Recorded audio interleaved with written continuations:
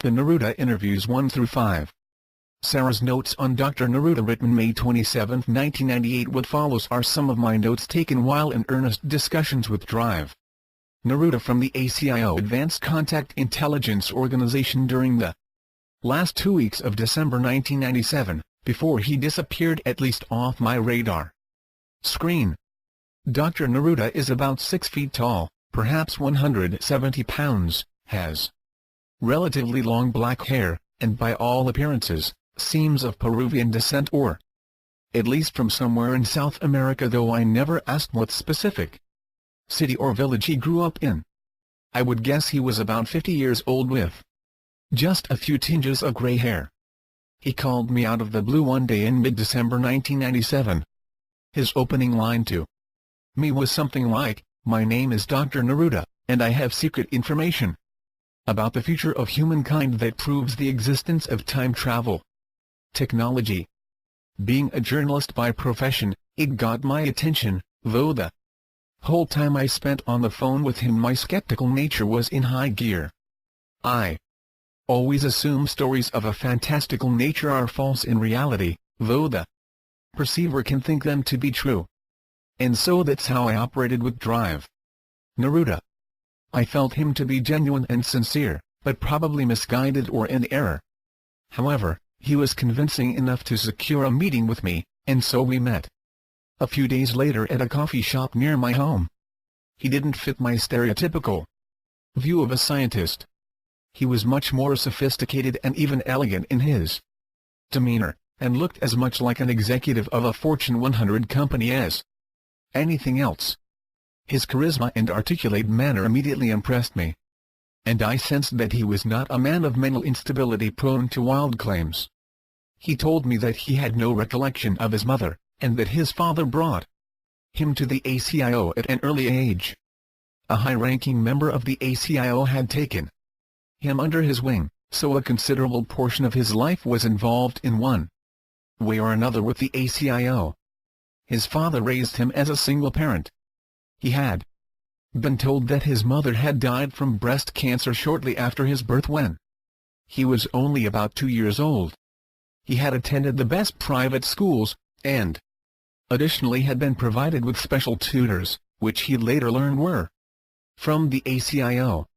At the age of 14 he came under the formal tutelage of his future colleagues from the ACIO. By the time he was 17 he had left school and decided to pursue an internship at the ACIO, though he said that at the time, it was simply called the NSA Special Projects Laboratory and was an acknowledged dependent of the NSA. His internship lasted for 2 years and he never pursued a formal degree at a page 6 university, though he claimed to have knowledge about physics and the life sciences that is far in advance of the curriculums at the best universities. He stated that he believed himself to have possessed average intelligence until he began his training and internship at the ACIO. He said that they had technologies that stimulated certain aspects of the central nervous system and brain that increased raw intelligence by as much as 500%. In addition, he claimed that there was a genetic implant technology that increased the ability to memorize and retain information to the point where the entire scientific core of the ACIO had perfect photographic memory. This enabled them to build their group intelligence beyond the genius of any one individual. These technologies he claimed were of extraterrestrial origin, derived from a friendly source that had been visiting Earth for thousands of years, but had arrangements with the ACIO dating from 1959 that were secret even from our government and its intelligence agencies. The alien race, which he called the Cordium, had infiltrated the ACIO in 1958. And though he wasn't specific about how this occurred, he did say that the Cordium are still working with the ACIO to seed technologies on Earth that are superior to our native technologies. The technologies to accelerate and enhance intelligence were the first technologies to be transferred, and these were to enable the ACIO scientists to assimilate and utilize subsequent technologies that the Cordium brought to the ACIO. In exchange for these technologies, the Cordium were provided safe haven within the ACIO intelligence structure. In other words, the Cordium were permitted access to all of the information systems of the ACIO, which are considerable according to Dr. Neruda. They were also able to use the facilities of the ACIO, including their laboratories, considerable land holdings, and scientific brainpower. This unfettered access to ACIO intelligence provided the Cordium leaders with insight into the structure of world government, where the power centers were, who the real leaders were, and how critical decisions were made for the world's people. According to Dr. Neruda, the Cordium are benevolent and had no ulterior motives to take over the earth and rule in dictatorship. In fact, they were much more interested in establishing diplomatic ties to the various world governments through the United Nations at the appropriate time, which was considered to be shortly after the year 2011. The existence of the Cordium was kept from the NSA, and even most ACIO personnel were unaware of their existence, though I don't know how this was accomplished. Within the ACIO, there are 14 distinct levels of security clearance. Those who are at level 12 and above are aware of the Cordium technology transfer program TTP, and they, according to Dr. Neruda, are about 120 inches number, and are primarily in India, Belgium, and the United States. There are only 7 who have level 14 clearance, and they are the directors of intelligence, security, research, special projects, operations, information systems, and communications. These directors report to the executive director, who is known simply as Page 7. 15, which is the unique classification that is reserved for the head of the ACIO. 15, in the eyes of Dr. Neruda, is the most powerful human on the planet, and what I think he meant by powerful is that 15 is able to deploy technologies that are well in advance to any that our world's governments have access to. However, Dr. Neruda portrayed 15 and his 7 directors as a benevolent force, not a hostile or controlling force. The 8 people who comprise this inner sanctum of the ACIO are in possession of radical technologies that have been part of the Cordium TTP. However, there were also other extraterrestrial technologies that had been derived from recoveries of spacecraft or other alien artifacts, including various discoveries contained in ancient texts that have never been revealed before. All of this information and technology has been collected and developed within the ACIO scientific core, all of whom possess clearances of level 12 or higher. This scientific core is called the Labyrinth Group, and consists of both men and women who have utilized the Cordium Intelligence Accelerator technologies to their advantage, and have created a secret organization within the ACIO. When Dr. Neruda was explaining this to me, it got so complicated that I asked him if he could draw me a visual diagram of how all of these organizations worked. The Labyrinth Group consists of all the personnel within the ACIO that qualify for levels 12, 13, and 14 clearances. 15 is the leader of this most secret organization. It was split from the ACIO to enable secrecy from the NSA and lower-ranking members of the ACIO, which would facilitate the Labyrinth Group's agenda to create its own applications of the Cordium TTP. The Labyrinth Group is in possession of the pure technologies derived from the Cordium TTP. It takes these technologies and dilutes them to the point where the ACIO or Special Projects Laboratory will sell them to private industry and government agencies, which includes the military. This secret organization is the most powerful organization on Earth in Drive Neruda's opinion, but they do not choose to exercise their power in a way that makes them visible. Thus, their power is only discernible to their members. For about 40 years they have accumulated considerable wealth apart from the NSA's oversight. They have managed to build their own security technologies that prevent detection from intelligence agencies like the CIA or MI5.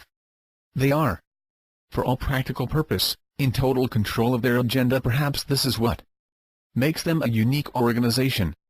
Dr. Neruda had a clearance of level 12 and was still kept from vital information that only the director level was aware.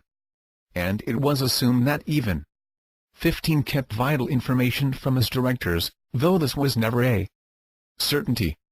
The symbol used by the labyrinth group is 4 concentric circles, each circle representing a clearance level 12, 13, 14, and 15. And each circle had a unique insight into the agenda of the labyrinth group, and its coordination with the cordium. 15 was an enigma to everyone within the labyrinth group.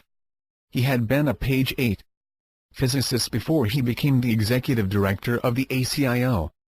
He was a renegade because he never interacted with the protocols and the political environment of academia. He operated outside of the institutions and was selected to be part of the ACIO because of his combination of brainpower, independence, and relative obscurity within scientific circles. He was one of the first to make contact with the cordium and establish communication with them. The cordium essentially appointed 15 as their liaison to the ACIO, and 15 became the first to utilize the intelligence accelerator technologies that the cordium initially offered. These technologies not only enhance cognitive abilities, memory, and higher-order thinking skills, but also enhance the consciousness of the individual so that they can utilize the newly gained intelligence in a non-invasive manner. Meaning, they don't exploit their intelligence for personal gain at the expense of others. This apparent increase in both 15's IQ and ethical consciousness caused him to create the labyrinth group in order to retain the pure state technologies of the cordium TTP from the NSA. What technologies are released to the NSA are diluted forms of the pure state technology, which are significantly less potent in their military and surveillance applications. What I expected to hear from Dr. Neruda was a secret organization of intelligent, evil elitist individuals intent on exploitation and control. Why else would they want to hide beneath the cloak of such incredible secrecy? The answer, according to Dr. Neruda, was surprising. The labyrinth group view themselves as the only group with sufficient intellect and technology to develop a specific form of time travel technology. They are essentially focused on this agenda because they desire to prevent future hostilities that they believe will occur unless this technology is developed. The cordium is assisting, but despite their considerable intellects, they have been unable to develop this technology. What I am about to tell you will seem impossible to believe, but again, I'm only reporting what my notes say based on my initial conversations with Dr. Neruda. He explained to me that there are as many as 12 different extraterrestrial races currently involved in the past, present, and future of Earth and its destiny. The ACIO, because of its mission with the NSA, is the most knowledgeable group about the various agendas of these 12 alien races. Apparently there is an extraterrestrial race that may have hostile intent and the technological potential to disrupt the human social order and overtake it, as well as Earth itself. This concern is what motivated 15 to assign the labyrinth group's intellect and collective energy to create the ultimate defense weapon, which they refer to as blank slate technology (BST), or a form of time travel. I don't pretend to understand all of what Dr. Neruda described regarding BST. My notes are a bit vague because he was talking so far over my head I didn't even know what to write in many instances. When the Ancient Arrow project came under the control of the ACIO, it was, like all projects, carefully scrutinized to determine if there were any technologies that page 9 could help in the overall agenda of developing BST. When it was determined that the Ancient Arrow project was in fact a time capsule from a future aspect of humanity, the Labyrinth Group seized the project from the ACIO and essentially began a misinformation campaign back to the NSA. Dr. Neruda was one of 2 scientists that held a level 12 clearance and was asked to lead in the translation of the WingMakers language and decode their various communication symbols. In this process, he became aware of how to decode their language and began to understand what they were trying to communicate. He became convinced that the WingMakers were time travelers and possessed a form of BST. He also became convinced that there were 6 additional time capsules stored in various places around the globe, and that they held the technologies or insights that would enable the development of BST. The reason he defected was that somehow in the process of translating the WingMakers language, he became a sympathizer of their philosophy. He felt that the WingMakers were communicating with him and had selected him as their liaison. And when he acknowledged this to his superiors, he was felt to be a risk to the project's secrecy. Apparently, when personnel, regardless of clearance or rank, become known as security risks, they are given a memory therapy that essentially removes problematic experiences from their mind. Dr. Neruda felt certain that he was going to receive this therapy imminently, and could not fathom the results of losing his memories of the WingMakers experience. Thus, he defected from the ACIO in the Labyrinth group, the first to ever do so. When he had contacted me, he had defected only the day before. He told me that I would have to wait for him to contact me again to set up a rendezvous time and place. 3 days later he called and we met that same afternoon. I wasn't prepared to believe him, but I thought it was a provocative story and was worth spending an hour or two investigating. Anyway, what he proceeded to tell me in that first meeting is largely contained in this journal entry. He showed me photographs and documents from the ancient Aero project that appeared authentic to my eyes. He also showed me some of the technologies that were in development by the ACIO concerning holographic fractal objects, or HFOs as he called them. These were incredible to observe and equally impossible to explain, and I must admit that my first impression after seeing HFOs in action was that any organization that could develop this technology was operating at a level well outside of the mainstream. It felt alien to me. It was then I became at least a partial believer.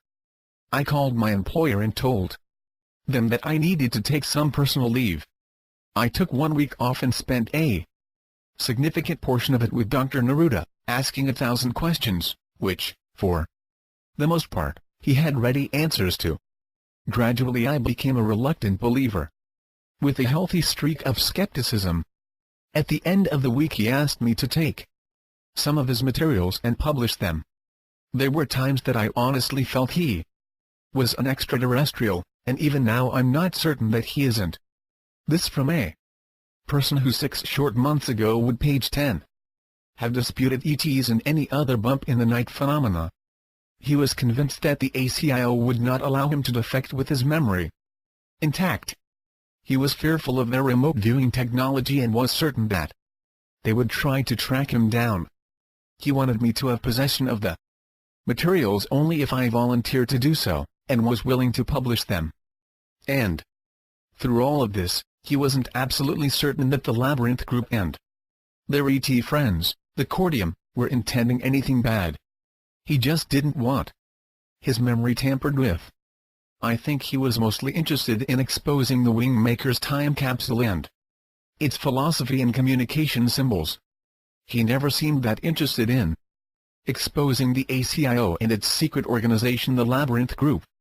He told me about this entity only to impress upon me that he was part of an organization that had unusual powers and technologies, and to the extent they wanted to keep things under wrap, they would use their considerable powers to do so, which was why he had picked me at random to help him in getting this story out. Dr. Neruda was the most sincere individual I have ever met. Someone I would love to count among my friends. I was so impressed with his manners, communication skills, and intellect.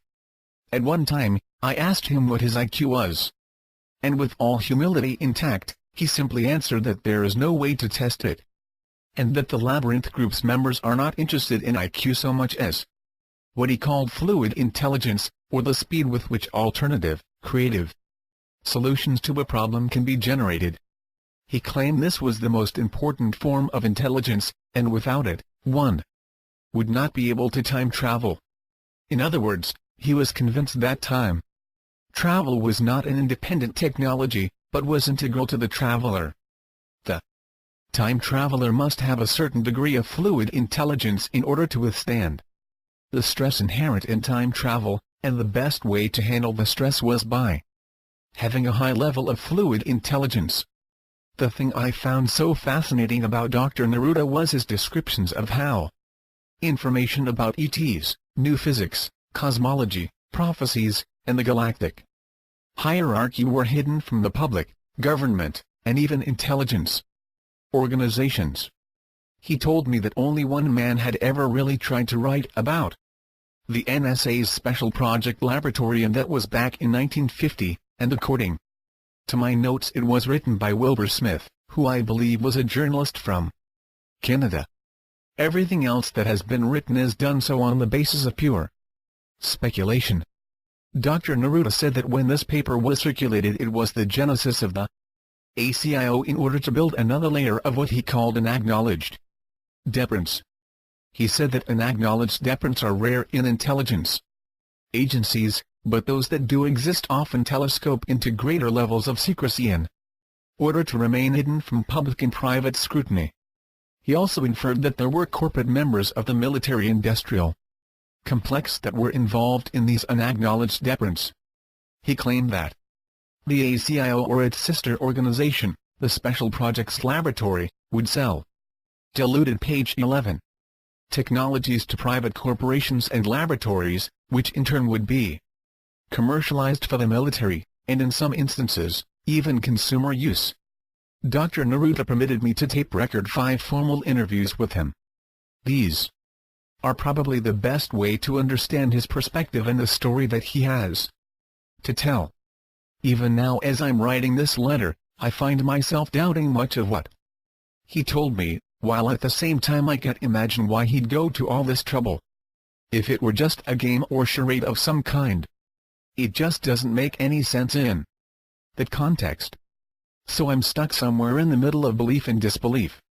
I can only tell you that if only a small percentage of a story is accurate, then citizens and their politicians need to wake up. According to Dr. Neruda, even our highest-ranking government officials and military intelligence officers lack access to the information that he was privy to. But if these unacknowledged secret departments exist, and private contractors working on behalf of the military are involved with these secret organizations, some organization should be investigating this. And they should have powers to grant witness protection, immunity, and a variety of other inducements to get these secrets out to the public or, at the very least, our government officials. I have approximately 60 pages of notes from my initial discussions with Drive Neruda and then 5 transcripts from the 5 interviews I conducted. I'd encourage anyone who's serious about understanding these issues to read the interview transcripts. They're probably our best records of what's going on behind closed doors relative to the ET phenomena, secret organizations, and time travel. Page 12. The first interview of Dr. Jamison Neruda. The first interview of Dr. Jamison Neruda by Sarah. What follows is a session I recorded of Dr. Neruda on December 27, 1997. He gave permission for me to record his answers to my questions. This was the first of 5 interviews that I was able to tape record before he left or disappeared. I have preserved these transcripts precisely as they occurred. No editing was performed, and I've tried my best to include the exact words and grammar used by Dr. Neruda. Sarah, are you comfortable? Dr. Neruda: yes, I'm fine and ready to begin when you are. Sarah, you've made some remarkable claims with respect to the Ancient Arrow project. Can you please recount what your involvement in this project was and why you chose to leave it of your own free will? Dr. Neruda: I was selected to lead the decoding and translation of the symbol pictures found at the site. I have a known expertise in languages and ancient texts. I am able to speak over 30 different languages fluently and another 12 or so languages that are officially extinct. Because of my skills in linguistics and my abilities to decode symbol pictures like petroglyphs or hieroglyphs, I was chosen for this task. I had been involved in the Ancient Arrow project from its very inception, when the ACIO took over the project from the NSA. I was initially involved in the site discovery and its restoration along with a team of 7 other scientists from the ACIO. We restored each of the 23 chambers of the WingMakers time capsule and catalogued all of their attendant artifacts. As the restoration was completed, I became increasingly focused on decoding their peculiar language and designing the translation indexes to English. It was a particularly vexing process because an optical disc was found in the 23rd chamber, which was initially impregnable to our technologies. We assumed that the optical disc held most of the information that the WingMakers desired us to know about them. However, we couldn't figure out how to apply the symbol pictures found in their chamber paintings to unlock the disc. I decided to leave the project after I was successful in deducing the access code for the optical disc, and felt that the ACIO was going to prevent the public from accessing page 13. The information contained within the ancient arrow site. There were other reasons, but it's too complicated to explain in a concise response. Sarah, what did 15 do when he found out you were leaving? Dr. Neruda, he never had a chance to respond directly to me because I left without a word. But I'm certain that he's angry and feels betrayed. Sarah, tell me about 15. What's he like? Dr. Neruda, 15 is a genius of unparalleled intelligence and knowledge. He's the leader of the Labyrinth Group and has been since its inception in 1963. He was only 22 years old when he joined the ACIO in 1956. I think he was discovered early enough before he had a chance to establish a reputation in academic circles. He was a renegade genius who wanted to build computers that would be powerful enough to time travel. Can you imagine how a goal like that in the mid-1950s must have sounded to his professors? Needless to say, he was not taken seriously, and was essentially told to get in line with academic protocols and perform serious research. 15 came to the ACIO through an alliance it had with Bell Labs. Somehow Bell Labs heard about his genius and hired him, but he quickly outpaced their research agenda and wanted to apply his vision of time travel. Sarah, why was he so interested in time travel? Dr. Neruda, no one is absolutely sure, and his reasons may have changed over time. The accepted purpose was to develop blank slate technology, or BST. BST is a form of time travel that enables the rewrite of history at what are called intervention points.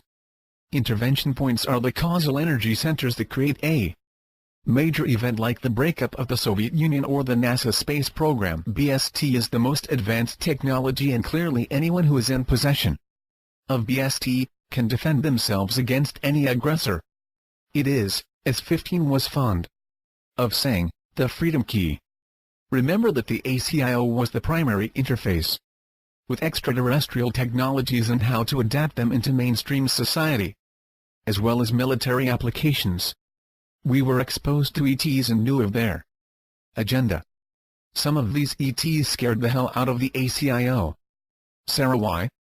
Dr. Neruda, there were agreements between our government, specifically the NSA, to cooperate with an ET species commonly called the Greys in exchange for their cooperation to stay hidden and conduct their biological experiments under the cloak of secrecy. There was also a bungled technology transfer program, but that's page 14. Another story, however, not all the Greys were operating within a unified agenda. There were certain groups of Greys that looked upon humans in much the same way as we look upon laboratory animals. They're abducting humans and animals, and have been for the past 48 years. They're essentially conducting biological experiments to determine how their genetics can be made to be compatible with human and animal genetic structure. Their interests are not entirely understood, but if you accept their stated agenda, it's to perpetuate their species. Their species is nearing extinction, and they're fearful that their biological system lacks the emotional development to harness their technological prowess in a responsible manner. 15 was approached by the Greys in his role at the ACIO, and they desired to provide a full-scale technology transfer program, but 15 turned them down. He had already established a TTP with the Cordium, and felt that the Greys were too fractured organizationally to make good on their promises. Furthermore, the Cordium technology was superior in most regards to the Greys. with the possible exception of the Gray's memory implant and their genetic hybridization technologies. However, 15 and the entire Labyrinth group carefully considered an alliance with the Greys if for no other reason than to have direct communication with regard to their stated agenda. 15 liked to be in the know. So eventually, we did establish an alliance, which consisted of a modest information exchange between us. We provided them with access to our information systems relative to genetic populations and their unique predisposition across a variety of criteria, including mental, emotional, and physical behaviors. And they provided us with their genetic findings. The Greys, and most extraterrestrials for that matter, communicate with humans exclusively through a form of telepathy, which we called suggestive telepathy, because to us it seemed that the Greys communicated in such a way that they were trying to lead a conversation to a particular end. In other words, they always had an agenda, and we were never certain if we were a pawn of their agenda or we arrived at conclusions that were indeed our own. I think that's why 15 didn't trust the Greys. He felt they used communication to manipulate outcomes to their own best interest in favor of shared interests. And because of this lack of trust, 15 refused to form any alliance or TTP that was comprehensive or integral to our operations at either the ACIO or the Labyrinth Group. Sarah, did the Greys know of the existence of the Labyrinth Group? Dr. Neruda, I don't believe so. They were generally convinced that humans were not clever enough to cloak their agendas. Our analysis was that the Greys had invasive technologies that gave them a false sense of security as to their enemies' weaknesses. Page 15. And I'm not saying that we were enemies, but we never trusted them. And this they undoubtedly knew. They also knew that the ACIO had technologies and intellects that were superior to the mainstream human population, and they had a modicum of respect, perhaps even fear of our abilities. However, we never showed them any of our pure state technologies or engaged them in deep dialogues concerning cosmology or new physics. They were clearly interested in our information databases, and this was their primary agenda with respect to the ACIO. 15 was the primary interface with the Greys because they sensed a comparable intellect in him. The Greys looked at 15 as the equivalent of our planet's CEO. Sarah, how did 15 become the leader of both the ACIO and the Labyrinth Group? Dr. Neruda, he was the director of research in 1958 when the Cordium first became known to the ACIO. In this position, he was the logical choice to assess their technology and determine its value to the ACIO. The Cordium instantly took a liking to him, and one of 15's first decisions was to utilize the Cordium Intelligence Accelerator technologies on himself after about 3 months of experimentation, most of which was not in his briefing reports to the then current executive director of the ACIO. 15 became infused with a massive vision of how to create BST. The executive director was frightened by the intensity of 15's BST agenda, and felt that it would divert too much of the ACIO's resources to a technology development program that was dubious. 15 was enough of a renegade that he enlisted the help of the Cordium to establish the Labyrinth Group. The Cordium were equally interested in BST for similar reasons as 15. The Freedom Key, as it was sometimes called, was established as the prime agenda of the Labyrinth Group, and the Cordium and 15 were its initial members.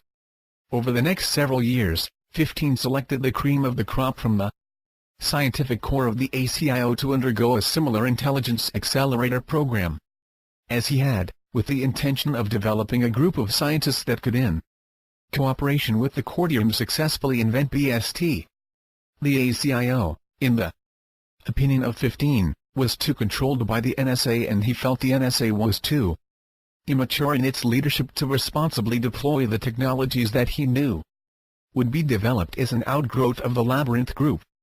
So 15 essentially plotted to take over the ACIO and was assisted by his new recruits to do so. This happened a few years before I became affiliated with the ACIO as a student and intern. My stepfather was very sympathetic to 15's agenda and was helpful in placing 15 as the executive director of the ACIO. There was a period of instability when this transition occurred, but after about a year, 15 was firmly in control of the agendas of both the ACIO and the Labyrinth Group. Page 16. What I said earlier, that he was viewed as the CEO of the planet. That's essentially who he is. And of the ETs who are interacting with humankind, only the Cordium understand the role of 15.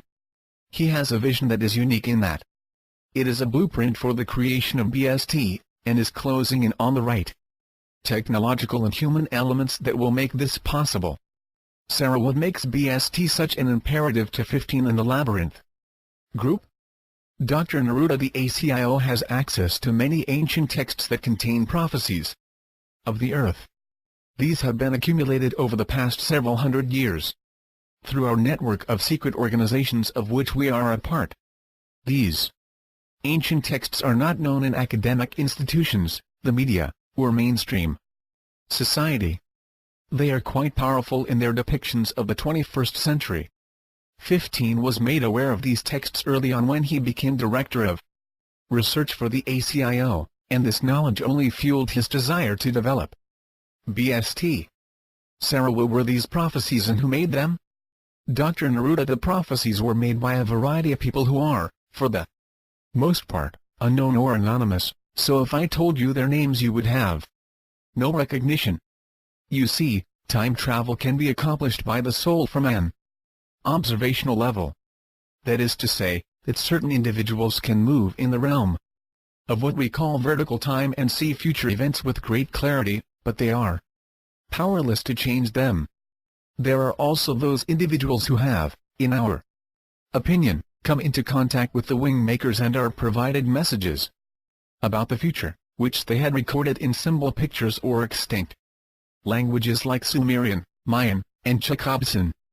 The messages or prophecies that they made had several consistent strands or themes that were to occur in the early part of the 21st century, around the year 2011. Chief among these was the infiltration of the major governments of the world, including the United Nations, by an alien race. This alien race was a predator race with extremely sophisticated technologies that enabled them to integrate with the human species. That is to say, they could pose as humanoids. But they were truly a blend of human and android. In other words, they were synthetics. This alien race was prophesied to establish a world government and rule as its executive power. It was to be the ultimate challenge to humankind's collective intelligence and survival. These texts are kept from the public because they are too fear-provoking and would likely result in apocalyptic reprisals and mass paranoia. Sarah, are you saying what I think you're saying? That anonymous prophets from God nowhere and when have seen a vision of our future takeover by a race of robots? I mean, you do realize how unbelievable that sounds. Page 17. Dr. Neruda, yes. I know it sounds unbelievable. But there are diluted versions of this very same prophecy in our religious texts. It's just that the alien race is portrayed as the Antichrist, as if the alien race was personified in the form of Lucifer. This form of the prophecy was acceptable to the gatekeepers of these texts, and so they allowed a form of the prophecy to be distributed, but the notion of an alien race was eliminated. Sarah, why? And who exactly is it who's censoring what we can read and can't? Are you suggesting there's a secret editorial committee that previews books before their distribution? Dr. Neruda, this is a very complicated subject and I could spend a whole day just acquainting you with the general structure of this control of information. Most of the world's major libraries have collections of information that are not available to the general public. Only scholars are authorized to review these materials, and usually only on site. In the same way, there are manuscripts that were controversial and posited theories that were sharply different than the accepted belief systems of their day. These manuscripts or writings were banished by a variety of sources, including the Vatican, universities, governments, and various institutions. These writings are sought out by secret organizations that have a mission to collect and retain this information. These organizations are very powerful and well-funded, and they can purchase these original manuscripts for a relatively small amount of money. Most of the writings are believed to be hocus-pocus. Anyway, so libraries are often very willing to part with them for an endowment or modest contribution. Also, most of these are original writings having never been published, being that they originated from a time before the printing press. There is a network of secret organizations that are loosely connected through the financial markets and their interests in worldly affairs. They are generally centers of power for the monetary systems within their respective countries, and are elitists of the first order. The ACIO is affiliated with this network only because it is rightly construed that the ACIO has the best technology in the world, and this technology can be deployed for financial gain through market manipulation. As for an editorial committee, no, this secret network of organizations doesn't review books before publication. Its holdings are exclusively in ancient manuscripts and religious texts. They have a very strong interest in prophecy, because they believe in the concept of vertical time, and they have a vested interest in knowing the macro-environmental changes that can affect the economy. You see, for most of them, the only game on this planet that is worth playing is the acquisition of ever-increasing wealth and power through an orchestrated manipulation of the key variables that drive the economic engines of our world. Sarah, so if they're so smart about the future, and they believe these prophecies, what are they doing to help protect us from these alien invaders? Page 18. Dr. Neruda. They help fund the ACIO. This collective of organizations has enormous wealth, more than most governments can comprehend. The ACIO provides them with the technology to manipulate money markets and rake in hundreds of billions of dollars every year. I don't even know the scope of their collective wealth. The ACIO also receives funding from the sale of its diluted technologies to these organizations for the sake of their own security and protection. We've devised the world's finest security systems, which are both undetectable and impregnable to outside forces like the CIA and the former KGB. The reason they fund the ACIO is that they believe 15 is the most brilliant man alive, and they're aware of his general agenda to develop BST. They see this technology as the ultimate safeguard against the prophecy and their ability to retain relative control of the world and national economies. They also know 15's strategic position with alien technologies and hope that between his genius and the alien technologies that the ACIO is assimilating, that BST is possible to develop before the prophecy occurs. Sarah, but why the sudden interest in the WingMakers time capsule? How does it play a role in all of this BST stuff? Dr. Neruda. Initially, we didn't know what the connection was between the Ancient Era project and the BST imperative.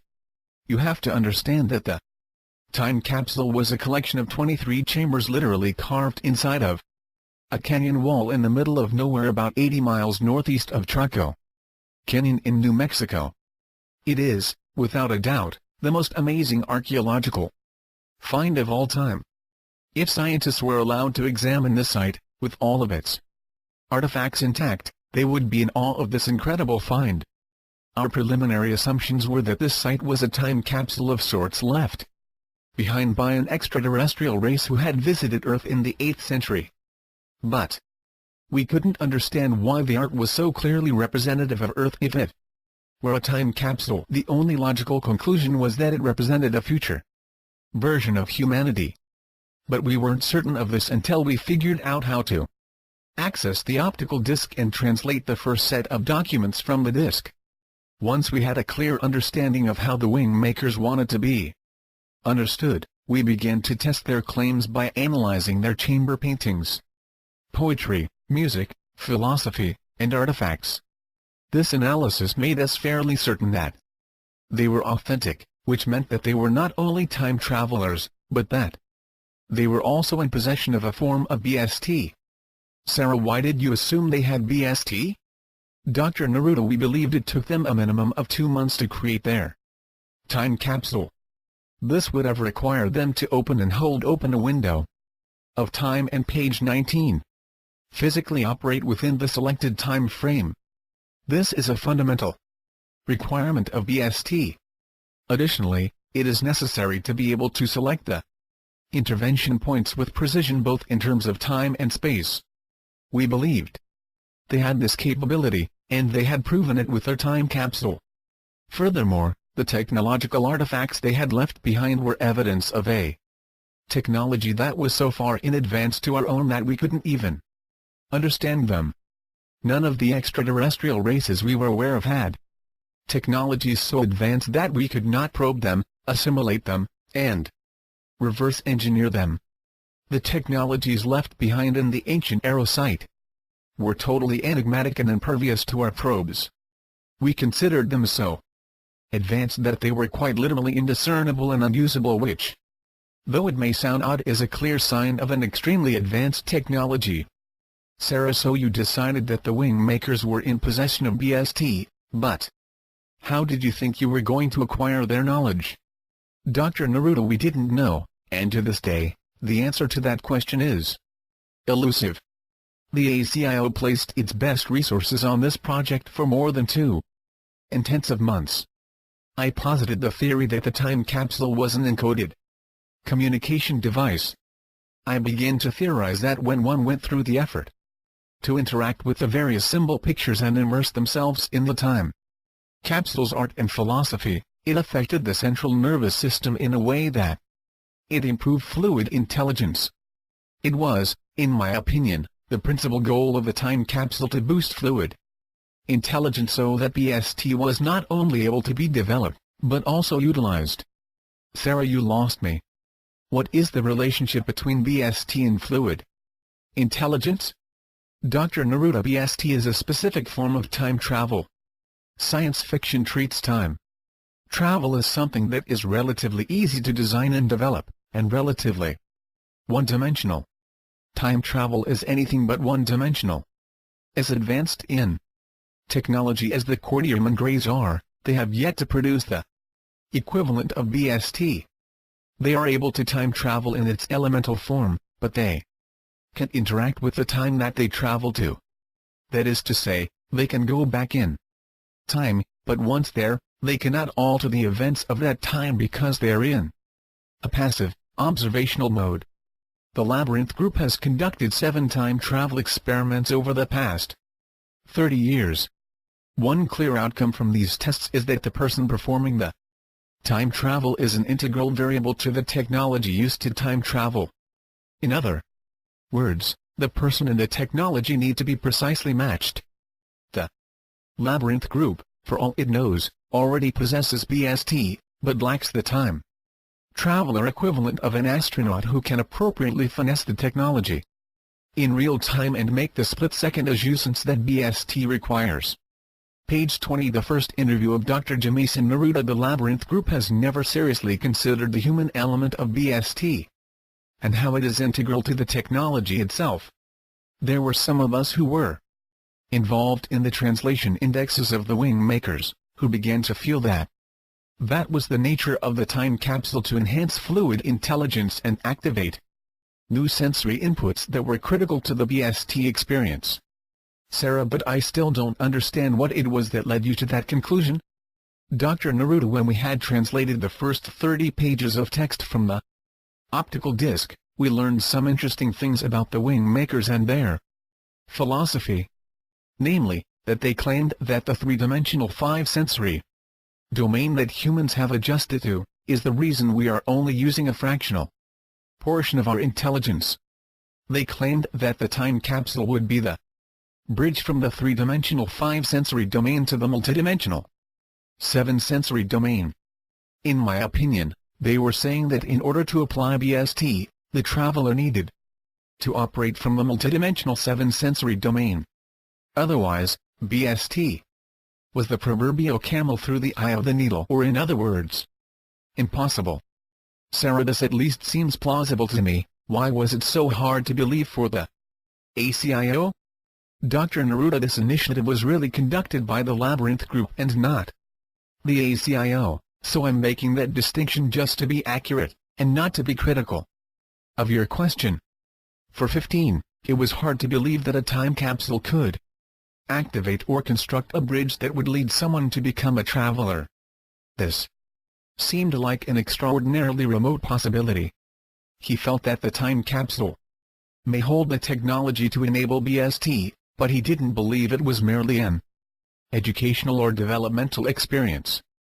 Also, and more importantly, the true identity of the WingMakers became clear as we deployed our RV technologies. Sarah, first, what are RV technologies? Dr. Neruda, think of it as psychic spying. The ACIO has a department that specializes in remote viewing technology, and within this department was a woman of unparalleled capability as an RV. She was assigned to the project as its RV, and she was a critical element in determining the identity and purpose of the WingMakers. Sarah, can we come back to the RV technology? Just tell me what she discovered as to the identity of the WingMakers. Page 21. Dr. Neruda, she was very attuned to the first artifact we recovered, which turned out to be a homing device that essentially led us to the ancient Arrow site. We conducted 2 official RV sessions, one that I monitored and another that 15 monitored. She was able to make contact with the original planners of the ancient Arrow site. Through these 2 RV sessions we were able to determine that the identity of the WingMakers was the most ancient race of humankind. Sarah, when you say most ancient, what do you mean? Dr. Neruda, we know of them mostly through a few ancient manuscripts that were reputedly channeled by these beings. There are a few myths in Mayan and Sumerian texts that refer to these beings as well. But the most definitive text comes from the Cordium, who defined them, in our terms, as the central race.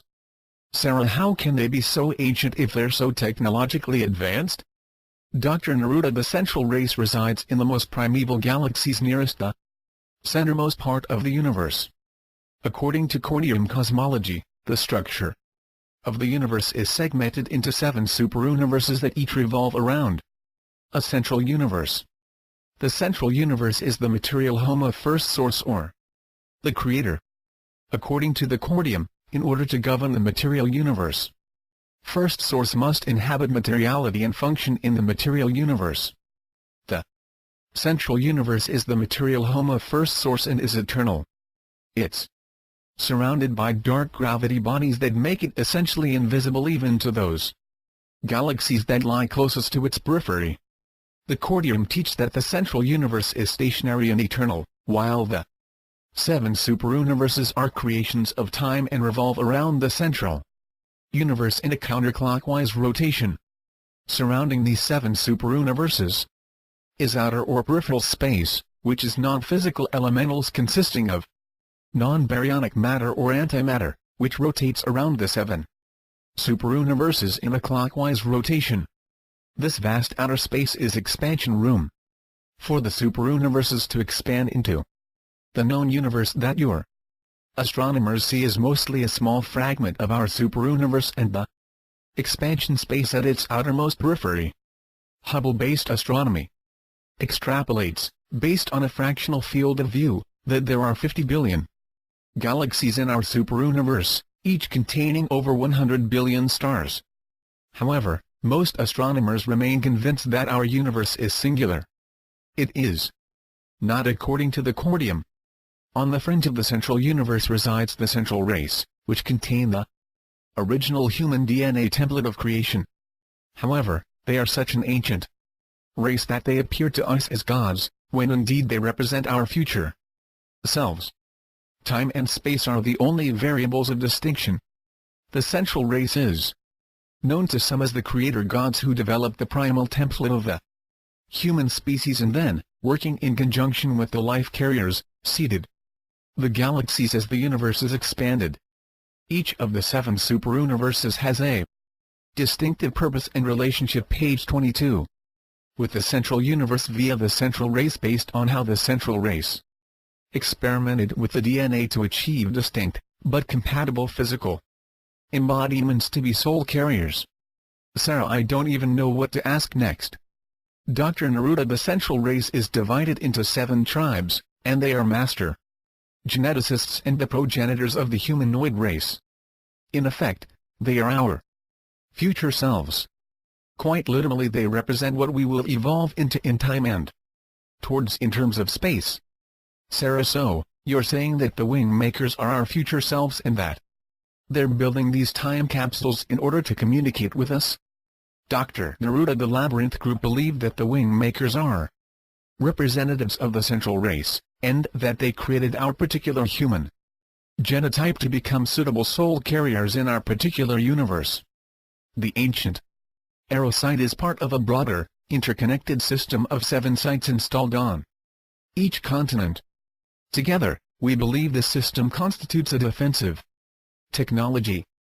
Sarah, so there are 7 ancient Arrow sites? Dr. Neruda, yes. Sarah, and you know where they are?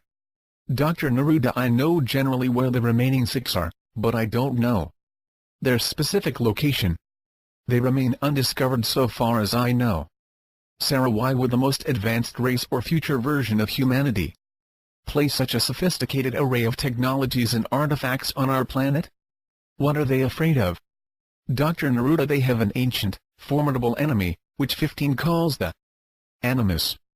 Sarah, we're back to the synthetics? Dr. Neruda, one in the same. Sarah, so, the WingMakers are protecting their human genetics from the invasion of the Animus, and they placed these sites or defensive technologies on Earth to somehow prevent them from taking over the planet? Page 23. Dr. Neruda, that's essentially what we believe. However, it's more than human DNA. It includes all the higher-order animals, humans being one of a collective of about 120 species. Sarah, and you know all of this because of a psychic's vision, a few ancient manuscripts, and the cordium? Dr. Neruda, I admit it sounds implausible, but yes, we know all of this from sources that no one in the public domain can access or corroborate. Sarah, so the WingMakers, or central race, created us and presumably hundreds of other species, planted us on Earth, and then built a complex defensive system to protect their genetics. Is that the situation? Dr. Neruda, the best way to conceptualize who these beings are, is to consider them as geneticists who were the firstborn of first source. The galaxies in which the central race resides are approximately 18 billion years old, and their genetics are immeasurably more developed than our own. They are the optimal soul carrier in that they can coexist in the material world and the non-material dimensions simultaneously. This is because their genetic blueprint has been fully activated. Sarah, you sound like you're a believer in this philosophy, but I don't understand why you're such an authority if it's the cordium cosmology. Did they teach you this?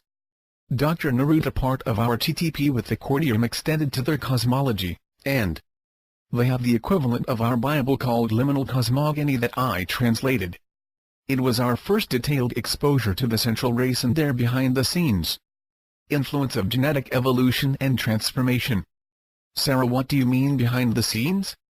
Dr. Neruda, the WingMakers have created a DNA template that is form-fitted to each of the 7 superuniverses, enabling a unique and dominant soul carrier to emerge within each of the superuniverses. This soul carrier in our case is the human genotype.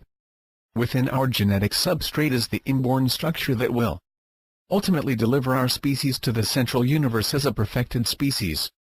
The WingMakers have encoded this within our DNA, and set forth the natural and artificial trigger points that cause our genetic structures to alter and adapt.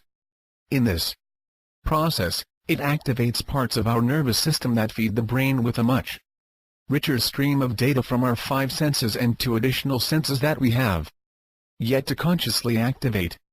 Sarah, it sounds a little too manufactured. Dr. Neruda, what do you mean? Page 24. Sarah, just that humans will one day aspire to the heights of the WingMakers. But our salvation is something invisible that's encoded in our genes. It feels like We're manufactured to attain the same view or perspective of our creators. What happened to free will? Dr. Neruda, you raise a good question, Sarah. I can defend this system of belief.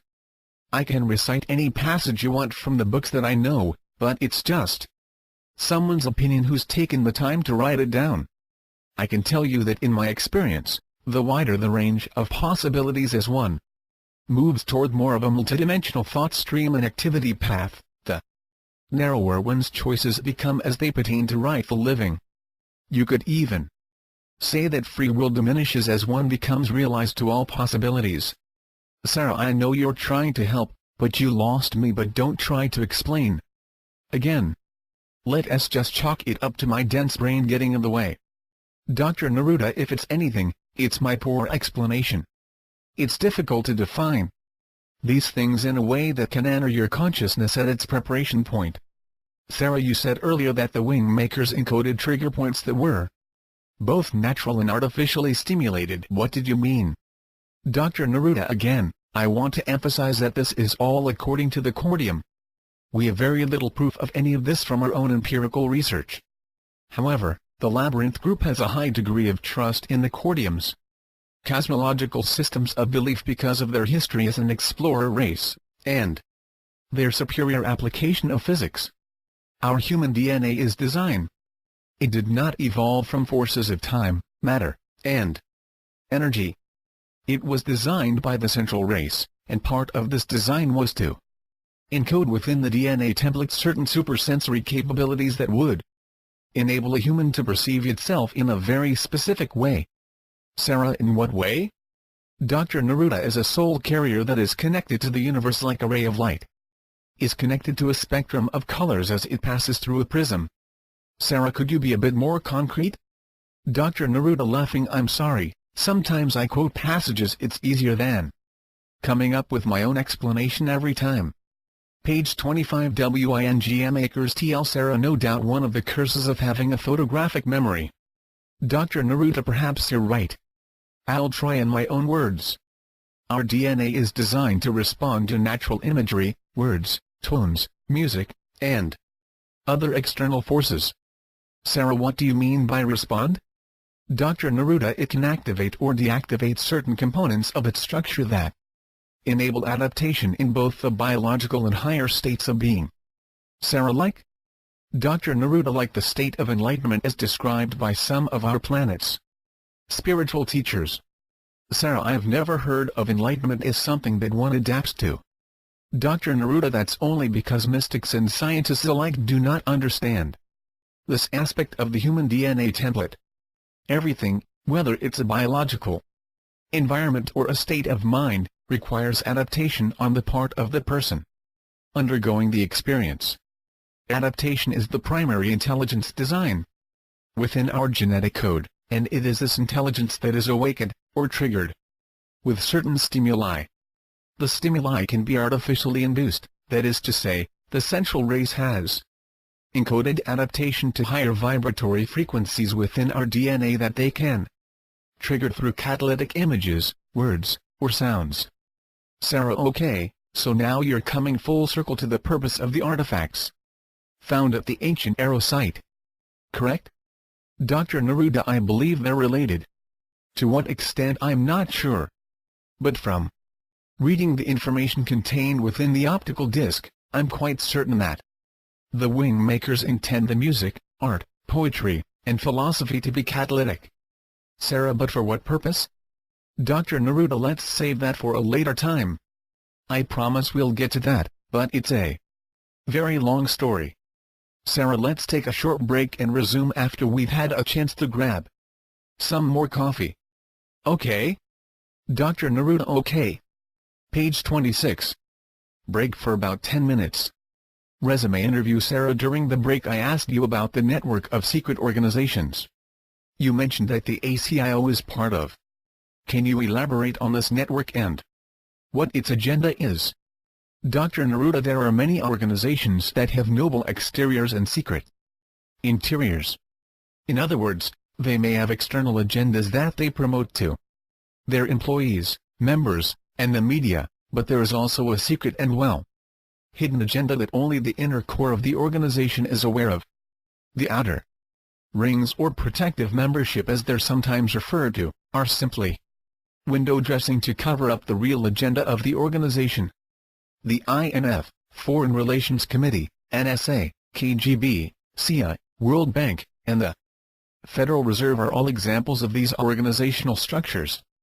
Their inner core is knitted together to form an elitist, secret society, with its own culture, economy, and communication system.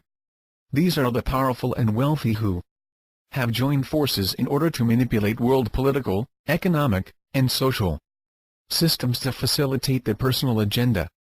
The agenda, as I know it, is primarily concerned with control of the world economy and its vital resources: oil, gold, gas reserves, platinum, diamonds, etc.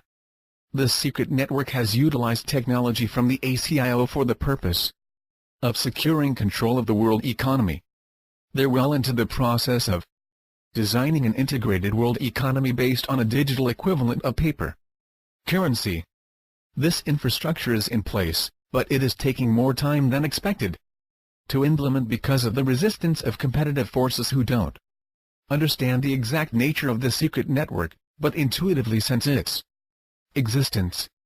These competitive forces are generally businesses and politicians who are affiliated with the transition to a global, digital economy, but want to have some control of the infrastructure development, and because of their size and position in the marketplace can exert significant influence on this secret network. The only organization that I'm aware of that is entirely independent as to its agenda, and therefore the most powerful or alpha organization, is the Labyrinth Group. And they're in this position because of their pure state technologies and the intellect of its members. All other organizations, whether part of the secret network of organizations or powerful multinational corporations, are not in control of the execution of their agenda. They are essentially locked in a competitive battle. Sarah, but if this is all true, then is 15 essentially running the secret network? Page 27. Dr. Neruda: no. He's not interested in the agenda of the secret network. He's bored by it. He has no interest in power or money.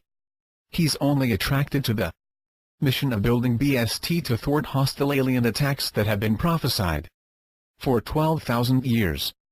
He believes that the only mission worth deploying the Labyrinth Group's considerable intellectual power is the development of the ultimate defensive weapon or freedom key. He's convinced that only the Labyrinth Group has a chance to do this before it's too late. You have to remember that the Labyrinth Group consists of 118 humans and approximately 200 cordium.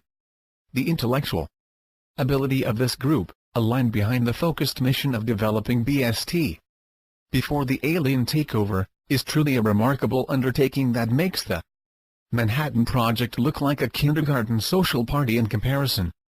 And perhaps I'm exaggerating a bit for effect, but I'm pointing out that 15 is leading an agenda that is far more critical than anything that has been undertaken in the history of humankind.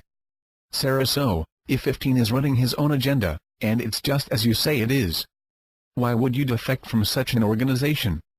Dr. Neruda: the ACIO has a memory implant technology that can effectively eliminate select memories with surgical precision. For example, this technology could eliminate your recall of this interview without disrupting any other memories before or after.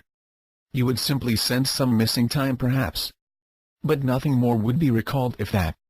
My intuition cautioned me that I was a candidate to have this procedure because of the behaviors I was exhibiting in deference to the WingMakers. In other words, I was believed to be a sympathizer of their culture, philosophy, and mission. What I knew of it that made me a potential risk to the project. The Labyrinth Group, in a very real sense, feared its own membership because of their enormous intellects and ability to be cunning and clever. This imprinted a constant state of paranoia, which meant that technology was deployed to help ensure compliance to the agenda of 15. Most of these technologies were invasive, and the members of the Labyrinth Group willingly submitted to the invasion in order to more effectively cope with the paranoia.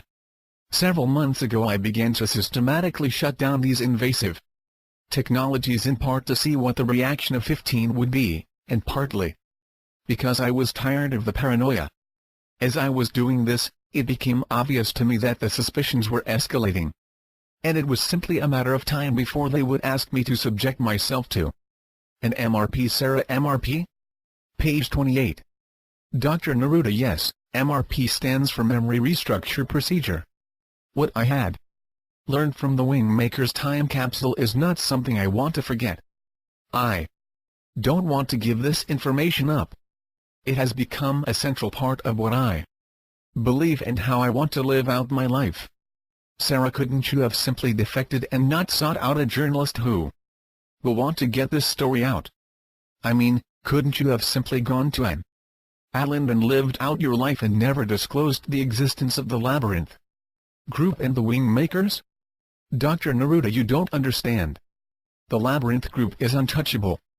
They have no fears about what I divulge to the media. Their only concern is the terrible precedence of defection. I'm the first. No one has ever left before. And their fear is that if I defect and get away successfully, others will too. And once that happens, the mission is compromised and BST may never happen. 15 and his directors take their mission very seriously. They are fanatics of the First Order, which is both good and bad.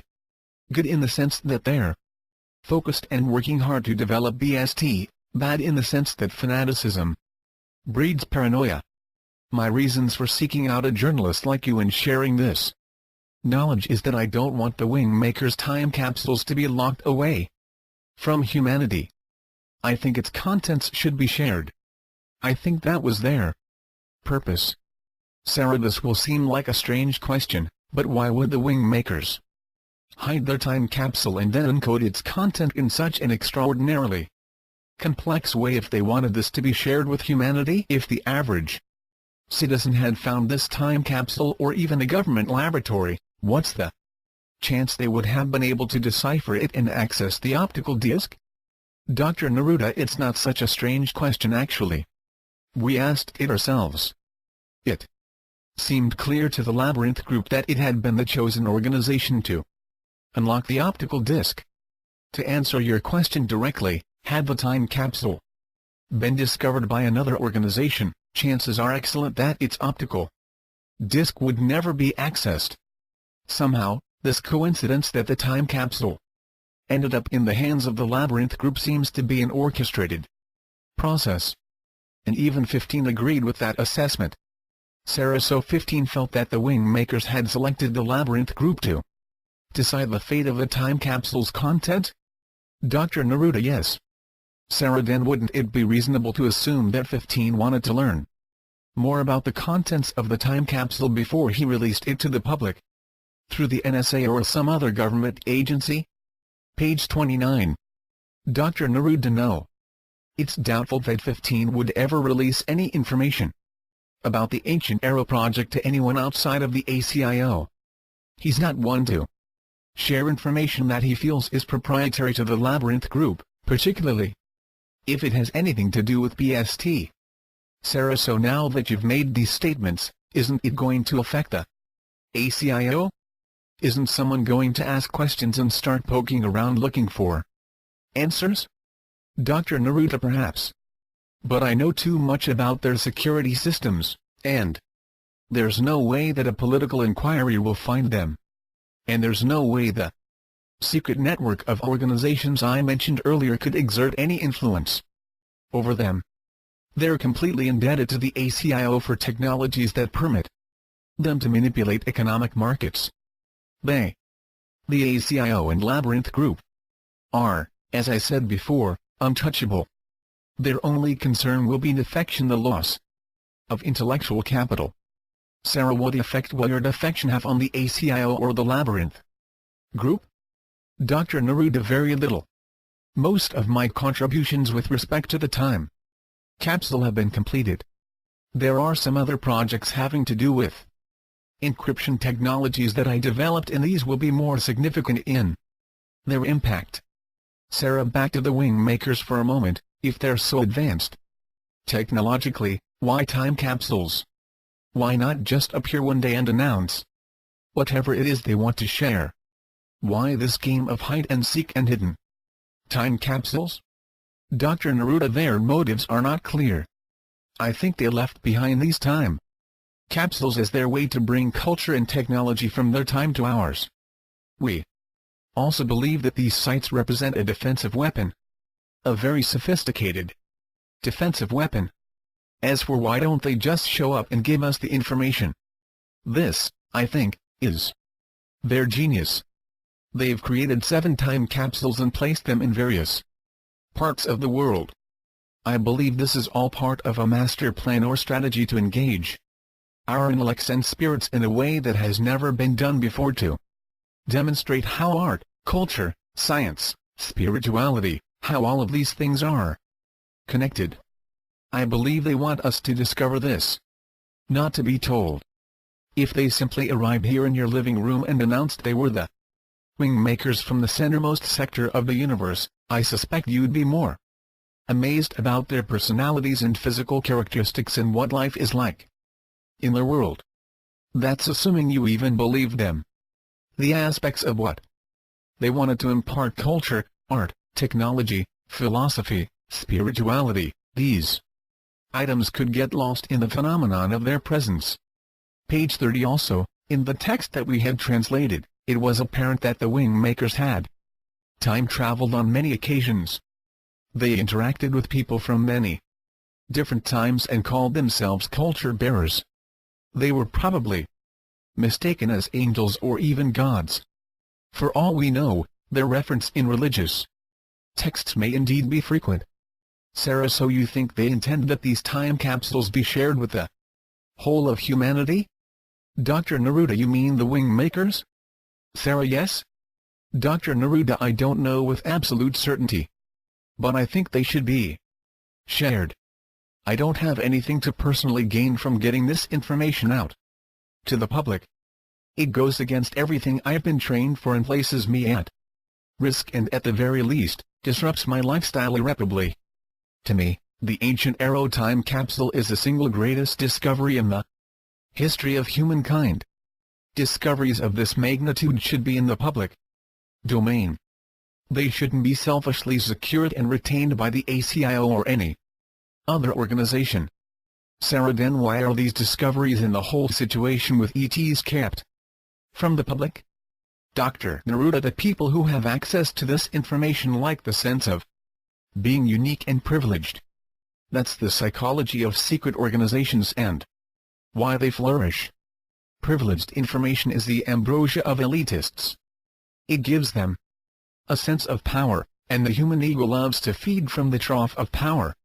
They would never confess to this, but the drama of the ET contact and other mysterious or paranormal phenomenon is extremely compelling and of vital interest to anyone who is of a curious nature, particularly politicians and scientists.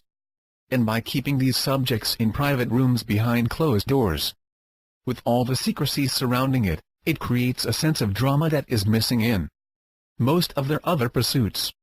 So you see, Sarah, the drama of secrecy is very addictive. Now, of course, the reason that they would tell you for keeping this out of the public domain is for purposes of national security, economic stability, and social order. And to some extent, I suppose there's truth to that. But it's not the real reason. Sarah, does our president know about the ET situation? Dr. Neruda, yes. Page 31. Sarah, what does he know? Dr. Neruda, he knows about the Greys. He knows about ET bases that exist on planets within our solar system. He knows about the Martians. Sarah, good God, you are not going to tell me that little green men from Mars actually exist, are you? Dr. Neruda, if I were to tell you what I know about the ET situation, I'm afraid I would lose my credibility in your eyes. Believe me, the reality of the ET situation is much more complex and dimensional than I have time tonight to report, and if I give you a superficial rendering, I think you'd find it impossible to believe. So I'm going to tell you partial truths, and I'm going to be very careful in my choice of words. The Martians are a humanoid race fashioned from the same gene pool as we. They live in underground bases within Mars, and their numbers are small. Some have already immigrated to Earth, and with some superficial adjustments to their physical appearance, they could pass for a human in broad daylight. President Clinton is aware of these matters and has considered alternative ways to communicate with ETs. To date, a form of telepathy has been used as the primary communication interface. However, this is not a trusted form of communication, especially in the minds of our military personnel. Virtually every radio telescope on the globe has been, at one time or another, used to communicate with ETs. This has had mixed results, but there have been successes, and our president is aware of these. Sarah, then, is Clinton involved in the secret network you mentioned earlier? Dr. Neruda, not knowingly. But he is clearly an important influencer, and is treated with great care by high-level operatives within the network. Sarah, so you're saying he's manipulated? Dr. Neruda, it depends on your definition of manipulation. He can make any decision he desires. Ultimately, he has the power to make or influence all decisions relative to national security, economic stability, and social order. But he generally seeks inputs from his advisors and high-level operatives from this secret network advises advisors.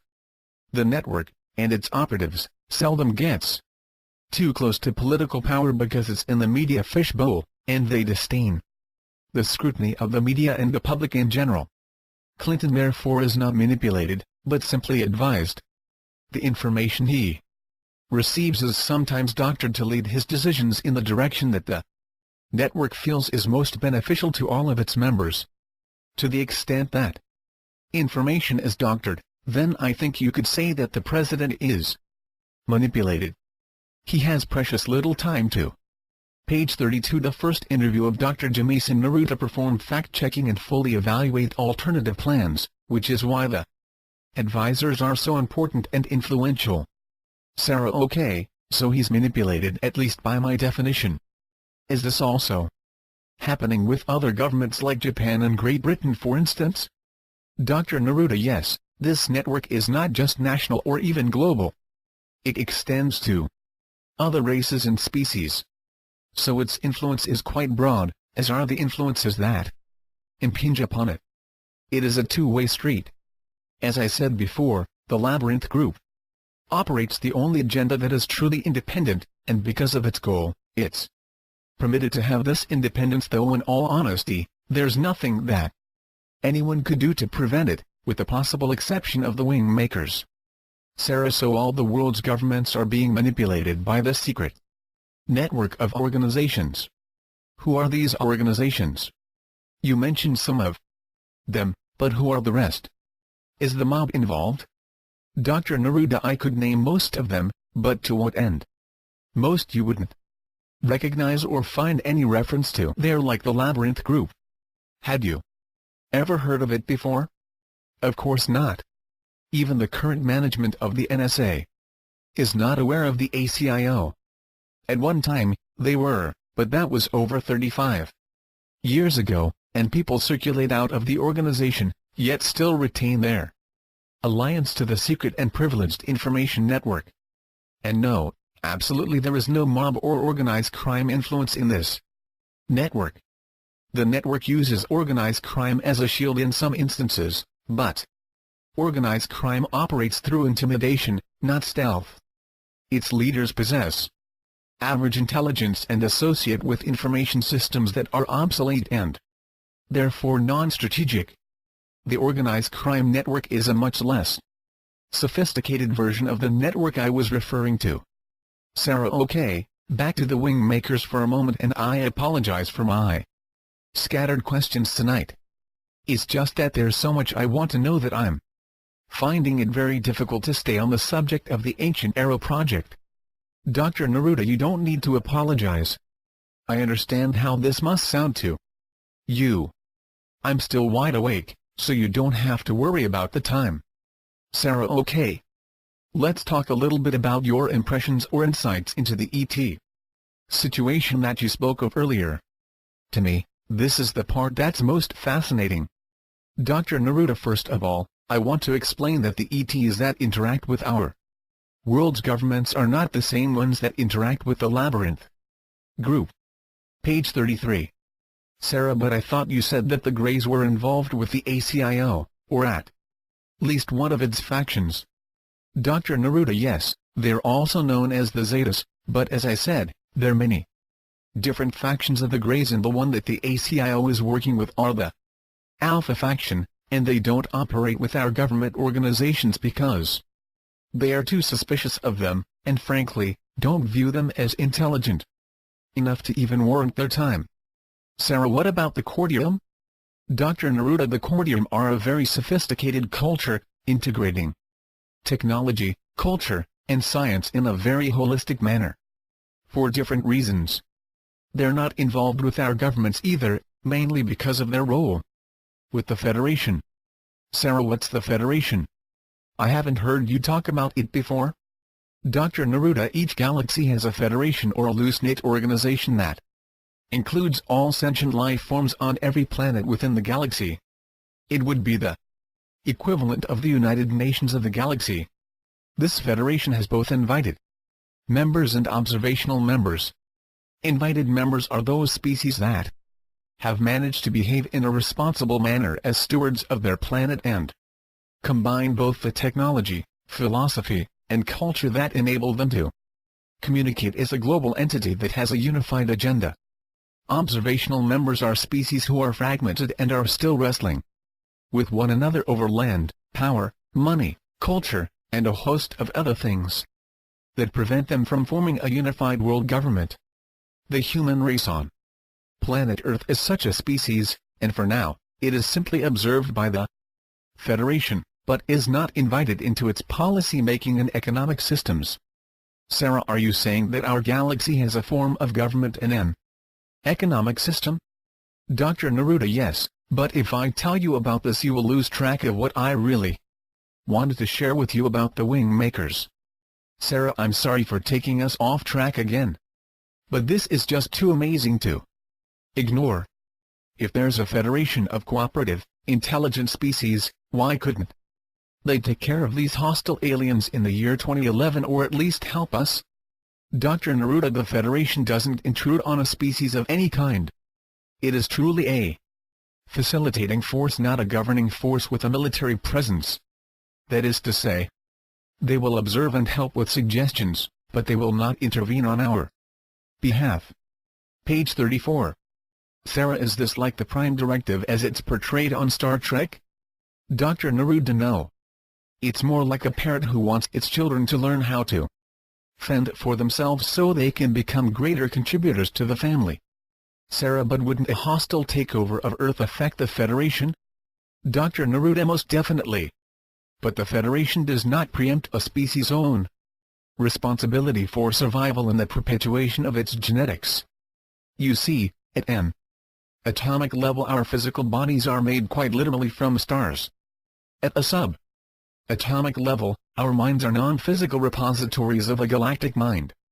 At a sub-subatomic level, our souls are non-physical repositories of God or the intelligence that pervades the universe. The Federation believes that the human species can defend itself because it is of the stars, galactic mind, and God. If we were unsuccessful, and the hostility spread to other parts of our galaxy, then the Federation would take notice and its members would defend their sovereignty, and this has happened many times. And in this process of defense new technologies arise, new friendships are forged, and new confidence is embedded in the galactic mind. That's why the Federation performs as they do.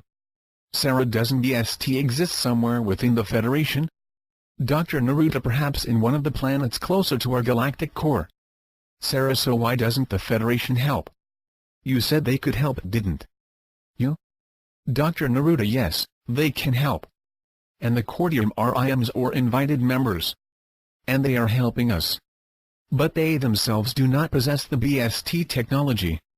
This is a very special technology that's permitted to be acquired by a species that intends to use it only as a defensive weapon. And herein is the challenge. Sarah, who does the permitting? Are you saying the Federation decides when a species is ready to acquire BST? Dr. Neruda, no. I think it has to do with God.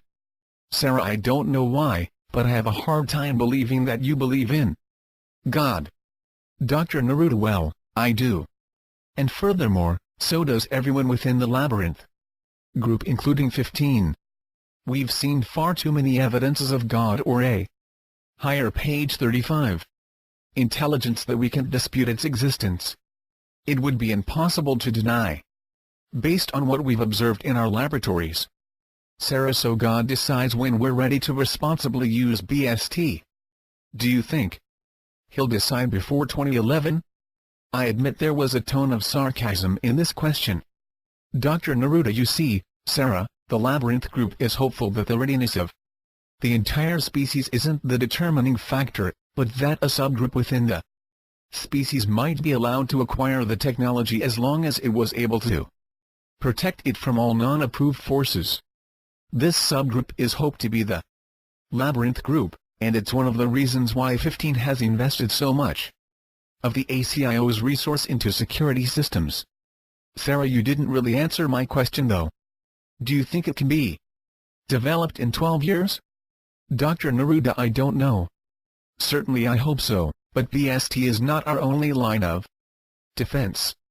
The Labyrinth group has devised many defensive weapons, not all of which I'll describe to you.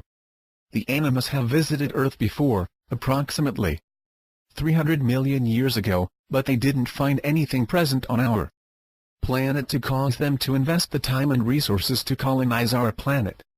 When their probes return in 13 years, they will think differently.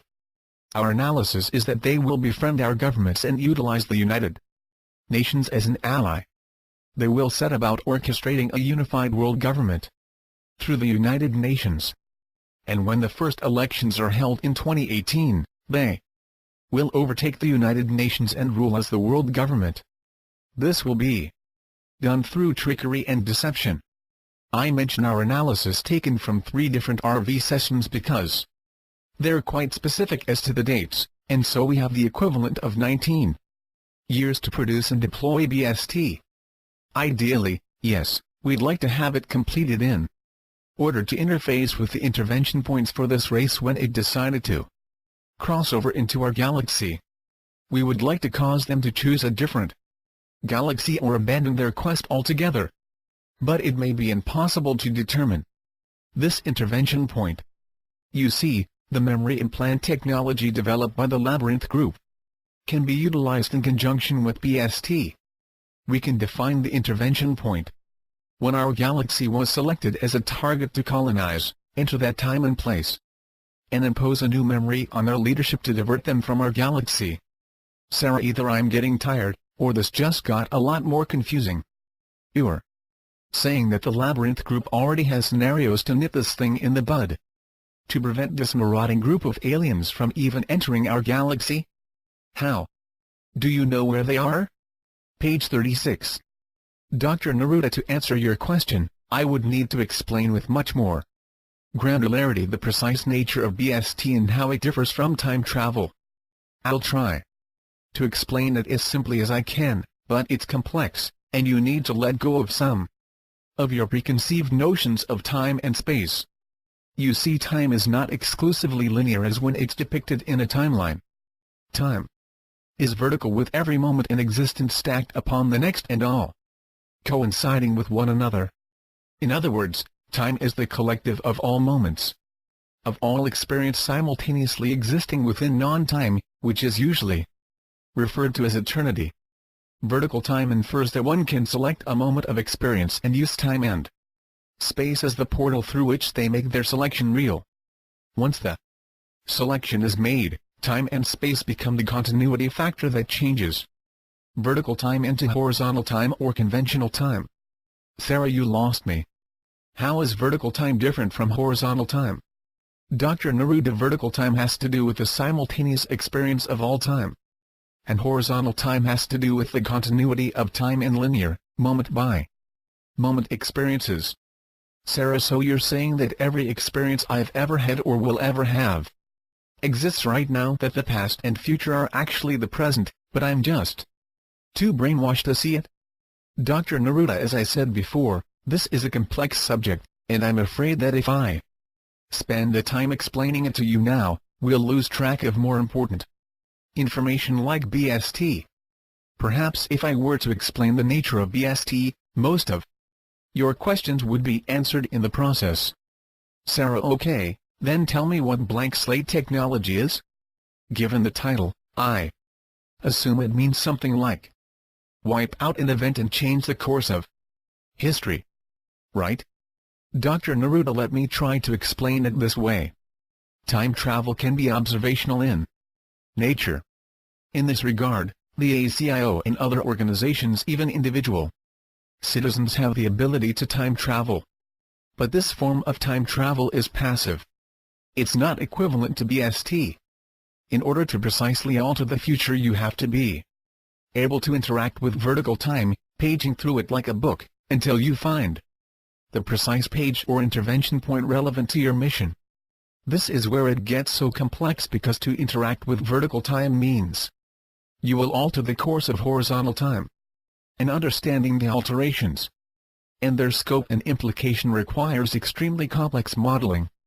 This is why the Labyrinth Group aligned itself with the Cordium. Its computing technology has processing, page 37, capabilities that are about 4,000 times more powerful than our best supercomputers. This enables us to create organic, highly complex scenario models. These models tell us the most probable intervention points once we've gathered the relevant data, and what the most probable outcomes will be if we invoke a specific scenario. Like most complex technologies, BST is a composite technology having 5 discrete and interrelated technologies. The first technology is a specialized form of remote viewing. This is a technology that enables a trained operative to mentally move into vertical time and observe events and even listen to conversations related to an inquiry mode. The operative is invisible to all people within the time they are traveling to, so it's perfectly safe and unobtrusive. The intelligence gained from this technology is used to determine the application of the other 4 technologies. This is a equivalent of intelligence gathering. The second technology that is key to BST is the equivalent of a memory implant. As I mentioned earlier, the ACIO refers to this technology as a memory restructure procedure, or MRP. MRP is the technology that allows a memory to be precisely eliminated in the horizontal time sequence and a new memory inserted in its place. The new memory is welded to the existing memory structure of the recipient. You see, events small and large occur from a single thought, which becomes a persistent memory, which in turn becomes a causal energy center that leads the development and materialization of the thought into reality, into horizontal time. MRP can remove the initial thought and thereby eliminate the persistent memory that causes events to occur. The third technology consists of defining the intervention point. In every major decision, there are hundreds, if not thousands, of intervention points in horizontal time as a thought unfolds and moves through its development phase. However, in vertical time, there is only one intervention point, or what we sometimes call the causal seed. In other words, if you can access vertical time intelligence, you can identify the intervention point that is the causal seed. This technology identifies the most probable intervention points and ranks their priority. It enables focus of the remaining technologies. The fourth technology is related to the third. It's the scenario modeling technology. This technology helps to assess the various intervention points as to their least invasive ripple effects to the recipients. In other words, which intervention point, if applied to a scenario model, produces the desired outcome with the least disruption to unrelated events. The scenario modeling technology is a key element of BST because without it, BST could cause significant disruption to a society or entire species. Page 38. The fifth and most puzzling technology is the interactive time travel technology. The Labyrinth Group has the first 4 technologies in a ready state waiting for the interactive time travel technology to become operational. This technology requires an operative, or a team of operatives, to be able to physically move into vertical time and be inserted in the precise space and time where the optimal intervention point has been determined. From there the operatives must perform a successful MRP and return to their original time in order to validate mission success. Sarah, I've been listening to this explanation and I think I even understand some of it, but it sounds so surreal to me, Dr. Neruda. I'm at a loss to explain how I'm feeling right now. This is all so strange. It's so big. Enormous. I can't believe this is going on somewhere on the same planet that I live. Before this interview, I was worried about balancing my checkbook and when my damn car would ever be fixed. This is just too strange. Dr. Neruda, maybe we should take another break and warm up our coffee. Sarah signing off for a coffee break. Break for about 15 minutes. Resume interview. Sarah, if the Labyrinth Group has 4 of the 5 technologies ready to go, and is only awaiting the interactive part, they must have scenario models and intervention points already established for how they plan to deal with this animus race. Do they? Dr. Neruda, yes. They have about 40 scenario models and perhaps as many as 8 intervention points defined. Sarah, and if there are that many, there must be a priority established. What's the most probable scenario model? Dr. Neruda, I will be brief on this point because it's such classified information that only the SL-14 personnel and 15 know this. My classification is SL-13, and so I get diluted reports and quite possibly misinformation with regard to our scenario modeling. About all I can tell you is that we know from both the prophecies and our remote viewing technology a significant amount of information about this race.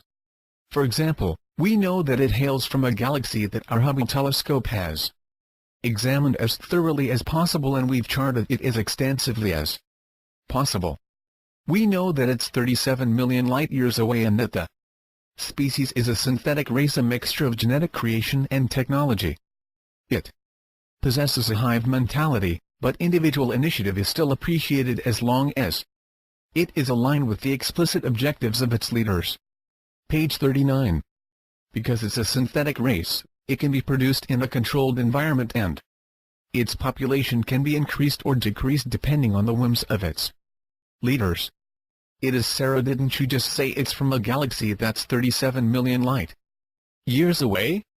I mean, assuming they were able to travel at the speed of light, it would take them 37 million years to come to our planet. And you said earlier that they hadn't even crossed into our galaxy yet, right? Dr. Neruda, the Cordium come from a planet that is 15 million light-years away, and yet they can come and go between their planet and our planet in the time it takes us to travel to the Moon, a mere 250,000 miles away. Time is not linear, nor is space. Space is curved, as your physicists have recently learned, but it can be artificially curved through displacement energy fields that collapse space and the illusion of distance. Light particles do not displace or collapse space, they ride a linear line through space, but there are forms of electromagnetic energy that can modify or collapse space. And this technology makes space travel even between galaxies not only possible, but also relatively easy. Sarah, why did you say you're physicists just then? Dr. Neruda, I apologize. It's just a part of the conditioning of being isolated from mainstream society. When you operate for 30 years in a secret organization like the Labyrinth Group, you tend to look at your fellow humans as not your fellow humans, but as something else. The principles of science that the Labyrinth Group has embraced are very different from those taught within there I go again, within our universities. I must be getting tired. Sarah, I didn't mean to criticize you. It's just the way you said it, it sounded as though an alien or an outsider said it. Dr. Neruda, I qualify as an outsider, but certainly not an alien. Sarah, okay, Back to this prophecy or alien race. What do they want? I mean, why travel such a far distance to rule Earth? Dr. Neruda, this seems such a funny question to me. Excuse me for laughing. It's just that humans do not understand how special Earth is. It is truly, as planets are concerned, a special planet. It has such a tremendous biodiversity and a complex range of ecosystems. Its natural resources are unique and plentiful. It's a genetic library that's the equivalent of a galactic zoo. The animus desire to own this planet in order to own its genetics. As I've already mentioned, this is a synthetic race. A species that can clone itself and fabricate more, page 40. And more of its population to serve the purpose of its colonization program. However, it desires more than the expansion of its empire. It desires to become a soul carrier, something reserved for pure biological organisms. Synthetic organisms are not able to carry the higher frequencies of soul, which absolutely require an organic nervous system. Sarah, so they want a soul? Dr. Neruda, they want to expand throughout the universe and develop their organic nature through genetic re-engineering. They want to become soul carriers in order to achieve immortality. They also want to prove what they already believe, that they are superior to all other pure organics. Sarah, so where are they right now? Dr. Neruda, the animus? Sarah, yes. Dr. Neruda, I assume they remain in their home world. To the best of our knowledge, their probes haven't crossed into our galaxy yet. Sarah, and when they arrive, how will the ACIO or Labyrinth group know? Dr. Neruda, as I said, the ACIO has already done a significant amount of intelligence gathering and even selected scenarios and intervention points. Sarah, so what's the plan? Dr. Neruda, the most logical approach would be to travel to the time and place when the causal thought was born, to explore the Milky Way, and through MRP, expunge it from the memory of the race. Essentially, convince them that of all the wonderful, life-inhabited galaxies, the Milky Way is a poor choice. The Labyrinth group would implant a memory that would lead this race to conclude that our galaxy was not worthy of their serious exploration. Sarah, so some other galaxy becomes their next target? Wouldn't we bear the responsibility of their next conquest? Aren't we then perpetrators ourselves? Dr. Neruda, this is a fair question, but I'm afraid I don't know how to answer it. Sarah, why couldn't we, using this MRP technology, simply implant a memory not to be aggressive? To tell this race to stop trying to colonize new worlds that aren't theirs to own like property. Why couldn't we do this? Page 41. The first interview of Dr. Jamison Neruda. Drive Neruda, perhaps we will. I don't really know what 15 has in mind. I am, though, confident in this approach and its efficacy. Sarah, but you said earlier that you feared for your life. That 15 is probably trying to hunt you down even as we speak. Why are you so confident in his sense of morality? Dr. Neruda, in the case of 15, morality doesn't really play a role. He operates in his own code of ethics, and I don't pretend to understand them all. But I'm quite certain of his mission to avert takeover by this alien race, and I'm equally confident that he will choose the best intervention point with the least influence to the animus. It's the only way he can acquire BST. And he knows this. Sarah, we re back to God again, aren't we? Dr. Neruda, yes. Sarah, so God and 15 have this all figured out? Dr. Neruda, there's no certainty if that's what you mean. And there's no alliance between 15 and God, at least not that I'm aware of. This is part of the belief system that the Labyrinth group formalized along the path to developing BST. It's logical to us that God is all-powerful and all-knowing because it operates as the universal mind field that interpenetrates all life, all time, all space, all energy, and all existence. This consciousness isn't partial, but certainly it's in a position to deny things, or, perhaps more accurately, delay their acquisition. Sarah, if God exists everywhere as you say, then why wouldn't he stop this marauding alien race and keep them in their place? Dr. Neruda, again, a fair question. but one that I can't answer. I can only tell you that the God I believe in is, as I said before, impartial. Meaning that it allows its creation to express themselves as they desire. At the highest level where God operates, all things have a purpose. Even aggressive species that desire to dominate other species and planets. It was 15's belief that God orchestrated nothing but understood everything in the universal mind. Remember when I was talking about the galactic mind? Sarah, yes. Dr. Neruda, there are planetary minds, solar minds, galactic minds, and a singular universal mind. The universal mind is the mind of God. Each galaxy has a collective consciousness or mind field that is the aggregation of all of the species present within that galaxy. The universal mind creates the initial blueprint for each of the galaxies, page 42, related to its galactic mind or composite consciousness. This initial blueprint creates the predisposition of the genetic code seated within a galaxy. We, the Labyrinth Group, believe that God designed each galaxy's genetic code with a different set of predispositions or behaviors. Sarah, and why would this be so? Dr. Neruda, so diversity is amplified across the universe, which in turn permits God to experience the broadest continuum of life. Sarah, why is this so important? Dr. Neruda, because God loves to experiment and devise new ways of experiencing life in all of its dimensions. This may very well be the purpose of the universe. Sarah, you know you're talking like a preacher? You speak like these are certainties or truths that are just self-evident.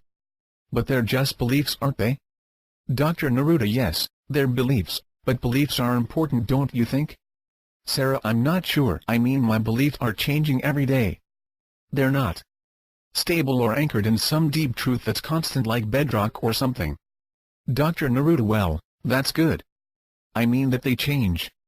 The Labyrinth Group evolve a very specific set of beliefs. Some of these were based on our experiences as a result of the quantum intelligence enhancement technologies. Some were based from ancient texts that were studied, and some were borrowed from our ET contacts. Sarah, so now you're going to tell me our friendly neighborhood ETs are religious zealots? Dr. Neruda, no. No, I don't mean that they were trying to convert us to their beliefs. We simply asked and they related them to us. Upon hearing them, they seemed quite a bit more like science than religion actually. I think that's the nature of a more evolved species. They finally figure out that science and religion converges into cosmology. That understanding the universe in which we live also causes us to understand ourselves, which is the purpose of religion and science, or at least should be.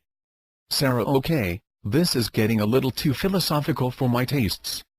Can we return to a question about the WingMakers? If, as you say, there's a galactic federation that governs the Milky Way, how do the WingMakers factor into this federation? Dr. Neruda, I'm impressed by the nature of your questions, and I wish I could answer them all, but here again, I don't know the answer. Page 43. Sarah, but if you can use your remote viewing technology to eavesdrop on this alien race in an entirely different galaxy, why can't you observe the Federation? Dr. Neruda, as for the Federation, they're fully aware of our remote viewing capability, and in fact, we can eavesdrop on the Federation because they're able to detect our presence if we observe them through remote viewing. So, in deference to their privacy and trusting their agenda, we never imposed our technology on the Federation. Perhaps only once or twice. Sarah, you'll have to forgive me, Dr. Neruda, but I find all of this a little hard to believe. We've skimmed the surface of about 100 different subjects through the course of this interview, and I keep coming back to the same basic issue. Why? Why would the universe be set up this way and no one on Earth know about it? Why all the secrecy? Does someone think we humans are so stupid that we couldn't understand it? And who the hell is this somebody? Dr. Neruda, unfortunately, there are so many conspiracies to keep this vital information out of the public domain, that what ends up in the hands of the public is diluted to the point of uselessness. I can understand your frustration. I can only tell you that there are people who know about these things, but only 15 knows about the larger reality of what we've touched on tonight. In other words, and this is to your point, Sarah, there are some people within the military, government, secret network, NSA, CIA, etc., that know parts of the whole, but they don't understand the whole. They aren't equipped with the knowledge to stand before the media and explain what's happening. They fear that they would be made to appear feeble by the fact that they only know pieces of what's going on. It's like the story of the 3 blind men who are all touching different parts of an elephant and each thinks it is something different. 15 withholds his knowledge from the media and the general public because he doesn't want to be seen as a savior of humanity, the next Messiah. And he especially doesn't want to be seen as some fringe lunatic that should be locked up, or worse yet, assassinated because he is so misunderstood. The instant he stepped forward with what he knows, he would lose his privacy and his ability to discover BST. And this he'll never do. Most people who know about this greater reality are fearful of stepping into the public scrutiny because of the fear of being ridiculed. You have to admit that the general public is frightened by what it doesn't understand, and they do kill the messenger. Sarah, but why can't we get even partial truths about this picture of reality? About ETs in the Federation? Someone, the media or government or someone else is page 44 keeping this information from us. Like the story you were telling me about the Martians. If this is true and Clinton knows about this, why aren't we being told? Dr. Neruda, there's a cynical part of me that would say something like, why do you watch 6 hours of television every day? Why do you feed your minds exclusively with the opinions of others? Why do you trust your politicians? Why do you trust your governments? Why do you support the destruction of your ecosystems and the companies and governments that perpetrate this destruction? You see, because the whole of humanity allows these things to occur, the wool is pulled over your eyes and it's easy to ration information and direct your attention to mundane affairs like the weather and Hollywood. Sarah, that's fine for you to say, someone whose IQ can't be charted, but for those of us with average intelligence, what are we supposed to do differently that would give us access to this information? To this larger reality? Dr. Neruda, I don't know. I honestly don't know. I don't pretend to have the answers. But somehow humans need to be more demanding of their governments and even the media. Because the media is a big part of this manipulation, though they're not aware of how they've become pawns of the information cover-up. The truth of the matter is that no one entity is to blame. Elitists have always existed since the dawn of man. There have always been those who had more aggression and power and would dominate the weaker of the species. This is a fundamental structure that has bred this condition of information cover-up, and it happens in every sector of society, including religion, government, military, science, academia, and business. No one created this playing field to be level and equal for all. It was designed to enable free will and reality selection based on individual preferences. And for those who have the mental capacity to probe into these secrets behind the secrets. Behind the secrets, they usually find pieces of this larger reality, as you put it. It's not entirely hidden. There are books and individuals and even prophecies that corroborate much of what I've spoken of here tonight. And these are readily available to anyone who wants to understand this larger universe in which we live. So, to answer your question, what are we supposed to do differently? I would read and study. I would invest time learning about this larger universe and turn off the television and disconnect from the media. That's what I would do. Sarah, maybe this is a good place to wrap things up. Unless you have anything else you'd like to add. Dr. Neruda, only one thing, and that is that if anyone ever reads this interview, please do so with an empty mind. If you bring a mind full of learning and education, page 45, and opinion, you'll find so much to argue with in what I've said that you'll not hear anything. And I'm not interested in arguing with anyone. I'm not even that interested in convincing anyone of what I've said. My life will go on even if no one believes me. The WingMakers have built a time capsule of their culture and it's magnificent. I wish I could take people to the original site so they could stand before each of the 23 chambers and witness these wall paintings in person. If you were to do this, you would understand that art can be a portal that transports the soul to a different dimension. There is a certain energy that these paintings have that can't be translated in mere photographs.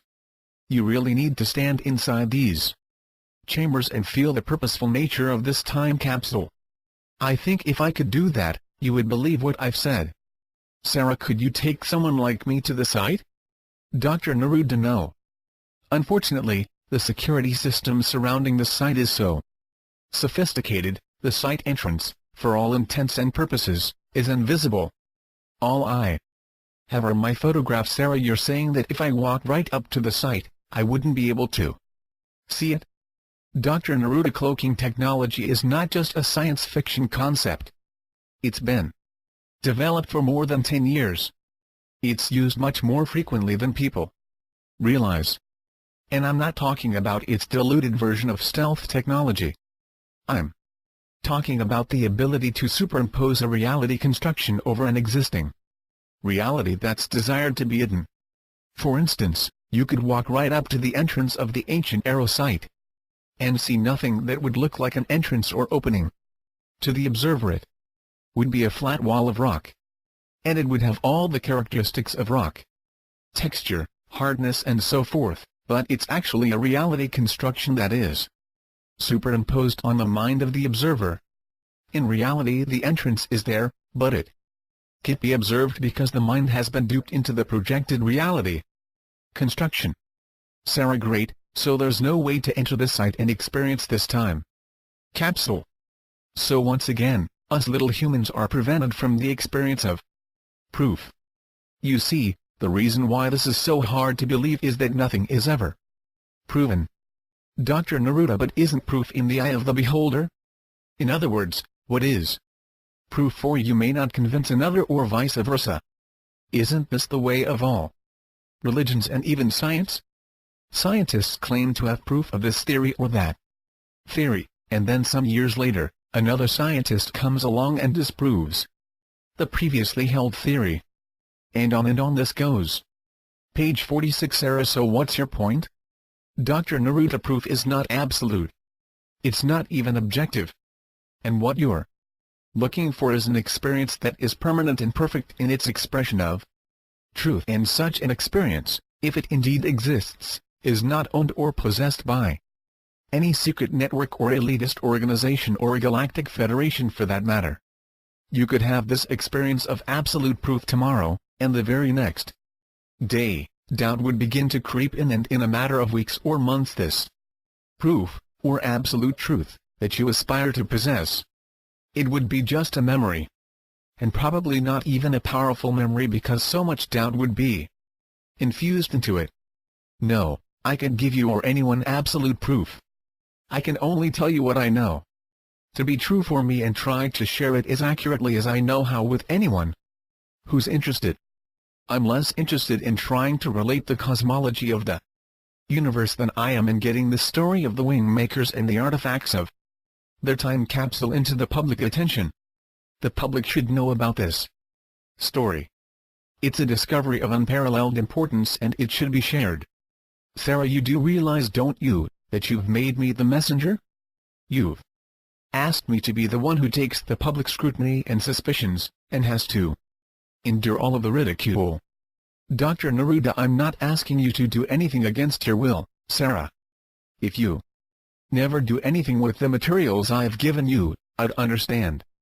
All I'd ask is that you return them to me if you're not going to get them out. If I step forward as the messenger, I would lose my freedom. If you step forward, this story could catapult your career and you're only doing your job. You're not the messenger, you're the transmitter, the media. But you must do what you think best. And I'd understand your decision. Whatever you decide. Sarah, okay, let's wrap it up there. I don't want you to get the wrong impression that I'm a total disbeliever. But I'm a journalist and it's my responsibility to validate and cross-check stories before I publish them. And with you, I can do this. And what you're telling me, if it's true, is the biggest story ever to be told. But I can't take this to the media, at least not the company I work for, because they would never publish it. No validation. No story. Dr. Neruda, yes, I understand. But I've shown you some of the ACIO technologies and photos of the site and its contents, so these must be some form of validation. Sarah, for me, it validates that something is going on that I've never heard about. Namely, the ACIO is a new organization that's never been talked about. At least not in page 47, the first interview of Dr. Jameson Neruda, my journalistic circles. But your photographs and stories don't validate what you've explained tonight. They're in the category of teasers. Something the National Enquirer is fond of broadcasting, but this isn't the brand of journalism I subscribe to. Dr. Neruda, let's talk some more in the next few days. Take the time to read some of the materials translated from the optical disc, and in the meantime, just be neutral.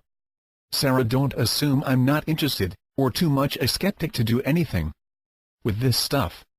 I just need some time to get my bearings as to what I should do with this story and the evidence you've provided. Dr. Neruda, I promised you several interviews before I left. Are we still on for tomorrow night? Sarah, yes. But how much more is there than what you've already explained? Dr. Neruda, we've only touched on the surface of a small portion of the story. Sarah, that's a little hard to believe, but let's pick up tomorrow night, then. Dr. Neruda, thanks for your interest in my story, Sarah. I know it sounds outlandish, but at least you've shown restraint in writing me off as a lunatic. And for that, you have my thanks. Sarah, you're very welcome. End of session. OK. PAGE 48. By Sarah. What follows is a session I recorded of Dr. Neruda on December 28, 1997. He gave permission for me to record his answers to my questions. This is a transcript of that session. This was one of 5 times I was able to tape record our conversations. I have preserved these transcripts precisely as they occurred.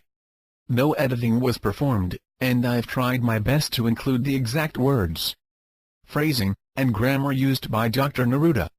It's recommended that you read the December 27, 1997, interview before reading this one.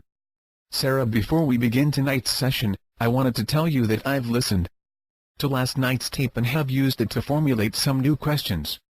I noticed that I was all over the place with regard to my questions, and tonight I'm going to try and stay more focused.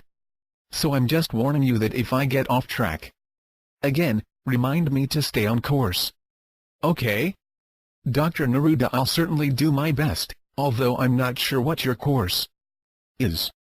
Sarah, well, I guess I'd like to stay more centered on the WingMakers and the artifacts of their time capsule. Dr. Neruda, that's fine with me, but let me make one clarification first.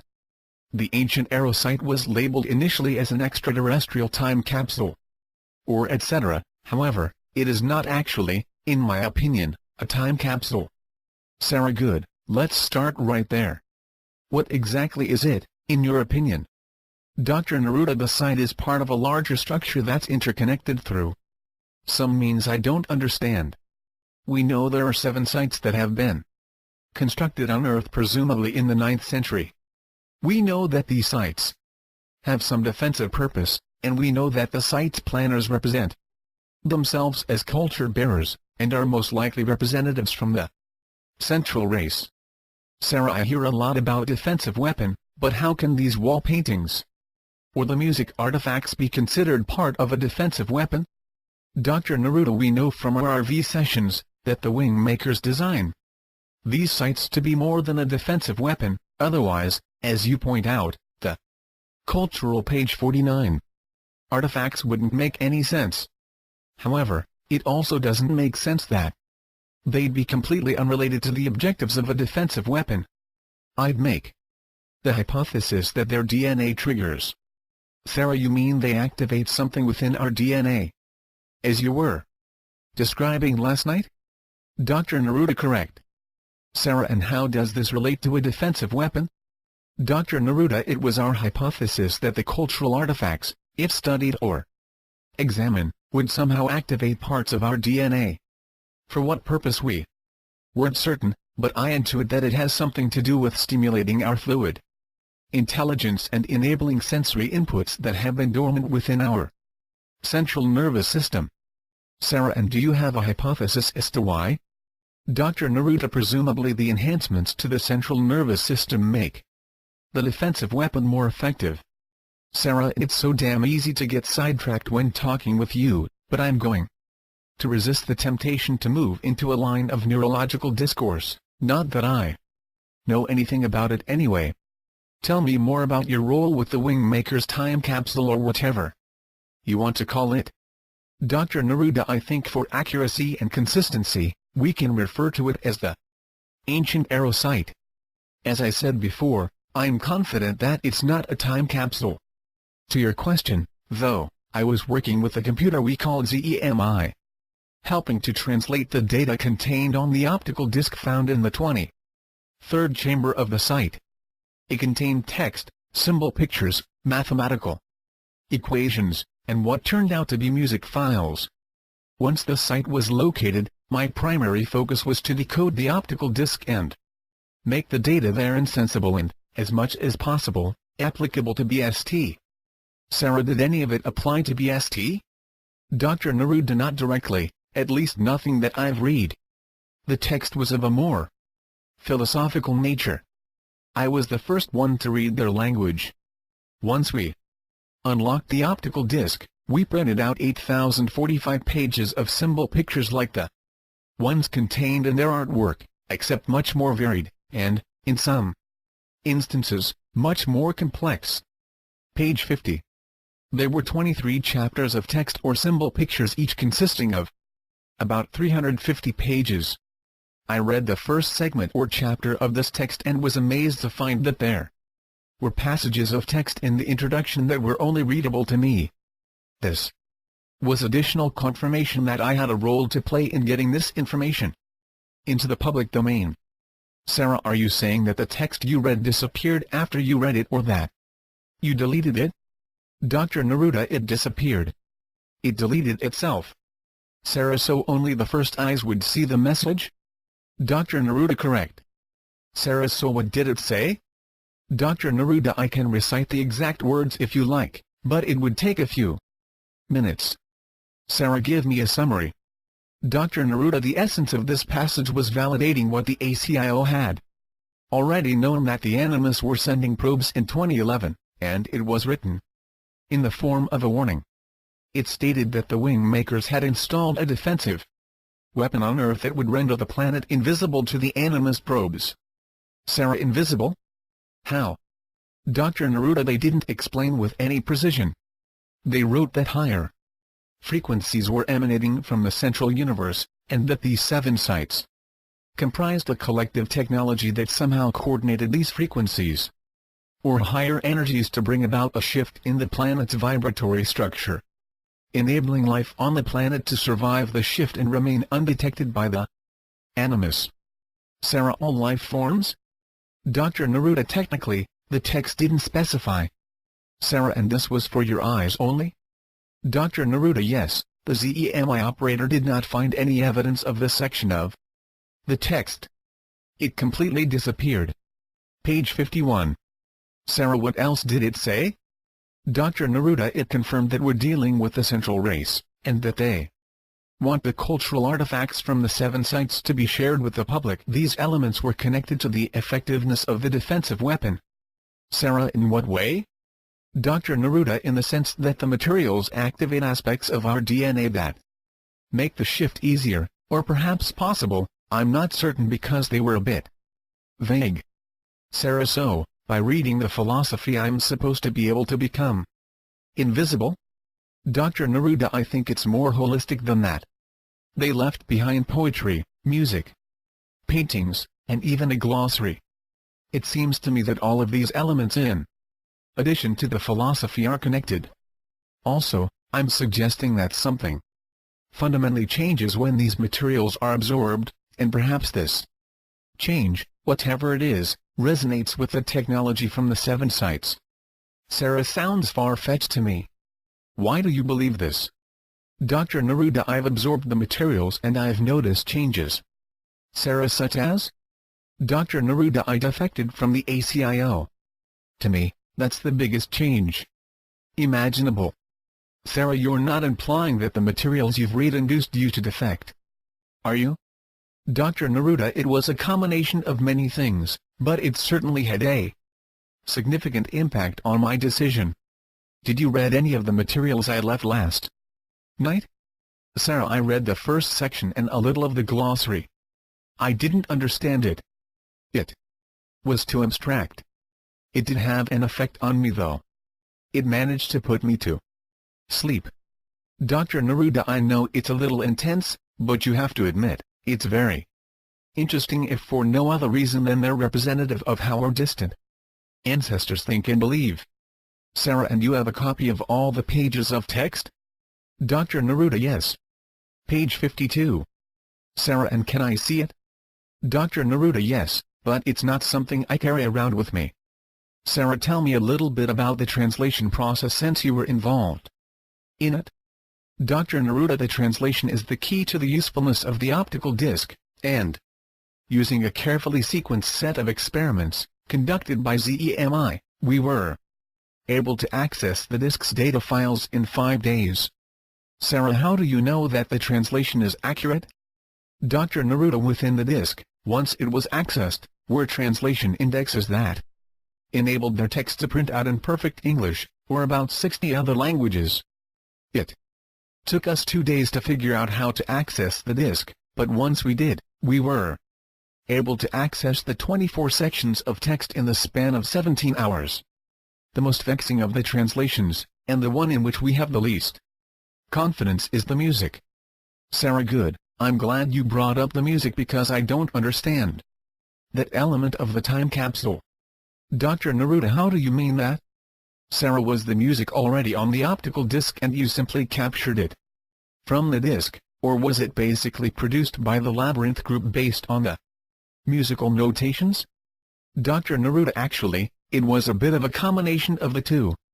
Their musical notations were very precise and they left digital samples of each of their instruments, even vocals. So we simply translated their digital samples to a MIDI standard and produced our own version of their music. Sarah, so were you involved in the music translations as well? Dr. Neruda, yes. I helped in the initial discovery of their musical notation and helped with the translation indexes. I wasn't involved in its production phase, though I was very curious as to what it would sound like. Sarah, can I hear any of these compositions? Dr. Neruda, yes, of course. When I left, the ACIO had successfully translated 10 of the 23 music compositions. I have these, and they've been converted to page 53. Both CD and cassette standards. I also have complete files of the remaining 13 compositions in their raw, deconstructed form. Sarah, how were they produced exactly? Dr. Neruda, do you mean that technically or artistically? Sarah, I guess both. Dr. Neruda, on the technical end we needed to step their samples down to a resolution of 384-bit in order to use them in our computer systems. When we first heard the samples of instrumentation, we were somewhat relieved to hear familiar sounds. There were some that were different, but for the most part, the digital samples that were encoded on the optical disc were the same as contemporary musical instruments heard around the world. Once we had captured their samples and organized them into octaves, we took their compositional notations and essentially let the computer select the digital instrumentation based on their samples. Eventually this all had to be stepped down to a 24-bit commercial CD mastering system, which was then pressed on a CD and recorded onto a cassette tape. As for the artistic production, there really wasn't much that we did. The computers did all the interpretative work and essentially performed the production for that matter. We had some of our staff perform overdubs on various versions to experiment with the compositions. The music was very popular, particularly when you listen to it at a sampling resolution of 384-bit. Sarah, didn't anyone wonder why the time capsule included a musical construction kit instead of just having a recording of the music? I mean, why have us bring an artistic interpretation to their music? Dr. Neruda, everything was wondered about in the Ancient Era project. Everything. We didn't know why they did it the way they did it, but again our hypothesis was that the WingMakers didn't have a way to bring their music into our world, because we lacked the technology to listen to it. So they disassembled their music into, as you put it, a construction kit, which enabled us to reconstruct the music so it could be listened to on our technology. It's the most logical reason. There were several of us who were able to experience Chambers 1 and 2 as a completely integrated form of expression, and it was a very powerful experience, to say the least. When you hear the music in 384-bit resolution with the original paintings, page 54, standing inside the actual chamber in which they were placed, it is a very moving and spiritual experience, unlike any I've ever had. Sarah, in what way? Dr. Neruda, just at the sense of being pulled out of your body and into the portal of the painting is irresistible. There is a very strong sense of movement into and beyond these paintings, and the music and paintings are only two of the art forms. The third, the poetry, is also part of the experience. Sarah, so tell me about the poetry. Dr. Neruda, the poems are expressive of a wide range of subjects. To most of us at the ACIO, they could have been written by any contemporary poet. There was really nothing that caused them to stand out as representing a culture billions of years older than our own. Many of the same themes about spirituality, love, relationships, and death were evident in their poems as well. There are actually 2 poems for each chamber painting, so there's a total of 46 poems. Sarah, that's interesting. Everything else, the paintings, music, artifacts, and philosophy, is placed 1 per chamber. Why do you suppose they have placed 2 poems in each chamber instead of 1? Dr. Neruda, in my opinion, it was to provide a broader perspective into the particular theme represented by a specific chamber. The poetry appears to be designed in such a way to provide both a personal and universal perspective in each of the chambers, but again, it's just a working hypothesis at this time. Sarah, I assume from the examples you left me, that the poetry is also a bit less abstract when compared to their philosophy and paintings. Have you considered how the poetry is related to the paintings? Dr. Neruda, yes. And I believe the poetry and the paintings have the strongest connection of all the objects in each of the chambers. I think the paintings illustrate in some subtle way the themes represented in the poetry. In some instances, when the painting represents an assemblage of abstract objects, the poetry is also more abstract. When the painting is more illustrative, the poetry seems more like prose. Sarah, are you saying then that the poetry carries a central meaning of each chamber? Dr. Neruda, I'm not sure, but it does seem that the poetry is somehow implied symbolically in the chamber painting that it's associated with. The problem is that the poetry is so highly interpretive that it's impossible to know precisely what its theme is intended to be.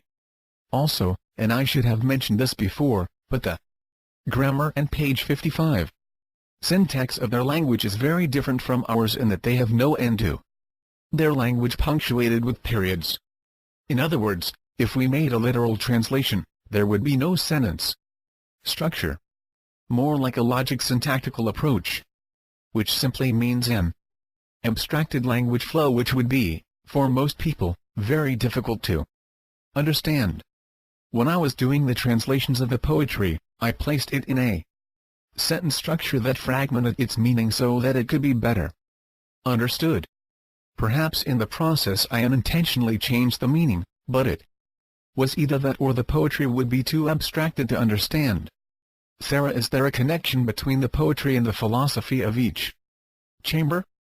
Dr. Neruda, my colleague, and I felt that all of the objects within a specific chamber were connected, probably in ways we couldn't fathom. We were constantly worried that the translation indexes were somehow inaccurate, and that this was limiting our ability to see the linkages between the various objects. And of course the most puzzling connection was the technology artifacts, because we had no way to probe or reach any conclusions about their purpose or function. Sarah, let's talk a little bit about the artifacts found in each chamber. The only one that I've really heard about was the one found in the 23rd chamber, the optical disc. I know you've shown me some photos of the others, but could you describe them better? Dr. Neruda, the optical disc is the only artifact of the 23rd we found that the ACIO had successfully accessed, at least that I'm aware of. The other artifacts were all taken to the Labyrinth Group's research laboratory in Southern California immediately after they were discovered. These were never acknowledged to anyone below a security level 12 clearance. There were rumors within the broader ACIO that there were technologies within the ancient Aero site, but these never gained any serious consideration, and certainly not by the NSA. The technology artifacts were of the greatest curiosity to 15 because they represented possible solutions to BST. And, as I mentioned earlier, 15 and most of the Labyrinth Group for that matter, felt that the WingMakers may not allow the Labyrinth Group to deploy BST. Hence, 15 considered the WingMakers as possible foes, instead of allies. Sarah, but what I've seen doesn't look very advanced or based in high technology. They could pass for crystals or rocks or something organic. Why was the Labyrinth Group so intrigued by them? Dr. Neruda, the crystalline structures that were found, in most cases, did look quite page 56. Ordinary in the sense that when they were examined by the eye, they appear to be crystals, but when you looked at them through various molecular and atomic analyses, it was obvious that they were man-made objects. In other words, they were synthetic crystalline structures, and we held the hypothesis that they were encoded with information much like the optical disc or the paintings. We also held the hypothesis that they were potentially connected to the optical disc since it was the last of the artifacts and seemed the equivalent of a keystone or master key. Sarah, did any of the text translated from the optical disc refer to the other artifacts? Dr. Neruda, no, to our disappointment, there were no references. Sarah, you didn't answer my question about whether you felt there was a connection between the technology artifacts and the specific cultural artifacts related to each chamber. Dr. Neruda, sorry, I guess it's my turn to get sidetracked tonight. Anyway, yes, there were connections. We were certain of this, but at the same time, because we couldn't get inside the artifacts and probe them, we couldn't prove our theory. Consequently, we placed all of our time and energy on the optical disc because it seemed to be the most important of the artifacts as well as the one we had the best chance of accessing through our technology. Sarah, why? Dr. Neruda, you must bear in mind that the technology artifacts were extremely alien to our technologies. Other than the optical disc, the other technologies were a combination of synthetic materials based on organic structures, and in some instances actually possessed human DNA within their structures. These were. Sarah, you're saying that the technologies were in part human? Dr. Neruda, yes, in a way. But what I was going to say is that these artifacts seem to have molecular-based computer systems that activated by a specific human touch. And we weren't certain whether it was literally a specific human, or a specific type of human, or perhaps any human in a specific state of emotion or mind. We had 115 possible experiments developed for testing and all failed. Sarah, but this is real odd. Why would human DNA be inside a technology? And this talk about synthetic crystals, it leaves me cold. Dr. Neruda, we had some similar misgivings until we were able to translate some of the text within the optical disc. The philosophical papers from Chambers 1 and 2 convinced us that the WingMakers could indeed be authentic and We had no other. Page 57. Reason to disbelieve their story. That's not to say that we suspended all of our disbelief or caution, but the philosophy was a breakthrough to our understanding of their perceived mission with contemporary humankind. Sarah, I don't know. I read the first 2 philosophy papers you left for me, and I could believe that they're from an alien race. I could also believe that they're from a deceptive race that uses philosophy and all this cultural stuff to lull us into believing they're benevolent when in fact they're not at all. I mean, isn't that part of the prophecy you spoke about last night? Dr. Neruda, well, I see you remain the ever-skeptical journalist. I'm actually glad to see that reaction. Sarah, all I can tell you is that when you take into account all of the cultural artifacts found within the ancient Arrow site, and you immerse yourself in their content and philosophy, it's hard to believe they originate from evil intent. Sarah, unless that's exactly what they wanted you to believe. Dr. Neruda, perhaps. It's hard to debate such a thing.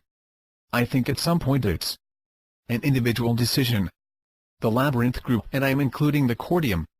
When I say that, was an agreement that it was an authentic disclosure from the Central Race, and felt confident that we were not dealing with deception. But we never closed the door to that possibility. Our security and operations directors put contingency plans in place in the event evidence was accumulated that increased the probability of fraud or deception. Sarah, one of things that seemed odd to me, having looked at the photographs of the chamber paintings, was how similar they all were. They were clearly done by the same artist, or I suppose a group of artists. But when I think of a time capsule, I would think you would include a variety of art from a diverse assortment of artists that represent a variety of perspectives and so forth. And that isn't the case here. Why do you suppose? Dr. Neruda, I don't think their motive was to inform us about their artists or the diversity of their artistic culture. I think they intended that the art function initially as a form of communication, and subsequently as a form of time travel or moving out of the body consciousness. The continuity of the 23 paintings seen as a whole seem to be inviting the consciousness of the observer to quite literally step into the world of the WingMakers, as though they were portals, and I've experienced this myself. The paintings are incredibly brilliant in their colors.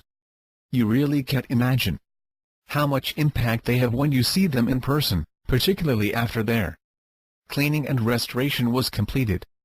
But even when they were first discovered without any page 58 touch-up, it was eerie how luminous they were and vibrant in their colors after 1,150 years.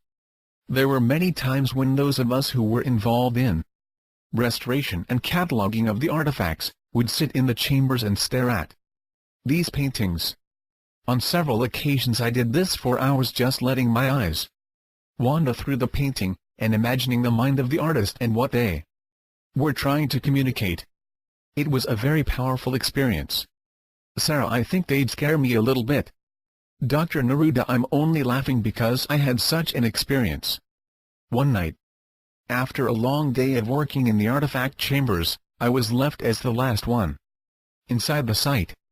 I had been so absorbed in what I was doing I scarcely remembered being told to activate the security system on my way out. About a half-hour went by, and I finally realized I was alone inside the time capsule.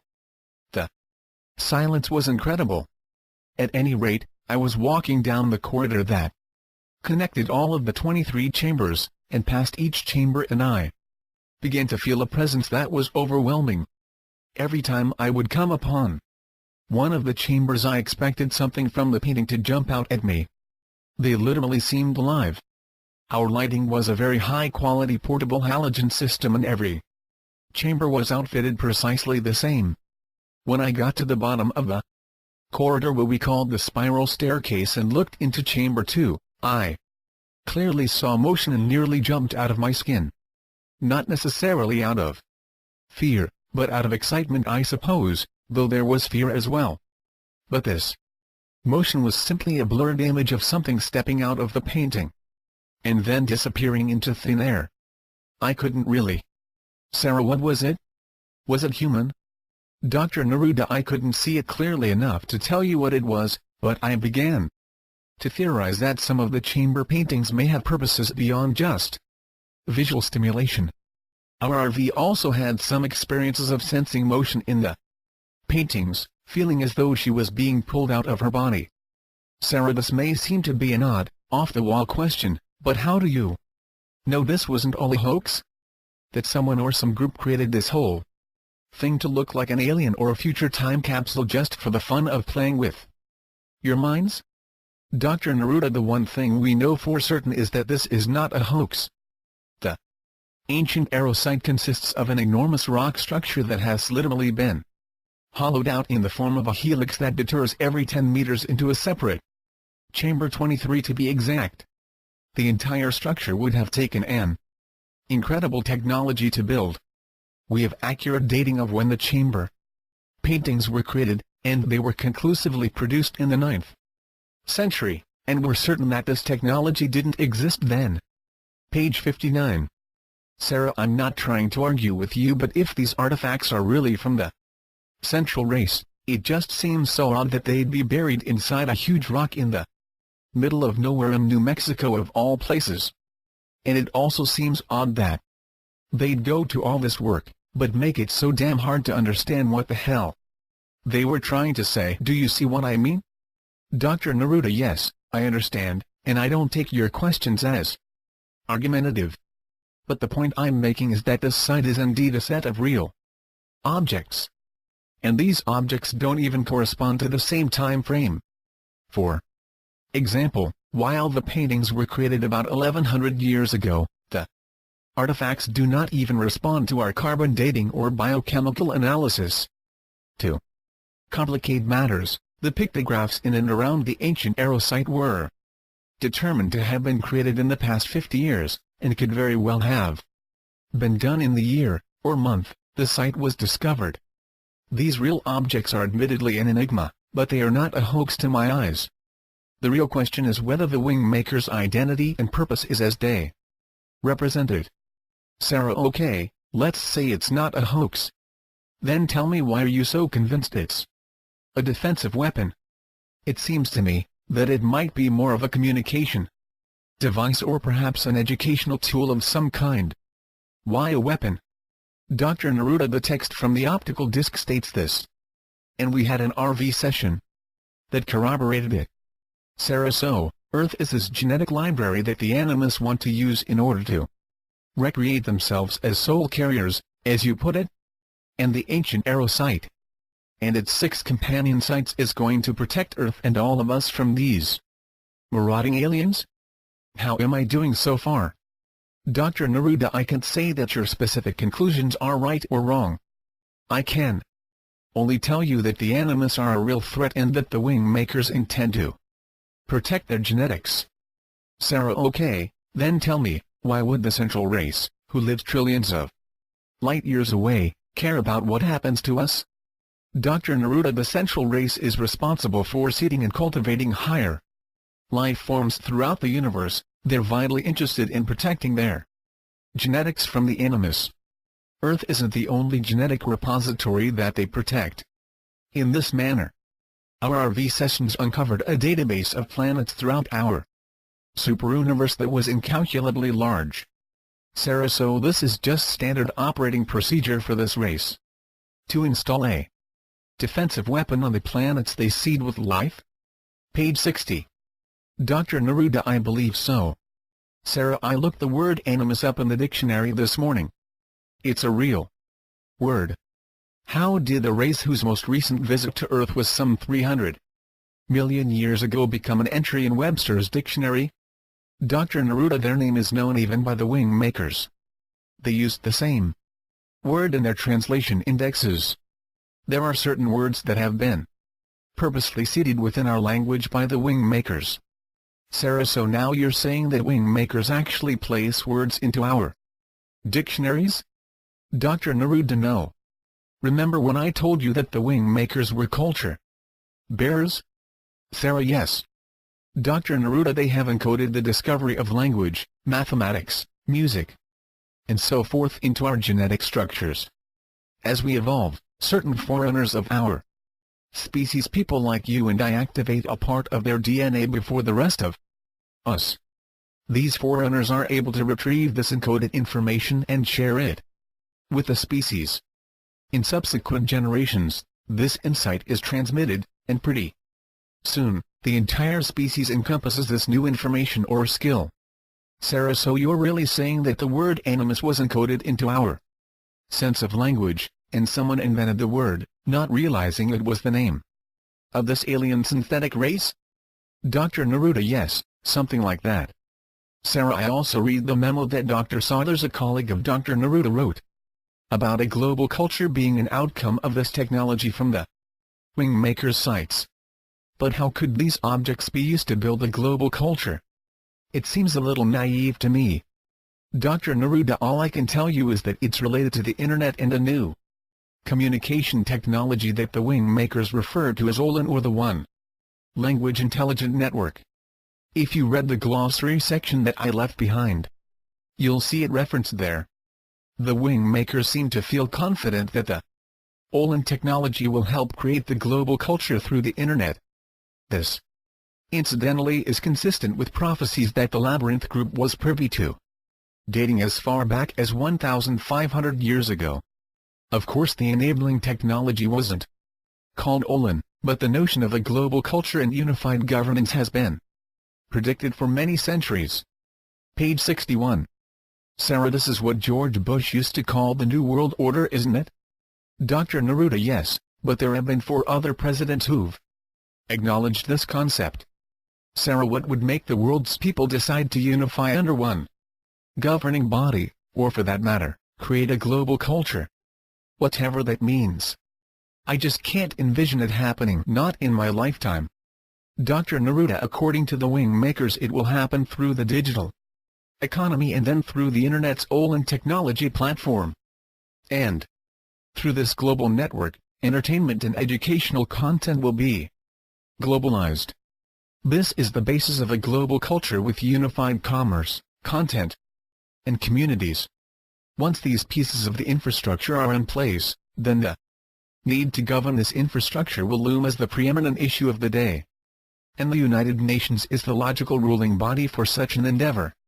As long as the world's people allow the digitization of the economy and embrace the OLAN technology platform, a global government and culture is virtually assured to emerge. Sarah, and as you said last night, this is supposed to occur in 2018? Dr. Neruda, according to prophecy, that's when the United Nations will hold initial elections for a unified world government. And it won't be an all-powerful, centralized authority, but rather a global public policy decision and enforcement organization for issues that affect the world at large. Issues like pollution, global warming, border disputes, space travel, terrorism, trade, commerce, OLAN, technology upgrades, and general technology transfer programs. Sarah, so what will happen to national sovereignty in this new role of the United Nations? Dr. Neruda, I'm willing to answer your question in the form of a speculative response, but I'm also aware that you had asked me at the outset of this interview to remind you if you got off course.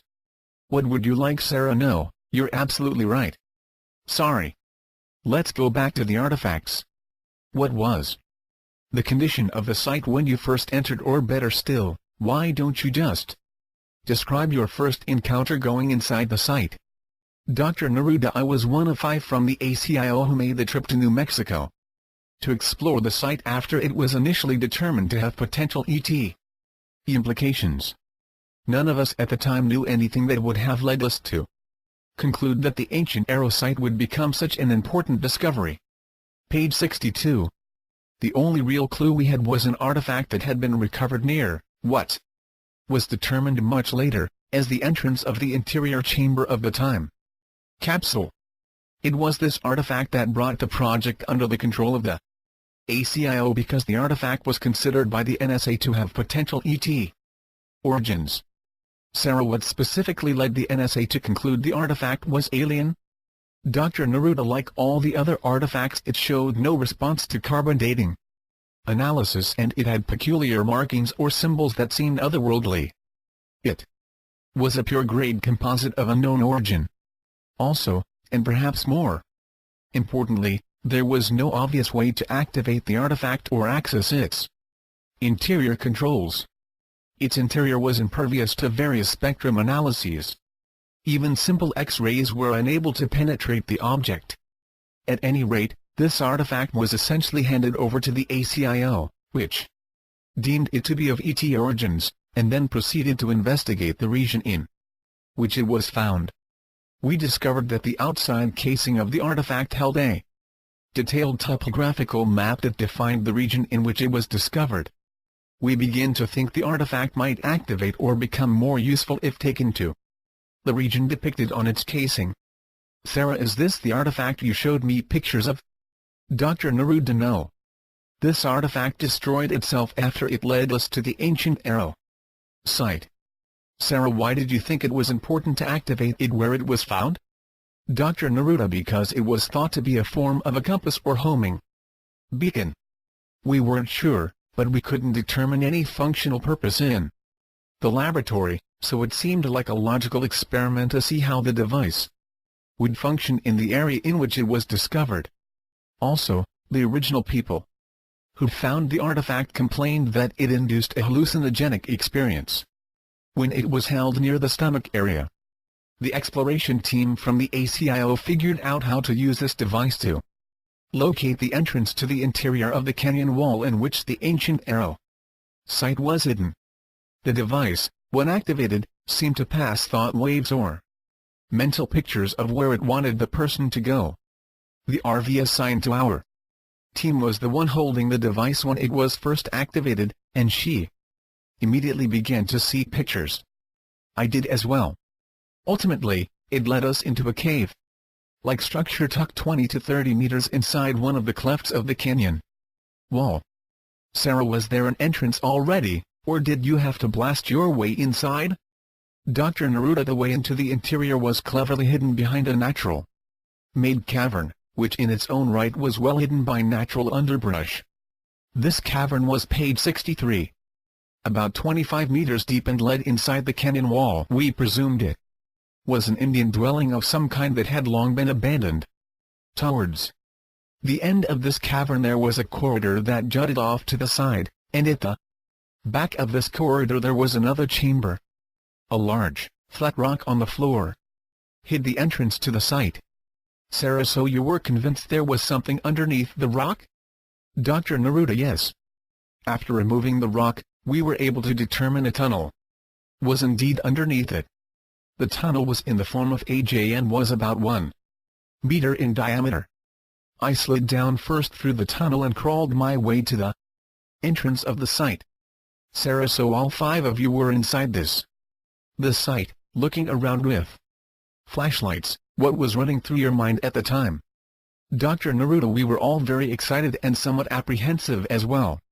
We thought we might find an ET site, and were half aware that it could be an active site, which kept us all on guard. Sarah, and this whole thing was carved out of rock? Dr. Neruda, it was completely man-made or alien, and we knew it the instant we got out of the transition tunnel. It was like being born into a completely new world. It was absolutely silent. The air was cool, but not uncomfortably cold. There were no signs of life, and it seemed like everything took on a new purpose. An intelligent purpose that we couldn't wait to unravel. What was so remarkable was the incredible sense of walking into a surreal world, a world that was created by something completely alien. We assumed it was of ET construction from the moment we stepped out of the J tunnel. Sarah, but how did you immediately know it was an artificial construction, and not a natural set of chambers or caves? Dr. Neruda, at the beginning of the spiral staircase there were ornate petroglyphs carved in the stone with a precision never before seen by our eyes. Also, the entire tunnel system was clearly too smooth, almost polished, to be of natural construction. There was a sense of architecture, a sense that someone designed it with extreme care and purpose. Amazingly, there was nothing on the floor, not even a pebble or a grain of sand. Every surface was completely clean, smooth, and polished. There was dust, but only dust. And something like a polymer coating had been applied to every square centimeter of the structure, including the ceilings. Page 64. When we arrived at the first chamber, which is only about 30 meters from the entrance, I can clearly recall a sense of awe or something approaching a religious experience, I suppose. No one spoke for a long time after our lights hit the first chamber painting. Everyone's flashlight converged on the painting and we all just stared for about 40 seconds in the incredible silence of this tomb-like structure. Sarah, did you find all the chambers that same day? Dr. Neruda: yes. We went from chamber to chamber, each time feeling like we had stumbled into an alien natural history museum. You have to understand that our lighting was not very good because we hadn't expected to need anything more than basic flashlights. I vividly remember seeing each of the chamber paintings for the first time and just staring at them, mesmerized by the incredible anachronism of the place. I've never been in such a surreal environment. It was both eerie and completely enchanting at the same time. Sarah: so how large were the chambers and the paintings themselves? Dr. Neruda: the chambers themselves were relatively small, about 4 meters in diameter, with fairly high ceilings, in some instances as high as 6 meters. Sarah: so, judging from the photographs I've seen of the chamber paintings, the paintings themselves must be fairly large? Dr. Neruda: yes, they're large and always face the entrance of the chamber. If you stand just outside the entrance of a particular chamber, you can't see the whole painting. It's too large. You have to walk into the chamber in order to see the whole composition. Sarah: what, in the opinions of the Labyrinth group, are the artistic merits of these paintings? Dr. Neruda: no one within the Labyrinth group claims to be an art critic, I can assure you. I think it's fair to say that of those who saw the chamber paintings in their original environment found the artistic merits to be very compelling, even captivating. I think those who saw them only represented in photographs thought they were less art and more of a cog in some masterfully designed wheel, like an illustration in a children's book. Sarah: not to change the subject, but I keep wondering how you came to choose me. I mean, I know you said it was completely random, but why did you select an average journalist to share this story? Why not a scientist or someone who could at least ask you more sophisticated questions? I have to confess that I feel completely inadequate to interview you, mostly because I don't even know what questions I should be asking you. Page 65. Dr. Neruda: you're doing a fine job. Absolutely fine. You shouldn't worry about your questions. They're insightful. And most people who will read this information will be more interested in the things you've inquired about than the physics or science involved anyway. Sarah: perhaps, but I have this nagging feeling that if I could ask you the scientific questions, then you could more easily prove your story or credibility. I think I'm handicapping you in some way. Dr. Neruda: what is it exactly that you feel you're not asking me? Sarah: I guess it's mostly things related to time travel and BST. Last night you talked about some things that when I reread them earlier today, I felt like I should have asked more in-depth questions. Dr. Neruda: like? Sarah: that's the problem, I don't know. Dr. Neruda: Sarah, the reason I selected you was simple. I needed to find someone who knew how to access the mainstream media, and yet be relatively obscure. Had I chosen the science editor from a major newspaper, I may have ended up with more scientific questions and less about the cultural, artistic, and social implications of the Ancient Arrow project. Of my random selections, I knew that you had no established image to protect, that you knew how to access the media, and could ask sound questions that wouldn't betray your identity. That's why we're talking right now, and the fact that you didn't think I was crazy. Sarah: I never asked you this before, but I'm just curious, was I the first journalist you talked with, or did someone turn you down before you found me? Dr. Neruda: no, You were the first and only person outside of the Labyrinth group whom I've talked with about this story.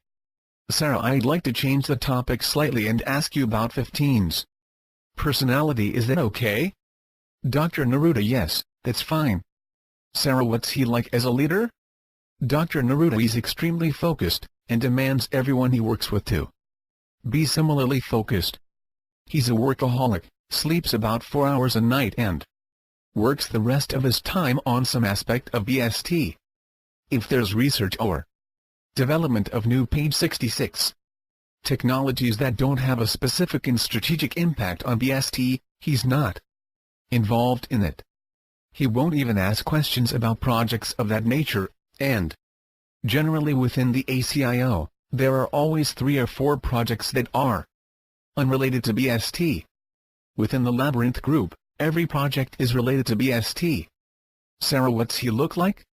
Dr. Neruda: He's about average height and has fairly long gray hair down to his shoulders, which he usually wears in a ponytail. He's always reminded me of Pablo Picasso with long hair. He has those same penetrating eyes. He's originally from Spain, so it's no coincidence that he looks like Picasso. His most notable feature is his eyes. They're mischievous, like you'd expect from a child who's done something wrong on the surface, but underneath, they've created something wonderful. It's just that nobody understands the wonderful part yet.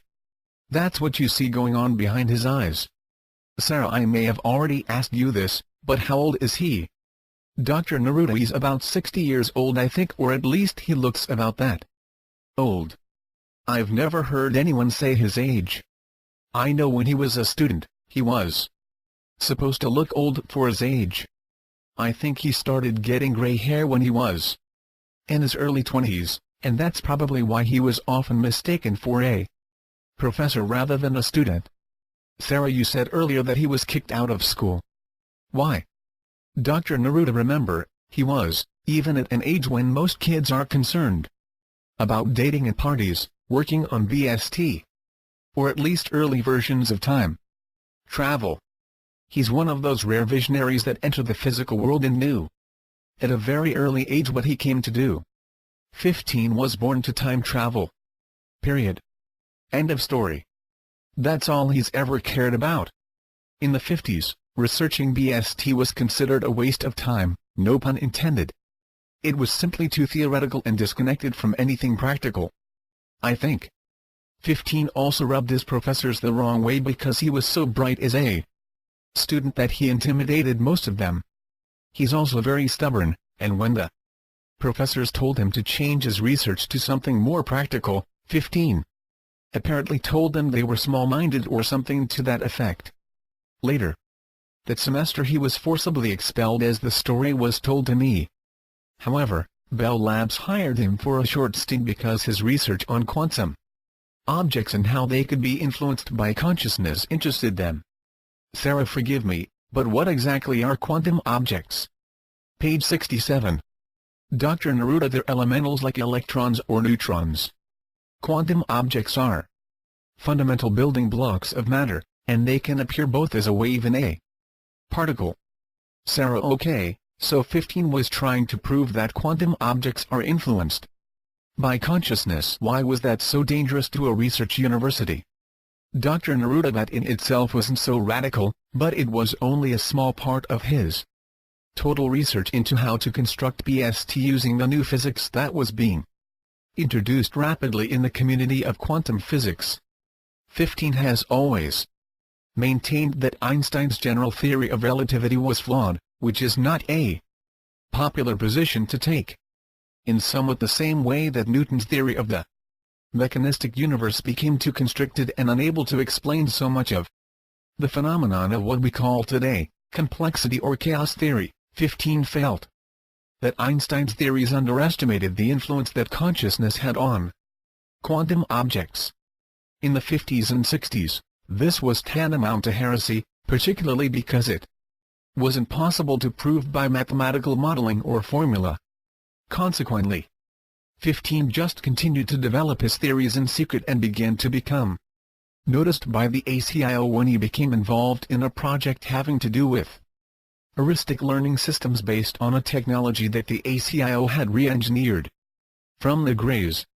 The project leader from the ACIO recognized his intellect and rogue creativity, and began to develop a relationship with the young man.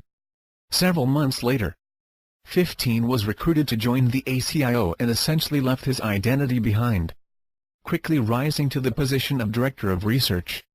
He was later introduced to the Cordium Intelligence Accelerator technology, and the rest is history as they say. Sarah, how exactly does this Cordium technology accelerate or expand the intelligence? Dr. Neruda, few people realize that their conscious mind only processes about 15 bits of information per second of linear time. However, in vertical time, the unconscious mind is processing approximately 70 to 80 million bits of information. Thus, in normal consciousness, humans are aware of only an infinitesimal amount of the information that is constantly being fed to them at the unconscious level. The Cordium technology was designed to reduce the filtering aspects of the conscious mind and enable the higher frequency information packets to be fed to the conscious mind. In parallel with this effort, the brain's circuitry, if you will, is rewired to handle the higher voltage of the information that is being fed to the consciousness, allowing capabilities like photographic memory and abstract thought to coexist. These capabilities become the matrix filter that draws from the unconscious repositories the page 68. Most relevant information at any particular time based on the problem or task at hand. Sarah, if I were a behavioral scientist, I'd be able to ask you about 1,000 questions right now. But I'm lost in what you say. I mean, how many bits of information can you process right now? Dr. Neruda, it's not really a simple question of the quantity of information processing, but rather the relevance of the information in linear time based on the intention of the individual. When one goes through the process of the Cordium technology, their ability to tune into information packets that are relevant to a situation or a problem is vastly improved. In most people, when a given situation confronts them, they access their conscious mind and pull out a solution that has served them in the past. Thus, people fall into ruts and pattern behavior, which closes down their access to the unconscious information packets that are based on real-time situation analysis and have extremely high relevancy. This technology accelerates the circulation of information between the conscious and unconscious aspects of the mind to flow in the pattern of an ascending spiral rather than the pattern of a repetitious circle. And because of this, it unleashes the innate intelligence of the individual. So you see, the Cordium technology doesn't increase raw intelligence, it simply facilitates the natural intelligence of the individual. Sarah, this is very cool. I wish I could undergo this regimen of the Cordium Intelligence Accelerator so I could really ask you some zinger questions. And with that, let's take a short break. 10-minute break. Dr. Neruda, since you have the tape recorder on now, let me repeat myself. The Cordium technology was the single most influential element in helping 15 become the executive director of both the ACIO and the Labyrinth Group. Granted, he had a brilliant mind before he underwent the Cordium intelligence enhancement process, but for some reason, the technology seemed to enhance his intelligence more than anyone else, by a significant degree. Sarah, did anyone ever suspect that the Cordium and 15 were somehow a separate force from the Labyrinth Group? I mean, did anyone consider the possibility that they had a separate agenda? Maybe BST wasn't their ultimate goal? Dr. Neruda, no, there was, and I presume still is, absolute faith in both 15 and the Cordium. You have to understand that the Cordium are a benevolent race. We never saw any evidence that they had anything but good intentions to assist us, and, to the extent possible, we tried to assist them in return. It was a courteous and completely reciprocal partnership. Page 69. Sarah, you said last night that the Cordium were part of the Labyrinth Group, but only a couple hundred or so were actual members. How did they become part of the Labyrinth Group? Dr. Neruda, actually, I don't know for certain. I can only tell you what I was told when I asked the same question of one of the directors who sponsored me for entry into the Labyrinth group. He told me that 15 had been selected by the Cordium to be their liaison with the ACIO. They singled him out as the one through which they would initiate their technology transfer program with humans. 15 agreed to subject himself to the intelligence enhancement technology the Cordium offered. It was from this experience that 15's vision of how BST could be developed was crystallized. He essentially created the framework and design blueprint. One of the things that the Cordium have in abundance is logical intelligence. They are very adept in terms of scientific inquiry and logical reasoning. By their own admission, where they lack ability is in the creative visionary aspect of discovery. This is precisely where 15 excels. Sarah, but you're talking about a race that is superior to us in their technologies. How can they lack creative insights? Dr. Neruda, these things are all relevant. Compared to virtually all other humans, the Cordium are creative and visionary. But there are formative principles of physics that reside in a dimensional matrix that are completely foreign to all beings except the most penetrating intellects. And 15 has such an intellect. The Cordium are hoping that 15, and more generally, the Labyrinth group, can develop BST because the Cordium have their own application for this technology. Sarah, but last night you said there are other races within our galaxy that may already have time travel capabilities. Why don't the Cordiums simply go to these races and make a deal with them? Dr. Neruda, as I said before, a species that has, of their own initiative, developed time travel will be unwilling to share it with another race. It is truly the most guarded of all technologies. And one doesn't simply ask to borrow the technology when they need it.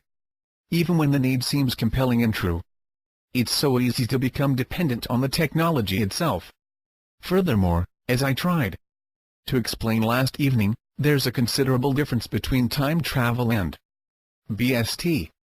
I'm not aware of any species that possesses the form of BST that the Labyrinth group is attempting to develop.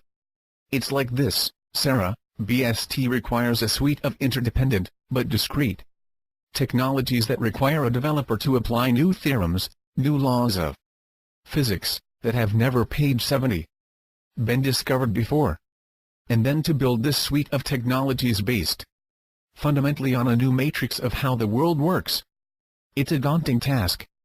Everything previously held to be true needs to be destroyed, needs to be reinvented, reformulated, and then integrated into this new matrix. This is the very nature of BST. You start with a blank slate and reinvent, reformulate, and recreate the consciousness of matter. Sarah, slow down. You just lost me. The consciousness of matter? Dr. Neruda, remember what I said earlier about quantum objects and how they're influenced by consciousness? Sarah, yes. Dr. Neruda, quantum objects become increasingly granular or refined until they become pure light energy and cease to have mass. They are not of physical reality, but rather of a pure state energy. This energy is further segmented into octaves of vibration. In other words, this light energy vibrates, and just like music, there are fundamentals and harmonics. The harmonics resonate with the fundamental energy vibration, and the whole energy packet seems like a choir. Except its voice is light. This singing, if you will, is the equivalent of a consciousness that pervades all matter. Every physical object in the entire universe. 15 has successfully proven this all-pervasive consciousness, or what he calls the light-encoded reality matrix, or LERM, for those of us who like shorthand. Anyway, LERM is just one of the new theorems that were required in order to devise a way to prove that BST was indeed a possibility, and not just a fanciful vision inside the mind of 15. Sarah, this all-pervasive consciousness you mentioned, are you really talking about spirit or God? Dr. Neruda, exactly. Sarah, now you've really crossed over the line. You're going to tell me that 15 discovered God, that he has proof of God? Dr. Neruda, yes, in a way, But God isn't what we call it. It's LERM. And 15 was quite emphatic that we never refer to LERM as God or even God. Like, he preferred to think of LERM as the shadow of God. The light that casts. The shadow, and the object of the shadow itself, he believes is impossible to prove through science or any other objective form of inquiry. Sarah, okay. Okay. But listen to me for a minute. If LERM is the shadow of God, as you put it, then it proves the existence of God, right? Page 71. Dr. Neruda: to those of us within the Labyrinth group who understand the work of 15, the answer is yes. Sarah: so isn't this even more important than the Ancient Arrow project? I mean, if someone had proof of God, isn't it their moral responsibility to share this information with the public? Dr. Neruda: perhaps, but the only way this could be shared with the public is to disclose who the Labyrinth group is, and that isn't something that 15 even likes to contemplate doing. He's afraid of the ridicule and misunderstanding that would result, and firmly believes that no one would believe him anyway because there are so many hidden technologies that led him to his findings, and he has no interest in disclosing these technologies to academia, government institutions, or the media. He'd become the next Messiah or devil, depending on your perspective. Sarah: so he's trapped in his own secrecy. Dr. Neruda: in a way, but he's not feeling trapped. He's simply so far removed from the social fabric and scientific communities of academia that he has, for practical purposes, burned his bridges and has no intention of ever crossing the chasm that separates himself from all that he's left behind. Sarah: he must be incredibly lonely. Dr. Neruda: I don't think so. He seems extremely energized and basically happy. He's doing exactly what he wants to do. I can't say I've ever seen him depressed. Maybe disappointed, but never depressed. Sarah: I still don't see the connection between LERM and BST. Dr. Neruda: you see, if matter ultimately dissolves into octaves of light, and light dissolves into octaves of consciousness, and consciousness dissolves into octaves of reality, then matter, light, consciousness, and reality are all interdependent like an ecosystem. And like an ecosystem, if you change one element you affect the whole. Isolating any of the elements contained within LERM, and changing it, it can change reality. And this is a fundamental construct of BST. Does that answer your question? Sarah: I'm not sure. I don't know, maybe all of this doesn't matter. Again, I'm feeling out of my territory. I find this interesting, but at the same time, it's frustrating.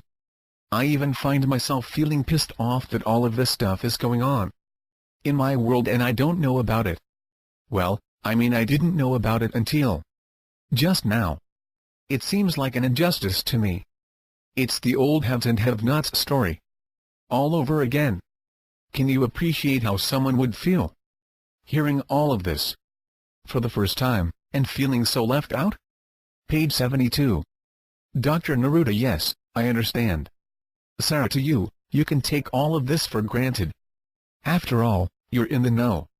But the rest of us, we muddle through our little lives thinking the world is this and that, when really we're just bumping into each other in the dark. We're essentially clueless, aren't we? Dr. Neruda: I don't know. Maybe you're right, it doesn't matter. I simply know what I know and I believe what I believe. Any more than that, it's as mysterious to me as it is to you. It would be a great mistake to think that the Labyrinth group, or any of its members, including 15 and Accordium, understands it all. They don't. But they work hard to get the answers, Sarah. I mean really hard. They've devoted their entire lives to this mission of BST. They didn't simply fall into the knowledge by accident. They tried and failed at thousands of different experiments until they found the existence of LERM, and they'll probably fail another 1,000 times before they find the solution to BST. But believe me, these individuals didn't arrive at their knowledge casually or Because it was gifted to them by some higher force. Sarah, no, I didn't mean it that way. I'm glad for the Labyrinth group. I mean it. I'm happy that someone on this planet has figured this out, or at least is trying. It's just unfair that so few have the proof, the knowledge, the opportunity to understand all of this. Their lives are so different. They might as well be living on some other planet. They might as well be extraterrestrials. Dr. Neruda, I'm only laughing because that's been a fear of 15's from the start. That if someone ever did find out about the Labyrinth group and its agenda, they would be regarded as ETs. And here you are, confirming that fear. Sarah, in a way, I wish you hadn't selected me. My life is so different now. This is all I can think about. It consumes me every waking minute. I have no idea how I'm going to get this story out. I have no idea. None. Dr. Neruda, Sarah, do you remember the first time we talked and I mentioned the cordium? Your first question was, what do they look like? Sarah, yes. And your point is? Dr. Neruda, these are the natural questions that people will have. May interest a few scientists, but I doubt it. What's portrayed in these interviews is so superficial that I doubt any scientist would take it very seriously. And those that would find it to be a noble gesture to authenticate monistic idealism, and nothing more. So you see, your initial instincts should be trusted. Ask the questions that people would be interested in that appeal to their basic sense of curiosity. And don't worry about page 73. Changing the world through anything I have to say. I don't need that weight on my shoulders. Sarah, okay, you're right. You're absolutely right. Besides, I'm not sure about the truth of all of this. I'm still not convinced of what you say. Just for the record, Dr. Neruda, and I'm still not trying to convince you or anybody else. I'm just answering your questions as truthfully as I know how. Sarah, touché. Now, for the benefit of those who read this interview eventually, what do the cordium look like? Dr. Neruda, I thought you'd never ask. They stand nearly 3 meters high and have very elongated heads and bodies. Their skin is very fair, almost translucent, like you might expect from a cave dweller. Their eyes are relatively large and have various colors just like our own, except the cordium have different colors to their eyes depending on their age and, in some instances, their emotional state. What's very unique about the cordium is that they have an incredibly articulate nervous system that enables them to process virtually everything that occurs within their environment, including the thoughts of another. Which means that when you're in their presence, you need to have control of your thoughts or else you'll potentially offend them. They're very sensitive emotionally. Sarah, how do they communicate with you? Dr. Neruda, they speak perfect English or French, Italian, Spanish, or most any other language for that matter. They're very gifted linguists and can acquire average language skills in a matter of a few weeks, and operate as masters of the language within a few months.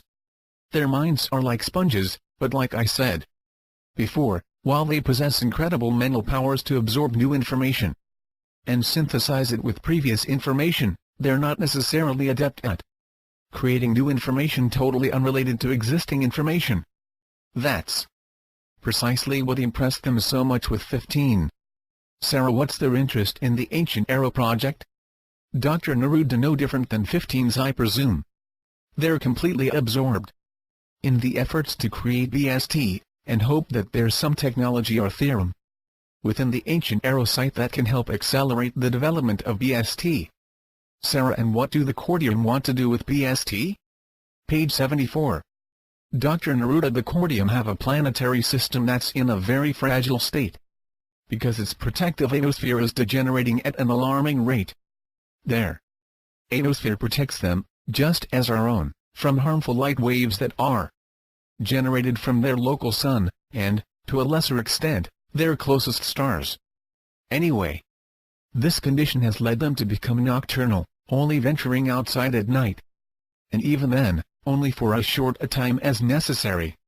Over many generations, this has left them increasingly susceptible to the very condition that they're trying to solve. Their outer skins become more and more sensitive while their ionosphere becomes less protective. Their scientists predict it's only about 10 to 20 years before they'll have to stay in underground communities year-round.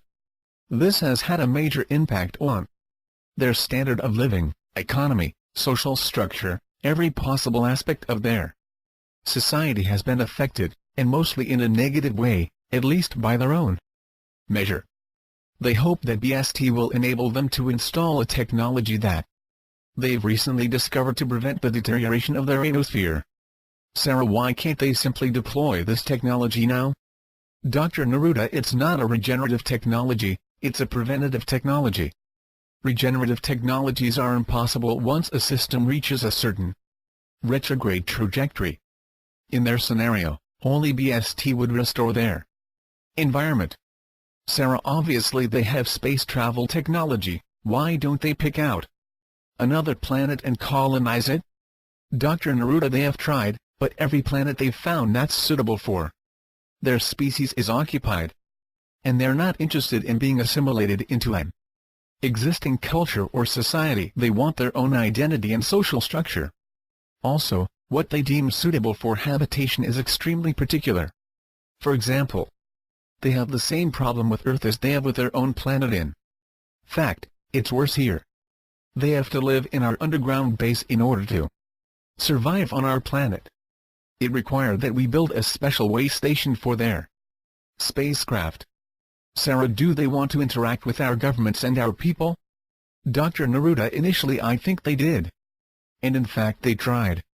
But they were quickly escorted to the ACIO, and we convinced the NSA and all other interested parties that the Cordium had left Earth fearful of their lives.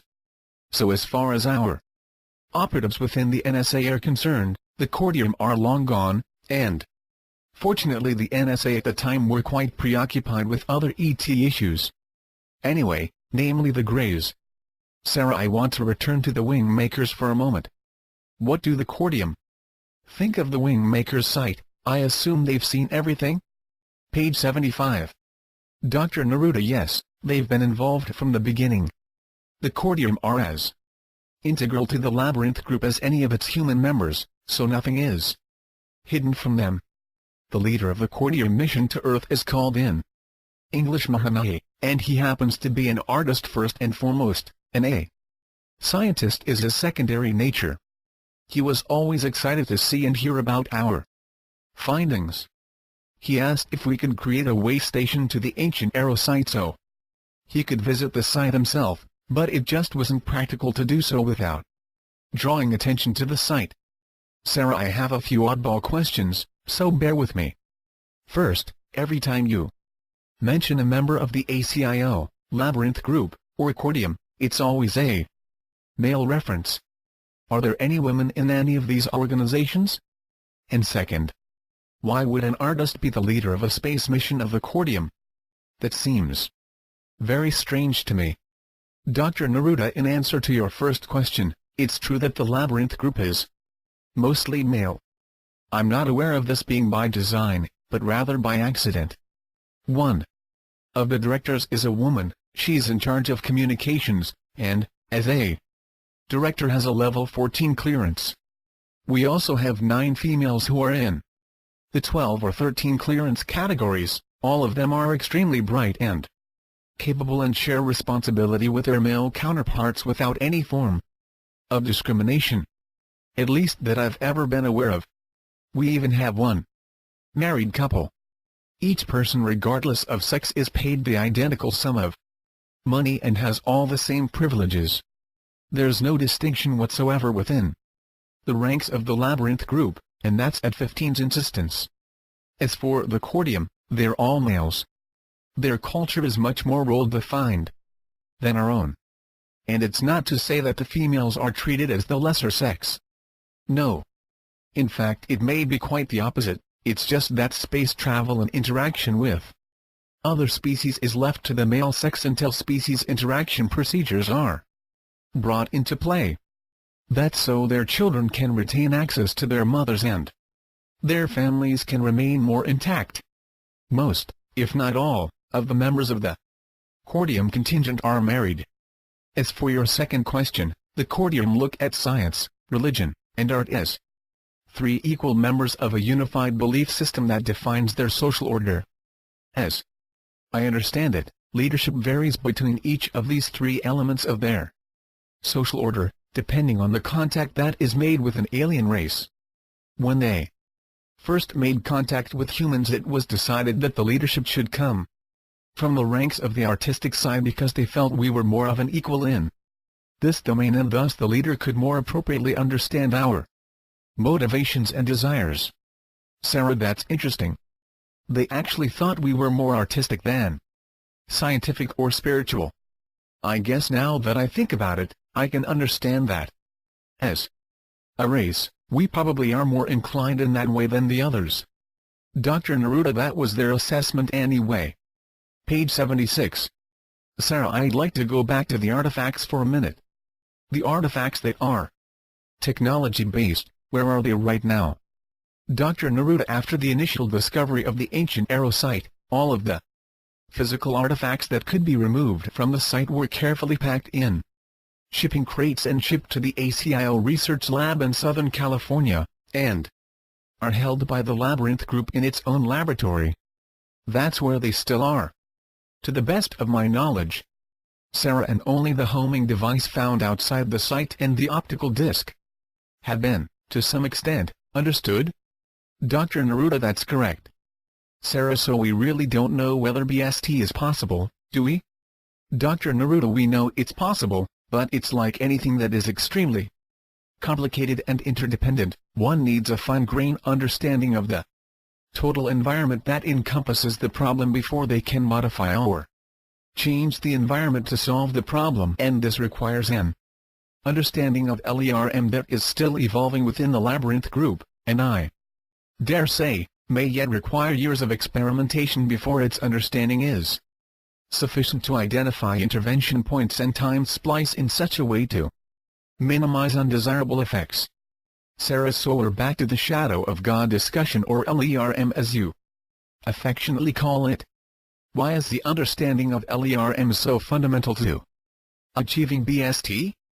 Dr. Neruda, because LERM is the equivalent of genetics for consciousness, and consciousness is the equivalent of reality formulation for sentient beings.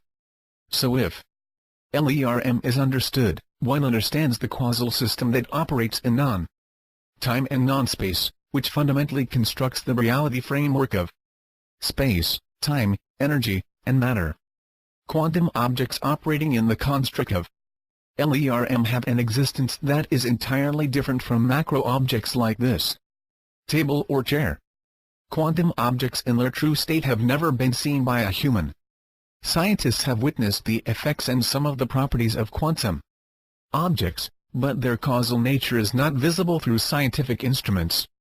No matter how powerful they are, because scientific instruments are physical and therefore have a relationship to space and time, whereas quantum objects have no relationship to time and space other than through an observer. Page 77. Sarah, so you're saying that the building blocks of matter, these quantum objects, have no existence unless someone is observing them.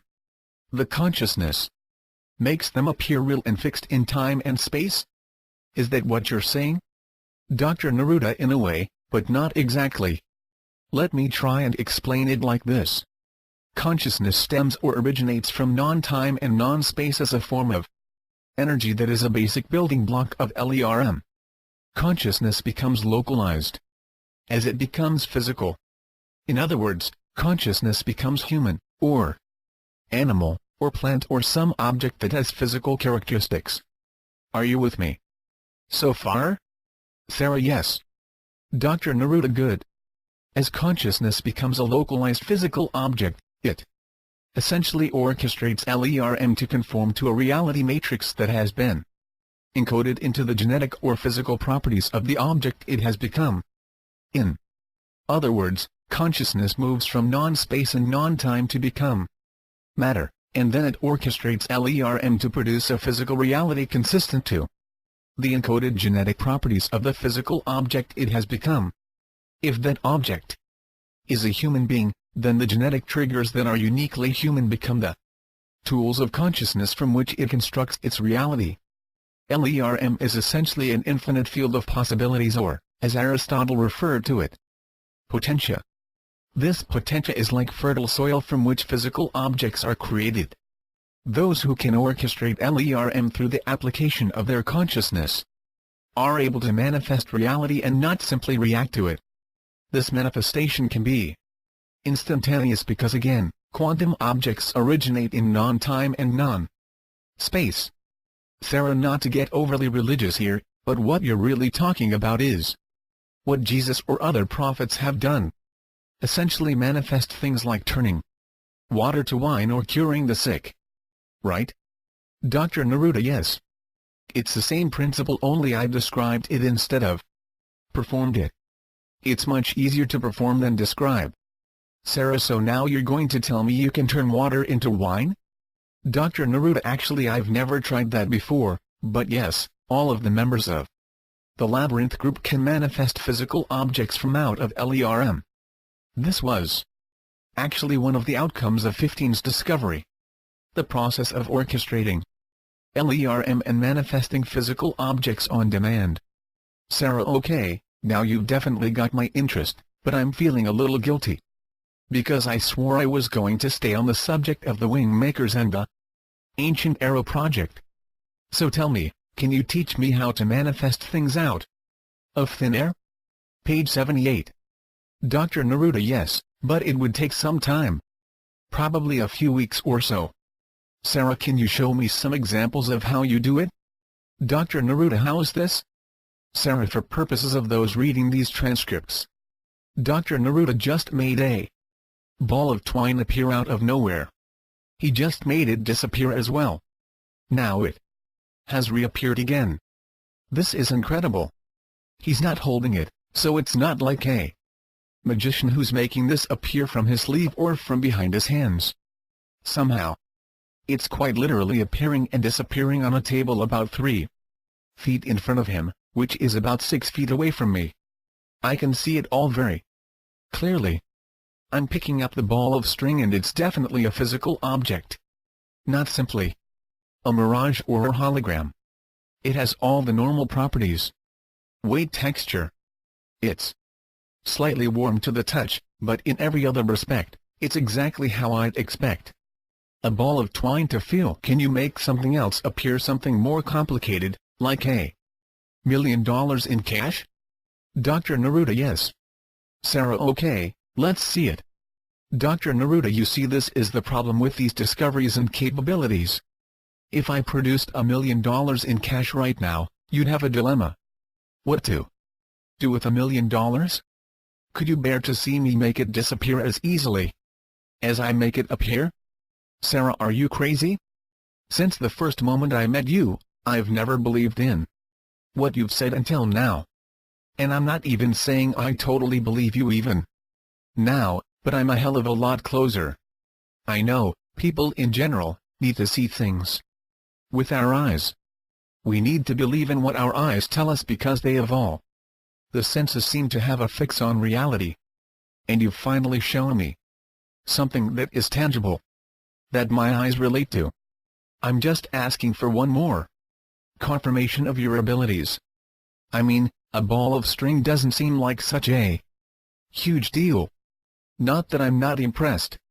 But if you could produce $1 million in cash, now that's a huge deal. Dr. Neruda, and the dilemma?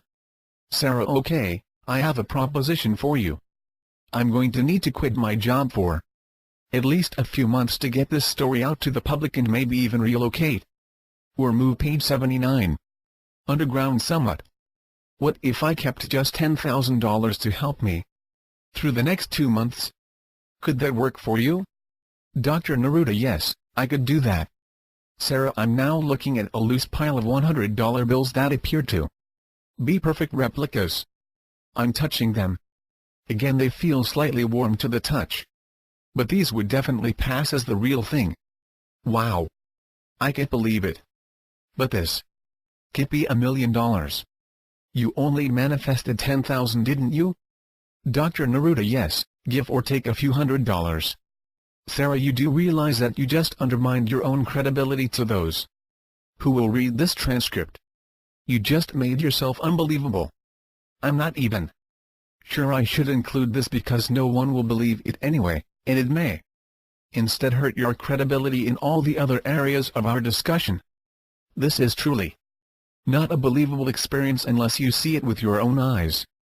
What should I do?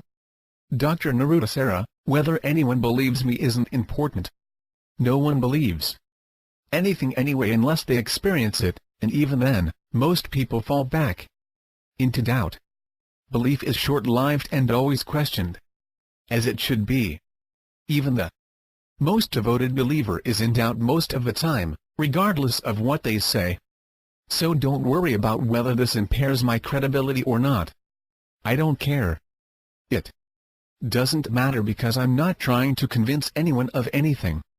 I'm only trying to get information about the WingMakers to people who can make their own determination of what is true and believable. Sarah, okay. So much for my concern. It'll be the last time I worry about your credibility. If you can manifest money like this so easily, why do you need to get paid? I mean, who needs money from work? Dr. Neruda, when this technology was discovered, it was only shared within the Labyrinth group, and it was only used for experiments approved by 15. The same principle would apply to BST or any other technology discovered by the Labyrinth group that could be used for personal gain or benefit. Sarah, man, you must be a very disciplined group. I don't think I could resist. Dr. Neruda, the truth is, I'm sure all the members of the Labyrinth group have, from time to time, experimented with this technology in the privacy of their own homes. Page 80. Sarah, why do you refer to it as a technology? It seems to me that it's a mental thing. You weren't using anything other than your mind, were you? Dr. Neruda, it's a technology only from the standpoint of understanding the mental process. There's nothing electronic or mechanical, if that's what you mean. But it's more than mind control. It's really a belief in LERM and its unerringly perfect processes of creation, moving quantum objects from non-space and non-time to the world of matter in our time and space. It's more closely related to faith than technology. As odd as that may sound. Sarah, actually, I was figuring that if Jesus and others who've walked the earth could do these things thousands of years ago, it must not have much to do with technology. But when you see it happen with your own eyes, you have a tendency to think there's some technology behind the scenes that's doing it. That it couldn't just be a natural power of humans. That doesn't seem possible to me. For some reason. Dr. Neruda, I understand, but nonetheless, it's really a matter of perspective. And once you have the perspective on LERM and it becomes a fundamental construct of your belief system, it becomes amazingly easy to do this. It's a little like a sophisticated optical illusion based on a hologram that takes you several months of concentrating to see the picture that is subtly embedded, but the moment you see it, you can instantly see it the rest of your life without effort. That's how this operates. Some people can pick it up in a matter of a few days. Others require hundreds of hours, but what everyone has in common is that once you get it, it becomes as natural as breathing. Sarah, and you think you could teach me in a matter of a few weeks, when it took some of your colleagues with genius IQs, I might add hundreds of hours to learn the technique? Dr. Neruda, it's not related to IQ. It's related to understanding and belief. The understanding comes from seeing the existence of LERM and understanding how it operates at its fundamental level. Whether you have an average intelligence or are a genius, it doesn't matter, so long as you understand and believe what you understand. Sarah, so how do you get me to believe in LERM? Dr. Neruda, you already do deep inside you. It's your conscious mind that rejects your deeper belief in understanding. So I would help you to consciously understand what you already know at a deeper level of your being. And I would do this by showing you LERM. Sarah, and how would you do that? Dr. Neruda, you would need to come to the Labyrinth Group's research facility in page 81. Southern California. It's the only place in the world where I can show you the indisputable evidence of LERM. Sarah, under the circumstances, that doesn't seem like a scenario that will ever happen. There must be another alternative, or said another way, what is it that I'd see at this research center that I couldn't get somewhere else or through some other means? Dr. Neruda, I'm not saying that the only way to acquire this ability is by seeing LERM in action, but it is very convincing. The Labyrinth Group has a technology designed by 15 himself that quite literally enables an individual to experience LERM. There are also the mystical or shamanic means, but these are far less likely to occur in a 2-week period of time. These methods seem independent of circumstance and more dependent on some deeper, predestined or pre-encoded awakening that the individual is not aware of consciously. In some instances, this awakening includes an ability to manifest physical objects, but generally, it's done without a conscious knowledge of how it's done. It just works. Sarah, okay, so let's assume I'm not cut out to be a mystic or shaman. What would I see with this technology that would convince me of my abilities to do what you just did? Dr. Neruda, I can't really tell you. It's one of those experiences that words are wholly inadequate to describe or explain. About all I can tell you is that LERM is experienced through this technology, and it essentially, as a result of the experience, rewires your internal electrical system. In this process, new circuits are cut in your nervous system, and these new circuits enable you to utilize LERM as an outgrowth of your experience of it. I doubt this explanation does you any good whatsoever. I've never tried to explain it before, and I can see by the look on your face that I failed miserably. Sarah, no, it's not that. I'm just tired of always feeling like I've lived on a different planet all my life. That I've missed out on all of this. It's really distressing to me when I think about it. I remember reading a biography about Einstein, and he was quoted saying something like, "We humans only use about 2% of our intellectual capability." Well, that's about how I feel right now. That I've lived my life at about the 2% level, if that, and I'm just beginning to see what he meant. I never had a comparison before now that let me see what the other 98% might be like. It's not altogether pleasant to see what's been left out or overlooked or undervalued. Dr. Neruda, I understand. Page 82. Sarah, on to something else. You said earlier that certain technologies like LERM and BST weren't allowed to be used for personal gain by members of the Labyrinth Group. Yet, if BST did exist, wouldn't everyone line up and ask to use it? I know I would. There are a lot of events in my life I'd change if I could. Once the cat's out of the bag, how could BST ever be kept under wraps? Dr. Neruda, like everything, there are implications and moral and ethical considerations that have to be weighed. One of the things that 15 and more generally the Labyrinth Group is good at, is to consider these implications in the broader scope of the social order. 15, from an early age, always felt that the technologies of BST and LERM would only be granted to those organizations that would properly honor the ethical considerations that were required by the technology itself. This is one of the fundamental charters of the Labyrinth Group, and all of its members take it very seriously. As a new technology is being developed, there are always members of the team who are concerned with the ethical implications of the technology and are responsible for usage guidelines and deployment rules. This is an integral part of any project's development. Sarah, that's good to hear, but couldn't such a charter also be used to prevent the spread of these technologies to a broader audience? Dr. Neruda, unquestionably. A technology like BST once developed and tested could, in time, become a consumer technology. But as long as the Labyrinth Group exists, it would protect BST from any and all outside forces. Within the Labyrinth Group there is a committee called the Technology Transfer Program or TTP Committee. This committee has two missions: 1. To assess the incoming technologies that are assimilated from ETs, and 2. They're responsible for which technologies and in what state of dilution they're transferred to our private industry partners, NSA, or the military. The TTP Committee is in control of the pure state technologies that are developed by the Labyrinth Group. These pure state technologies are virtually never transferred to outside organizations.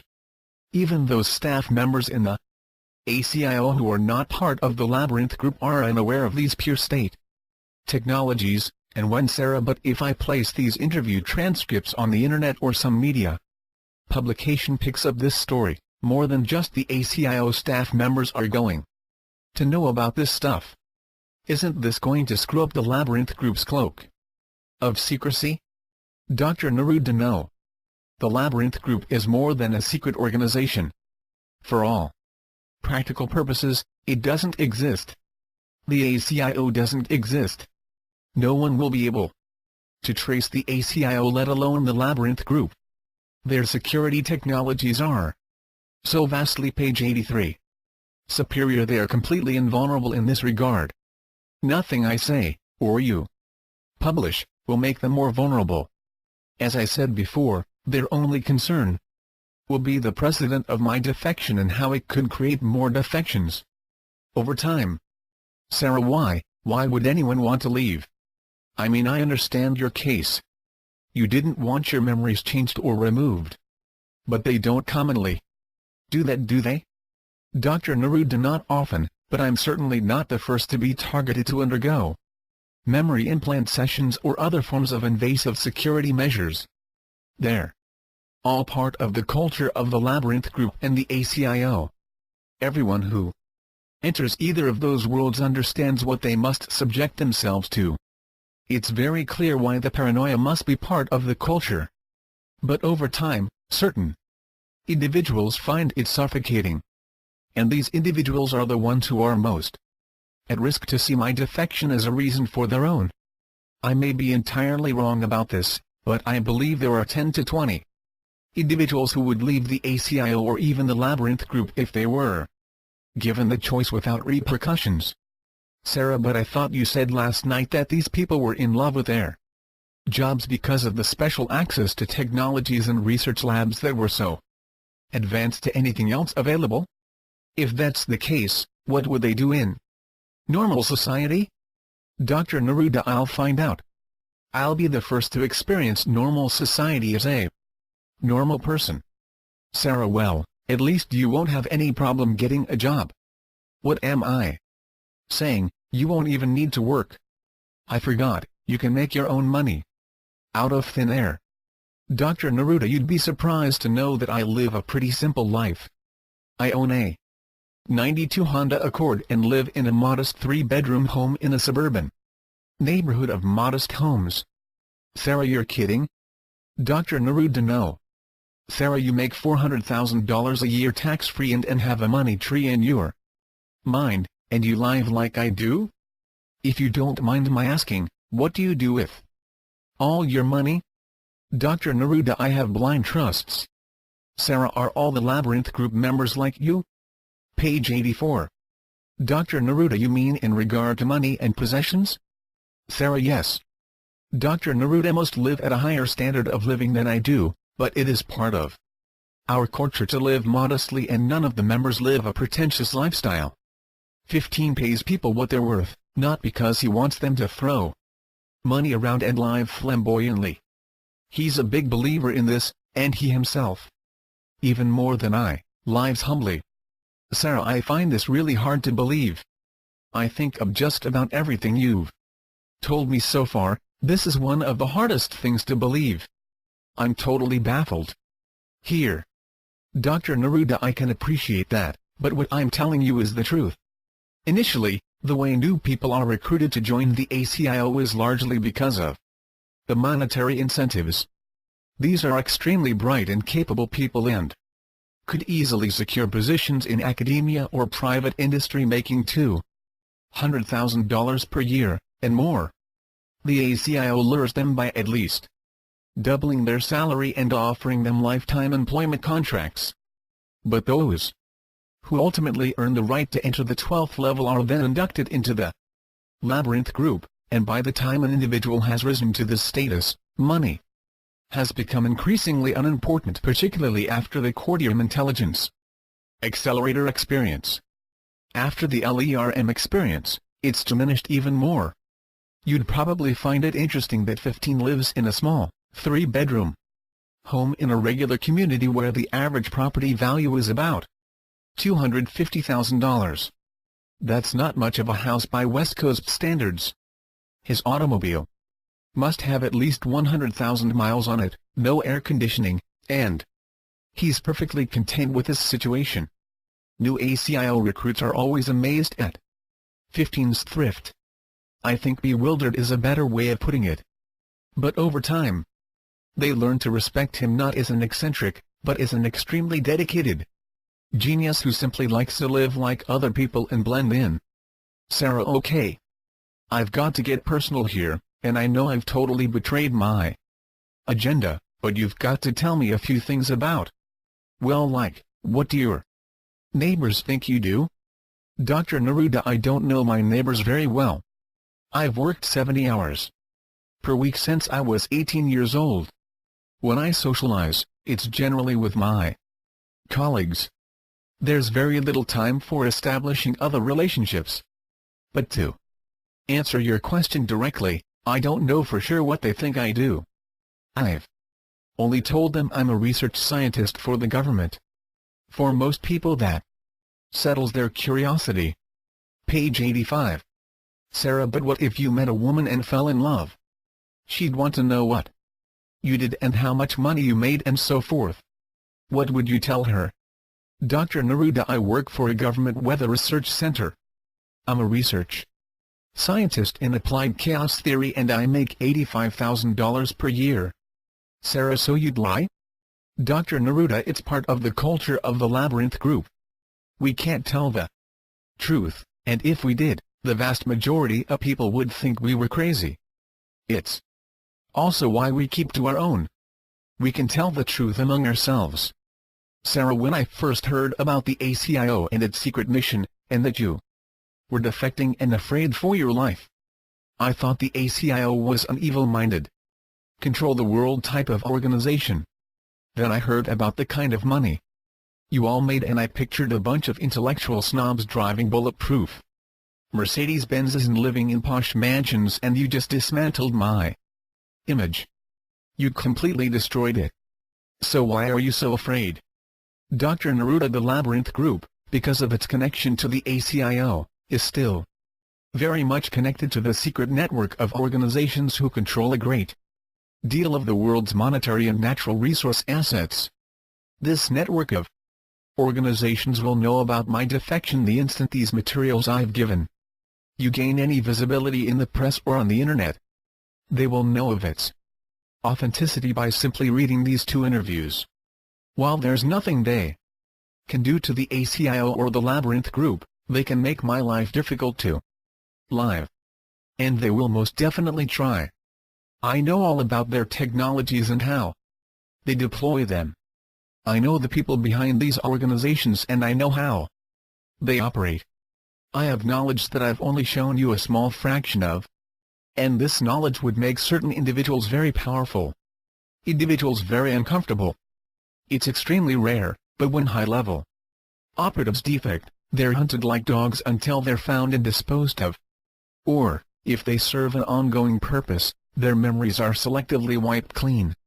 It's one of the unfortunate realities of having dealt with these organizations. Sarah: but you were just a scientist. A linguist, for God's sake. How does that make you a threat to these secret organizations?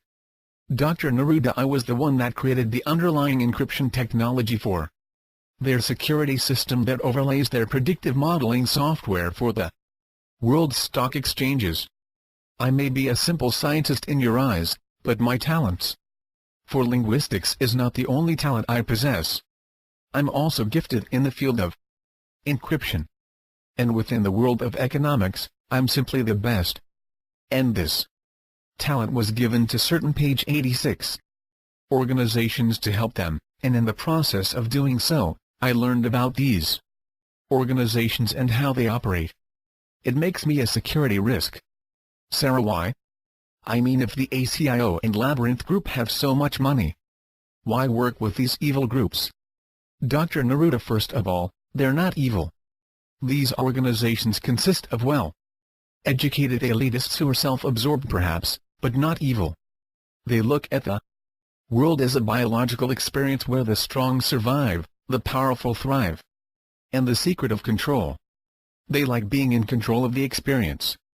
They are the ultimate control freaks, but not for the sake of adoration or ego gratification, but for the sake that they genuinely believe they're the best at making policy decisions that affect the world's economy and security. Don't confuse control with evil intent. It's not necessarily one and the same thing. That's the game they choose to play. The fact that they make incredible sums of money is simply part of the game, but it's not the reason they sit in the driver's seat of the world's economy. They simply want to protect their life's agenda like anyone else would. It's just that they're in the position to actually do it. They get their security from being at the top of the economic food chain. Sarah, but they're manipulating people and keeping information from them. If this isn't evil, what is? Dr. Neruda, by your definition, our national government, our local government, virtually every business and organization, is evil.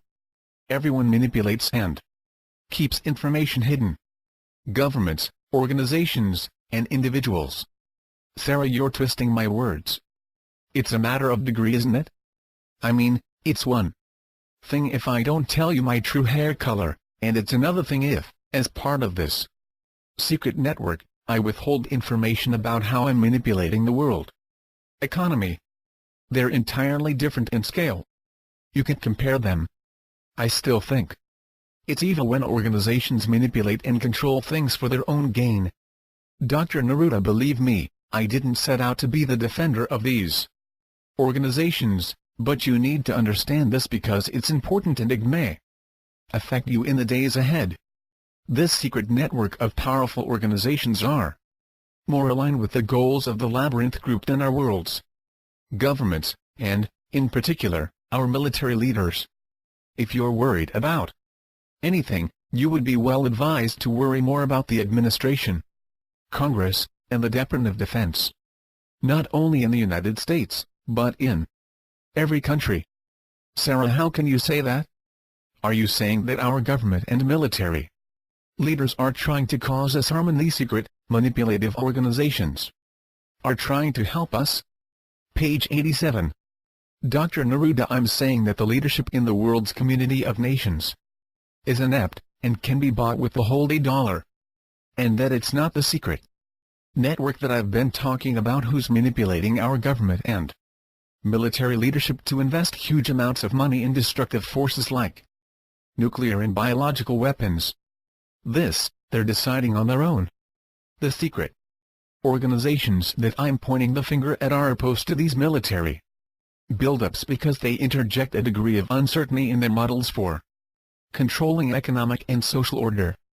The politicians and military leaders are the ones who are investing time, energy, and money in weapons of mass destruction, and these, if there is such a thing as evil, are it. Sarah, okay. I see your point. But you implied that these secret organizations would try to kill us if we published and distributed all of this? I still don't see how that makes them so noble.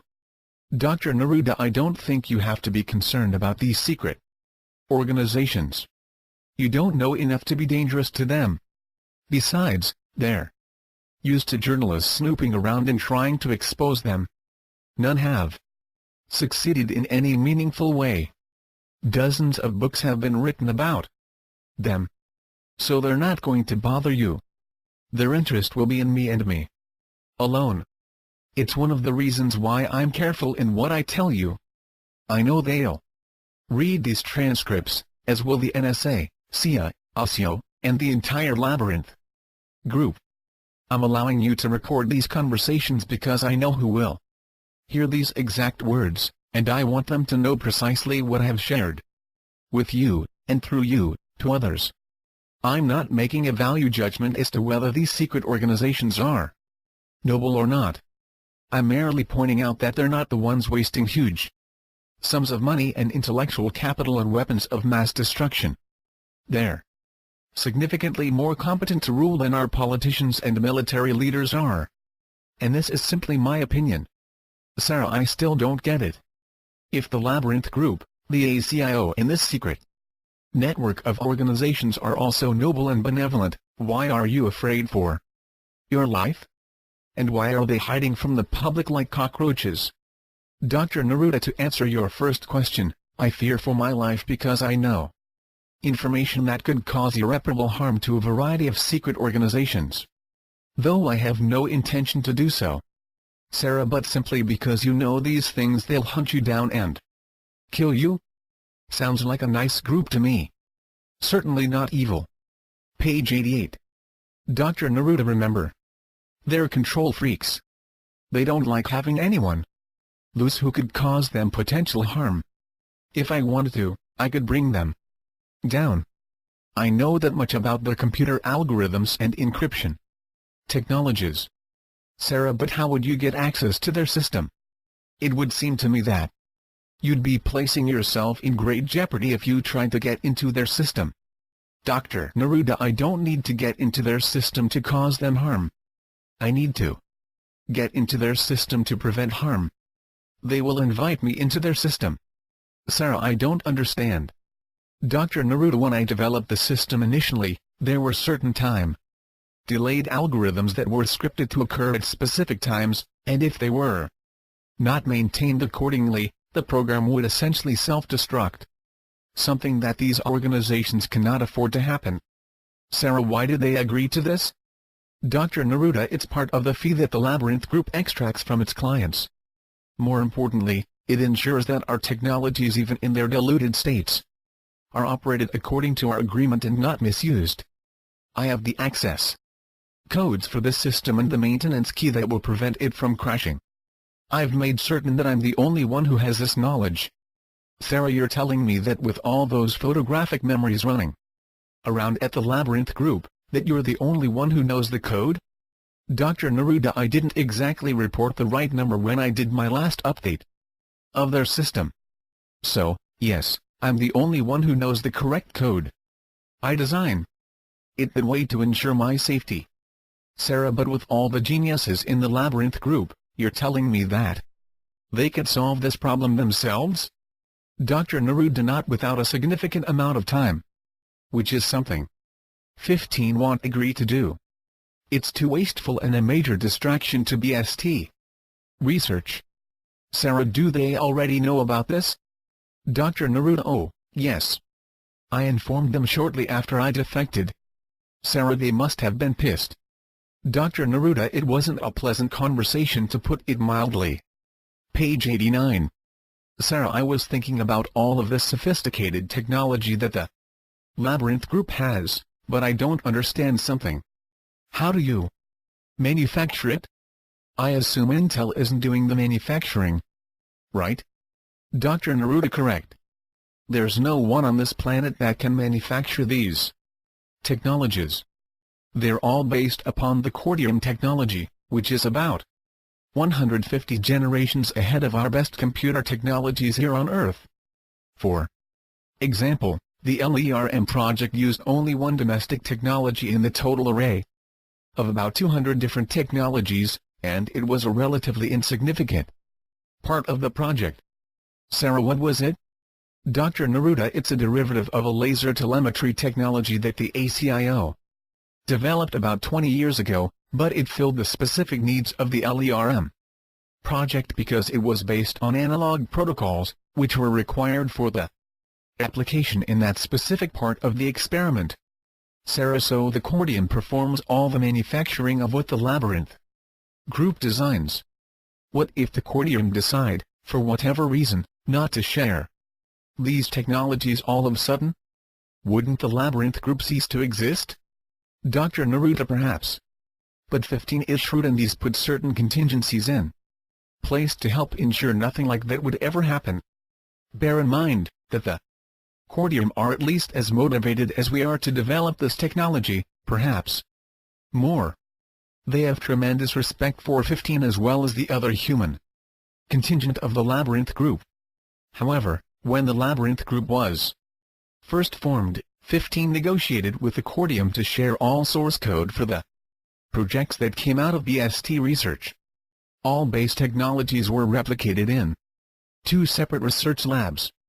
There's complete redundancy right down to the power supplies. Sarah, won't the leaders of these secret organizations try to pressure 15 to find you with their remote viewing technology? Can't they find you easily? Dr. Neruda, the leaders of these secret organizations well know they have no leverage with 15. After they read this information, they will know they have even less leverage. 15 and the Labyrinth group designed and developed all of their security systems. Every last one. They knew they had to be indebted to the Labyrinth group for certain technologies that made them, speaking metaphorically, invisible. 15 cannot be pressured. In fact, it's just the opposite. 15 can pressure them, though he never would.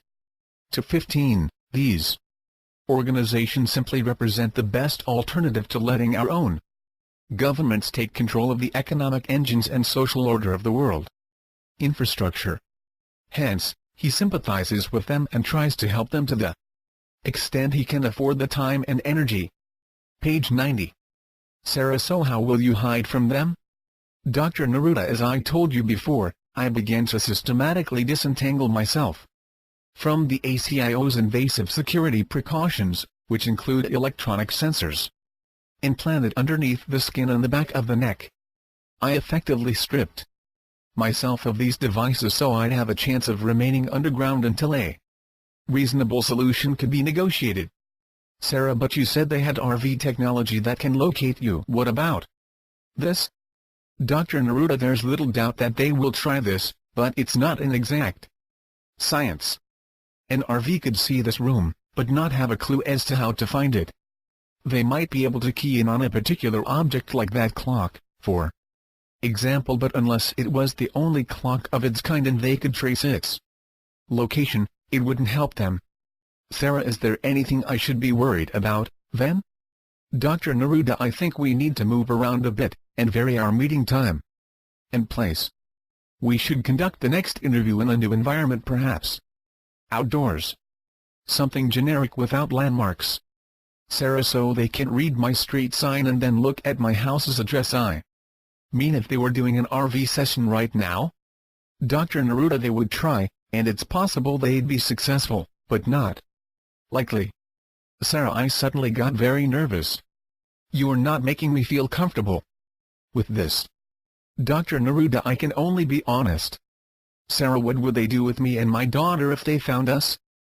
Dr. Neruda, I think you could assume that they'd perform an MRP of the entire experience of meeting me. Sarah, they wouldn't kill us? Dr. Neruda, I don't think so. 15 doesn't resort to violence unless it's absolutely necessary. Sarah, shit. I wish I knew about this before I agreed to get my daughter and me involved. Just tell me one thing. Do you know when they're doing an RV session? I mean, can you feel it or anything? Page 91. Dr. Neruda, I can sense it, but it's not something that's absolute. Sarah, is there any defense against it? Dr. Neruda, none. Sarah, so all we do is hope that their damn RV is incompetent? Dr. Neruda, I'll only stay for short periods of time, and it'll be late at night when they're far less likely to perform an RV session. It'd be a good practice to vary our meeting place, as I suggested before. Other than that, I don't know what more we can do. Sarah, I assume there's nothing the police or FBI could do to help? Dr. Neruda, nothing that I'm interested in. Sarah, but what will you do to protect yourself? Dr. Neruda, as you can imagine, Sarah, there's certain information I can share with you given the nature of these interviews. This is one instance I can't tell you more than I already have. Sarah, I'm feeling the need to bring this session to an end. My mind is quite literally filled to the brim. I think if you told me anything profound right now, it'd just go in one ear and out the other. Can we meet again on Tuesday and perhaps pick up where we left off tonight? Dr. Neruda: Yes, that's fine with my schedule. Sarah: Okay. Signing off for tonight. End of session. Page 92 TWM/KW. The third interview of Dr. Jameson Neruda by Sarah. What follows is a session I recorded of Dr. Neruda on December 30, 1997. He gave permission for me to record his answers to my questions. This is a transcript of that session. This was one of 5 times I was able to tape record our conversations. I have preserved these transcripts precisely as they occurred. No editing was performed, and I've tried my best to include the exact words, phrasing, and grammar used by Dr. Neruda. It's recommended that you read the December 27 and December 28, 1997 interviews before reading this one. Sarah: Good evening, Dr. Neruda. Are you ready? Dr. Neruda: Yes, I'm ready when you are. Sarah: One of the things that I find hard to embrace about this whole affair is that the concept of time travel always seemed like a fairly easy technology to develop. I know I've gotten that impression from Star Trek and various other movies and television, but still, what you've described seems like it's so difficult to develop that we'll never succeed. Is it really that hard to develop? Dr. Neruda: The way time travel is presented in the movies trivializes the complexities of this technology, and interactive time travel, or BST, as defined by 15, is the most sophisticated of all technologies. It's the apex technology, from which virtually all other technologies can be derived. So, in creating BST, one is creating a shortcut or an accelerated pathway into the acquisition of virtually all other technologies. This is why BST is so difficult to develop. Science fiction violates most of the scientific premises that are related to our understanding of time travel. And BST in particular is an extremely sophisticated application of scientific principles that are simply not stated in science fiction. Mostly because people like the effects and plot lines of time travel, more than they have an appetite for understanding the science behind it. So writers, especially for television and movies, trivialize the degree of complexity that surrounds this apex technology. Sarah: But you didn't really answer my question. Will we succeed in developing it? Dr. Neruda: There's little doubt in my mind that the Labyrinth Group will succeed in developing BST. The question is whether it's in humanity's best interest in the long term. They were weeks from beginning their initial tests for broad-scale testing just before I defected. There was widespread anticipation at the director level that BST was a matter of 4 to 6 months away from a successful test. Page 93. Sarah: So what's the biggest obstacle to success? Dr. Neruda simply stated, it's whether the Labyrinth Group has the ability to define and access intervention points as prescribed by 15 that have the least impact on related events in horizontal time. It's the most subtle, yet most important component to this whole chain of technologies. Sarah: Can you explain this in lay terms? Dr. Neruda: It's an extremely difficult technology to develop, defining the optimal intervention point, accessing the intervention point, and returning from the intervention point without detection. This is all about splicing time at the causal level with a minimum of disruption. It's the equivalent challenge of throwing a boulder into a pond without any ripples. Sarah: Why all the concern about minimizing disruption? I mean, in the case of the Animus, aren't they trying to completely annihilate humankind? Why should we care so much about disrupting their way of life? Dr. Neruda: First of all, the Animus are not coming to annihilate humankind. They're coming to control the genetic library known as Earth.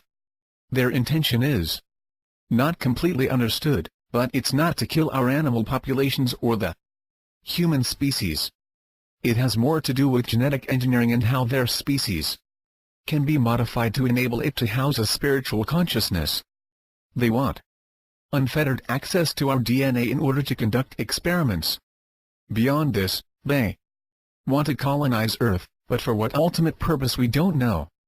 To your question, the concern about minimizing impacts from BST intervention has to do as much with selfish interests as altruistic ones.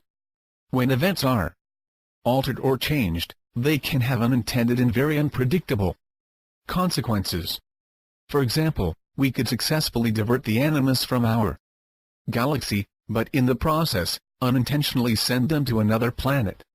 This act would have consequences to our planet that we could never predict. Sarah, are you talking about karma?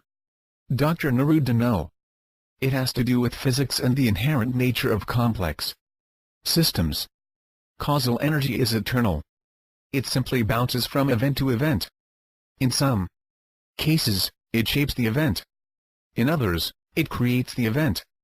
Causal energy is the most potent force in the universe, and when it's redirected on a global scale it will rebound in unpredictable and innumerable ways. Sarah, so, this is the flaw of BST, not knowing the consequences of changing events? Are you suggesting that we could succeed in diverting the animus from our page 94 planet, and then some years later fall victim to some other form of catastrophe that wipes out our planet? Dr. Neruda, no, it doesn't happen quite like that. The energy system that was redirected would simply rebound to the point from whence it was redirected. How it would rebound is so complex that it would be impossible to predict the nature of its reaction. I suppose it could invite a cataclysm of some kind, but it's not to say humanity would be punished, if that's what you're trying to imply. Sarah, I guess that's what I was implying. But isn't it true that karma exists? And if we turned the animus onto another planet via duct BST, we'd be setting ourselves up for a negative reaction? Dr. Neruda, no.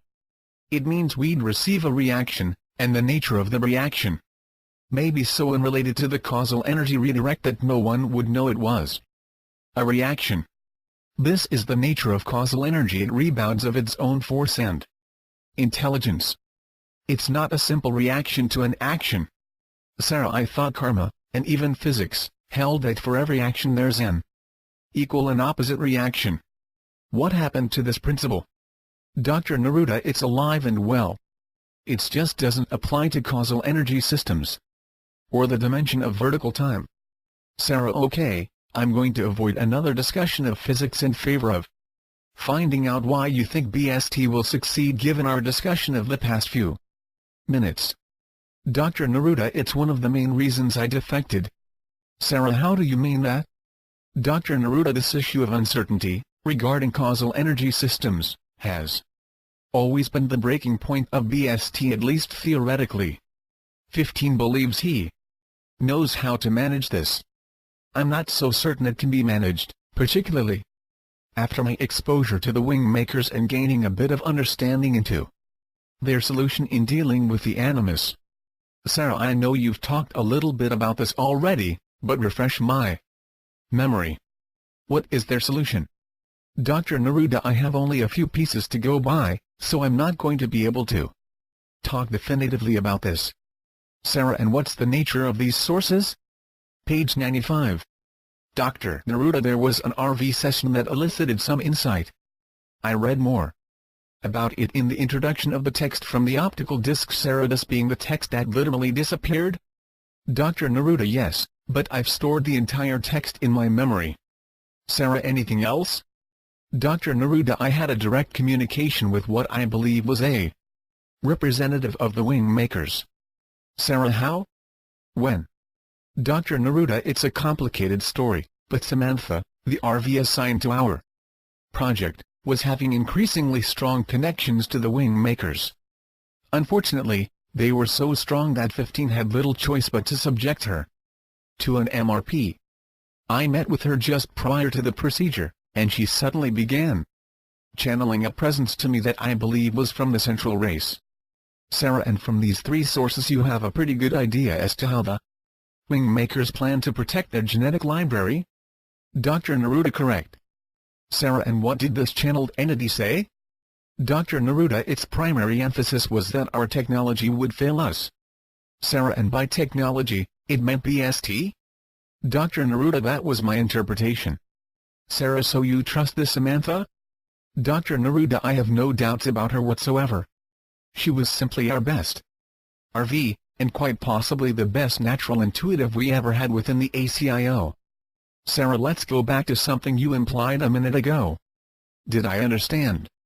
You write that you defected from the ACIO because of a disagreement you had with 15 about BST and the WingMakers solution of defense? Dr. Neruda, yes, it was a primary factor. Sarah, can you elaborate on this a bit? Page 96. Dr. Neruda, 15 believed that Samantha, our RV, could jeopardize our mission because of her ability to make contact with the WingMakers. In 2 of the 3 RV sessions she performed, they detected her presence, and they had begun to probe her. 15 Once he had confirmation that these beings were, in all probability, from the central race, became quite alarmed and put a stop to any further RV sessions. When I asked him why, he seemed to have some apprehension about their ability to sense our work on BST, and feared that they may put an end to it. Sarah, why? Dr. Neruda, because they are very powerful beings.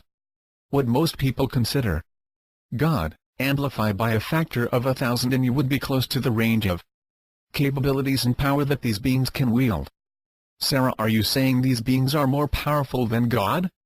Dr. Neruda, the problem with your question is that I don't know which God you're referring to.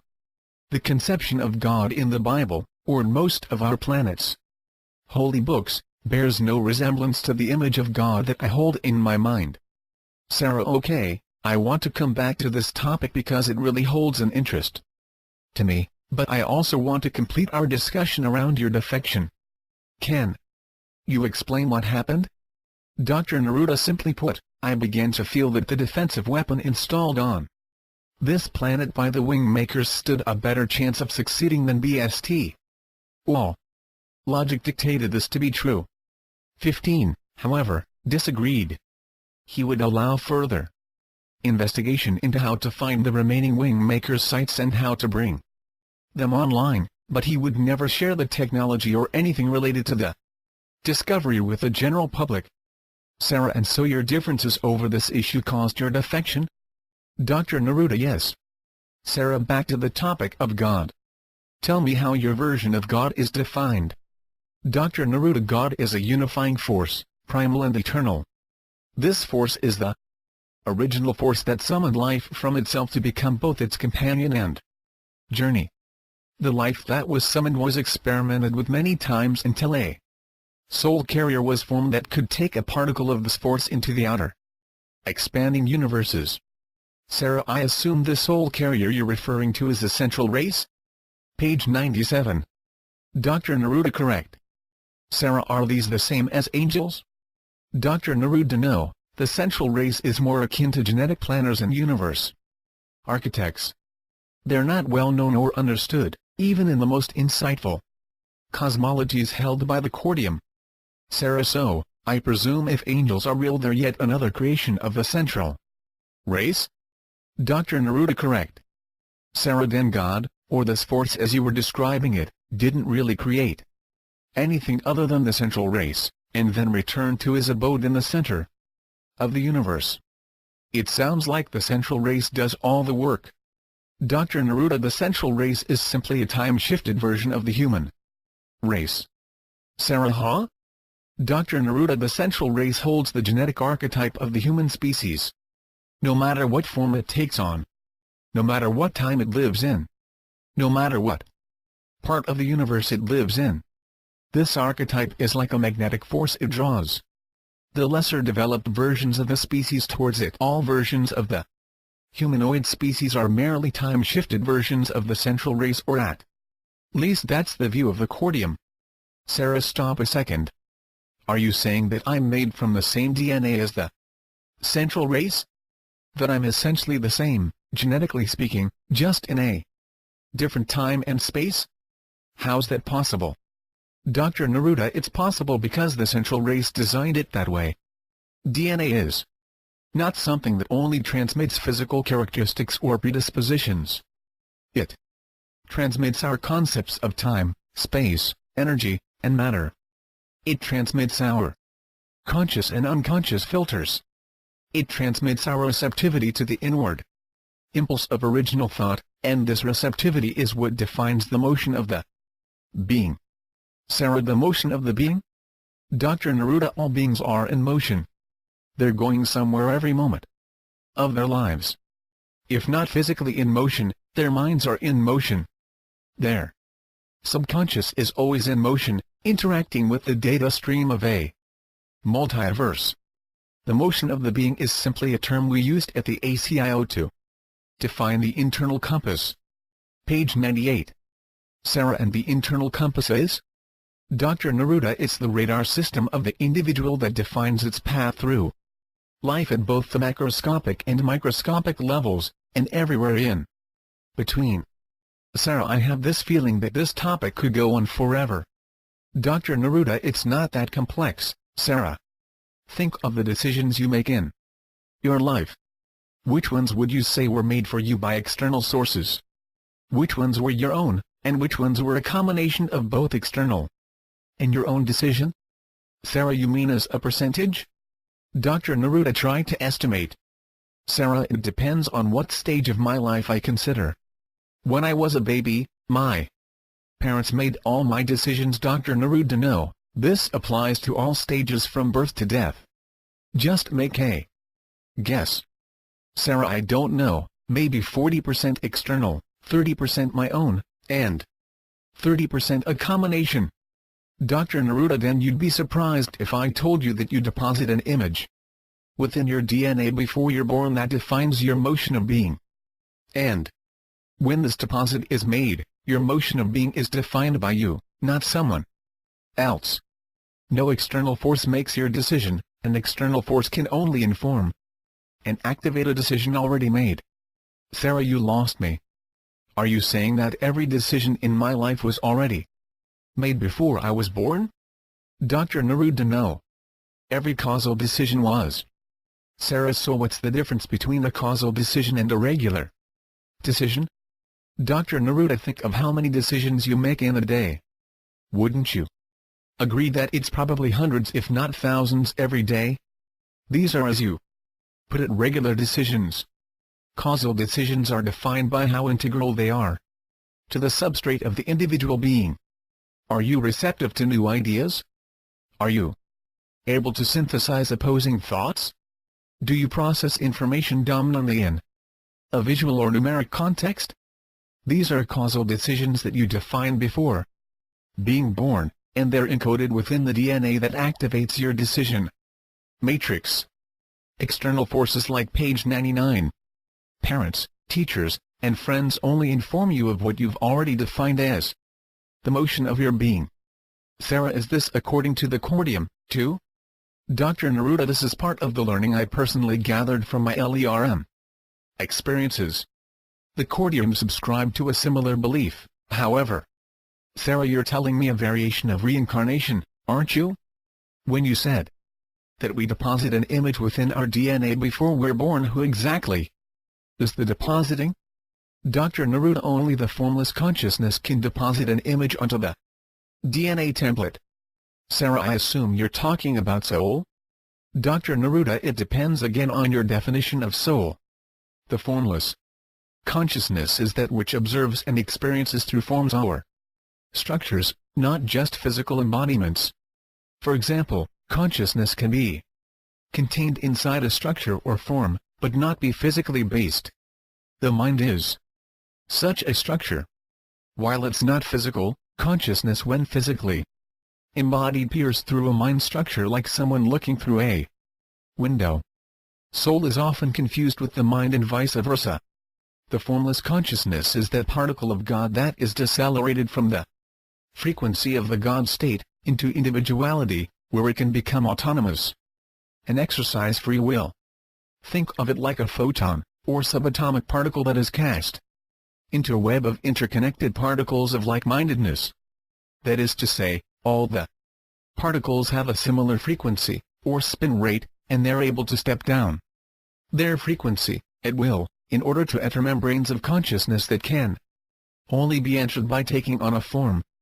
So the formless becomes form, and just Before it enters the body, consciousness activates the DNA template according to its desired experiences within the membrane of reality it chooses.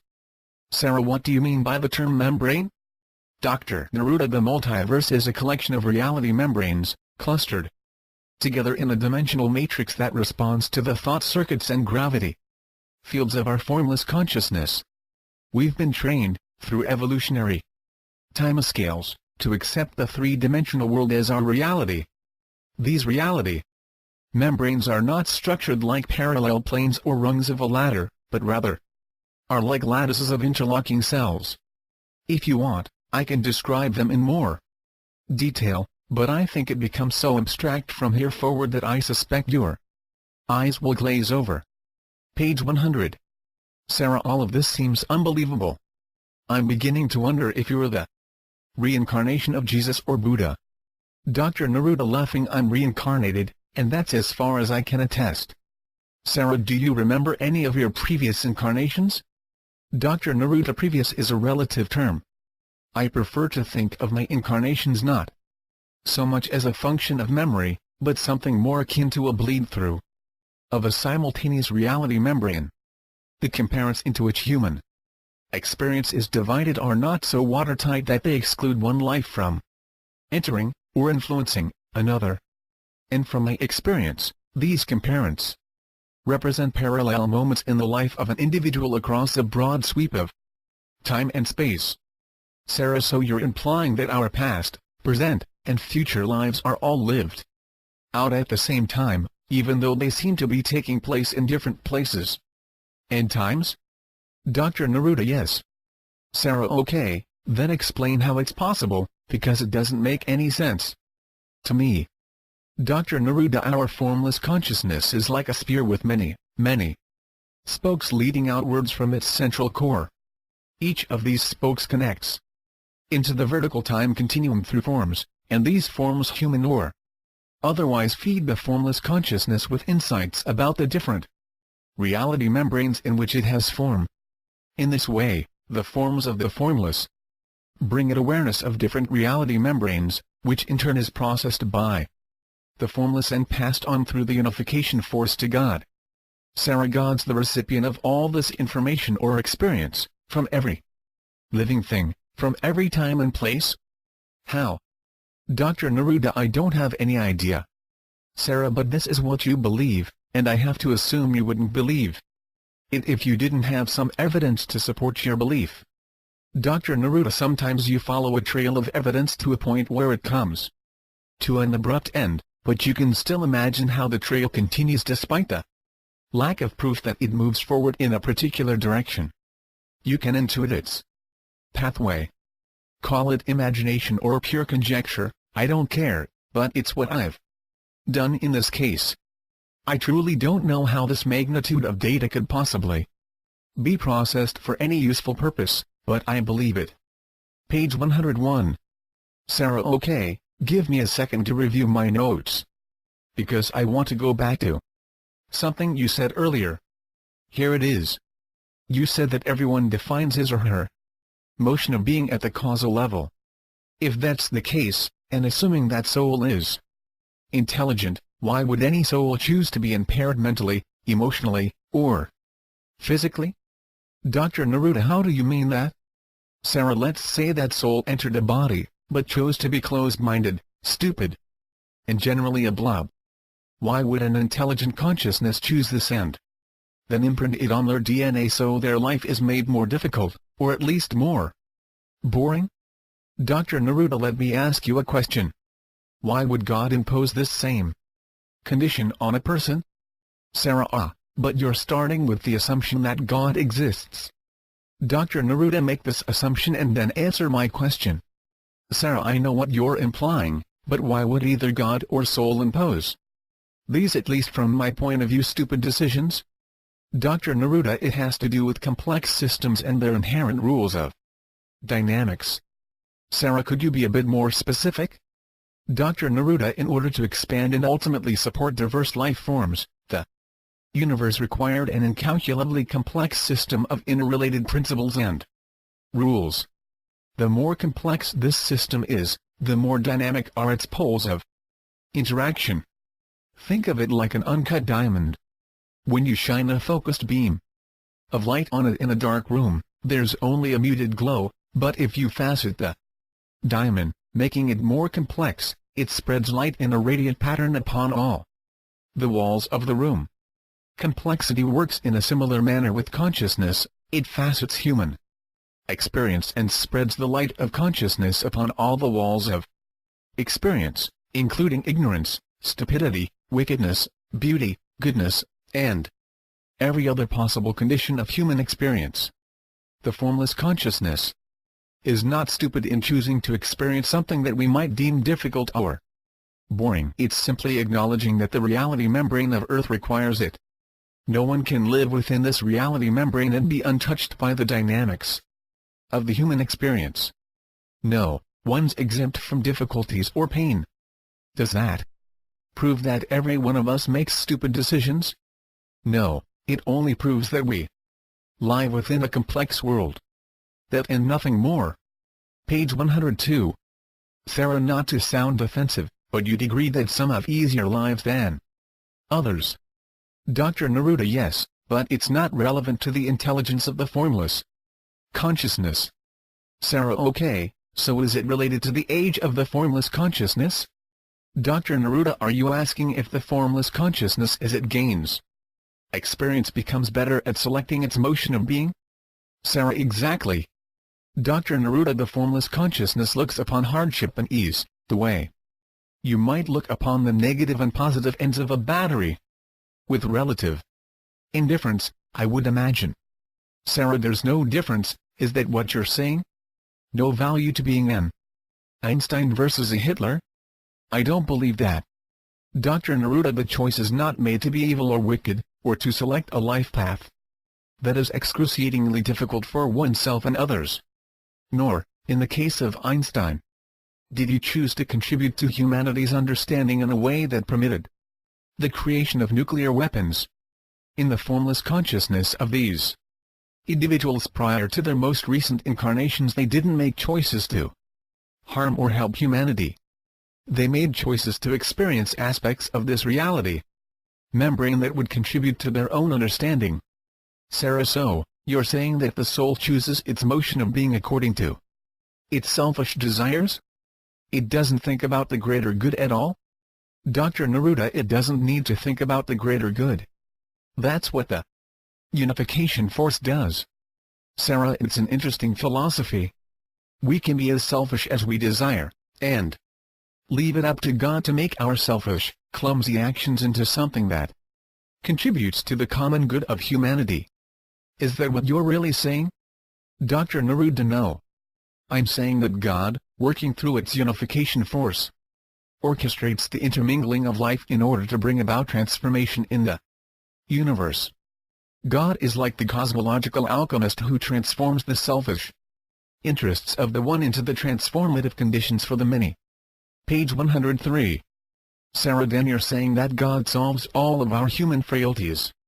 We can do anything and it doesn't really matter because He'll fix it. If this philosophy were taught in our world, we'd be in sorry shape. Dr. Neruda, while it may not be taught in a formal way, humankind is unconsciously aware that this is the way it works. Sarah, on this point, I have to disagree with you. Selfish interests, evil intent, stupidity. These are not the traits of a responsible society, and I don't know of anyone who believes that we should act in this way and then let God perform damage control or mop up after our poor judgments. Dr. Neruda, you misunderstand. Perhaps I'm not explaining this very well. Let me try again. First, the selfish interests of the formless consciousness are to facet its consciousness in such a way that it can receive and radiate the unification force.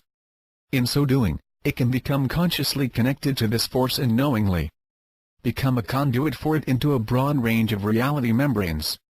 Now, the formless consciousness selects reality membranes to enable the faceting of its consciousness. None of this is done with an attitude of universal contribution or noble purpose.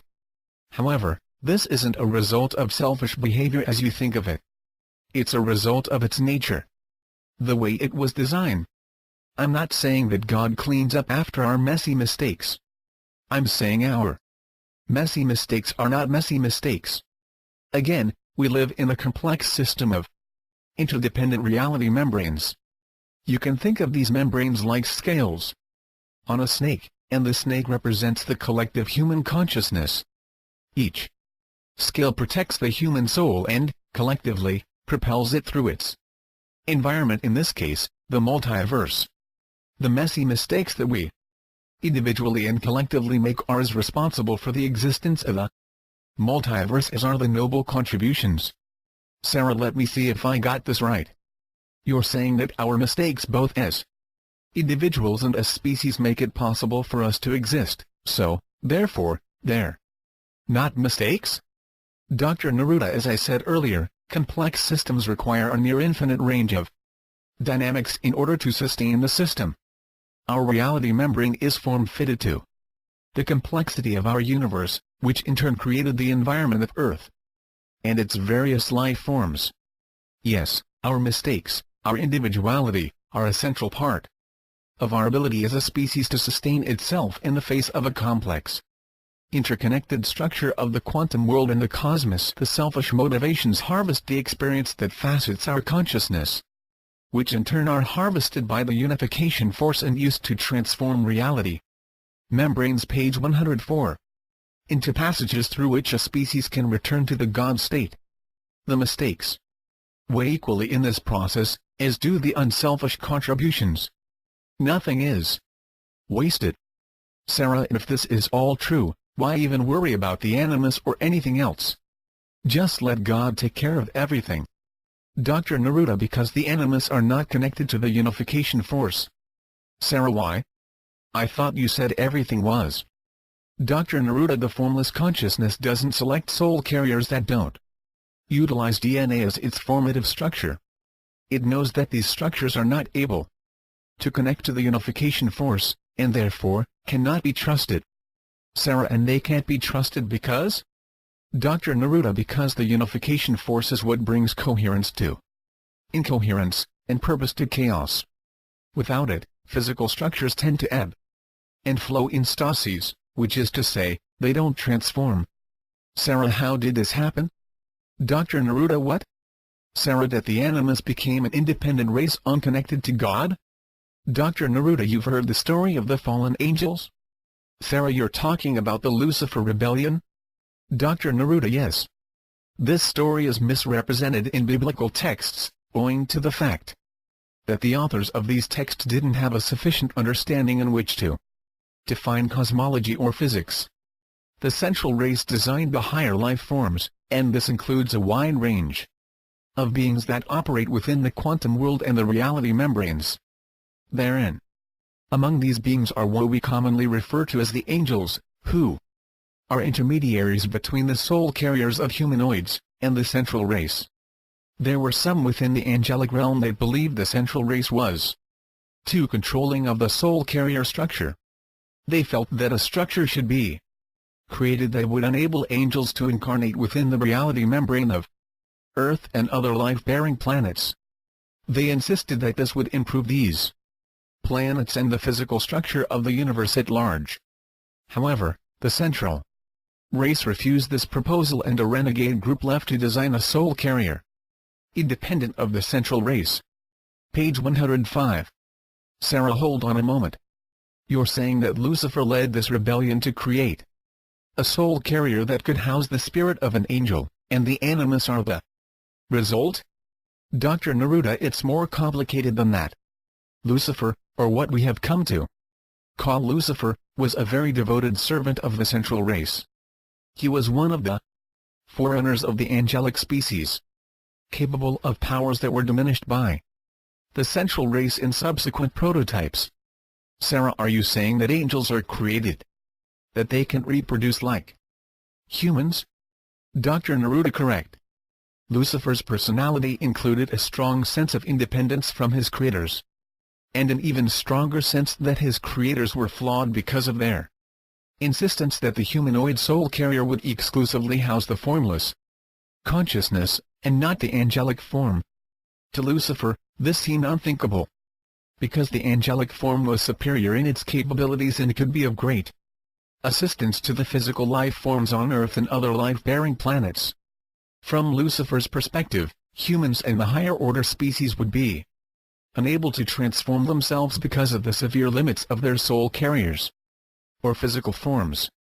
Lucifer felt certain that without the collaboration of the angels, humanoids throughout the universe would become increasingly separated from their purpose as spiritual beings, and throw the universe into disarray, which would eventually cause its destruction and life within it, including, of course, angels. Sarah, then you're suggesting that the Lucifer rebellion was simply a disagreement over this one issue? Dr. Neruda, Lucifer wanted to incarnate into this reality membrane the same way humans do. He wanted to become a collaborator with humanity to assure its ascension. While the central race saw his intentions as noble, they feared that the angelic incarnations would become known as gods to their human counterparts, and unintentionally mislead humans, rather than co-create the latter to the god state. This matter underwent a tremendous debate, ultimately forming a division between the angelic realm and the central race. The loyalists to the central race argued that Lucifer and his sympathizers should be banished for their radical ideas that could potentially create a lasting division in their reality membrane and cause them tremendous turmoil. Lucifer, in wide-ranging deliberations with the central race, negotiated a compromise that enabled him to take his group of sympathizers and prove the value of their plan on a single planet. Page 106. Sarah, are you saying that Lucifer was allowed to experiment on a planet? Dr. Neruda, yes. Sarah, okay, before we go any further, are you talking about this in the context of myth, or are you essentially representing the Cordian view? Dr. Neruda, there are 3 ancient manuscripts in the ACIO's possession that describe this story in an allegorical form, but the Cordian view, as you put it, is much more descriptive and definitive as a record of this cosmic event. Sarah, so Lucifer conducted this experiment. Where and to what result? Dr. Neruda, the planet is in a galaxy known as M51 to your scientists. Sarah, this is the same galaxy of the Animus? Dr. Neruda, yes. Sarah, so you're really saying that Lucifer and his band of sympathizers created the Animus to be soul carriers for angels? Dr. Neruda, it's more complicated than that. Sarah, I certainly hope so, because this story is too strange for me to believe. Dr. Neruda, be patient. We're moving into uncomfortable territory for most people. So take a deep breath and bear with me as I try to explain this. Lucifer created a synthetic physical structure that could accommodate the quantum requirements of an angel. It was a very effective structure, but induced a strong survival complex within the species, which eventually overpowered the angelic tendency of altruism and cooperation. Sarah, why? What happened? Dr. Neruda, when the formless consciousness enters a reality membrane through a structure like a soul carrier, it immediately feels disconnected from all other forces but its own. It's literally thrown into separation. In humans, this is more or less controlled through the subtle realization that it remains connected through the unification force, and this is because its DNA is designed to emit this feeling of connection subconsciously. However, in the case of the soul carrier designed by Lucifer and his followers, this connection was severed both consciously and subconsciously because the structure was, page 107, not based on DNA, which is strictly controlled by the central race. Consequently, it inclined this experimental species toward a very strong survival complex because it feared extinction so deeply, which is the result of feeling complete separation from the unification force. The survival complex created a species that overcompensated its fear of extinction by developing a very powerful group mind. The group mind compensated for the loss of connection to the unification force, creating its physical and mental corollary. It was the equivalent of unifying the species as a whole in the physical reality membrane of their planetary system. Thus, the angels that entered this system lost their memory of their angelic natures and became more interested in operating as a single collective than as individuals. They became a concern for the central race, and Lucifer was asked to dismantle his experiment. However, Lucifer had become attached to the species that he had helped to create. These angelic beings had developed over a number of generations a very sophisticated set of technologies, culture, and social order. It was like an extended family in many ways to Lucifer. So, he negotiated to modify his creation so they would no longer accommodate the angelic frequency or quantum structure, but that they could become self-animated. Sarah, how do you mean self-animated? Dr. Neruda, that they would become soulless androids. Sarah, and so this happened, and that's how we got the animus? Dr. Neruda: yes. Sarah, it doesn't make any sense. Why would God, or the central race for that matter, allow Lucifer to create a race of androids? Didn't they know that these beings were going to become the scourge of our universe? Dr. Neruda: yes, of course they knew. However, God doesn't design something as complex as the multiverse, and then control how everything operates. Sarah, but you said earlier that God orchestrates what happens through the unification force. Dr. Neruda: God orchestrates how the dynamics of the multiverse come together to form a unified, comprehensible data stream that can inform the next evolution of the multiverse. Most people would think that an all-powerful God would banish a species like the animus, but it doesn't work this way because the dark side of predation, as in the case of the animus, sparks resourcefulness and innovation in its intended prey. Sarah, and we're the prey. Page 108. Dr. Neruda: not just us, but the humanoid species as a whole. Sarah: evil begets good. That's what you're really saying, right? Dr. Neruda: again, it's not evil against good. The animus don't consider themselves to be evildoers when they invade a planet. From their perspective, they are simply executing their plan to become reconnected to their sense of individuality and become, as strange as it may sound, more spiritual. Sarah: but when I asked you earlier if you knew what their intentions were with Earth, you said you didn't know. Dr. Neruda: I don't. However, I do know something about their intentions to re-engineer their soul carriers to be more DNA compliant. They want to introduce DNA to their soul carriers in order to transform their species. This is essentially what any race would do under their exact set of circumstances. In fact, you could even call it noble. Sarah: noble? I don't see anything noble in trying to commandeer our planet and subject our citizens to genetic experiments and tyranny. Dr. Neruda: to us, no. But from a completely objective viewpoint, one can appreciate that the animus are just trying to transform their species for the better. They don't have any other choice because without DNA, they're simply unable to connect to the unification force. Sarah: why can't they contact the central race and ask for help? Dr. Neruda: the central race is well aware of the animus, and consider them their most potent enemy. Perhaps they consider them unsalvageable. Or perhaps the central race invites the drama of having an ancient enemy that forces them to protect their most valuable assets. I don't pretend to know. But for whatever reason, the central race is not able or willing to assist the animus in becoming reconnected to the unification force. Sarah: so whatever happened to Lucifer and his plan?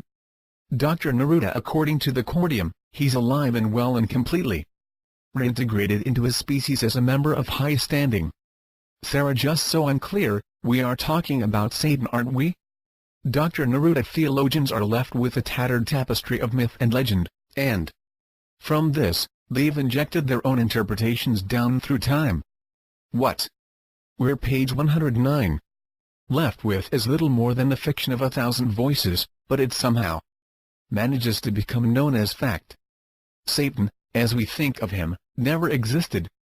There is no countermeasure to God. God encompasses all dynamics.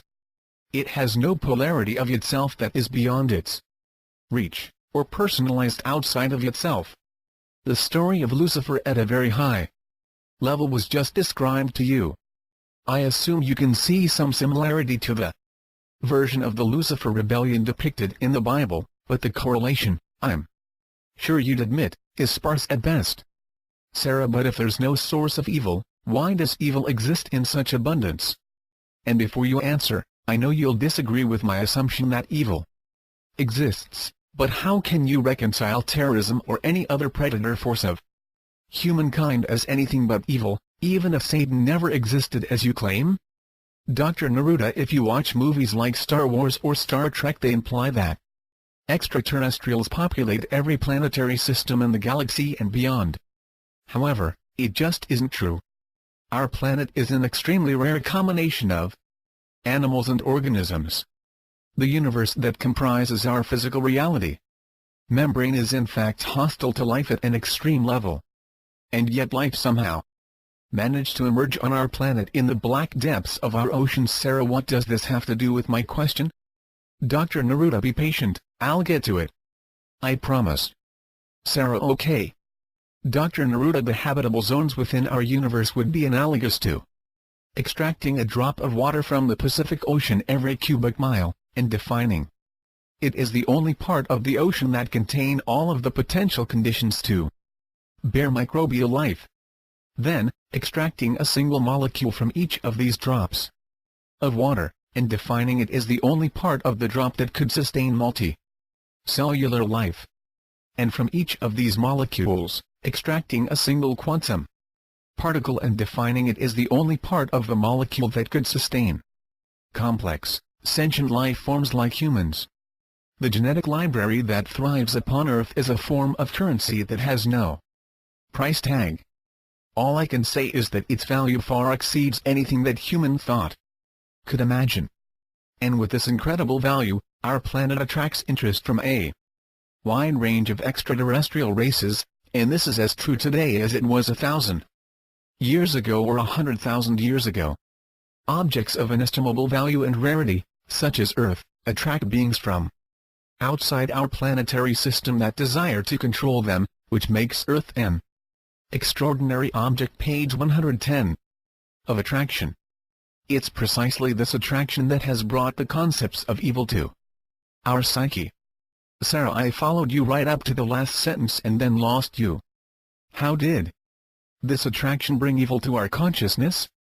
Dr. Neruda, aggressive ETs, seeking to quite literally own Earth, visited our planet approximately 11,000 years ago.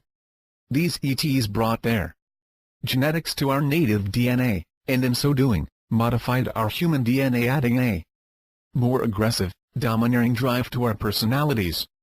This predisposition divided the human species into the conquerors and the conquered. Sarah, I don't get it. You're saying that ETs impregnated thousands of our native population with an aggressive gene that brought evil into our consciousness? Dr. Neruda, these ETs were not so different in physical form than the native humans, and they were treated like gods because of their superior technologies and capabilities. It was considered a great honor to have intercourse with these beings, but only a few were selected. Sarah, so how did their DNA become so influential that it literally brought evil into our lives? Dr. Neruda, one of the yet-to-be-discovered properties of DNA is that it can communicate traits, particularly aggressive traits, without physical interaction. Sarah, explain, please. Dr. Neruda, there are carrier circuits within the DNA that transmit traits and even forms of intelligence through a reality membrane that is subquantum. It's a tributary ingredient of the unification force that propagates new traits and understandings in the future the many. It's what enables the transmission of a new insight or potent trait across a spectrum of a species that resonates with the insight or trait, and it does it without physical interaction. Sarah, you're saying that a single person could have an idea or trait that is deposited within their DNA, and then their DNA transmits this trait like a broadcast tower, and everyone on the planet that's like them is affected? Dr. Neruda, let me clarify some things you said. First, it's not one person. It requires a critical mass of several hundred for a personality trait to transmit, and perhaps only 10 or 20 to transmit a new concept or insight. In any case, one person is not sufficient. This is not an exact science yet, even to the ACIO. Page 111. Secondly, it's not transmitted like a broadcast tower. It's transmitted selectively to resonant DNA, and the effect it has isn't dependent on whether the recipient is like, or even similar to, the donor. It's dependent on the receptivity of their DNA. Some people open their DNA up to new innovations, others don't. This is a critical factor in whether the new trait or idea is successfully transmitted. Sarah, okay, ETs with their aggressive personalities infected humans, and this brought evil tendencies to our race. Why would the central race allow this to happen? Dr. Neruda, we don't know. Sarah, but you said earlier that they would protect our planet with their best technology. Why didn't they protect it thousands of years ago? Dr. Neruda, this is a mystery. We don't know.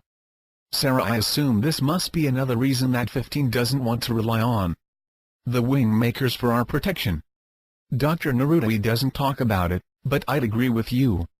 Sarah, I'd like to return to the topic of God, and just for the record, I'm well aware that I'm off the subject of the WingMakers, but I can't resist talking about these things. Okay? Dr. Neruda, it's fine with me. I'll discuss any topic you choose. Sarah, you explained earlier that to you, God is a force, but is it the force? Dr. Neruda, do you mean is God plural or singular? Sarah, yes. Dr. Neruda, God is both. Sarah, both?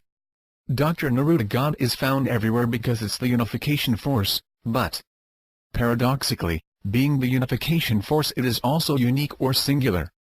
Physicists will explain to you that there are 4 primary forces at play in the universe: strong nuclear, weak nuclear, gravity, and the electromagnetic. These forces are actually facets of a singular force, more primal and absolutely causative. Page 112. Einstein worked nearly 30 years trying to prove this with his unification theory, but never found his answers. No one supposedly has. I can only report that the Labyrinth Group, using its LERM technology, has discovered this force. And this force possesses an unmistakable consciousness. That is, it is neither chaos nor order. It is both, and flows between the two worlds of chaos and order like a sine wave flows between positive and negative amplitude. Sarah, and can our physicists prove or disprove this? Dr. Neruda, no, our physicists cannot prove or disprove what I say. They're too shackled in specialized theories that are in crisis. Sarah, what kind of theories? Dr. Neruda, like quantum mechanics, to name one example. Nearly all physicists, regardless of their specialty, would stand before you in all sincerity, and advise you that quantum mechanics is the correct and complete theory underlying our understanding of the universe. But it doesn't honor the consciousness of a particle, and it has no way of detecting the infinitesimal magnetic fields within which these particles reside. Sarah, why? Dr. Neruda, this is not a layperson's topic, Sarah. I don't know how to explain this in words you'll understand. It has to do with the fact that our physicists in academia lack sophisticated force amplification technology that can detect the extraordinarily tiny magnetic fields that subatomic particles nest within, which in turn creates an interconnected web of thought circuits. These thought circuits, taken collectively, represent the exterior structure of the unification force, and they permeate the multiverse. The magnetic fields represent the interior of the unification force, and they permeate the formless consciousness. Sarah, okay, I get your point about it not being a layperson's topic. You've completely lost me in the abstract nature of this discussion. I thought we were talking about God, and now I'm not sure what we're talking about. Dr. Neruda, keep focused on the primal force. God has decelerated itself to display its physical embodiment in the 4 known forces I spoke of earlier. Sarah, so, this is truly how the universe works, and I should just accept it? Dr. Neruda, no, no, no. I don't want to leave you with the impression that what I've said is the way the multiverse works. If there's one truth I can state unequivocally, it's that my understanding of the multiverse, while constrained with the tools of particle, page 113, physics, cosmology, and mathematics, is partial at best, and completely inaccurate at worst. Sarah, well, that leaves us essentially nowhere, doesn't it? If what you've said tonight is just partial understanding or complete misjudgment, where does that leave our brightest scientists and theologians? You have all the advantages of advanced technology and alien cosmology, and still you can't explain the universe with any confidence. Even with your proof of God, you claim to know essentially nothing that's absolutely true. How can that be? Dr. Neruda, no one who's invested in astronomy, cosmology, or physics likes to think that their discipline is misguided by false or incomplete assumptions. But they are. And there's a good reason. Sarah, which is? Dr. Neruda imagined that the observable universe is the middle rung on a ladder of unknown length. Each of the rungs above and below our observable universe represents an order of magnitude beyond our senses. For example, let's say that the rung above the one that represents our observable universe is the outer perimeter of our Milky Way galaxy. Using a telescope we can see the next rung above us, but the rest of the ladder is lost in a thick haze.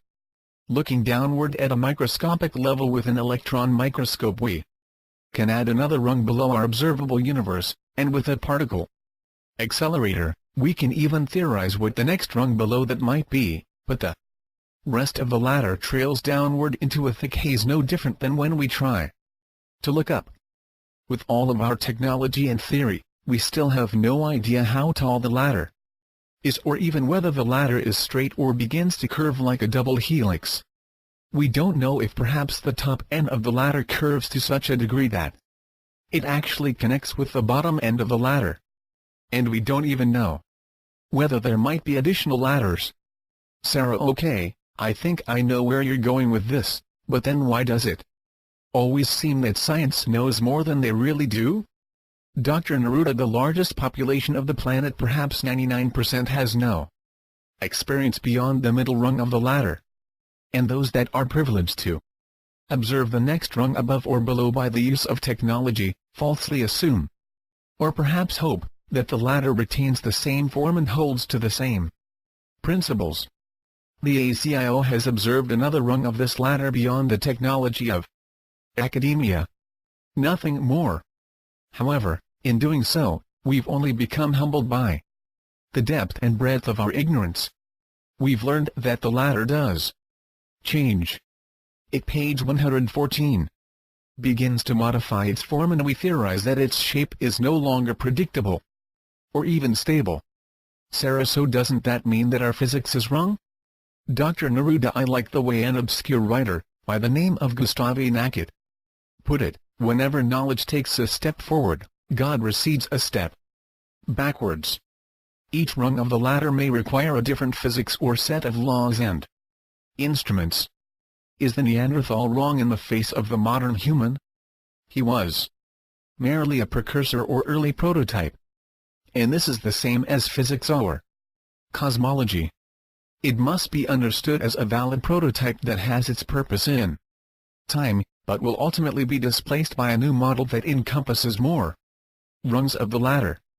Sarah, it's still hard to imagine how all this technological advantage that the ACIO wields could only make clear how little we know about our universe. It doesn't leave much hope for us. Dr. Neruda, how do you mean that? Sarah, well, it seems to me that if we don't know what we don't know, we're doomed to make assumptions about things that are taken as fact, when in reality, it's just opinion. In this regard, science is no better than religion. Right? Dr. Neruda, the interesting thing about science is that origins reveal how things work. If you can follow particles to their origins, you can understand how inner space works. If you can follow the cosmic particles, galaxies, quasars, and black holes to their origins, you can understand how outer space works.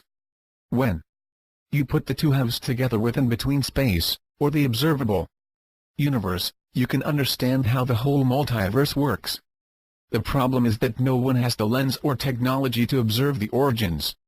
And this is where theory takes over. The difference between science and religion is that science applies theory while religion applies faith. Both theory and faith, however, fall short of revealing origins. So in this regard, they're similar. Sarah, but if what you're saying is true, then we live in a world we don't really understand. Dr. Neruda, exactly. Sarah, if we don't understand our world, and science and religion are inadequate, where do we turn? I mean, how are we supposed to cope with our ignorance? Page 115. Dr. Neruda, the danger of ignorance is only in believing you're not ignorant. If you know that you lack insight into the inner dimensions of how things work, you know that you have blind spots, you can keep a wary eye open for any advantage that enables a deeper insight or more profound sense of meaning. You have to learn to live with incompleteness and use it as a motivating force rather than a point of desperation or indifference. As far as where do we turn? That's a hard question to answer. It's the reason that all the dramas have become packaged and sold via the media. The media is where most people turn. They flick on their televisions, radios, computers, newspapers, magazines, and even books, and these deliver the packets of information bundled together by the media. The media know very well that people are ignorant enough so that they lack the ability to discern the incompleteness of the information packets they serve to their customers. Information is incomplete, and this drowns our population in ignorance, which enables manipulation. Sarah, by whom? Dr. Neruda, Sarah, no one entity is the master manipulator, if that's what you're asking. It's more like everyone in the media manipulates information and disclosure. It's all part of the drama that causes people to turn to the media for their answers, and citizens are responsible for this state of affairs because they don't demand that their educational centers secure clear, full disclosures of information and distribute it to the public domain. Sarah, are you saying that our schools and universities should be the stewards of this information, and not the media? Dr. Neruda, in the ideal world, yes. This is how the curriculum designed their information structures. The educational centers dominate the distribution of information through a collective and well-reasoned system of journalism. The journalists are specialists across the disciplines of theology, the arts and sciences, government, business, and technology. These journalists document the best practices of each and every discipline and share this information through full disclosure. Nothing is left out. The research is meticulous and completely untouched by the political spectrum of special interests. Sarah, okay, being a journalist myself, we've finally hit on a topic I know something about. When I was a beat reporter, I never felt the hand of politics influencing how or what I reported. I know at the national level, particularly reporting in D.C., that might not be entirely the case, but the stories we've been talking about the past few nights weren't even on my radar screen. That's the real problem. These stories are completely secreted away. And given that our politicians don't even know about the existence of the ACIO and all of the other things affiliated with it, how can you blame the politicians, or the media for that matter? Page 116. Dr. Neruda, I didn't intend to blame anyone, really. The system is imperfect. Anyone involved in the system knows that it's larger than life and can't be changed by one person or even one group of people. The media know their limits, and they know their markets. People want to know the truth about the things that affect them in their pocketbook. The regions of cosmology, ETs, the ACIO, and things that go bump in the night are considered light reading to the masses, reserved for entertainment, not serious news. Sarah, this is anything but light news, and you know it. Why do you sound so cynical? Dr. Neruda, if I'm cynical about the media, it's not for you to take personally. I'm of a mind that the media will not change significantly until the education system changes significantly and produces students that demand more than news, dramas, sports, and weather. Sarah, so our schools should not only produce students with an appetite for cosmology, but they should also produce the news, Pretty tall orders for schools. Don't you think? Dr. Neruda perhaps, but it's what's needed before the ACIO or any related organization would share its knowledge with the masses. Sarah, and why is that?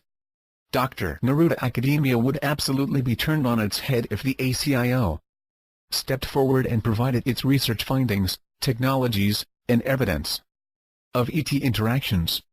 It would be attacked. And it would be a vicious attack. At least that was 15's intractable conclusion.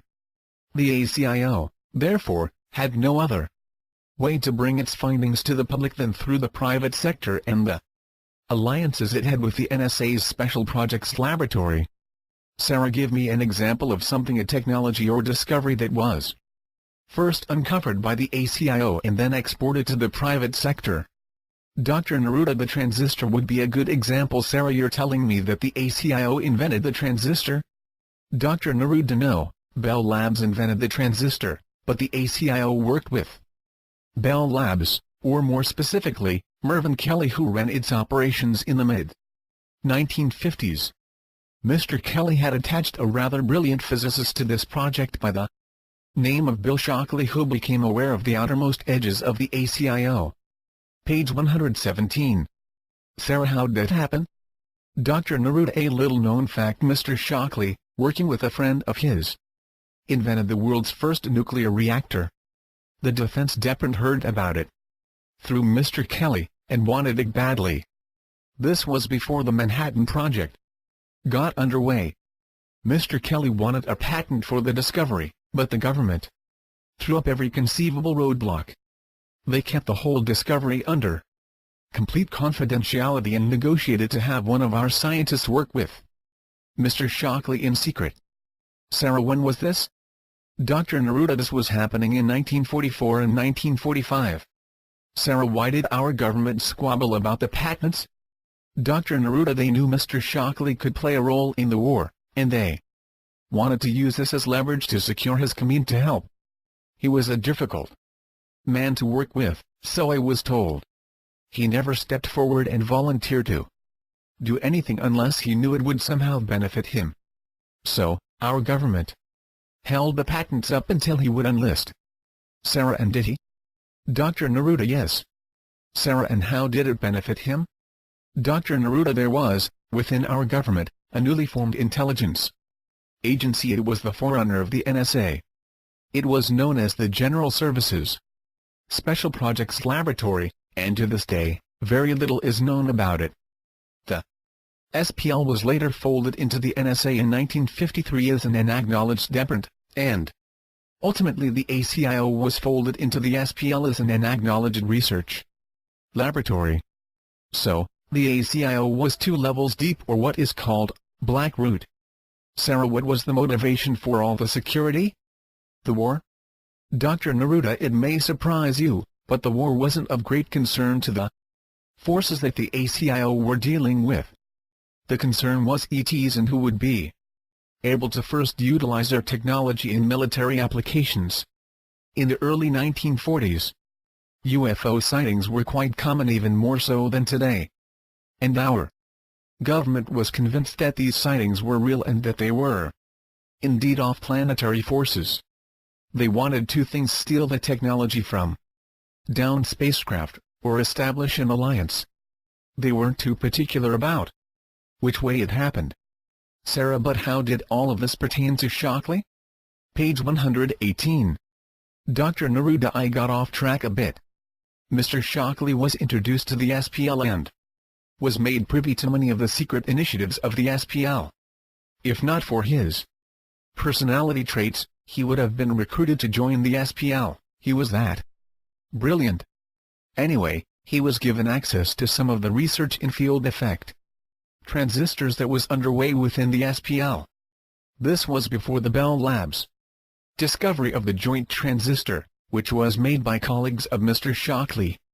Mr. Shockley was allowed to utilize some of the research within the SPL to create his own version of the field effect transistor and become widely known as its inventor. This was done in exchange for his cooperation in helping Army and Navy strategic operations during the war.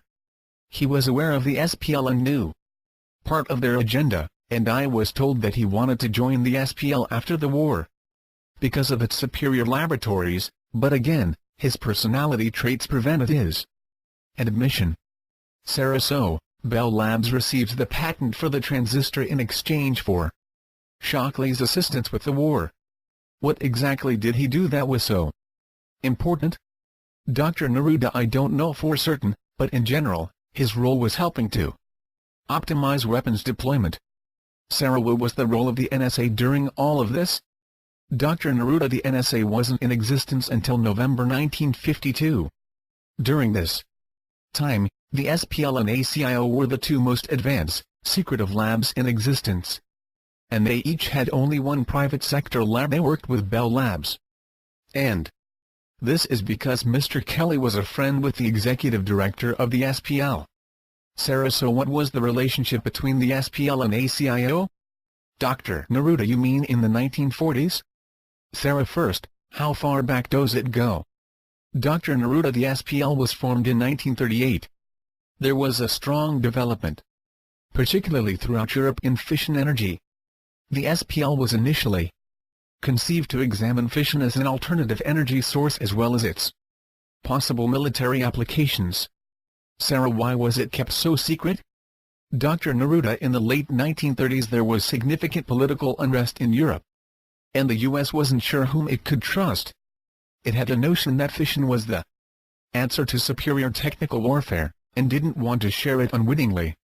It was also alarmed at some of the sudden advances that were taking place in the European physics, page 119, community, and felt it needed to concentrate some of its best resources to equip a world-class laboratory, and staff it with some of the best minds of the planet.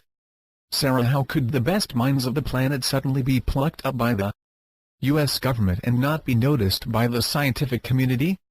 I mean, how do you keep this a secret? Dr. Neruda, they didn't take established leaders in the field of physics. They sought out the young, budding geniuses that were still relatively unknown, but, under the right guidance and with the best available technology, could produce something extraordinary. Sarah, like the transistor? Dr. Neruda, like the transistor. Sarah, so if the SPL was established in 1938, when did the ACIO come into existence? Dr. Neruda, it was established in 1940, shortly after the SPL was organized. Sarah, why? Dr. Neruda, first, in part, it was because management within the SPL feared discovery by Congress. So they decided to construct Black Root, which was the code name of the ACIO, in order to build a laboratory that was untouchable by political forces or the media. Second, they didn't want the research agenda of the SPL competing with ET issues. When all of this first occurred, ETs and UFOs were still a subject of great debate within the SPL. Most of the SPL leaders didn't believe in them. There was no hard evidence. But when the first spacecraft was found intact, it changed the minds of everyone within the SPL, and it was decided that a separate research agenda needed to be developed, and that it was the more urgent and secretive of the two labs. So, Black Root, or the ACIO as it became known later, was established behind the SPL at a deeper level of secrecy. It was an acknowledged 2 levels deep. Sarah, were you referring to the Roswell incident just then, about the recovered spacecraft? Dr. Neruda, no. This was an abandoned spacecraft found in waters off the coast of Florida in 1940. Sarah, it was just abandoned? Who found it? Page 120. Dr. Neruda, as the story goes, a recreational diver found it in waters about 60 feet deep. It was perfectly preserved. Sarah, whatever happened to the diver? Dr. Neruda, it was an anonymous tip given to the Navy. The person who discovered it was never found. However, we later learned that the discovery was a staged event. Sarah, a staged event? Dr. Neruda, meaning that the discovery was orchestrated by the Cordium. Sarah, so this was a Cordium spacecraft left behind to be discovered by the Navy? Dr. Neruda, it's how they chose to make first contact. Sarah, by leaving behind one of their spacecraft in the ocean, and then calling our Navy and telling them where to find it? Shit, this is strange. Dr. Neruda: yes, but it took 3 calls to get someone to investigate according to the log entries. Sarah: okay, so this is how the ACIO came about. When did you get involved?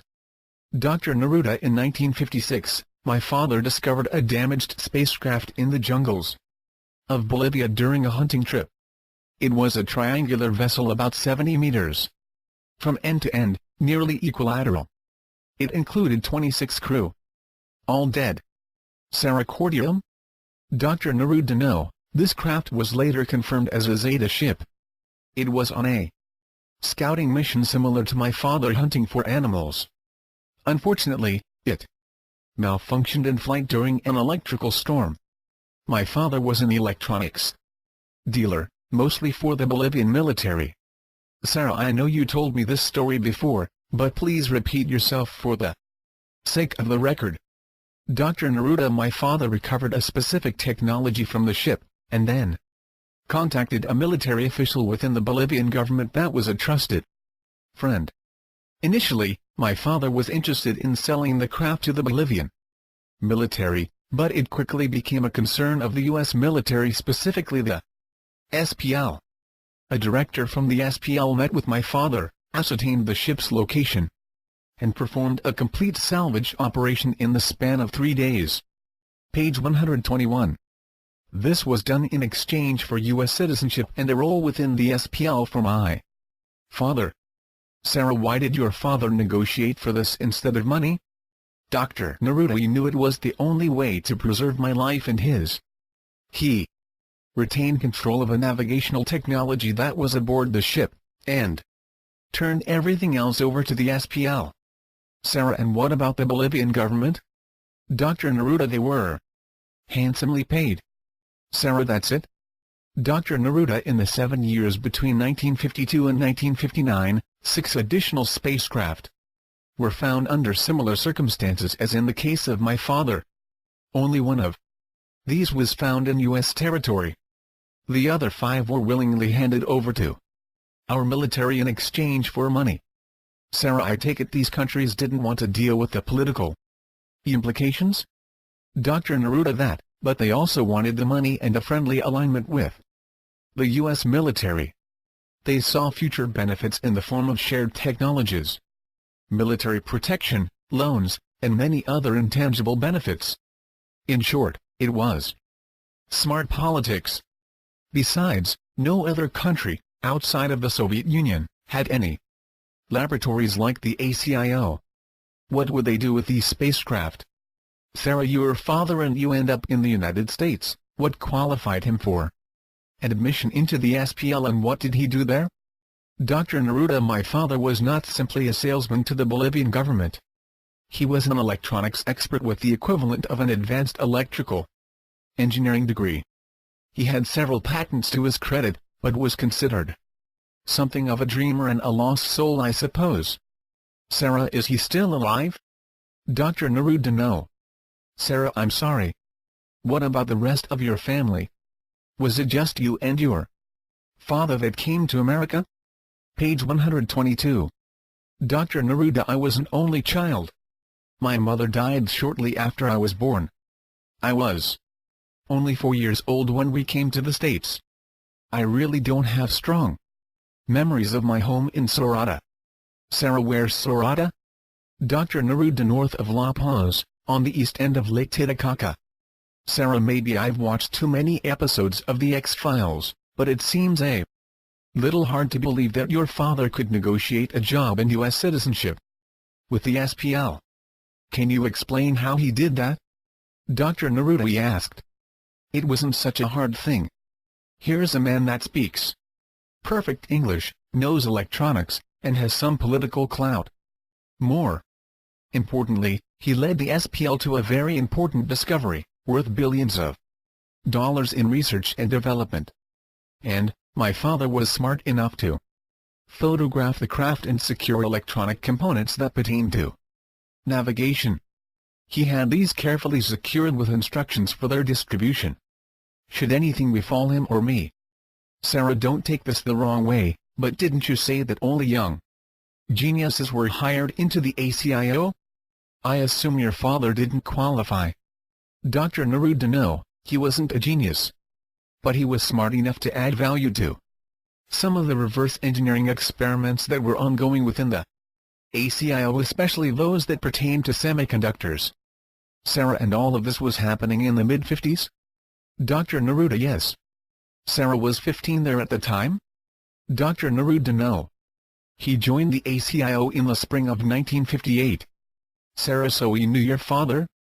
Dr. Neruda, my father, believe it or not, became a high-level director of the ACIO toward the latter part of his tenure, thanks largely to 15, who took an immediate liking to my father. Remember, 15 is Spanish.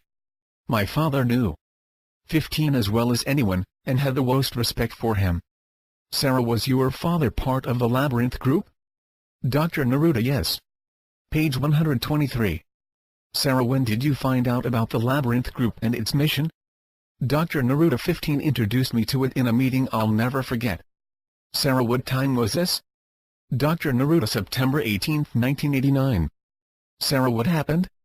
Dr. Neruda, 15 showed me a suite of technologies that had been part of a TTP technology transfer program with the cordium. He explained it activated parts of the brain that used the unconscious data stream with the conscious. It enabled a much more potent flow of data to be captured by the conscious mind. Sarah, can you explain how it works? Dr. Neruda, I'll do my best, but it's a technical explanation. I don't know any other way to do it. Sarah, try. I'll signal when I'm lost. Dr. Neruda, there's a part of the brain known as thalamocortical system. The cordium technology activated this specific section of the brain, inducing a small functional cluster within the system to expand the higher-order consciousness. These are the neural coordinates of consciousness, pertaining to higher-order reasoning, which is very useful to scientific inquiry, mathematics, and general problem-solving. Yes? Sarah, I'm not totally lost. But what's the role of this technology to the Labyrinth group? Dr. Neruda, when 15 first became acquainted with the cordium TTP, he was the first to use this technology on his own brain. Sarah, yes, I remember now. He got the vision of BST shortly afterwards. Right? Dr. Neruda, correct. Sarah, and this was why he established the Labyrinth group, to pursue the development of BST. Right? Dr. Neruda, yes. Page 124. WingMakers TL. Sarah, so everyone who was handpicked by 15 got to use this cordium technology, and everyone got smarter as a result. And no one outside the Labyrinth group suspected that the Labyrinth group existed? Dr. Neruda, no one to my knowledge. Sarah, okay, back to your story with 15. What happened? Dr. Neruda, everyone who knew anything about 15 knew he was intensely interested in time travel, but I had no idea as to the degree of his intensity until that day. He explained the physics behind his BST plan and how the cordium played a vital role in its development. He wanted to reassign me to a new project that was related to BST development, and when he explained the nature of the project, I shook my head in disbelief that he felt I could do the job. Sarah, what was it? Dr. Neruda, it was a project that involved designing and developing an advanced neuronal selection technology for the human brain. A subject that I knew very little about. I raised this objection, but 15 explained that no one else did either, so it was just as well that I undertook the research. And then he casually explained the cordium technology for brain enhancement. This was when he told me how all personnel with a security clearance of 12 were invited to undergo the process. Sarah, I assume everyone accepted the invitation. Dr. Neruda, it's a safe assumption, although there are some drawbacks to the technology. Sarah, like? Dr. Neruda, the information capacity of the conscious mind is very limited. When you intensify the connection between the conscious and unconscious, the conscious mind rejects the data stream's breadth of information and tends to become observational of the alternative states of consciousness. In other words, The brain enhancement process triggers a rapid and fluid shifting between states of consciousness, not unlike a slideshow in fast motion with each slide representing a different state of consciousness. Sarah, I think I follow you, but isn't it worth it if you can control this side effect? Dr. Neruda, I thought so, as did everyone else. There were some that were more affected by this than others, and typically it only lasted for a few weeks until the higher mind began to integrate this into its dynamic core. Page 125. Sarah, okay, enough about the brain. I'd like to return to the topic of the Labyrinth Group. You mentioned in the first interview that this is the most secret of all the organizations on the planet, even though it's one of the most influential. How does it operate in secrecy and yet exert its influence? Dr. Neruda, the Labyrinth Group is a subset of the ACIO that's absolutely secret. Its main purpose was to create a staging organization for the peer state technologies that were part of the TTPs that 15 negotiated with the Zetas and Cordium. 15 didn't want these technologies within the ACIO where they were within striking distance of the SPL and potentially the NSA. He wanted to be able to review, analyze, and synthesize these new technologies before he figured out how to dilute them into less powerful technologies that could be exported to the SPL or the private syndicates we worked with. We used the best security technologies in existence. By that, I mean that we could secure our technologies from any hostile force. This enabled the Labyrinth Group personnel to focus on applications of these pure state technologies for the advancement of our BST agenda. Our influence is not understood by anyone because we've managed to release these diluted technologies into behind-the-scenes technologies that are used by our military, the NSA, DARPA, and private syndicates of our own choosing. Sarah, I thought you said you even work with private industry? Dr. Neruda, the Labyrinth Group doesn't work directly with the private sector, but some of our technologies filter into the private sector. Sarah, like the transistor? Dr. Neruda, no, actually the field effect transistor was more the development of the SPL. Sarah, then give me an example of something more recent that involved the Labyrinth Group and the private sector. Something I might be aware of. Dr. Neruda, I can't think of anything that would be known to you at this time. Our technologies don't appear on the cover of Newsweek or Time. Sarah, I just want to get some information that I can validate later. The transistor story, while interesting, doesn't give me anything I can follow up on. I doubt Shockley's still alive. Is he? Dr. Neruda, first of all, if he were alive, he'd never divulged the influence of the SPL in his research. Second, he died about 8 years ago. Page 126. Sarah, so what can you share with me that corroborates even to a tiny degree that the Labyrinth Group might exist? Dr. Neruda, nothing. There's nothing you could do to trace things back to the Labyrinth Group. I can't stress it enough. Our ways of filtering technologies into the private sector are extremely subtle. Sarah, okay, then. Just give me an example. Dr. Neruda, the Labyrinth Group developed a computer system, which we call ZEMI. Part of the unique characteristics of ZEMI is that its information structure is based on a new form of mathematics for information storage, recombinant encryption, and data compression. It was a mathematics that provided quantum improvements in each of these areas, and we shared it with scientists involved in the design of the MiG-29. Sarah, Russia? Are you saying the Labyrinth Group works with the Russian government?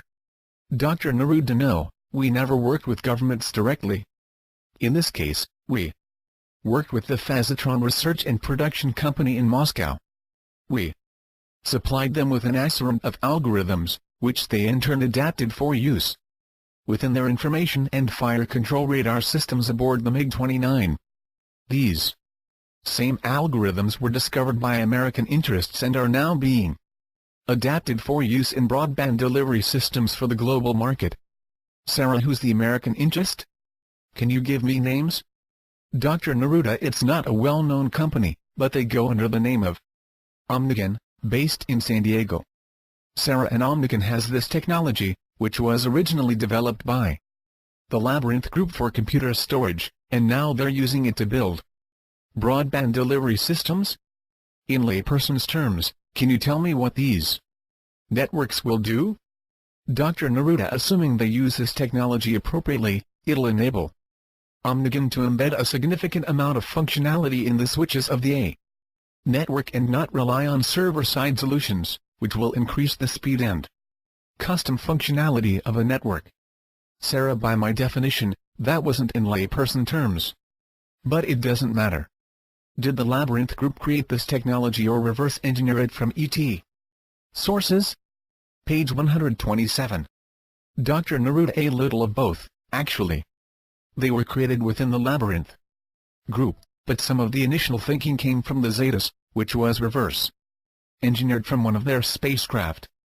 Sarah, how did the organization in Russia get this technology from the Labyrinth Group? Dr. Neruda 15 knew one of the senior scientists at Phasitron and presented him with the idea. It was a friendly gesture, which he believed would later be useful in recruiting the scientist. This method of sharing creates loyalty, and it can be done in such a skillful way that the recipient of the idea can believe it was their idea and not simply given to them. Sarah, but you must track these technologies, or how else would you know it ended up in Omnican's hands? Dr. Neruda: we have operatives from the intelligence community who feed us information. They're essentially moles that live within the major government research labs and the military-industrial complex. In this case, one of our operatives at General Dynamics brought this to our attention. We even use our remote viewing technology to track some of our more advanced technologies that we've placed within major syndicates. Sarah, maybe we should leave off there. I know you'd prefer to keep these sessions brief, although I'm very tempted to plunge into this topic of syndicates. Is there anything you'd like to add before we call it a night? Dr. Neruda: no, not really. I think we covered a lot of information tonight about my personal philosophy, and for what it's worth, I'd like to remind you that it was my philosophy. I'm not trying to press it on anyone. And I'm certainly not trying to preach a particular message or lifestyle. I would hope that in our next session, with your help, we can concentrate on the WingMakers and perhaps minimize my personal views on cosmology and the like. Sarah, I'll try, but I can't make any promises. I had a complete list of questions to ask you tonight about the WingMakers, but somewhere along the way I thought it would be interesting to better understand how you think. I'll try my best tomorrow night to keep on the subject of the WingMakers. Do you have any suggestions? Dr. Neruda: I think the artifacts are extremely interesting, so I'd recommend that we focus on that topic. Sarah: I'll do my best. Thank you. Page 128. The third interview of Dr. Jamison Neruda. Drive Neruda: you're very welcome, Sarah. Thank you as well. End of session 3. Page 129. TWOM/KW. By Sarah. What follows is a session I recorded of Dr. Neruda on December 31, 1997. He gave permission for me to record his answers to my questions. This is a transcript of that session.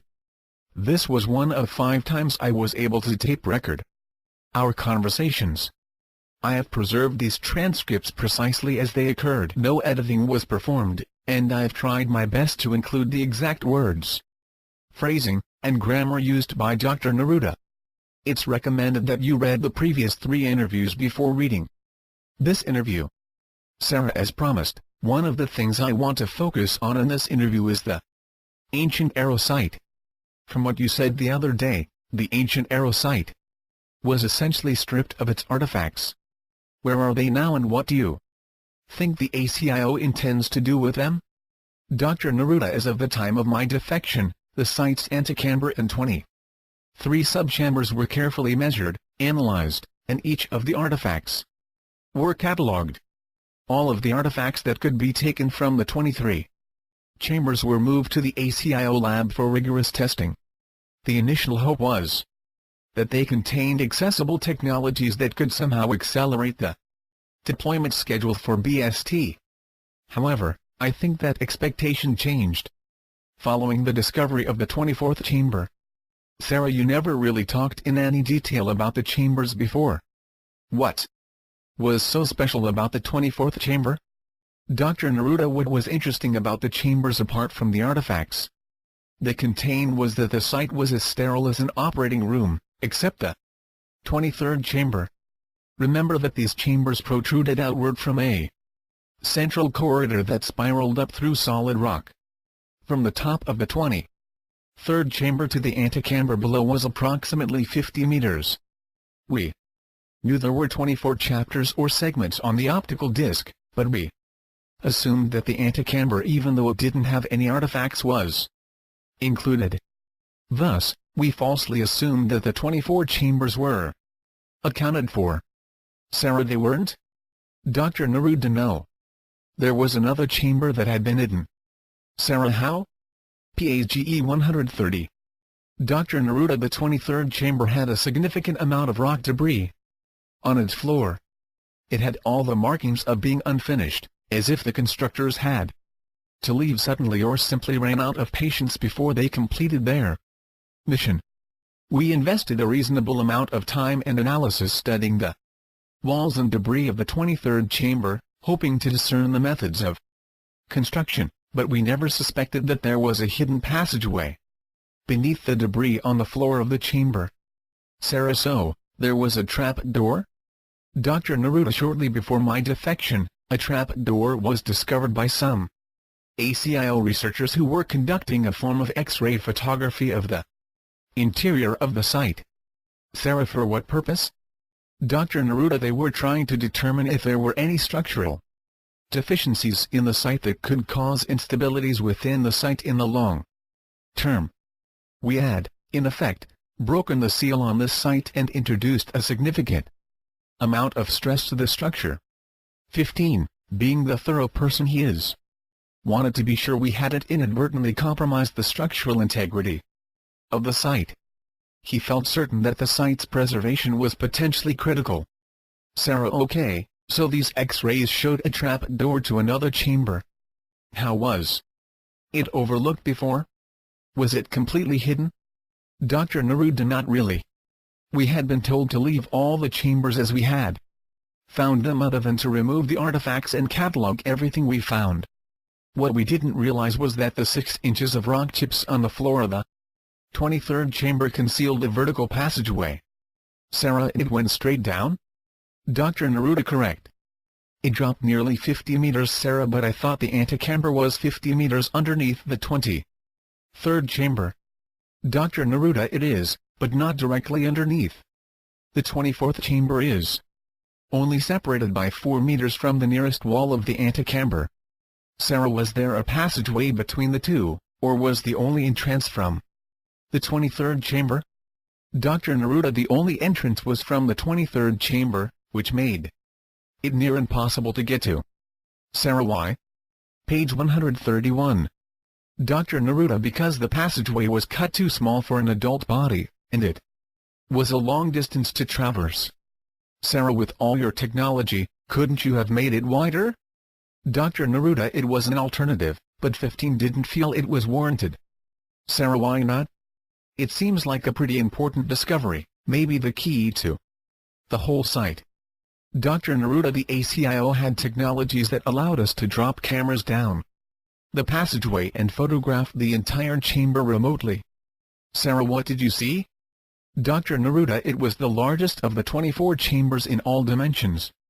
Its wall painting was the largest, and like the 23rd chamber, was oriented horizontally instead of vertically. There was a technology artifact that we removed from the chamber that, as far as I know, is, like all the others, inaccessible to the ACIO probes. Sarah, other than the chamber being larger in scale, were there any other differences?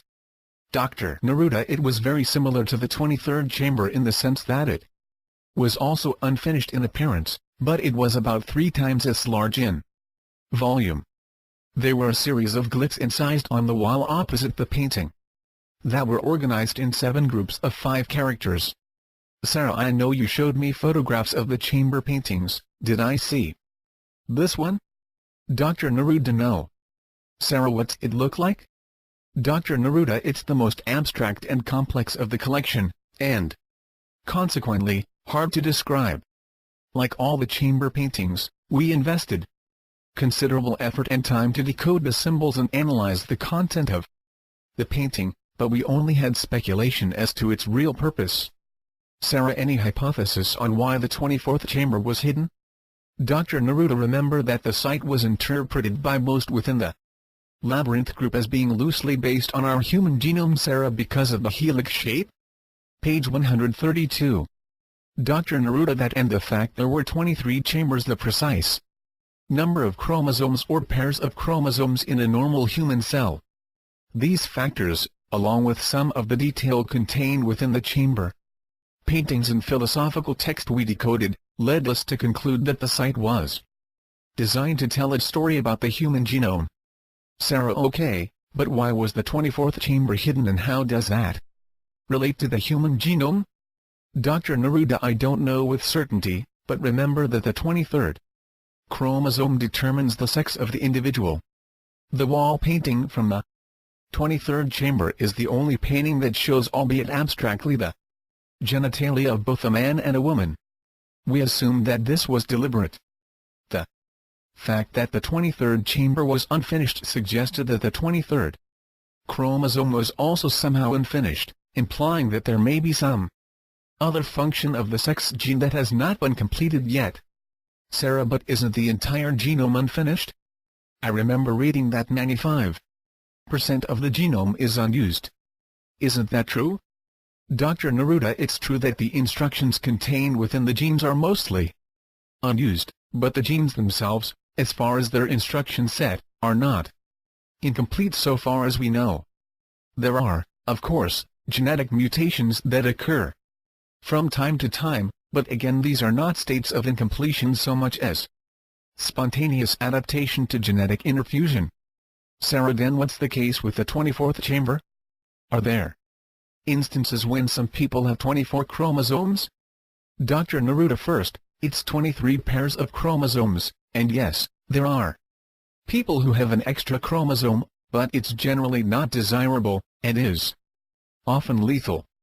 In our research, we've never seen 24 pairs of chromosomes in a healthy, normal human. Sarah, but isn't it possible that it's not about pairs of chromosomes? There aren't any pairs of chambers, so maybe they're talking about 24 chromosomes, period. Dr. Neruda, this possibility was certainly explored. Sarah, and Dr. Neruda, there was no reliable evidence, so the theory was discounted. Sarah, so nothing human has 24 chromosomes or 24 pairs of chromosomes? Why would the WingMakers construct something so obviously genetic in its shape and make an error like this? Dr. Neruda, no one within the labyrinth group believed there was an error. Chimpanzees, orangutans, and gorillas possess 24 pairs of chromosomes. Page 133. Sarah, apes? Dr. Neruda, any molecular biologist will tell you that our genome is a 98% match of the chimpanzee. Sarah, are you suggesting that the WingMakers produced this site in homage to the chimp? Dr. Neruda, no. I'm simply relating the truth. Until 1955, scientists believed that humans had 24 pairs of chromosomes just as a chimpanzee or a gorilla. But then it was discovered that somewhere in time, humans fused two chromosomes into one. Sarah, and how does this all relate to the discovery of the 24th chamber? Dr. Neruda, it probably doesn't.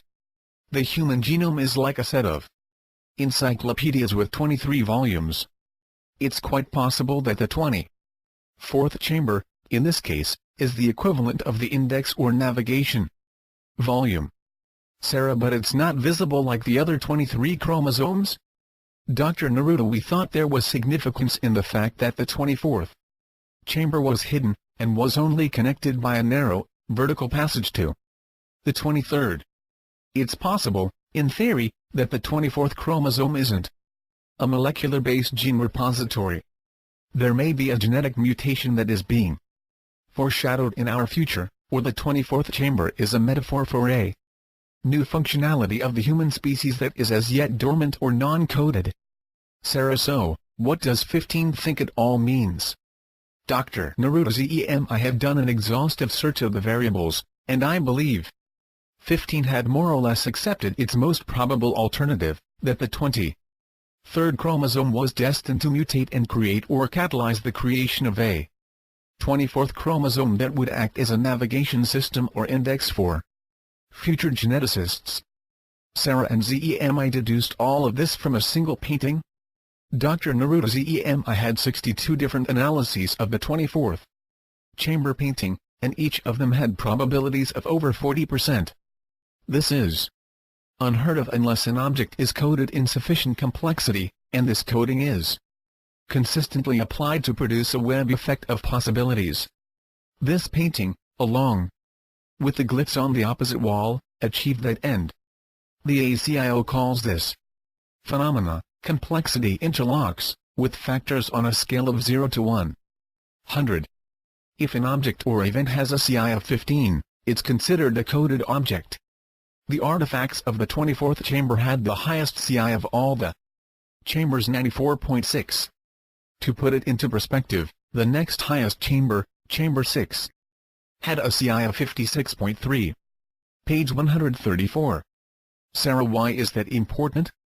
Dr. Neruda: because 15 looked at the 24th chamber as the key to understanding the ancient Erosite. ZEMI's analysis was very specific, much more so than I'm able to relate in this conversation. Sarah: can you give me an example of how ZEMI determines this CI index? Dr. Neruda: the painting or object is scanned and reduced to its digital components.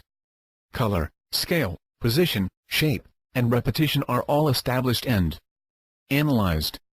For example, one of the abstract figures in the 24th chamber painting appears to be floating upside down, and happens to have 23 stars within its midsection.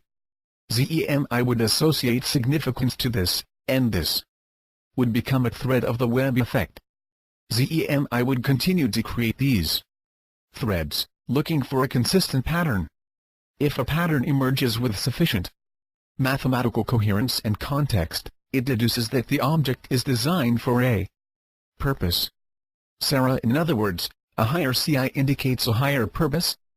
Dr. Neruda: yes, but especially if the distinction is significant as in the case of the 24th chamber. Sarah: if all these pieces are fit together, the picture that emerges is that the ancient Erosite was created as a metaphor of the human genome, and that it's predicting a mutation that will produce a 24th chromosome, which leads us right back to our hairy cousins. Wouldn't this be devolution? Dr. Neruda: no. Sarah: why not? Dr. Neruda: the molecular environment of the 23rd chromosome is the most antagonistic and dynamic of all the human chromosomes. This makes it a cauldron for potential mutation. Molecular and evolutionary biologists are only now beginning to recognize this inherent reality of the 23rd chromosome. ZEMI's analysis was that the 24th chamber painting was concerned not with our sexual identity, as in the case of the 23rd chromosome, but our spiritual identity. Sarah: how so? Dr. Neruda: it would take me at least 20 minutes to explain the rationale. Do you want me to proceed? Sarah: can you give me a summary? Page 135. Dr. Neruda: I'll try. There are several connections between the 23rd and 24th chambers. The most notable being that the 24th chamber is only accessible from the 23rd chamber. This suggests that the 24th exists as a result of the behaviors and conditions of the 23rd. In a sense, the tunnel connecting the two chambers is a birth canal, and the 24th chamber is the baby. Since the 23rd is a sex chromosome, that is, it determines the sexual and physical identity of the individual, its purpose is largely binary. It's quite logical to conclude that if it were to give birth to a new chromosome, it may have something to do with our spiritual identity, particularly in light of all the other information we have about the central race. Sarah: I get the feeling that you believe this. Dr. Neruda: I think it's a viable hypothesis, but the exact purpose of the ancient arrow sight is yet to be determined with high confidence. Sarah, are there any other sites similar to the ancient arrow sight that the ACIO got involved in? Dr. Neruda: No, nothing of this magnitude, but the ACIO involves itself in anything anomalous that may have ET influence. Sarah: Can you give me an example? Dr. Neruda: There was an underground installation of engraved stones found in Peru in the mid-1960s. Some of the circumstances regarding this site are similar. Sarah: How so? Dr. Neruda: It was an underground installation of considerable complexity and it contained tens of thousands of stones that had been intricately engraved with pictographs that depicted a vast historical record of Earth and the prehistorical culture, all carved on a stone known as andesite. Sarah: And was this site also kept off the record? Dr. Neruda: No, quite the contrary, but it was targeted with heavy disinformation and ultimately discredited by academic institutions that no doubt felt threatened by the revelation. Sarah: I still don't see how a government organization like the ACIO can operate behind the scenes and our own elected officials be completely unaware of both its existence and agenda. Page 136. Dr. Neruda: Not all of your elected officials are unaware of the ACIO, but you're right about one thing: they do not know its true objectives. Sarah: So who knows and who doesn't? Dr. Neruda: It's not such a simple thing to provide you with a list of names. Those who know, and are elected officials, form a very short list. Sarah: How short? Dr. Neruda: I would prefer not to say at this time, only that it is less than 10 in number. The world body politic is not divided into Republicans and Democrats or liberal and conservative parties. They are divided into a stratification of knowledge and vital intelligence. The financial oligarchy of the secret network I mentioned last week possesses superior knowledge, some of which it shares with the military force and some of which it shares with the isolationist forces. These three forces are the principal way the world is organizing itself, and the presumed Alpha organization is the incunabula because they control a dominant share of the world's money supply and hard assets. Sarah: Okay, stop a moment because I did some research since our interview Saturday, and learned a little bit about the organization called the Illuminati. Is this the same organization you're now referring to as the incunabula? Dr. Neruda: No. The Illuminati is part of the secret network, but it's not the Alpha organization. The Illuminati is affiliated with other blue blood organizations, mostly originating from European roots, but its goals and objectives are not aligned to the incunabula. Sarah: In what way? Because from my reading it seemed like it was the secret network you were referring to. Dr. Neruda: First, you need to understand that the secret network, as I was referring to, is loosely assembled and not well aligned because of competing agendas. Nonetheless, there is a sense of camaraderie between some of the more powerful groups, mostly because they share an elite status in business, academia, or government. However, these groups are generally designed to help its members build greater wealth and influence through the members' network of business and government contacts. It is somewhat comparable to a high-powered networking organization. Sarah: Are you sure we're talking about the same organization? Page 137. Dr. Neruda: There are many stories about the Illuminati that are based more on legend than evidence. Too many conspiratorial objectives are credited to them, and they are not organized in this way. Their leadership is too visible and carefully scrutinized by the media. When you have this condition, you can, in most instances, dispel the notion that global, conspiratorial objectives are in the works. Sarah: What about the occult references to the Illuminati? Are they true? Dr. Neruda: The supposed leaders of the Illuminati are not occultists or Satan worshippers as they are sometimes accused. Again, this is conspiracy theory run amok, usually by those who seek to define enemies that can embody Lucifer, which in their mind is synonymous with the occult. The Illuminati, while it exists as an elite organization, is made up of men and women that do not conform to one belief system. The spiritual beliefs of their members are not used as criteria to acquire membership. What's important is a member's personal network of contacts. Sarah, but don't they have a tremendous influence on politics? Dr. Neruda, yes, they have influence, as do the Masons, and Skull and Bones, and 27 other organizations that make up this loose-knit network of the elite, but the people who control the master plan are not directly affiliated with any one of these 30 organizations. The reality is that these organizations really operate in one of three forces that do have alignment under the controlling hand of the incunabula. Sarah, so you're saying that within these three forces the world's political stage is organized, and the group with the most money also has the best knowledge and basically controls the other two groups? Dr. Neruda, the incunabula doesn't dictate to the other two forces. It strategically releases information that lures the two forces in the direction it wants them to go. You can look at these three forces as part of an equilateral triangle, with the incunabula at the apex, and the global military force at one base and the isolationist force at the other. This is the real structure of global power. Sarah, I'm not clear about the different objectives of these three forces. Dr. Neruda, the incunabula is concerned with the globalization of monetary channels and vital supplies like petroleum and natural gas. The military force is concerned with spreading and preserving democratization throughout the globe, and in so doing, protecting the self-interests of the dominant superpowers of America and Western Europe. And the isolationist force is focused on industry and wealth building for its citizens at the state level. Page 138. Sarah, but how does the incunabula lure these other two forces to do its bidding? Can you give me an example? Dr. Neruda, why do you think Saddam Hussein invaded Kuwait? Sarah, to grab its oil wells and make a lot of money. Dr. Neruda, on the surface that is close to the truth. Following the Iran-Iraq war, Saddam had depleted too much of his country's wealth, and to be sure, he was interested in the wealth production of Kuwait, but he also knew that his military was not designed to invade and annex countries, and he was aware that the superpowers would protect their interests in Kuwait.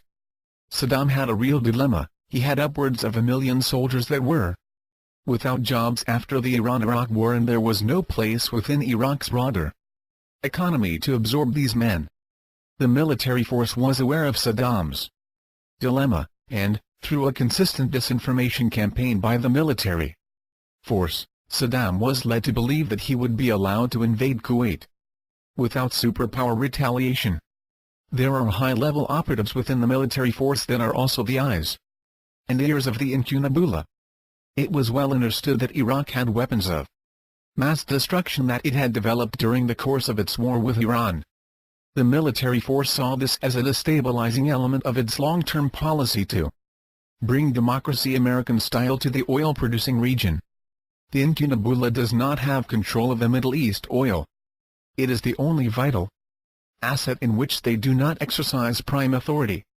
Saddam Hussein was seduced by disinformation to attack Kuwait so that the military force could, with the whole world looking on, dismantle Iraq's defenses. This was a staged event of global impact exercised by the incunabula and carried out by the military force, completely unaware that they were being lured into this conflict in the same way as Iraq. Sarah, and all because some elite trillionaires want to control the world's oil supply? Dr. Neruda, it's much more complex than that, though that is a part of the equation. I'm not sure how much you want me to go into it. Sarah, it's hard to stop after you drop this revelation on me. Where is this all headed? I mean, what is the end goal of the incunabula? Dr. Neruda, do you mean in the context of the Middle East? Sarah, yes. Dr. Neruda, they want to control crude oil production. They want to exercise authority over this critical asset that is so fundamental to shaping world economies. They have, page 139, controls over refining and the distribution of end products, but they lack control over the production, particularly in the Middle East. This is the fundamental goal. But it's surrounded by the tributary objectives of bringing a Western culture to the region and slowly, but surely, homogenizing the world's culture. They want this global culture as a framework in which to create global regulation. Sarah, and how long will this take, assuming they're successful? Dr. Neruda, from the perspective of the ACIO, it has a probability of occurrence no more than 35% within the next 10 years and jumps to a 60% probability in 20 years. Thereafter, it becomes more probable with each passing decade, until it reaches near certainty by the year 2060. Sarah, and when you say global regulation, what do you mean? Dr. Neruda, the ability to regulate the vital resources of the planet is a singular global political body. Sarah, what makes this such a critical goal of the Incunabula? Dr. Neruda, the diminishing oil and natural gas supplies. These are non-renewable energy sources, and what required 1 billion years to create 3.2 trillion barrels of usable oil has only taken 110 years to reduce to 1.8 trillion barrels. The planet's oil supply is its economic lifeblood. As this diminishes, so does the economic system in which the world's people live. As the economic conditions erode, instability arises, and if left unchecked, chaos ensues. Sarah, again you're saying that this is all about oil? Dr. Neruda tried to understand that. To me it's astounding that this isn't obvious. Anyone who knows the condition of the world's oil supply can perform simple extrapolations and conclude that the world is approximately 50 years away from oil depletion, and that assumes you use the more optimistic analyses. 1. The pessimistic side, it could be as little as 25 years. Sarah, how can that be? I don't recall anything being said about this in the media. I would think this would be a huge story if it were that obvious and that ominous. Dr. Neruda, there are many versions of this story that circulate in the media, but they never quite capture the attention of the mass media and the masses, because they deal with the distant future, a topic not held in high regard by citizens in love with their Western lifestyles. Nevertheless, this future is precisely where the Incunabula place their focus, because this is what determines the tactics of the present day. The depletion of the world's oil supply, coupled to the growth in human population, is the dominant influence that is shaping the policies of the Incunabula and its timetable. Page 140. Sarah, so the agenda of the Incunabula is to control the diminishing oil supply. In order to do what? Dr. Neruda, at the highest levels of the Incunabula, the planning horizons are typically 20 to 100 years, depending on the issue. They are well aware that as the oil supplies diminish, oil will become increasingly more difficult to extract from the planet's reservoirs, and consequently, require at minimum a 30% delta in refining costs. This will have a profound effect on price, which can have the effect of producing a persistent recession in the world's economy. The planners of the Incunabula believe that by consolidating control of the oil supply and its distribution, it is the best way to impose rationing at a global level without setting off Armageddon. Sarah, it's really that serious? Dr. Neruda, I don't mean to sound like an alarmist, but this is the fundamental problem that the world must address in the 21st century. The brightest minds of our planet are well aware of this and have known this for 20 years or more. Sarah, why then aren't the leaders of the world, and the brightest minds, working on alternative energy sources? Dr. Neruda, in some instances they are. There are several alternative energy sources that are under consideration. Some are not even released to the public at this time because they stem from technologies that also carry great potential as weapons. But the bigger issue is how to change the energy system of our modern-day civilization from petroleum to a new energy source, or perhaps to change the manner in which we live, in other words, our oil-dependent lifestyle. Sarah, why is that such a big deal? I would think that as the world wakes up to the reality of dwindling oil supplies, it would be very receptive to a new energy source. Dr. Neruda, have you ever heard the quote by Machiavelli about the difficulty of changing a system? Sarah, I don't think so. Dr. Neruda, he wrote, there is nothing more difficult to plan, more doubtful of success, nor more dangerous to manage than the creation of a new system. For The initiator has the enmity of all who would profit by the preservation of the old system and merely lukewarm defenders in those who would gain by the new one. Sarah: okay, so this requires a lot of preparation and planning, and probably persuasion. But what choices do we have? Page 141. Dr. Neruda: none. This is the realism of the next 50 years. Sarah: I presume the incunabula plan to orchestrate this change of systems. Am I right on that? Dr. Neruda: yes. As I said earlier, they believe the global regulation of energy, resources and the ability to manage population growth are the convergent issues of our time that if managed properly can avert Armageddon. Sarah: you've said that word twice tonight, Armageddon. What do you mean by that? Are you talking about World War III? Dr. Neruda: Armageddon is defined by the ACIO as the chaos of humanity. It is the time when humanity plunges into chaos and the interfaces of global commerce, communication, and diplomacy are destroyed in favor of national self-preservation. If this were to happen, weapons of unusual power could be used to destroy 30% or more of the human population. This is a definition that we don't like to talk about, but it's well known within the ACIO as a possibility in the 21st century. Sarah: so I assume you have your probability forecasts for this as well, right? Dr. Neruda: yes. Sarah: and what are they, dare I ask? Dr. Neruda: I'd prefer not to say. They aren't really relevant anyway because they fluctuate based on world events. Sarah: but this is what the incunabula's planners are trying to steer clear of. Dr. Neruda: yes. This consumes their agenda more than any other issue. Sarah: what other organizations are consumed by this agenda? Dr. Neruda: there are none. Sarah: what? Dr. Neruda: this agenda is unique to the incunabula because they're the only organization that is focused squarely on averting this particular crisis condition, based on the convergence criteria I stated earlier. Sarah: you mean they're the only organization that's worried about Armageddon as it relates to dwindling oil supplies and population increases? Page 142. Dr. Neruda: yes. Sarah: but you're not telling me that other organizations aren't worried about World War III or Armageddon, however you define it, right? Dr. Neruda: every nation's leadership is concerned about these issues, but it's by no means the focus of their agenda. It is a small, compartmentalized component of their agenda.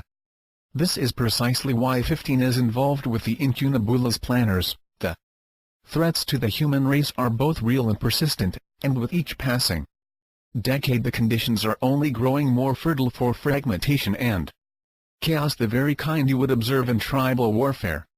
There is no fundamental difference. Sarah: and the leaders of the military force know about this objective? Dr. Neruda: no. They have their own agenda, which is related, but quite different as well. They don't aspire to regulate oil production. They intend to defend its availability and influence its price as a result. They're not concerned with globalization as it relates to economic or cultural platforms, but rather they're concerned with exporting democracy in order to ensure stabilization in the region, and eradicate instability in the form of terrorists and dictators alike. Sarah: but that seems at odds with everything I've heard about the military. Dr. Neruda: in what way? Sarah: you make it sound as though the military force is trying to bring stability or peace, when everything I've ever read implies that the military feeds off of conflict and instability. If the world is at peace, then the military becomes a simple police force, its power is reduced and its budgets are slashed. Dr. Neruda: I understand your question. However, the military force is not the same thing as the military.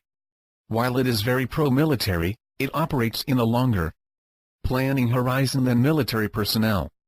The military force is made up of high-level politicians, business people, intelligence members, academics, think tanks, and so on.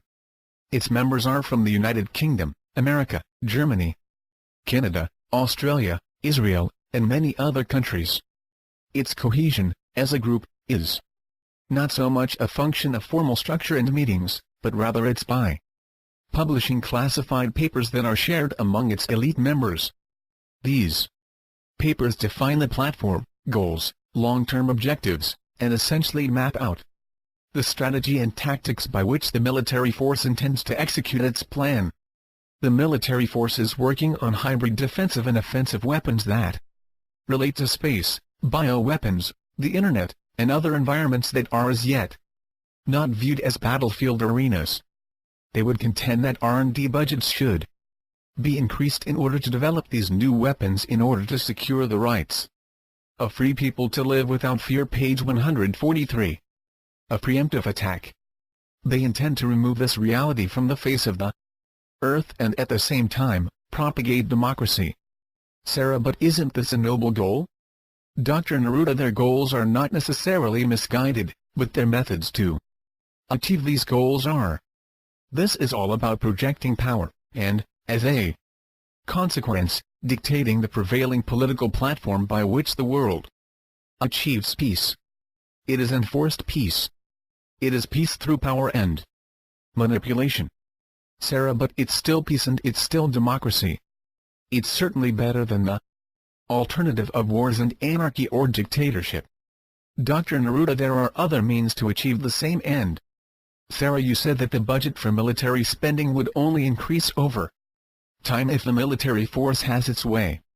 How would that happen amidst world peace?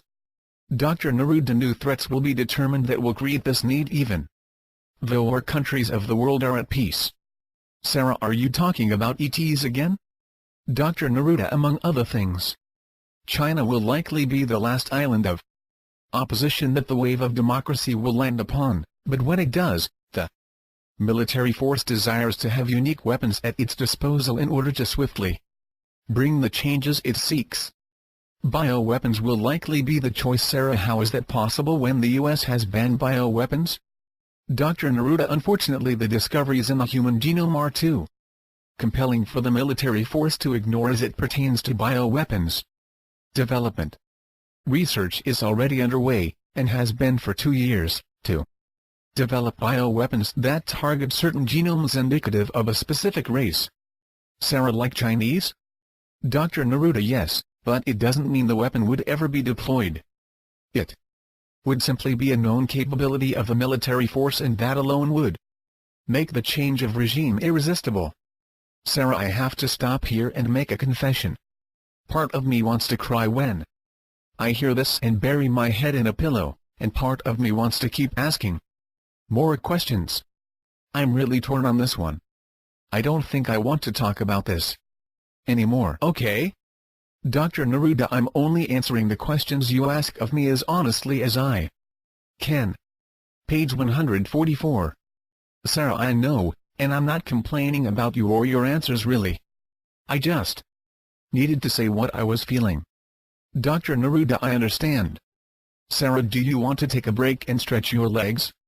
Dr. Neruda, I'm fine, but if you want one, I'll be happy to take a stretch. Sarah, no, I'm fine. Tell me more about the isolationist force. What's their story in all of this? Dr. Neruda, again, I don't want you to think that the military and isolationist forces are formal groups that have memberships and party platforms. They are informal, tacit coalitions at most, and they operate through the well-placed leadership of Incunabula operatives. Also, it is important to remember that they're all part of the triad of leadership that the Incunabula has forged over the last 57 years. In the case of the isolationist force, it's the least organized of the three forces. It's designed to spur economic policies and activities that generate wealth for the elite class throughout the world. As a force, it is concerned with domestic state issues that drive economic growth and vitality. Its focus is to influence local, state and national governments to facilitate commerce. Sarah, am I correct in thinking that Republicans are more affiliated with the isolationist force? Dr. Neruda, no. These three forces are not affiliated with any party or political organization. Someone can be aligned with both the military and isolationist force and not have any conflict doing so. They are not antagonistic. They're compatible forces. Also, These forces are not exclusively American.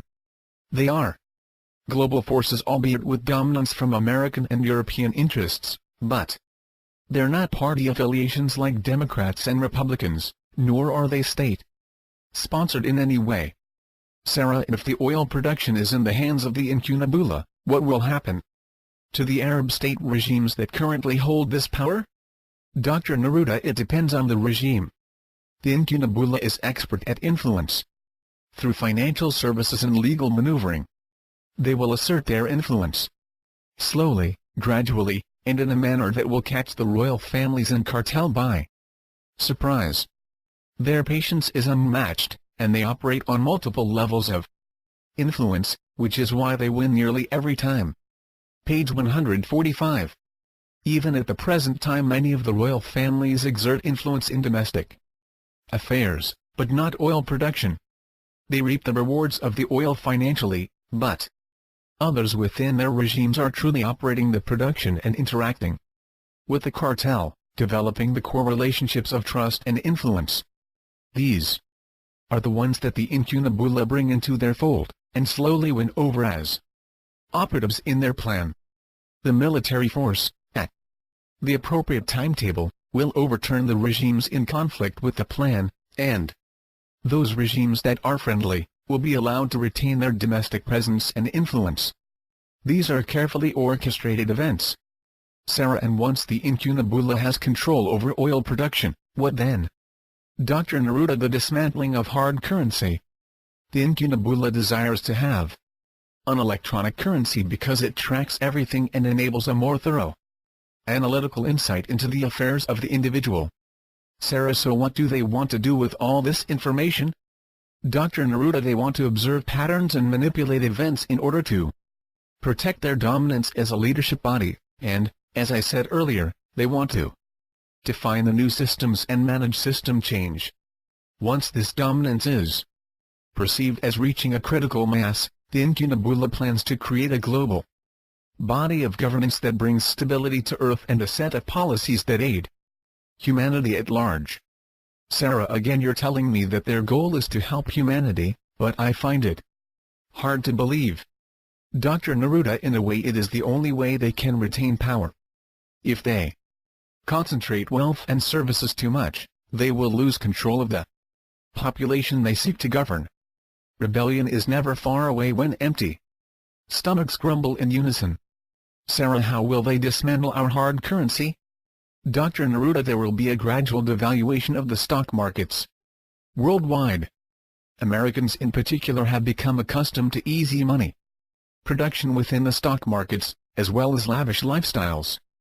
This will not be permitted to continue indefinitely.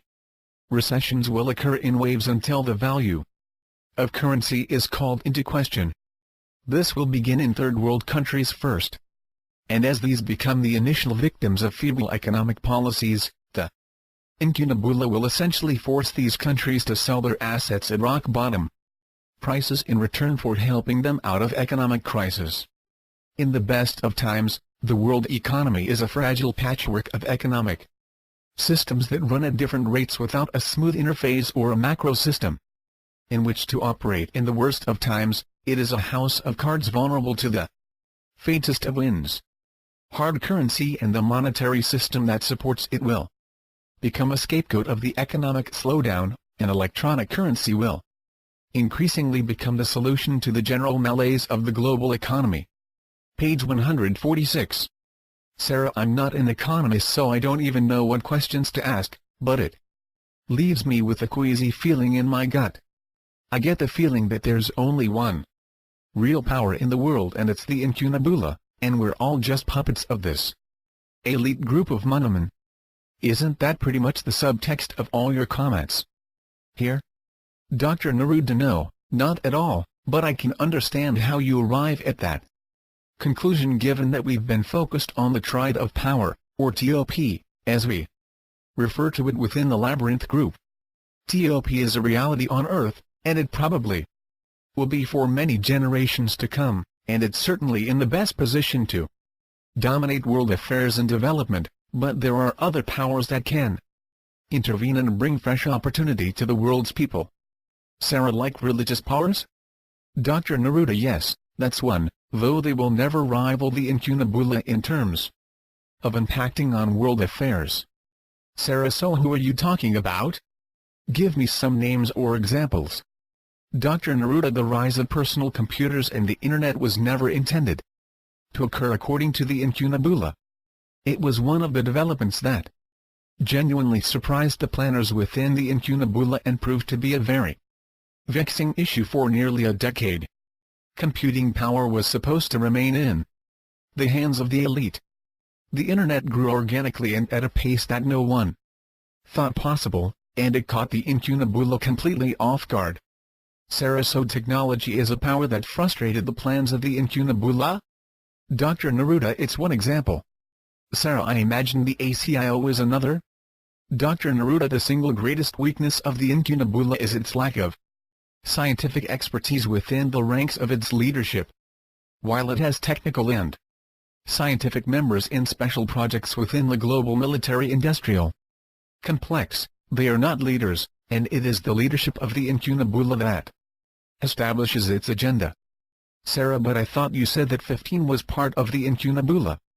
Dr. Neruda, yes, but the ACIO is simply seen as a resource to the incunabula. 15 is perceived as an anarchist whose vision could never be aligned with the leadership of the incunabula. They don't even identify with his vision. Sarah, if the incunabula relies so heavily on ACIO technology, and they need scientific leadership, why don't they replace 15 and place someone they can control better? Page 147. Dr. Neruda, they originally tried to have a director who would be more compliant, but it didn't succeed. Sarah, how do you mean that? Dr. Neruda, one of the first directors of the ACIO was a member of the incunabula's military force and was very much an insider in terms of working with some of its higher-ranking leaders, especially in America. Sarah, can you disclose his name? Dr. Neruda Vannevar Bush. Sarah, how do you spell his name? Dr. Neruda, spelling it out. Sarah, is he related to President George Bush? Dr. Neruda, no. Sarah, so he ran the ACIO when it was still in its infancy? Dr. Neruda, yes. Sarah, what happened to him? Dr. Neruda, he was too visible, and it was rightly feared that he would not be able to retain secrecy. Sarah, why? Dr. Neruda, Dr. Bush was a gifted individual who exercised both technical vision and leadership skills. He had access to the leadership of the government and the incunabula. He could manage a large team of scientists and engineers as well as anyone could. He essentially built the infrastructure for military research. But his celebrity status was troublesome to the founders of the incunabula. Sarah, give me a sense of the timetable because I have to admit I've never heard of this man. Dr. Neruda, it was right near the end of World War II that Dr. Bush was asked to head up a team of research scientists that had supposedly been assembled from the NDRC and SPL to reverse engineer recovered alien spacecraft that had been recovered in 1940 off the coast of Florida. These were actually top scientists from the newly formed ACIO. The page 148. Spacecraft had been placed in cold storage because of World War II. As the war ended, Bush became privy to this discovery through his network and offered his leadership to the project. As I understand it, he was just coming off the Manhattan Project when this opportunity presented itself. Sarah, so he was considered a security risk and that ended his tenure at the ACIO? Dr. Neruda, yes. This reverse engineering project was held in the highest possible secrecy. Dr. Bush ran the operation within the SPL through special funding from the OSS, which was the forerunner of the CIA. However, after a year's time, little progress was made and there were rumors attributed to Bush that alien spacecraft consumed his agenda. Bush reported directly to James Forrestal, who at the time was heading up the Navy, but shortly thereafter became the first Secretary of Defense. Truman was president. The spacecraft that had been recovered was sufficiently intact to conduct reverse engineering studies on its propulsion system, which was the most critical knowledge that Forrestal hoped to extract from the project. Sarah, what year are we talking? Dr. Neruda. This would have been between 1945 and 1946. Sarah, so what happened? Dr. Neruda, bear in mind that my knowledge of these events is based on my study of the ACIO archive. I wasn't personally involved in any of these happenings, so I'm not vouching for their absolute accuracy. Sarah, understood.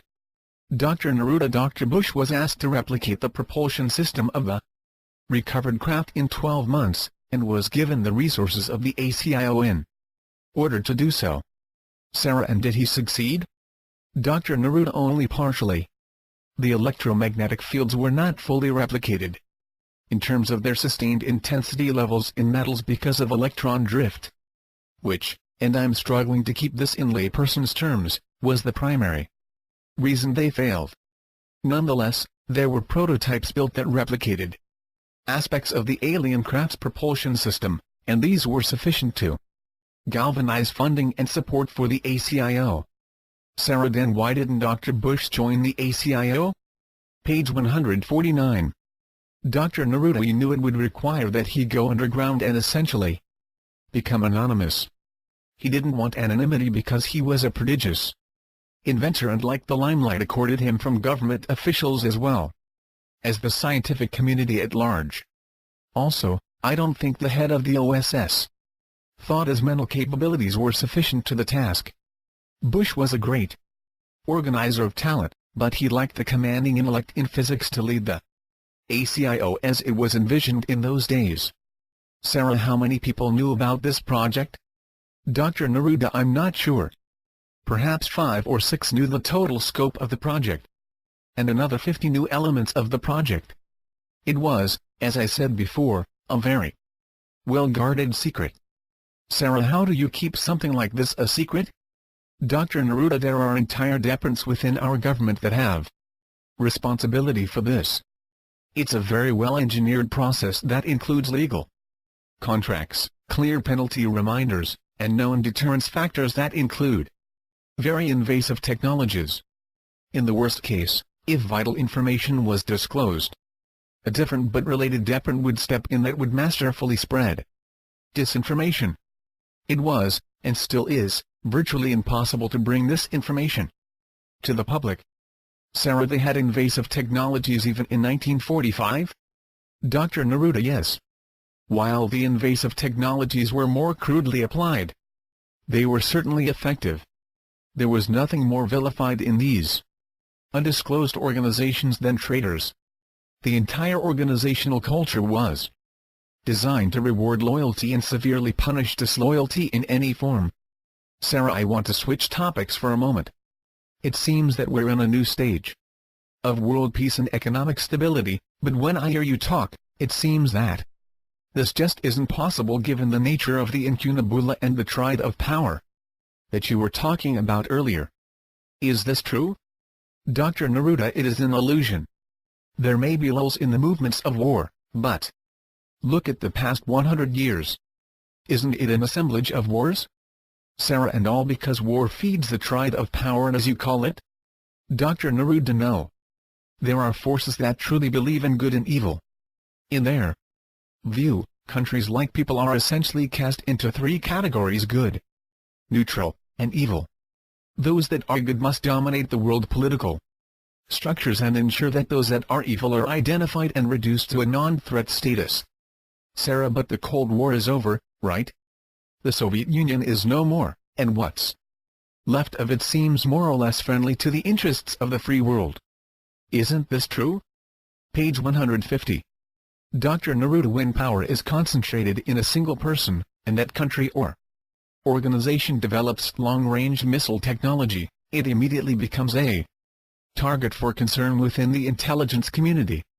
Sarah, and am I correct in assuming that the intelligence community you're referring to is global and managed by the incunabula? Dr. Neruda. Yes, but it is not formally managed by the incunabula. Sarah, I understand, but the results are the same, right? Dr. Neruda. Yes.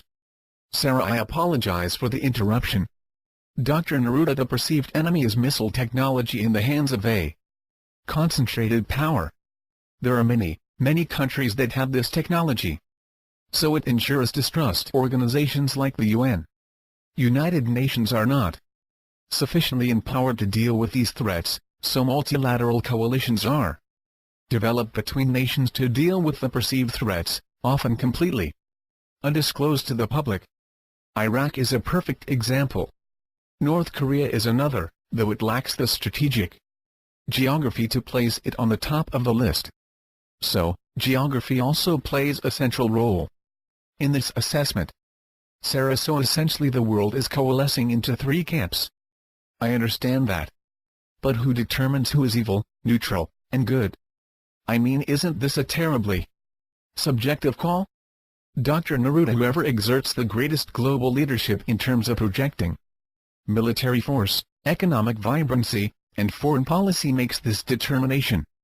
And yes, it is certainly subjective, but it's precisely why the U.S. has adopted its imperialist attitude. It wants to define good and evil for the world, and in so doing, it can more effectively export its own definition of peace and democracy. Sarah, sounds so simplistic when you put it those terms. Dr. Neruda, it's a natural outgrowth of how a state engineers its power. The state requires its enemies in order to convince its citizens to accept its authority over their lives. The greater the fear the state is able to provoke in the hearts and minds of its citizens, the more power its citizens are willing to give to it in order to protect them from its enemies. All states, to varying degrees, do this. Sarah, are you saying that the U.S., just to pick an example, engineers its enemies? You're really saying that America creates its enemies in order to increase its power domestically and internationally? Page 151. Dr. Neruda, I don't mean that the U.S. literally creates its enemies. The U.S. has potential adversaries in many parts of the world. Its policy of military presence as a global protector is all that's required to create enemies. Its forceful export of its political belief system is also troublesome to many countries that see American interests as a prelude to cultural colonization. Sarah, because we're the only remaining superpower? Dr. Neruda, no. It's because the U.S. has a global military presence and economic lever that it wields with relative virtuosity. It is skillful at aggression without appearing aggressive. It protects and defends, and sometimes it will do this in a preemptive strike and sometimes in a reactive countermeasure that is usually at a force response that is several-fold the original intensity. America's self-interests have become the standard of the free world, and there are those who fear it will dominate to the point of imperialism. Sarah, how does all of this fit into the work of the Incunabula or the ACIO for that matter? Dr. Neruda, the Incunabula uses the U.S. as a force for globalization. It is the lead horse pulling the nation-states of the globe into a common economic and political platform. As far as the ACIO is concerned, it has thoroughly analyzed the various scenarios presented by U.S. global domination and find that there are only two scenarios in which the United States can achieve its ambitious aims without catalyzing a world war and plunging the global economy into a severe depression. Sarah, can you disclose these? Dr. Neruda, no. Sarah, why? Dr. Neruda, they are based on a mixture of remote viewing, advanced computer modeling, and preliminary BST tests. I am not willing to disclose this information at this time. Perhaps at a later date. Sarah, I fully realize that we've gotten completely off the subject, but you seem to be leading me into this conversation. I can't help it. Dr. Neruda, I understand. Sarah, are there plans for making this all happen? I mean, does the Incunabula actually engineer the globalization, or does it sort of happen as a result of a nudge here and a nudge there? Page 152. Dr. Neruda, it's a carefully orchestrated process. The planning is deep, penetrating, and exhaustive. It is not flawless, nor is it carried out with perfect precision. Nonetheless, there is certainly a plan, and it's executed by the triad of power, as I stated earlier. Sarah, and you've seen this plan? Dr. Neruda, I know of it through the Labyrinth Group. 15 requires each of us to know these plans on an intimate basis. Sarah, can you disclose any of this plan? Dr. Neruda, I think I have been alluding to it in this interview. Sarah, yes, but you haven't been clear about how events will culminate in such a way that the incunabula will rise to power. Dr. Neruda, it is not preordained. There is no certainty in what I am about to disclose. It is a plan, albeit a plan created by very ambitious and capable people. Sarah, duly noted. Dr. Neruda, there are serious flaws within the global economy, and the United States will, within the next 7 years, begin to express these flaws in ways that ripple through the globe and cause financial unrest. The best way to ensure that these flaws are controlled is to tighten corporate loopholes that allow greedy executives to exploit their shareholders, and to seize control over the price of oil. Sarah, wait a minute, I thought the greedy executives were exactly the profile of the incunabula. Why would they lock down on their own turf? Dr. Neruda, the incunabula leadership is not comprised of greedy executives. It is made up of anonymous individuals. They are not sitting on corporate boards. They are not the Bill Gates of corporate America, nor are they the blue bloods of European royalty. They are anonymous, and through their anonymity they wield great power. They are the strategists of the triad of power who plot and plan at such a level as to make corporate executives and politicians seem like preschoolers fumbling to hold a pencil. Sarah, so if you gave me a name of the leader of the incunabula, I couldn't look him up. He doesn't exist? Dr. Neruda, that's correct. Sarah, so these people are not really very different from those of you within the ACIO. Page 153. Dr. Neruda, they are very different. They produce globalization and uniform economic and political platforms, while we produce breakthrough technologies. They practice hegemony, while we practice science. Sarah, I didn't mean to offend you. I thought you said earlier that the incunabula used white papers and think tanks to promote its vision for the future. Dr. Neruda, no, it is the military force that does this. The incunabula is multi-tiered, as I've said before. It produces ideas and frameworks that produce the right conditions for the think tanks and other forces of the elite power base to exert influence. It is a very complicated process. If you would like me to go into it, I will. Sarah, no, I sort of interrupted you. You were talking about the incunabula's plan. Dr. Neruda, they desire a paperless currency coupled to a global leadership. And to carry this out they require a restructuring, or perhaps more precisely, a complete re-engineering of resource and power sharing. Sarah, can you elaborate on this a bit? Dr. Neruda, the plan requires new leadership in the Arab states. There is general concern that the Arab states will consolidate much like Europe is in the process of doing, and new superpowers will be created out of this consolidation. Multiple superpowers make consolidation of the global economic platform a thorny proposition. Because of its natural aggression as a superpower, the United States is the spearhead of the incunabula to usher in the required changes of their plan. It will be positioned to exert a strong military and cultural presence in the Middle East and Asia, partly for oil considerations and partly for the purpose of gradually westernizing the indigenous cultures. Sarah, hold on a second. Our military bases are as much for the protection of our allies as for ourselves, and as for culture, we may export our movies and pop stars, but other countries are just as eager to be trendsetters in the culture game. Dr. Neruda, there's a difference. The U.S. protects and defends because it can establish military bases in those regions after it is done defending. Agreements are made sometimes without the public's knowledge to have military bases and protective forces therein for domestic peace issues and normalization. The U.S. has over 170 military bases on foreign soil. This number will continue to grow as dictated by this plan. In regard to the export of culture, yes, you are right, the U.S. is not alone in this. But it leads the way through its capitalistic leverage of pop culture. No one does this as well as American corporations. They have set the world standard for monetizing content and brands. Other countries mimic this standard and add their weight. Collectively, the culture of capitalism reaches the Arab nations, China, North Korea, Southeast Asia, and the people of these countries. Especially the new generations are seduced by its allure. Page 154. WingMakers. Sarah, I can't help but get the impression that you're not very patriotic. Dr. Neruda, the plan I share with you is rooted in the success of the United States to secure unilateral superpower status by the turn of the century. The U.S. will, as a result, be required to assert itself because there will be many challengers and discreditors.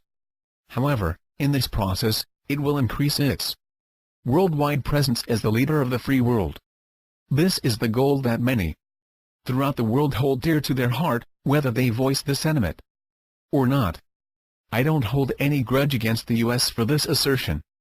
Any nation would do the same thing if given the opportunity. The United States is relentlessly aggressive in all the important dimensions: military, culture, capitalism, applied technology, foreign policy, space, economic policy, and intelligentsia, to name the most critical areas. In nature, the alpha male dominates through strength, cunning, and aggression. It is no different in the world of humans and statehood. The alpha male also has a responsibility for protection and sustenance. And the Incunabula planners selected the U.S. as being the most suitable country to lead the pack of other nations to the global platforms it has designed and is readying. Sarah, okay, it sort of makes sense, what you're saying, but the Incunabula wants the U.S. to lead the world to a global community of free, democratic states with a global culture based on capitalism. How do they know the free world will elect them to govern them? Dr. Neruda, they don't. There are, as I've said many times here tonight, no guarantees. All I can say is that they don't miscalculate very often, and when they do, they adjust to the changes presented them. Again, the planners of the Incunabula, the real architects behind these events, are not interested in being the leaders of Earth in terms of visibility. They want to appoint the leadership while giving the world a sense of choice. Sarah, it's very hard to imagine how the world would select one leadership. It sounds like something that is hundreds of years in the future, if ever. Dr. Neruda, I understand your conclusion, but what seems implausible today can rapidly evolve if the proper conditions are created. This is precisely what the Incunabula are focused on above all else. They realize that this may not take place until the year 2040 or even later, but they are convinced that consolidation of power at a global level is necessary in order to prevent planetary destruction, or what we talked about earlier as Armageddon. Sarah, what do you mean by planetary destruction? Dr. Neruda, there are many decay forces that can take hold of a planet and cause its decline as a supportive living environment. In our interactions with extraterrestrials, this is a common theme that is expressed because this condition frequently accompanies the rise of post-modern civilizations. Page 155. WingMakers. Human populations fragment across a planet, developing their unique cultures, language, economic systems, and state identities. Certain states have the good fortune of natural resources and some do not. As these natural resources of the planet are converted into commercial advantage, some states flourish economically and some flounder. As the stronger states begin to dominate the weaker, military forces and weapons are created. Applied technology becomes the ultimate weapon. If multiple superpowers are allowed to develop, they can bring destruction to the human populations of the planet. If population densities reach a critical level, it can have the same devastating effects. The human residents increasingly bring the planet under pressure. If left unchecked, the planet can reach a critical stage of destruction whereby human populations no longer find the planet a suitable habitat. Sarah, so you're saying that the whole reason the Incunabula are engineering the globalization of Earth is because they want to save Earth from destruction? Dr. Neruda, I will put it this way. The leaders of the Incunabula are very clear about the threats that Earth will undergo in the 21st century. They believe Their orchestration of human events better serves the human population than to leave it to the forces of competitive politics. They genuinely believe that the self-interests of the states will prevent a consolidation of global power. Sarah, remind me again, why is this consolidation, as you put it, so critical to our survival? Dr. Neruda, because the threats that will confront the human population in the 21st century will be global issues, whether they are intractable recessions, dwindling oil supplies, food distribution, overpopulation, pollution, nuclear fallout, or extraterrestrial visitations. They will require a global, coordinated response. Unless the nations of the world are united, they will respond too slowly to the threats, and the decay forces will have such traction that they may be impossible to reverse. Sarah, but isn't this why the United Nations was formed? To deal with these very issues? Dr. Neruda, the United Nations is a prototype that the incunabula designed to serve as an experiment to test the format for a world government. It was never considered to be the format for consolidation. The issues of which I'm speaking are not confronted in the United Nations. Even if they're discussed and debated, resolutions are designed to help remedy the problems, but ultimately it depends upon the will of the individual state to implement, monitor, report, analyze results, and make adjustments, and this is not enforced in any reasonable manner. A world government, to be effective, will require the ability to enforce and adjust resolutions. Base page 156. On sound analysis. Otherwise these threats will arise and the world's people will not be able to speak with a single voice, and more importantly, to act as a unified force against threats. Sarah, so this is the real endgame of the incunabula? What happened to the greedy elitists you disclosed earlier? Dr. Neruda, greed is alive and well within the ranks of the incunabula. But I've been talking about the planners of the incunabula, the people who have the real grip on power. They don't operate out of greed. They have assets that are beyond the imagination of even wealthy people. The acquisition of wealth is completed for them. The planners are concerned with securing humanity's future, rather than generating wealth for themselves. Sarah, okay, I understand you're a sympathizer of the incunabula, but what happened to the insatiable greed and self-interests? I know you mentioned this before.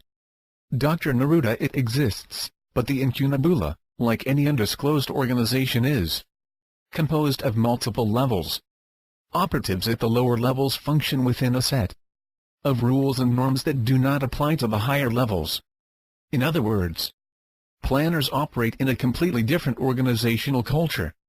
There is a sophistication and penetrating insight at the highest levels that are not existent at the operations level. Planners within the incunabula are of a special character, and they feel a genuine responsibility to manage the global affairs of humanity.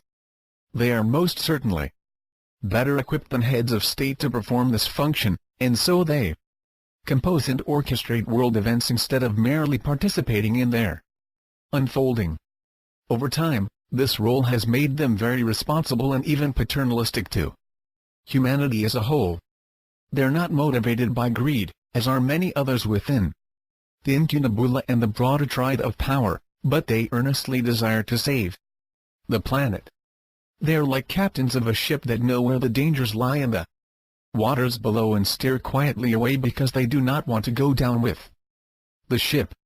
Sarah, okay, when you say these planners are anonymous, they must have names and identities, right? Dr. Neruda, no. They operate outside of our system.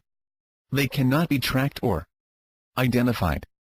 If they were to be hit by a car and sent to a hospital, they would have diplomatic papers and immunity. They would not have any record of existence outside of this. And even if their identity were researched, it would lead to a fabricated identity. Sarah, what about family and relatives? I assume they were born into families, weren't they? Page 157. Dr. Neruda, yes, they are human if that's what you're implying. In most cases, they're groomed for their positions from an early age. When they reach their early 20s they're typically brought into a direct mentorship with one of the incunabula planners and a very specific succession process is begun, which usually lasts for about 10 years. When the person is in his mid-20s his loyalty is tested in every conceivable manner over the next 5 years. If he passes these tests, he is allowed to preview the inner workings of the incunabula. For most, this is near the 33rd birthday. At this point, a new identity is transferred to the person and they die quite literally so far as their family and friends are concerned. These deaths are arranged as covers for their new identities and usually involve drowning or a fire accident, where physical evidence is minimal. Prior to their arranged death, insurance policies, if they exist, are cancelled to ensure minimal investigation.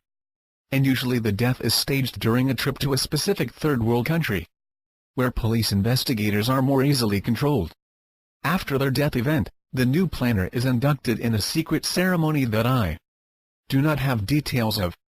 This inner circle becomes the surrogate family for the new planner, and as they develop in their skills, insights, intuition, and knowledge base, they develop a very protective sensibility to the long-standing goals and objectives of the incunabula. Sarah: okay, but don't they ultimately get married and have children? How do they keep all of this separate? I mean, how do you go to work during the day and plan the future of the world and then come home to dinner with the wife and kids? Dr. Neruda: the planners are not married. It's frowned on by the incunabula. It is one of the tests I mentioned that they undergo in their mid-20s. Sarah: so it's a priesthood? Dr. Neruda: not at all. No one is asked to be celibate, but the role of the planner is all-consuming. It requires minimal distractions and commutes outside of their role as planners. It's a sacrifice and it heightens loyalty within the circle of planners. Sarah: how do they find future planners if they don't have children? Dr. Neruda: there are only 5 to 8 planners at any one time within the incunabula. 5 is the core number, but there are usually 2 or 3 in training as well, but these do not have voting powers. I mention this because it is a very small number. Now, as to your question, candidates are identified early on, usually when the person is a teenager. Sarah: is this as a result of them doing something noteworthy or does it result from something else? Dr. Neruda: they are, with rare exception, identified as a result of their genetics. Sarah: how is this done? Page 158. Dr. Neruda: it's a result of extensive tracking of lineages and genetic traits, including mutations. This is something that is well understood by the incunabula, and is given a significant amount of time and investment. Genetic candidates are identified and observed over a period of about 3 years before any contact is made. Sarah: how many, at any one time, are being tracked? Dr. Neruda: about 50 in number, but out of every generation only 2 or 3 are chosen. Sarah: and those that are chosen don't even know they were passed over? Dr. Neruda: yes, that's correct. Sarah: how did the planners come about? I mean, how did they rise to leadership? Dr. Neruda: the incunabula came to its power as a result of the inefficiencies of the intelligence community to gather information and position its strategic value relative to the long-term crises that were forming on the horizon as they pertain to the global economy. Shortly after the Second World War, many nations, including the United States, restructured or initiated their intelligence organizations, particularly as it related to foreign policy intelligence gathering. However, these organizations were still locked into the Cold War mentality and didn't formally share intelligence as a result. The incunabula arose out of a need to consolidate global intelligence as the best means to strategically maneuver the nation-states to a unified platform of commerce. Sarah: so it was less about saving the world than it was about making money, at least initially? Dr. Neruda: yes. Sarah: but how did it all start? I mean, who decided it would be a good idea to create an organization that shared intelligence? Dr. Neruda: if I gave you his name, it wouldn't mean anything to you, I assure His name is not recorded in any directory or reference material you could research. Sarah, but there was only one person that started this organization? Dr. Neruda, no. There were 5 men that started it, but one sparked the vision. Page 159. Sarah, as you're talking I can't help but think that these planners sound a lot like the Hollywood portrayal of the Antichrist. I mean, don't they wield a godlike power? And yet I haven't heard you say anything about a religious or spiritual connection. Dr. Neruda, I think the power they wield is directed at the survival of humanity. They're not evil in the sense that they're intent on destroying Earth or humanity. They're trying to guide humanity to new systems before the old systems decay, and create the conditions that could bring annihilation to a substantial percentage of the species. The choices of a fragmented state leadership or anarchy are not suitable systems for modern, civilized man. They invariably lead to imbalance and an inability to move from the old system to the new system. Before the advent of long-range missile technology, nuclear, biological and chemical weapons, this migration of the human race from one system to another was not as critical. But the chasm that exists between systems as complex as economies and energy, and in light of modern weapons technology, the incunabula serve a vital role. Sarah, do the planners believe in God? Dr. Neruda, I presume they believe in a higher power.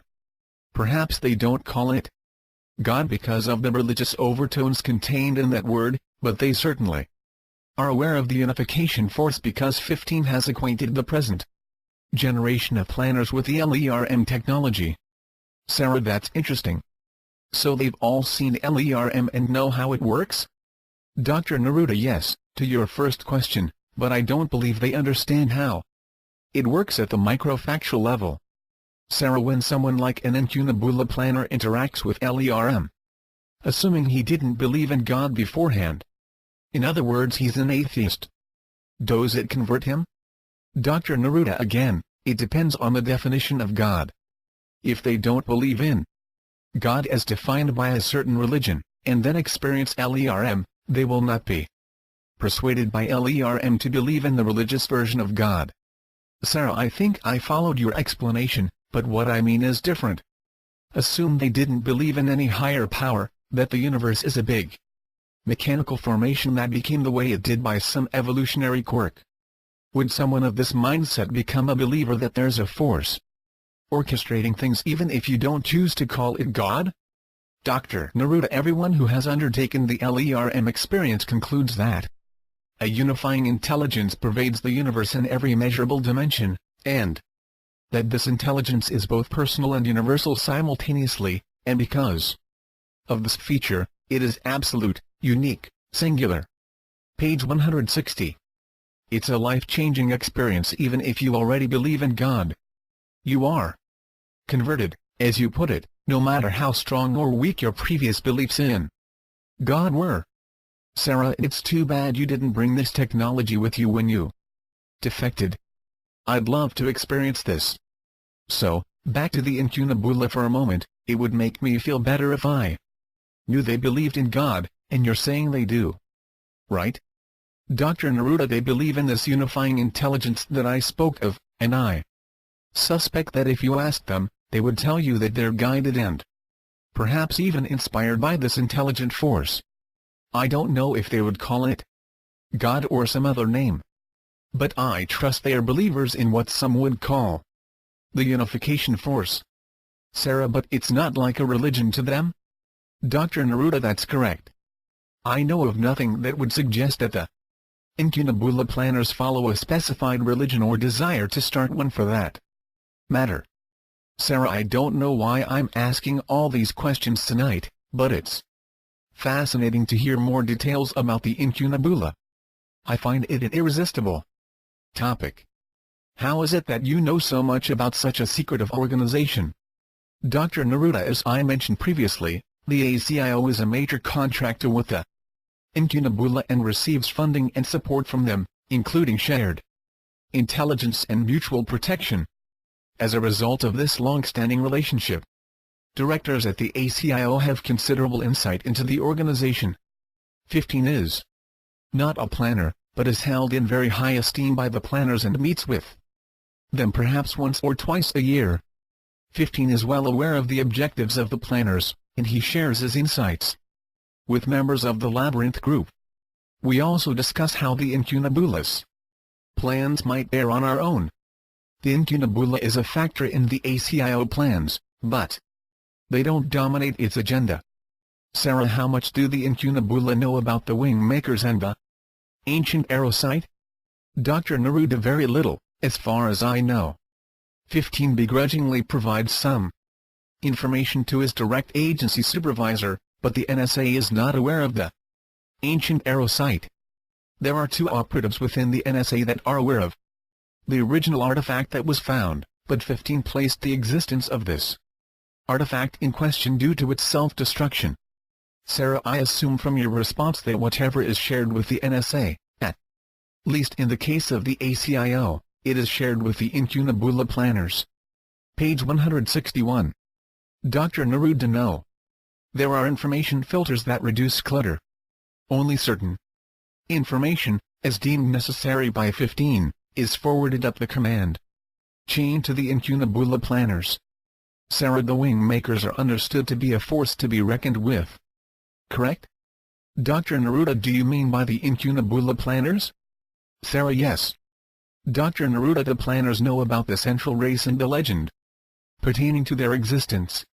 There are several important references to them in various books and prophecy, so even if the ACIO didn't share anything of their discovery in New Mexico, the incunabula, especially its planners, are well aware of the central race. Sarah, why did 15 choose not to share the ancient arrow discovery with either the NSA or the incunabula? Dr. Neruda, 15 designed the Labyrinth group largely for security reasons. Information that pertains to BST is held in the highest secrecy. As I mentioned earlier, 15 was hopeful that the ancient arrow site, and the other related sites, would somehow accelerate the successful deployment of BST. It's a simple matter of not wanting to alert the incunabula, or the NSA, for that matter, to the technology prowess of the Labyrinth group. If they knew what the Labyrinth group had in terms of technology, the planners would want to have detailed knowledge of this technology, and 15 doesn't trust anyone outside his directors with this knowledge. Sarah, the part that I find bewildering in all of this is that you have all of this knowledge about the universe, extraterrestrials, global plans, and futuristic technologies, and because you have this knowledge you're essentially a prisoner. Now, Dr. Neruda, I prefer conscientious defector. Sarah, whatever you call it, you've got to be a little paranoid about the remote viewing capabilities of the ACIO and their various technologies. How can you outrun the ACIO or the incunabula if they're anywhere as powerful as you say they are? Dr. Neruda, I don't know that I can evade them. I don't feel invincible or vulnerable. I'm simply operating on a moment-to-moment basis, trying my best to transfer what I know so you can help me publish this information. It's never been done before to defect from the ACIO. I know 15 is searching for me. I can actually feel this. Sarah, you mean you can feel when they use their remote viewing technology? Page 162. Dr. Neruda, yes. Sarah, how often have you detected this since you left? Dr. Neruda, I'd prefer not to say how many instances, but I'm aware of each incident. Sarah, have you ever felt this during our interview? Dr. Neruda, no. I would stop the interview if this were the case. Sarah, how would this help? Dr. Neruda, I would prefer that they not hear our conversation, even its general tone. Sarah, is this why we meet at the times we do? Note, our meetings were always in a different place, late at night, and they were often outdoors in nondescript places. This was the case in this fourth interview. Dr. Neruda, yes. Sarah, so how do you protect yourself and me? Dr. Neruda, by meeting at odd hours and changing locations, at least until you can get these interviews published on the internet. Sarah, how will this help you exactly? I know we've had this discussion before, but I still don't understand how this information will help you if it gets into the public domain. It seems to me that it would only anger them. Dr. Neruda, they won't be pleased at this disclosure, there's no doubt in this. However, it will not touch them in any significant way because very few in power will believe what I share with you, assuming they even read it. Sarah, and why is this? Dr. Neruda, they are totally consumed in their own agendas and personal dramas. The information I'm disclosing defies categorization. It ranges from poetry to physics, from esoteric philosophy to the conspiratorial forces within MIC, the military-industrial complex. And because it defies categorization, it will be difficult to critique and analyze. Most will consider it an interesting piece of entertainment and leave it at that. Also, and more importantly, there's a real feeling of acceptance because intelligentsia and the political body of dissent don't feel equipped to stop what is presumed to be the inevitable. There are those within both of these groups that have a general awareness of page 163. What is emerging, but feel completely powerless to change it, and there is a sense of fate that accompanies their silence. The ones that will find it most disturbing are the planners within the incunabula, and 15 himself, and not because politicians or the media will be stepping into their arena, but because they don't want their secrets revealed to their followers or, in the case of 15, to the planners of the incunabula or his contacts at the NSA. Sarah, so this is the purpose of these disclosures, to infuriate the incunabula planners and your boss? Dr. Neruda, no. I don't have any vested interest in making their lives more difficult. It's simply a result of my candid disclosure that they will undergo the resulting pressures from their constituents. This is the only thing that they'll find unpleasant in this whole disclosure. Once the information is out, I will be less in interest, other than for pure analysis. Sarah, pure analysis? Dr. Neruda, what I mean is that the ACIO 15 in particular will want to analyze what went wrong in their security system to ensure that another defection will not take place. There's always the lurking fear that one successful defection would encourage others. If they captured me, they would be able to do a more thorough analysis on the psychological state, precipitating factors, methods of evasion, and so on. Sarah, you've talked before about the website. What is it that you want to achieve with this? Dr. Neruda, to simply make available what the WingMakers have left behind. It will not threaten the ACIO or the incunabula. It would be impossible to do so. And they know that I understand this. I can only cause a temporary embarrassment at best, but they can manage their way through that. As I've said from the beginning, I wanted to share this information from the ancient Arrow site and any subsequent sites that I can. Sarah, any subsequent sites? Are you planning to find additional sites? Dr. Neruda, I believe there are 7 sites on Earth. I also believe they can be found. Sarah, how, exactly? Dr. Neruda, I can't disclose this. Sarah, have you found something within the ancient Arrow artifacts that gives you directions? Page 164. Dr. Neruda, again, I don't want to disclose the details of this. Sarah, okay. Since we landed on the topic of the artifacts, I'm reminded that in our last session you mentioned that you'd like us to talk about the artifacts from the ancient Arrow site. This might be a good time to do so. Where would you like to begin? Dr. Neruda, one of the most interesting artifacts was the original homing device. Sarah, this is the one found by the students at the University of New Mexico? Dr. Neruda, yes. It was enigmatic in all respects. Sarah, give me some examples. Dr. Neruda, when it was first discovered, it was laying on top of the ground as if it had been placed there. This was not a buried object as it should have been. It was left in the open, albeit in a very nondescript section of northern New Mexico. When the students handled it, it immediately induced vivid hallucinations, which they couldn't understand. Sarah, what kind of hallucinations? Dr. Neruda, they saw images of a cave-like structure. It later turned out to be the ancient Arrow site, but of course they didn't know what it was, and were afraid of it because they linked the hallucinations to touching the object. So they wrapped the object up in a jacket, stuck it in their backpack, and took it to a professor at the university, who examined it.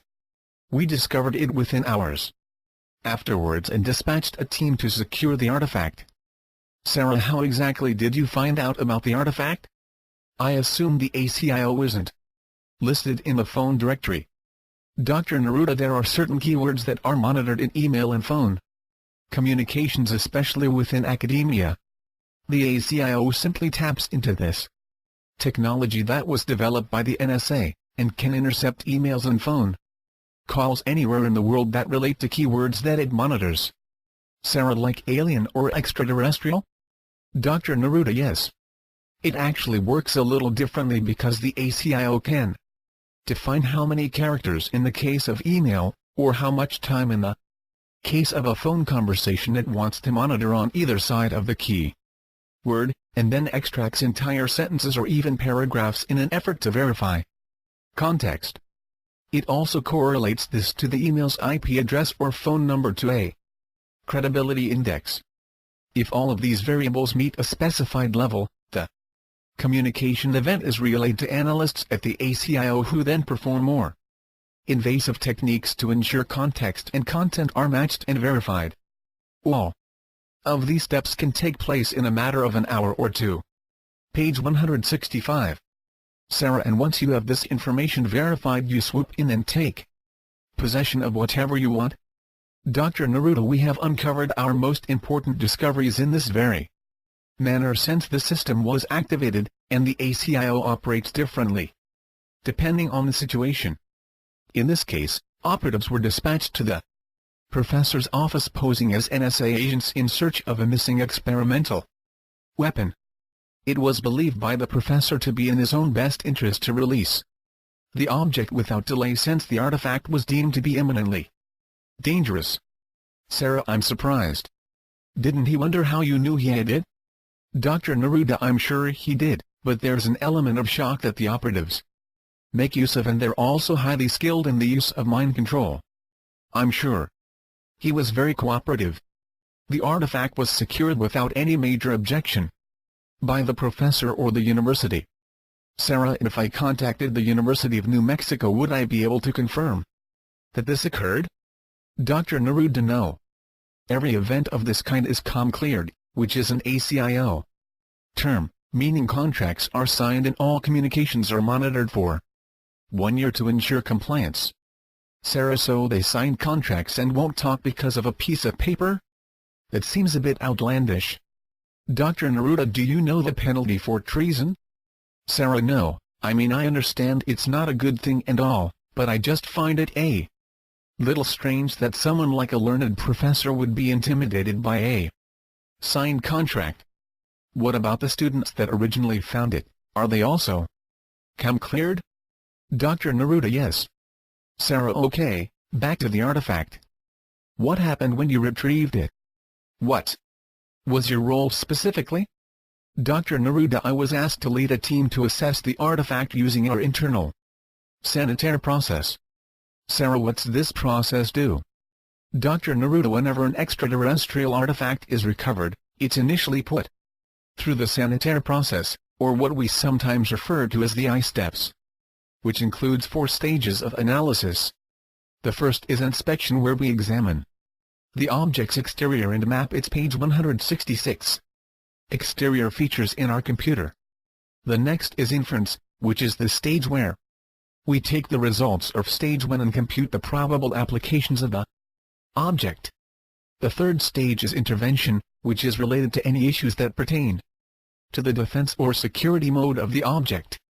And the last stage is invasion, which simply means we try to access the inner workings of the object and find out how it operates. Sarah, how difficult was it to go through this 4-step process with this artifact? Dr. Neruda, it was one of the most difficult we had ever examined. Sarah, why? Dr. Neruda, it was designed for a very specific purpose, and unless it was used for this purpose, it was completely impenetrable to our examinations. Sarah, didn't the hallucinations affect you? Dr. Neruda, we knew of the hallucinations reported by the students who recovered the artifact, but we didn't find any evidence of this at all in our labs. We assumed the students were imagining this due to the unusual nature of the artifact. It wasn't until later that we discovered that the very subtle markings on the exterior of the object were actually three-dimensional topographical maps. Once we overlaid these to real maps of the area in which the object was found, we uncovered its real purpose, which was a homing beacon. The hallucinations were site-specific, which is to say that there was a proximity effect encoded within the artifact that caused it to operate when two conditions were present. First, the object needed to be within the geographical range of its map coordinates as etched on its casing, and two, it needed to be held in a human's hands in order for its guidance system to activate. Sarah, and by guidance system you're talking about the hallucinations? Dr. Neruda: yes. Sarah: and throughout this whole process you didn't know where this artifact came from, right? Dr. Neruda: we knew it was extraterrestrial and we knew it was situated. Sarah: what do you mean by situated? Dr. Neruda: that it was placed there to be found. Sarah: who do you think did this? Page 167. Dr. Neruda: representatives of the central race. Sarah: so what happened next after you realized it was a homing beacon? Dr. Neruda: a team was dispatched to the area and we essentially followed the device to the interior structure of the ancient arrow site, which you're already aware of. Sarah: you said earlier that this artifact was the most amazing of the entire find. If it was simply a homing device, then the other artifacts I assume were fairly mundane. Dr. Neruda: to be more accurate, I can say it was the most interesting since I defected before all the other artifacts were sent through the I-steps process, but it was a very advanced technology and one of the most enigmatic we had come across in quite a while. For example, once our team came within a certain distance of the site, the artifact animated under some undetermined energy source and scanned our group. It was literally reading our bodies and minds, presumably to determine if we were suitable to discover the site. Sarah: and if you weren't suitable? Dr. Neruda: it was never discussed, but I think everyone assumed it would probably have destroyed the site and all those present at the time of the scanning. As it was, it only destroyed itself. Sarah: and you had no idea that it was capable of these feats when you examined it? Dr. Neruda: none whatsoever. Its casing was resistant to all of our invasive analyses. It was a real source of frustration. In fact, the artifact in the 23rd chamber was similarly vexing and required significantly more resources to complete the I-steps process. Sarah: are these the only two artifacts from the site that you've completed the I-steps process? Dr. Neruda: yes, prior to my defection. But there were artifacts in every chamber, although the one discovered in chamber 23 seemed the most important. Sarah: and why was that? Dr. Neruda: remember that I described the interior of the site as a helix-shaped tunnel system? Sarah: yes. Dr. Neruda: the uppermost chamber was the 23rd chamber and in it was the optical disc, while the other chambers held artifacts similar in size and composition to the page 168. Homing artifact: the artifact in the 23rd chamber was an optical disc that had a degree of familiarity to it, and we considered it the key to the entire site. Sarah: because it was so different from the other artifacts? Dr. Neruda: yes. It was also the highest chamber in the formation and it was unique in its structure in that it was the only chamber that was unfinished. Sarah: I understand that all the information you showed me. No, you've explained in some detail about how you were able, but you've alluded tonight that something within this site points sites. Can you elaborate on this at all? Dr. Neruda: there's nothing in this information that points to the location of the other 6 sites. However, I believe there is, encoded within this information, location markers to the next site. Sarah: you mean the sites are supposed to be discovered in a specific order, one at a time? Dr. Neruda: I believe so. Sarah: can you give me some hints as to where the next site is, based on your analysis? Dr. Neruda: if I gave you some information, you would need to promise that this interview would not be released until I contacted you and confirmed it was okay to do so. Would you agree with this? Sarah: certainly. I would honor anything you asked.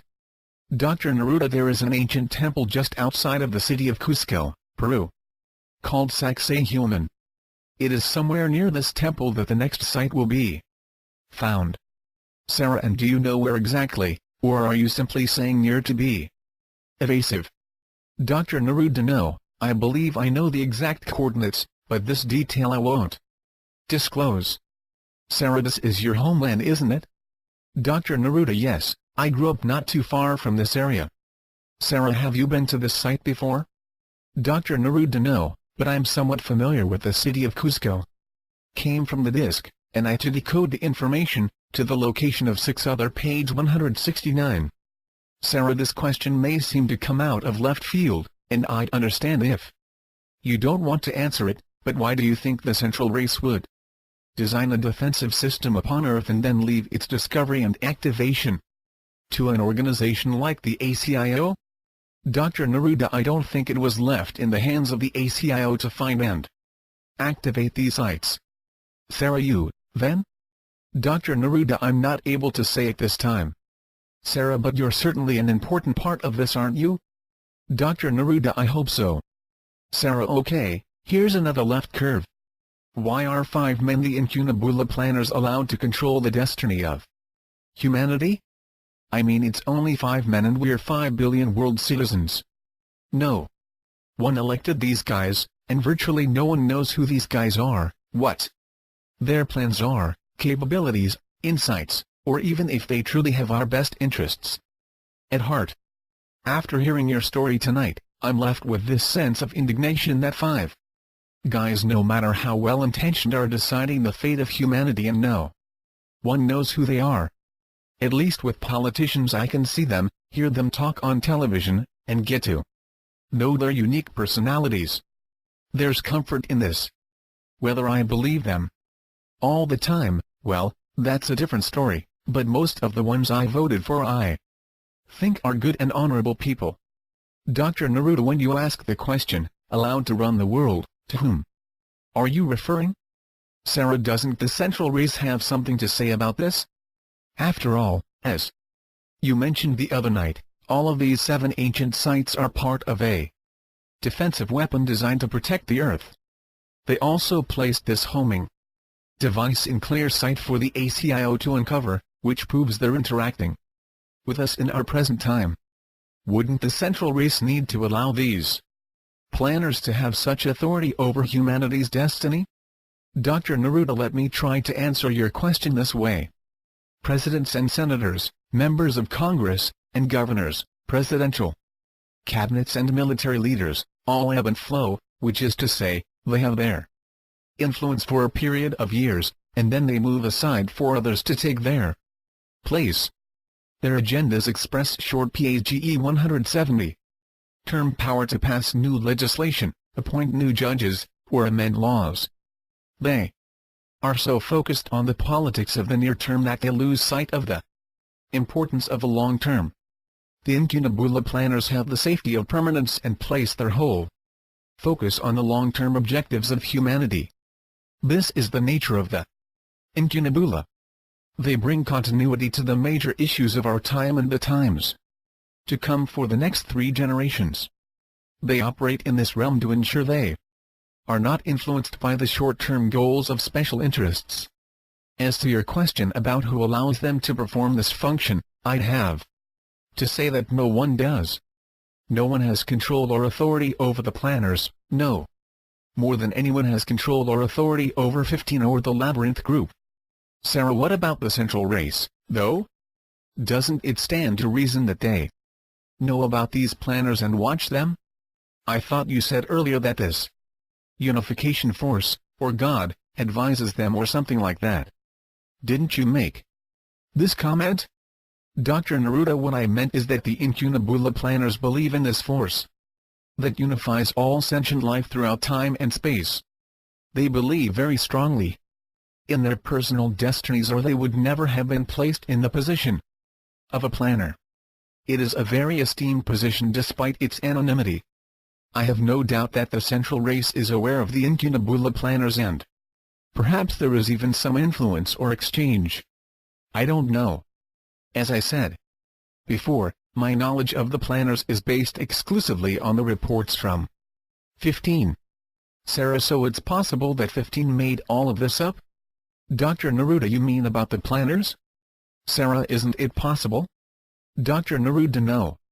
But it's possible that his perception is not completely accurate. Though I doubt it. 15's ability to grasp the character of someone is uncanny. He understands human psychology better than those writing the textbooks. I think it would be impossible for the planners to pull the wool over his eyes without him being aware of it. Sarah, but you said you never met these planners, only 15 has. Dr. Neruda, I understand your concern about the validity of this. If I could give you names to check out, or some other form of proof, I would.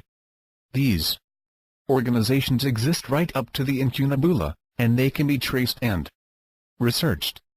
Certainly many journalists and researchers have done so regarding Freemasonry or Skull and Bones, and some with good success.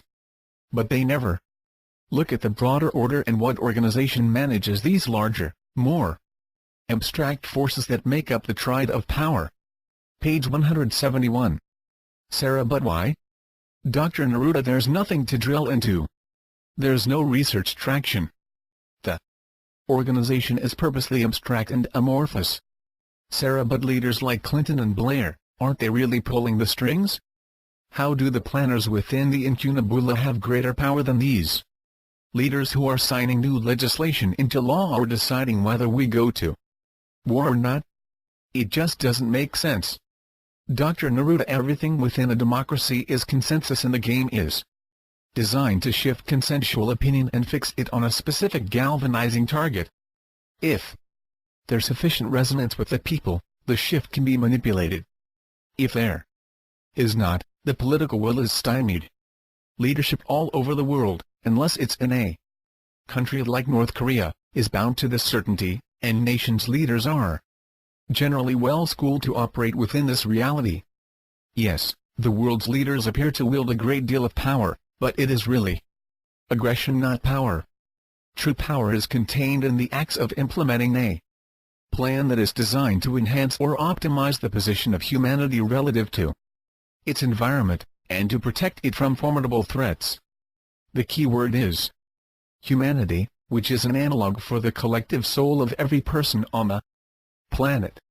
It is not defined by ethnicity or geographical boundaries. World leaders apply aggression to achieve their agendas, which always include a healthy dose of state greed and self-aggrandizement. The concept of humanity is not a critical ingredient in their agenda.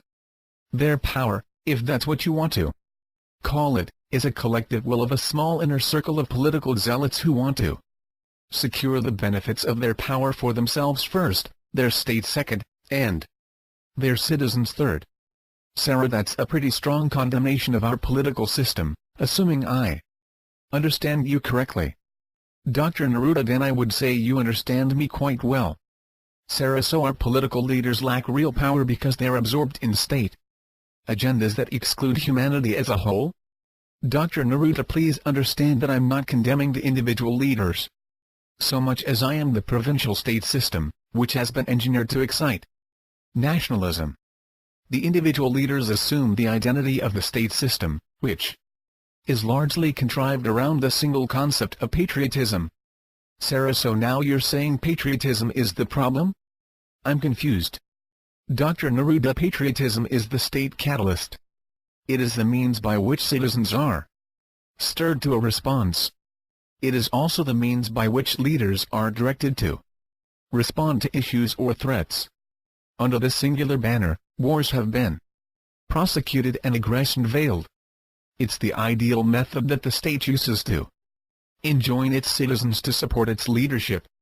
Page 172.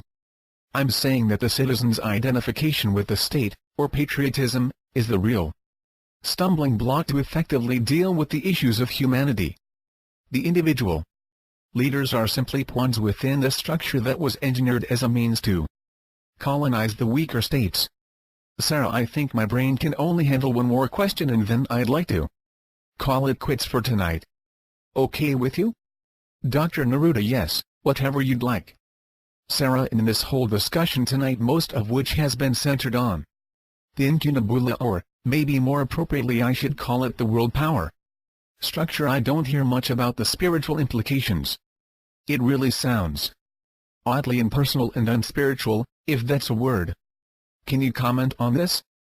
Dr. Neruda, what is occurring in our world is a manifestation of how a species migrates from statehood to specieshood. It is a stage within the migration plan. Humans must move from the patriotic, believe what I am told mentality, and elevate their thinking to encompass and embrace the holistic community of humankind. It will require enormous leadership capacity in order to accomplish the conclusion of this migration, because the world's people will require a watershed event to erase its memory. Sarah, hold on a moment. What do you mean to erase its memory? Dr. Neruda, there's a persistent memory in the psyche of humans, particularly the weaker cultures that have been trampled on by nations bent on colonization. These grievous indignations to the weaker nations of the world have left a deep mark on their collective memory. It's vital that this memory be erased or purged, in order for humankind to become unified in its governance and fundamental systems. This event can be orchestrated or it may occur through natural means, but it's generally agreed that an event must arise that galvanizes the world's people to unite, and in this process, purge the memory of all peoples, but especially those who have been dealt with as victims of colonization. Sarah, I know I just said I was only good for one more question, but as a journalist I can't resist this line of thought. Give me some examples of what kind of event you're talking about. Dr. Neruda, the most probable event with global implications is an energy shortage. Sarah, this is what you said earlier, but wouldn't an energy shortage only create more friction between the haves and have-nots? Dr. Neruda, if it were managed properly, no. The kind of energy shortage I'm talking about will have devastating effects on every aspect of our world. All infrastructures would be page 173 when impacted, and the impact would be harsh and persistent. A global body to regulate production and distribution of existing resources, coupled to a well-managed search for alternative, renewable sources would become a necessity of this condition. Still, behind the scenes, the incunabula would help to manage this event in such a way as to restore equality to the world's people. It would stand above the special interests and dominant powers, and ensure fairness. This fairness would establish its instrument of global leadership as the preeminent force for globalization, and the memory of all would, metaphorically speaking, be erased. Sarah, is this my answer for where's the spiritual in all of this? Dr. Neruda, no. Admittedly, I got sidetracked a bit. Also, I want to make the disclaimer that what I'm disclosing is the broad concept. In anyone reading these disclosures in the future, I hope you will bear this in mind. I'm not able, owing to the circumstances and time constraint, to provide a detailed rendering. However, these details do exist, and when one has the luxury of studying them, all of what I am disclosing will appear more plausible. Now, regarding your question, the spiritual element is very strongly integrated to the whole theme of tonight's discussion. If I were to sum it up, I'd call it the human migration plan. Humankind is evolving on one level, and migrating on another. In the instance of its evolution, humans are becoming more advanced, technologically speaking, with the ability to multi-process more sophisticated visual, oral, and intellectual data. In other words, the brain system is changing to become more holistic in how it processes information. Computers are a big part of this evolutionary track. Humans are also migrating from separation by means of statehood to unification through globalism. This is a completely different but related track. Humankind is coalescing, even though it may not seem like it, because we continue to have wars and conflicts throughout the globe. It's happening in micro steps. Sarah, and the spiritual? Dr. Neruda, yes, thank you. The spiritual is that these two tracks are leading humankind to something that the WingMakers call the Grand Portal. It is the connection to our human soul, which has been broken into hundreds of pieces. and strewn across the globe in the form of different colors, cultures, languages, and geographies, and is now in the process of an unalterable reunion. This is the spiritual aspect, and it touches everything in our lives. It penetrates every single atom of our collective existence, imbuing it with a destiny that is yet unseen. Sarah, you just mentioned the Grand Portal. What is it? Page 174.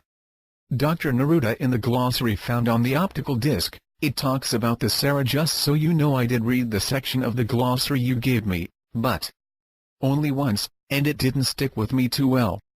Can you explain it again, please? Dr. Neruda, the Grand Portal, according to the WingMakers, is the indisputable scientific discovery of the human soul. Sarah, sort of like LERM, isn't it? Dr. Neruda, similar, but LERM is more the demonstration that the unification force exists and interpenetrates all dimensions of existence. It is the proof of spirit, if you will. The human soul remains elusive to our technology. Sarah, but you're not saying that soul and spirit are different, are you? Because I was always taught that soul and spirit are essentially one and the same thing. Dr. Neruda, soul, or what the WingMakers refer to as the wholeness navigator, is the replica of first source God, only compartmentalized into a singular, immortal, and wholly individualized personality. Spirit is more of the connecting force that unifies the individual soul with first source and all other souls. Sarah, I'm not sure I followed that description, but it may be that my mind is saturated right now and nothing you said would get through my thick skull. Anyway, what will be gained by having this discovery? The Grand Portal? Dr. Neruda, everything that keeps us separate, locked in statehood and provincial concerns will be obliterated when this undeniable proof is obtained. Sarah, why would the basic nature of man, which has taken hundreds of thousands of years to form, suddenly change when science steps forward and announces that it has proven the existence of soul? It doesn't seem plausible to me. Dr. Neruda, according to the WingMakers, this is the evolutionary path of the human species, and the discovery of the Grand Portal is the culmination of a global species. It creates the conditions whereby the things that separate us are stripped away, whether they're color, race, form, geography, religion, or anything else. We find ourselves staring into the lens of science and we see that all humans are composed of the same inner substance, whatever you choose to call it, and it is this that truly defines us and our capabilities. Sarah, so everything we've been talking about tonight, the globalization of humankind, culminates in this discovery? Is that what you're saying? Dr. Neruda, yes. Page 175. Sarah, and the Incunabula planners will be there, waiting to guide us. Is that also part of the plan? Dr. Neruda, I don't know if there'll be a role for the Incunabula in this new world. Perhaps, perhaps not. Sarah, if an individual would experience this Grand Portal and establish for themselves that they are composed of a soul, an immortal soul, wouldn't it profoundly change the way in which they live? I mean, I'm just starting to think of the ramifications, and they're kind of scary. For example, what if someone saw that they don't really die? Wouldn't that change their attitude towards death in such a way that they no longer fear it? Perhaps people would become more reckless and daring, more dangerous. Dr. Neruda, someday there will undoubtedly be many different reactions, and I don't pretend to know how it will all be managed. Sarah, another thing I find interesting in this whole thing is the role of science versus religion. It seems that religion has tried its best to define soul and failed. Whatever its definitions, they seem to be based entirely on faith, and there's no real consistency in the model. This Grand Portal is a scientific discovery, not a religious one. Correct? Dr. Neruda, yes. Sarah, so science will get a try. What if they fail as well? Maybe there's something so elusive, so hidden in all of this that science does know better. I mean, I know some people who can be shown something and they will deny it with all their strength. How do you convince someone who doesn't want to see it? Dr. Neruda, you can think of the Grand Portal as the interface for the consciousness of vertical time. This interface will be discovered sometime in the 21st century. I don't know all the details. I don't know how it will impact on the individual. You may be right. Some will accept it and some will not. I only know it is part of the destiny that humankind is led to achieve. Sarah, according to the WingMakers? Dr. Neruda, yes. Sarah, did you know about this prior to reading the glossary? Dr. Neruda, do you mean did I know about the existence of the Grand Portal?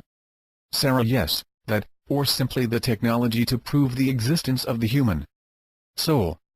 Was it being planned or worked on by the ACIO? Page 176. Dr. Neruda, no.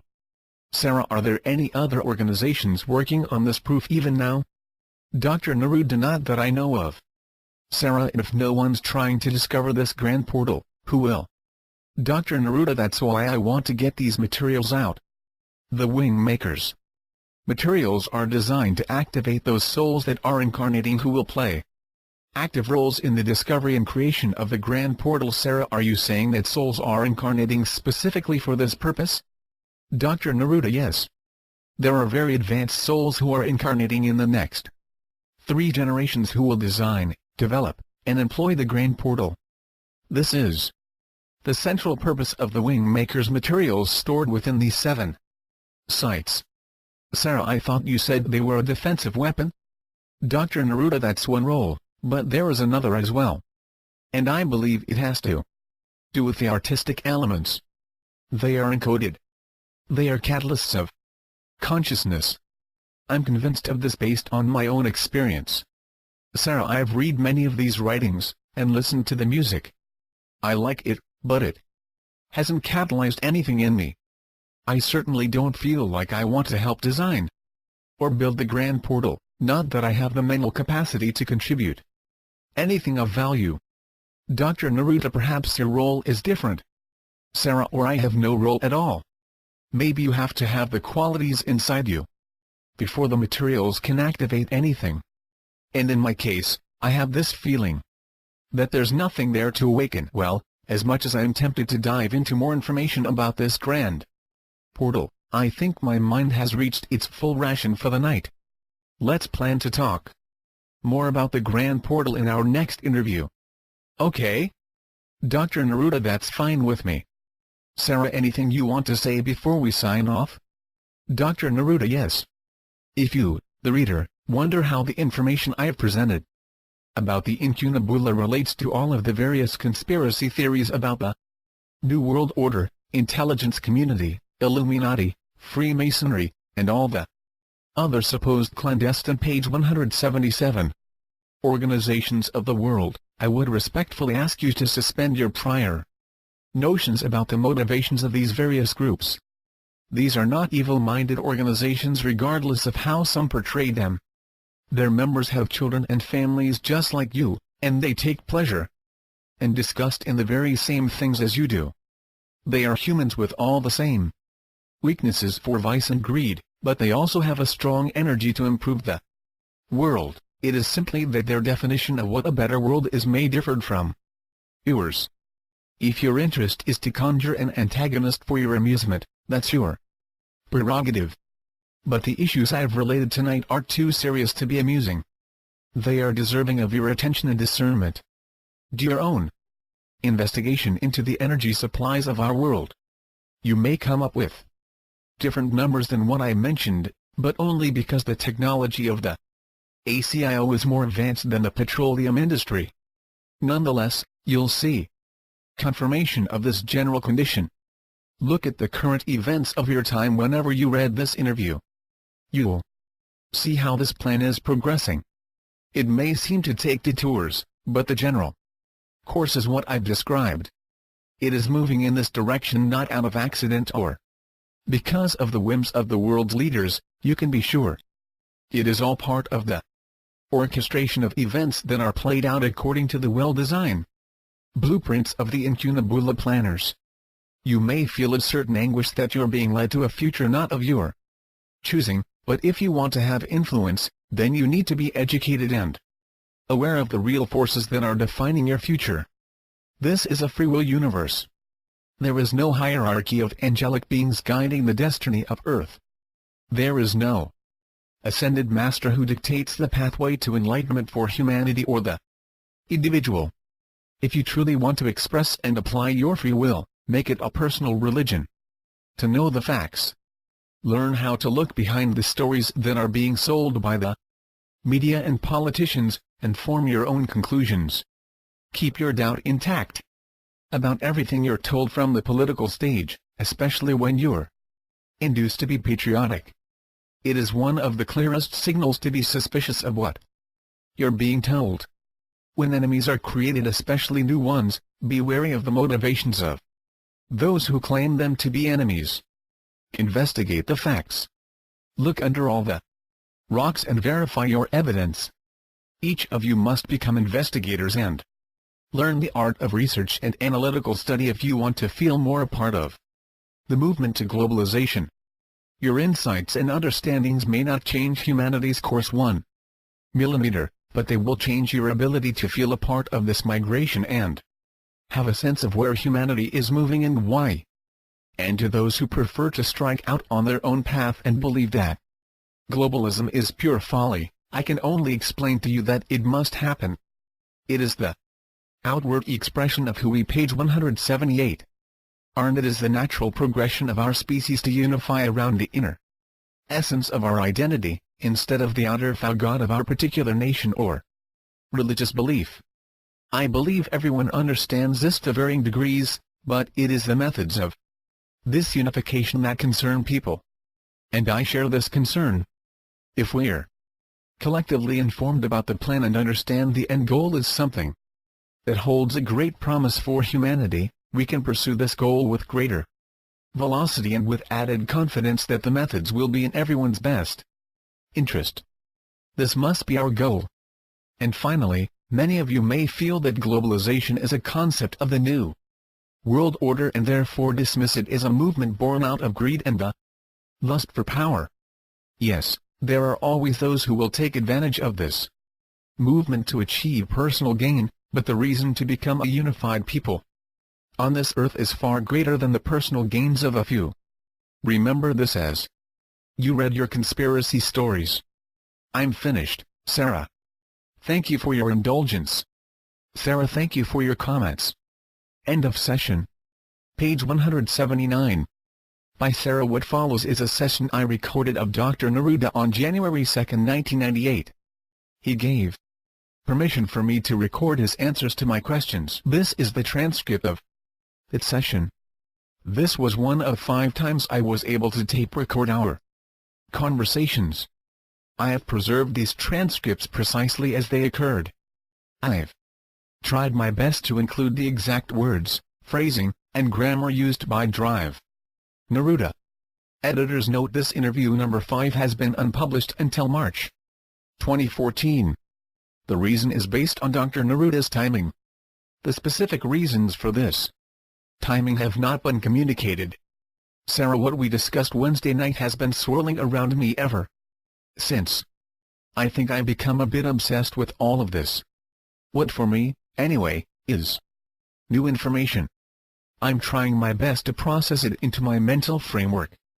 And I have to admit, I'm not sure it's working. Dr. Neruda, I understand. I've held back some information for this very reason, not only for you, but also for those who will ultimately read this. Sarah, when we ended the last session we agreed to spend more time on the Grand Portal 1. Is that what you're referring to, or is it something else?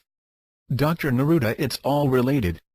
It's a very, very big picture, and broad timeline. Sarah, can you share it now? Dr. Neruda, let's take it one part at a time.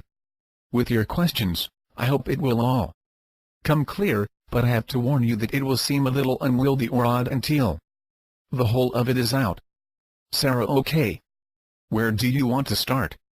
Dr. Neruda, I think we need to go back to the beginning to understand the true context of the Grand Portal. Sarah, okay. The Grand Portal is defined in the WingMakers materials as the irrefutable scientific discovery of the human soul. Page 180. Dr. Neruda, Earth was and is a very unique planet. It was entirely of water originally. But what made it interesting to beings was the fact that its core enabled it to have a gravitational force that supported manifestation. Sarah, what do you mean by manifestation? Dr. Neruda, that it began to traverse from an interdimensional planet of sound frequencies to a planet of matter, of physical matter.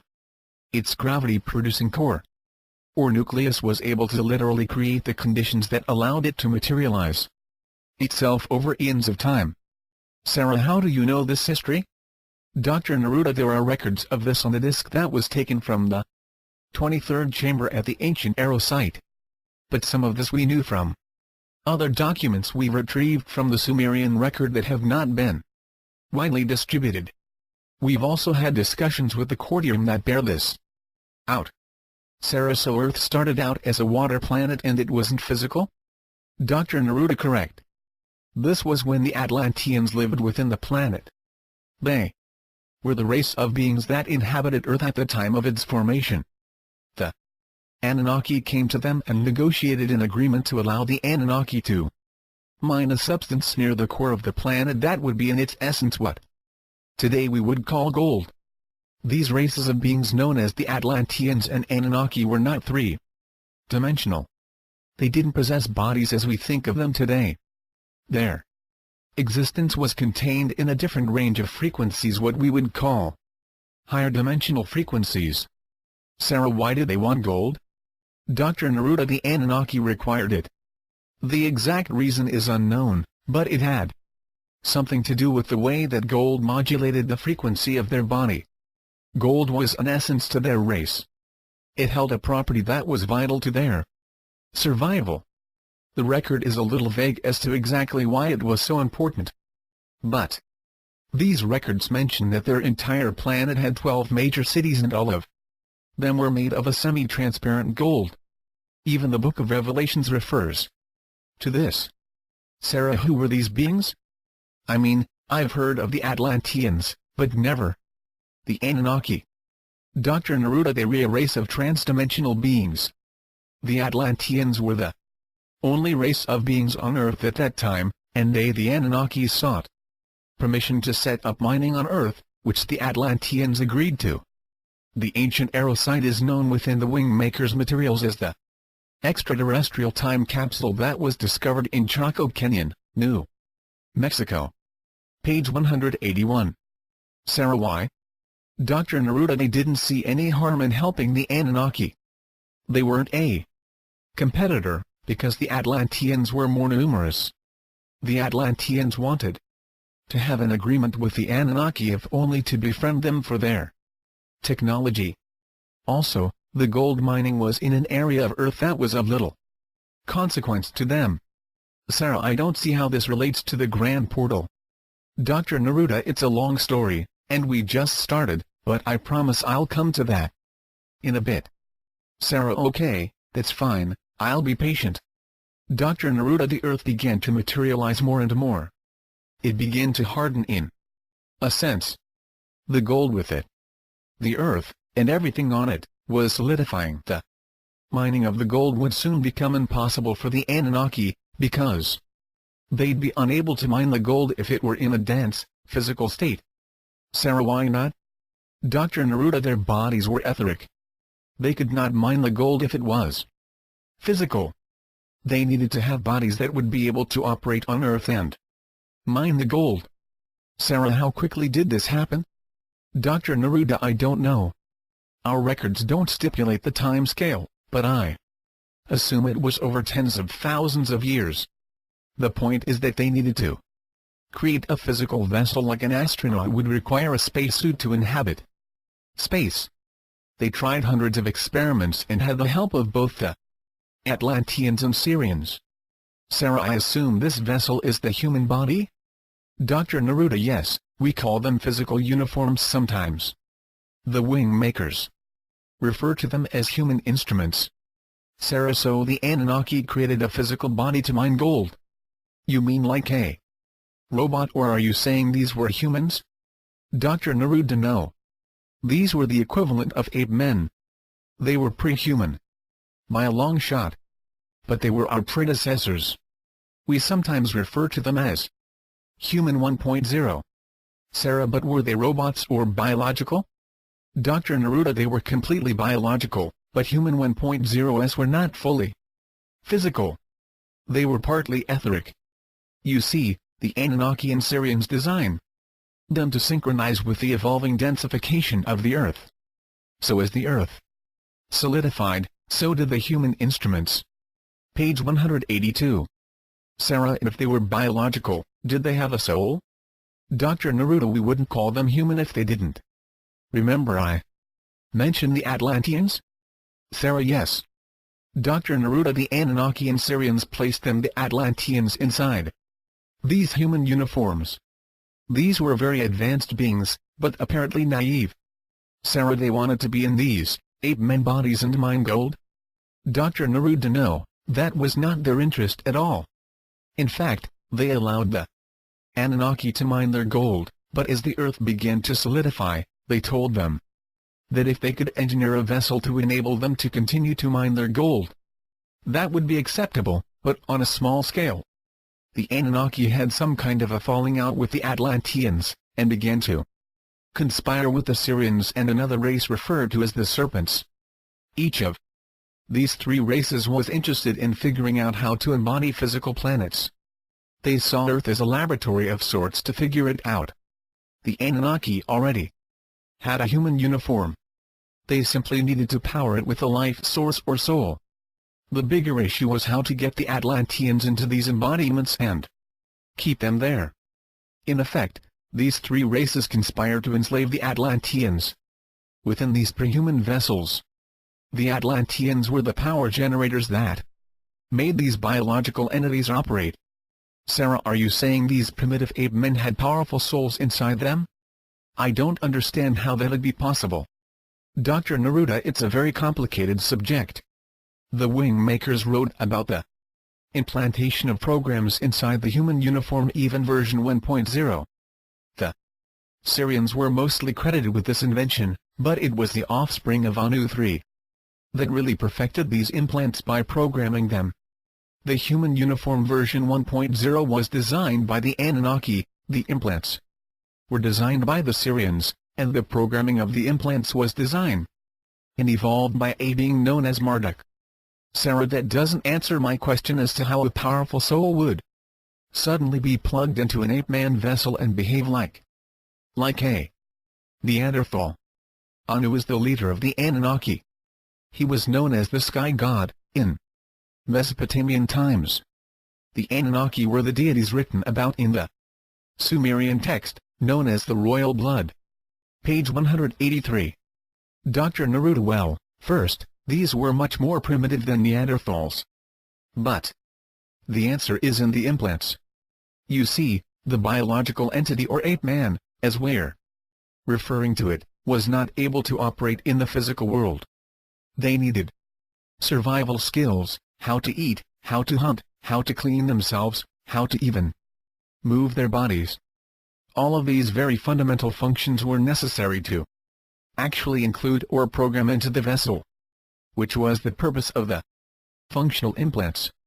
The implants were akin to the brain of the human 1.0, but it wasn't just in the brain. These implants were placed inside the body within various parts like the chest area, middle back, wrists, ankles, etc. The primary ones were contained in the skull. But generally these implants were networked to operate from the head or brain area. Sarah, why do you say the head or brain area and not simply the brain? Dr. Neruda, because it wasn't in the brain. Remember that human 1.0 was still part etheric and part physical.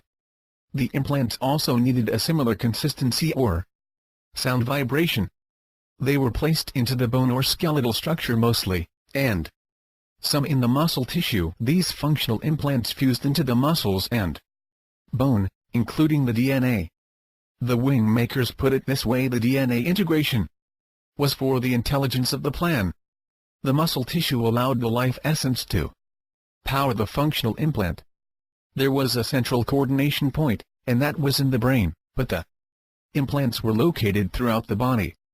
This was an integrated system that was installed in the human uniform to allow it to be controlled, monitored, and programmed over time.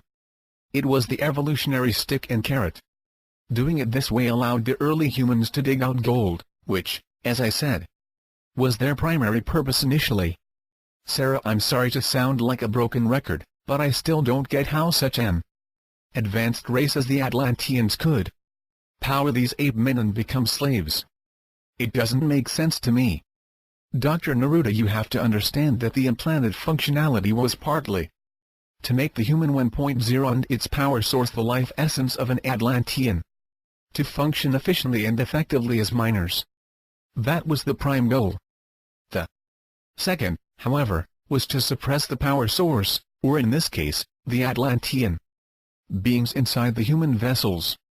They did this by making the power source ignorant of its origin and the reality of its true expression as an infinite being. When the Atlantean beings were placed inside the human uniform, they were essentially 100% focused on physical survival and functional performance. There were no relationships, no marriage, no reproduction. These were essentially clone beings. They were all the same in terms of their appearance and abilities. Human drones, piloted by implanted functionality that the Atlantean beings inside became associated with, as them. The infinite inside the body believed it was the body and the implanted functionality, and nothing more. Sarah, what happened when they died? Page 184. Dr. Neruda, let me be clear, these beings, the Atlanteans, were infinite, meaning they did not have space-time regulation. They lived after the body died. However, the Anunnaki created a set of planes or dimensions of experience that was the equivalent of a holding plane. That's what the WingMakers called it, where they could be recycled. Sarah, recycled as in reincarnation? Dr. Neruda, yes, later on this became the basis of reincarnation. It allowed the Anunnaki to recycle the Atlanteans. Some aspects of the implanted functionality were interdimensional, which is to say, it could assist in the delivery of the beings to the proper location within the holding planes of consciousness, and assist in their reincarnation back into a new vessel. Sarah, but you said that the ape men didn't have reproduction? Dr. Neruda, not in version 1.0. These were very basic. But the Anunnaki could create them in large scale, so when one human uniform expired, let's say they had a mining accident, another would be made. These were clones. The ability to self-reproduce came in version 2.0. That was mostly because the amount of effort required to manage this process was enormous, on the part of the Anunnaki. They wanted to create an automated system, something that wouldn't require them to orchestrate all of the variables. So the Syrians helped them to create the implants that could propagate through reproduction. This enabled automation of the recycling of the beings from the holding planes to be born into the physical dimension through a baby. Sarah, so this was all automated by programming technology? I don't know. This is too weird. Dr. Neruda, the universe is made up of dimensions that are a result of mathematical equations. It is constructed from mathematics. Some beings understand how to apply mathematical equations to organize and plan space-time. It's all created. This world is created, it's not real. It's a programmed reality. When I say plan, it can also be construed as control of space-time. That is to say, this is a programmed space-time reality. Once you can program space-time reality within a species like humanity, you can program at the individual level of a person, right down to when they itch their nose, if you want to. It's all mathematical equations.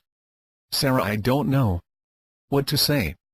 For now, I'll go along with you, but it really sounds like fiction to me. So, what happened to the ape men? Dr. Neruda, I mentioned Marduk. He was intimately involved in the evolution of the species. That was his role. Of all the Anunnaki, he was the closest to the human 1.0s. He understood them and even admired certain aspects of them. Unconsciously, perhaps, he began to alter their programs so the human 1.0s behaved more like the Anunnaki. as they begin to take on the characteristics of the Anunnaki. Anu and his sons, Enki and Enlil, were concerned by this. Marduk was programming emotions and feelings. He was page 185.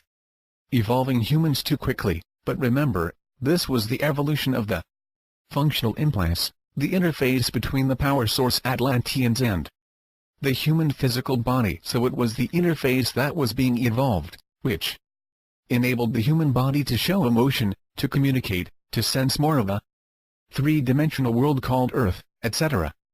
The other thing that was happening was that as the Earth continued to become more of a three-dimensional solid, so did the human 1.0s and their functionality implants. This growing densification also made it easier to control and suppress the Atlantean power source inside the human uniforms. It was like a compression was taking place in and on this Earth plane, and it was deepening the gravity of focus on Earth plane survival. Sarah, I wrote down the word serpents. Are you talking about literal serpents? Dr. Neruda, no. Serpents as a race of beings. They simply were another race of beings based on reptilian DNA, but distinct from the Anunnaki. You could say they were related. They were known as life carriers. They seeded planets. They built food chains. You could say they were the grocers of the planet. Sarah, but they didn't get involved in the creation of the human 1.0? Dr. Neruda, not in the technical sense. Their job was more to provide food and sustenance for it. Sarah, I understand how the Atlanteans were suppressed in the human 1.0 because of the implants, but why did they go there? If they didn't volunteer as you suggest, how did they get forced into slavery when they were previously these powerful, sovereign beings? Dr. Neruda, we don't know exactly how it happened. The record we read was not specific on this topic. But the tone, or word that was used, was that the Atlanteans were naive. They had no reason to think it would be possible to become enslaved. It would be like a concept that was never used in their culture. No one ever did that. Nor could they. You can't enslave an infinite being, unless, of course, you lock them into a human uniform. And that was the cunning of the Anunnaki and their Syrian partners. They launched this attack from such a bizarre angle that the Atlanteans couldn't see it coming. I think it was an ambush or surprise attack. Sarah, you said earlier that the human 2.0 could reproduce.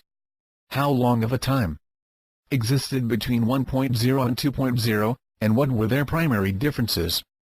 Dr. Neruda, human 1.0 rose to a pretty high level in terms of being able to speak or communicate. That was the major add-on that Marduk brought to human 1.0. However, the psychological state of being a clone was too hard for human 1.0. They all looked alike and had the same thoughts, so communication was helpful to a point, for example, coordinating a task, but actually having individual ideas, no. And this led to depression and psychological states where, according to the WingMakers, they literally went mad. Page 186. This flaw was a huge problem. Anu decided to wipe them out, and this is a story of the Great Flood. Marduk managed to save some of the human 1.0s from the flood along with other flora and fauna, but it was the end of human 1.0. Human 2.0 was then created. This was the stage where the humans could self-reproduce. And when this happened, some of the Anunnaki impregnated female humans and brought in their bloodlines to the human species. This began the variations. This began the idea that humans were no longer clones. The concern, however, was that human 2.0s might become too powerful and self-aware. What if the Atlantean power source became aware that it was an infinite being? This was when Anu decided that he should be God. Humans needed to have a lord or ruler over them, so it was clear that they were inferior to an external ruler. This was a key part of their program of indoctrination. Working with Marduk and the Syrians, they created the environment of Eden and created the paradigm of Eve as the instigator of the fall of humanity. This was, You might say, Act 1 of Anu as God. It was staged to provide the human 2.0s with a clear sense of an external authority, and that they were expelled from paradise because they tried to be self-realized. It was like rebuking humanity with the fist of an angry creator who wanted his creation to remain identified with their human uniform. Kind of like saying, do not think for a moment that you can be like me. Sarah and the WingMakers wrote that this actually happened kind of like the Bible said. Dr. Neruda: yes. Sarah: so the God of the Bible is this Anunnaki Lord, called Anu? Dr. Neruda: yes. Sarah: why are you telling me this all now? It seems like this information changes some of the previous information you've shared. Dr. Neruda: to really understand the grand portal, you have to understand this evolutionary process, and the only way you can understand it is to go back to the beginning of the human race. Sarah: so why did Anu want to be God? Dr. Neruda: remember that the original goal was the acquisition of gold. But when the Atlanteans rejected Anu, he began to conspire with the Syrians. It was just before the flood that Anu discovered that the gold he'd mined was sufficient. He didn't require more. However, the notion of being a god over the Atlanteans was seductive.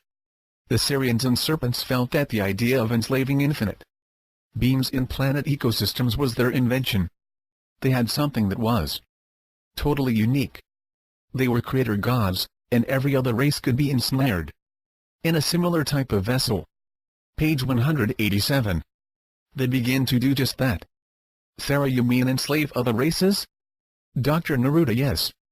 You see, the Earth had a unique quality to its core. This core was of extreme interest to the Anunnaki when they first visited Earth. It was this core that created the gravitational field that enabled the planet to become fully physical in such a way that it could support physical life. Of course, other conditions needed to be present, too, but it was this core that was the real key. Working with the Syrians and serpents, they began to do the same enslavement on other planets. They replicated the core of Earth and engineered a method for implanting this core on other planets. They were essentially terraforming a planet by cloning and installing Earth's core. Sarah: so I guess the real question is, if you believe this, what are humans today? Are we simply more of the same? Are we human 2.0? Dr. Neruda: when I said the human uniform evolves, it does, but this evolution is on a track, a pre-programmed track. The intent was to have Anu return on a cloud. The whole second coming was going to be the staged entrance for Anu. Humanity would evolve in such a way that his re-entry into our consciousness would be understood to be a good thing. Humanity's salvation. We would all be his children, and the glory of God would be upon the earth. That was the plan. From before the time of Jesus, that was the plan. Marduk programmed the entire. Sarah: how long can these beings live? Dr. Neruda: again, the beings like Marduk or Enki or Anu are not based in space-time. They are infinite beings, meaning they have no end. They don't have an age. Neither do we. Sarah: I'm trying to wrap my mind around all of this, but I'm finding it very hard to believe that human beings are simply uniforms for a programmed existence. Dr. Neruda: let me go back to your previous question about what humanity is. Now, the functional implants of the human interface are perfectly integrated within the human vessel. They operate seamlessly. So seamlessly, we do not know that they are not us. We have no choice in a way. We think our thoughts and emotions are us, that this pastime is what our thoughts and emotions exist in. Even the thought of the God, heaven, hell, soul, masters, all of these things. They're part of the program. It is integrated in both the dimension of the earth plane and the afterlife. The afterlife is part of the deception. Sarah: tell me more about this interface and its functional implants. Dr. Neruda: the I-brain was the key element that the Anunnaki needed to design to make the functional implants operate. This is in human 1.0. In human 2.0 it was the DNA. Once this was achieved, the Syrians could design the Consciousness Framework. The Human, page 188. Consciousness. Human consciousness is the key to suppressing an infinite being. Human consciousness, or the triad of consciousness, is composed of three interactive layers. The first layer is universal mind or unconscious, and this forms the link between the individual human and the entire species. This layer is what enables all of us to see what everyone sees, feel what everyone else feels, know what everyone else knows. It is the perfect way to unify a species in separation. In fact, that is the way we feel unification, through the unconscious mind. The next layer of consciousness is the genetic mind, as the WingMakers refer to it, or subconscious, in the case of Sigmund Freud. This forms the link between the individual and their family tree or genetics. This is where bloodlines are expressed. And then there is the conscious mind. This is the unique individual perception and expression what most of us call our personality and character, which is built on this layer. The conscious mind of the individual is heavily influenced by the genetic mind, especially between birth and the age of 7 or 8. By the time the influence is all-encompassing. Remember that the Anunnaki created the biological form, the body, the Syrians created the functional implants, and Marduk executed the programming of these functional implants so they would evolve along a programmed path, leading to the return of Anu. This was expressed in the hierarchical structure of humanity that speaks of God and masters in religious and esoteric texts.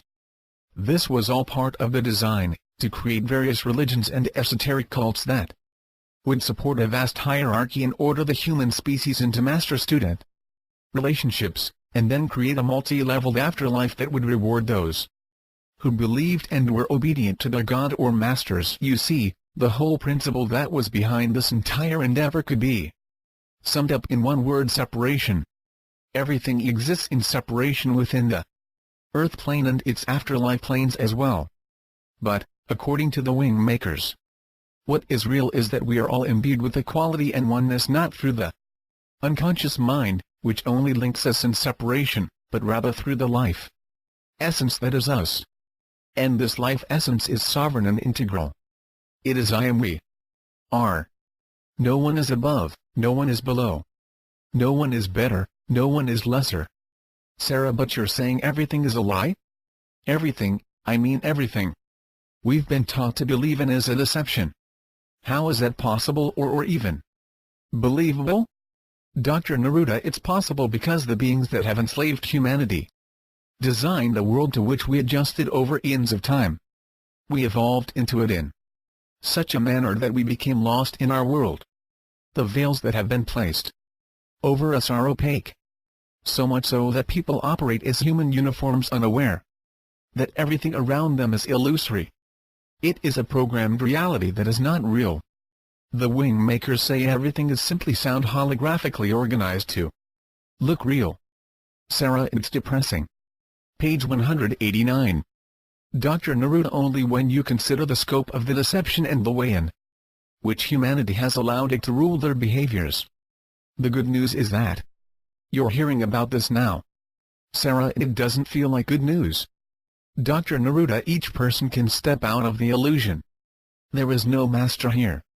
No God is going to come down and make it happen for us. No ETs. No one. It is each of us. This is what is meant by I am. It's like one me, and one. All of us unified. Am, meaning exist now. In this moment. Not in history or memory. Not in some future time or goal. Now. Sarah, it doesn't feel real to me. I was raised a Christian. I have no reason to believe that Jesus was an inside agent for this plan of deception. Dr. Neruda, I'm not saying he was. Many of those who have come to Earth as human teachers have tried to reveal how deep and broad and high this illusion has been made. It is as far as the edge of the universe and as close as your DNA. Everywhere in between is illusion. Jesus came to reveal much of this, but the writers of the Bible decided what would be acceptable within the paradigm of life as we humanly know it. They elected to make Jesus a part of the deception. They saw it was time for a redefinition of God to accommodate an evolving human 2.0. God was suddenly a loving father, and all of humanity was brother and sister. Sarah, so you're saying Jesus was aware of this deception, but his words weren't included in the Bible? Dr. Neruda, our opinion was that his words were so against the conditioned beliefs that people could not understand them as he said them. And so, over time, they were translated into the form you know them today. The biblical translation simply lacked the original potency with which he said them. Besides, there are two methods that can make exposing this illusion a very difficult proposition. Sarah, what do you mean? Dr. Neruda, the first is that the unconscious mind system is inside everyone. It's like a field of information that everyone can access. It can affect or infect everyone. A revelatory idea can be passed to a small number of people, but it lacks sufficient influence to generate mass awakening. So there's unconscious mind inertia.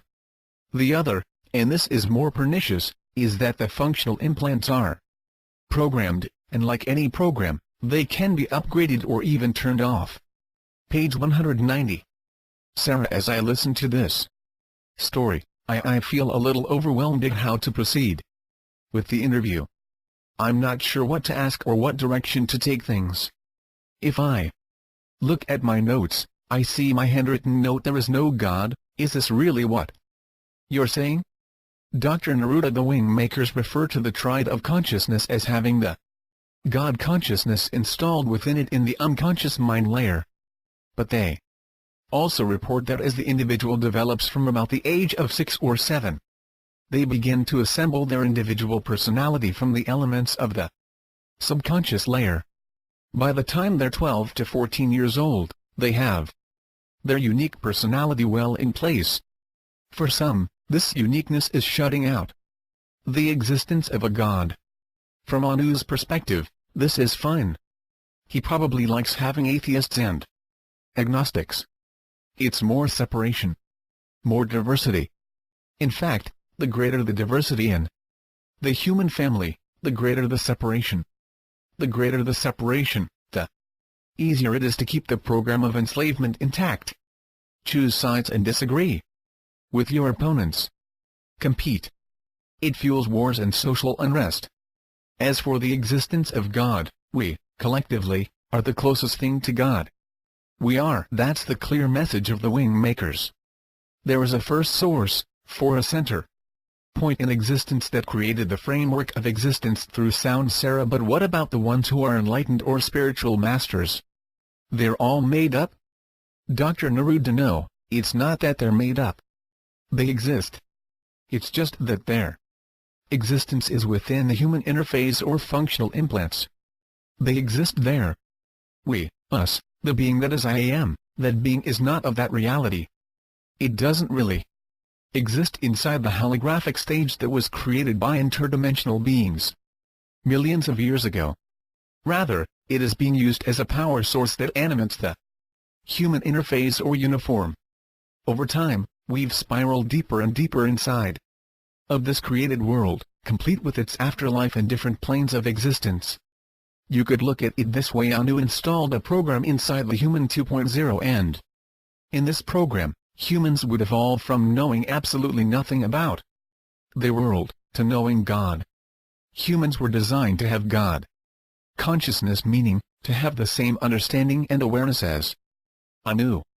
But then Anu took this evolutionary line and positioned God consciousness so far out into the future that humans would essentially be chasing this God consciousness forever. They'd be chasing shadows, because until they awaken from the deception, the only God that exists in the world is Anu.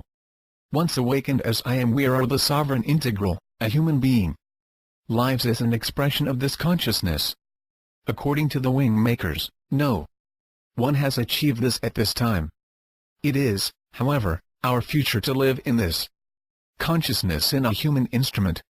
Sarah, no one has done this. You mean anywhere? The WingMakers refer to first source as the creator of the life essence. Page 191.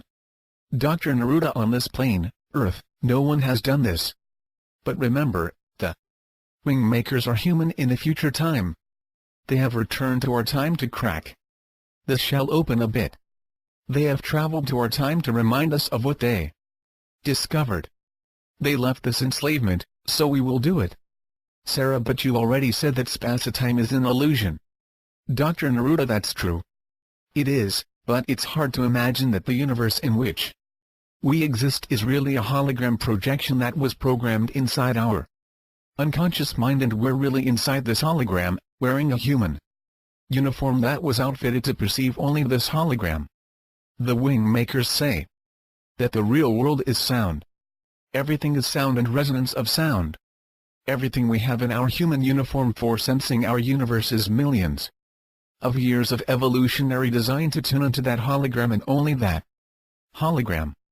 Sarah, how does that hologram extend beyond this physical world then? You said even the afterlife is part of it? Dr. Neruda, there are many aspects to the afterlife. There is God, first and foremost. There is the light of illumination. There is the universal spirit and individual soul. There is a hierarchy of angels and masters. There is the concept of karma and reincarnation, or sin and salvation. The concept of heaven and hell. The concept of the chosen. The concept of an ascension path. The concept of the Book of Records or Akashic Records. All of these concepts were designed into an upgrade of the human 2.0 interface. Certain human beings are programmed to find these concepts in their unconscious mind layer and share them. As a result, religions sprout. Philosophies rise, sometimes in support of the religions, sometimes in contradiction. Esoteric cults rise. All the while the human being remains lost. It remains muddled in its illusion.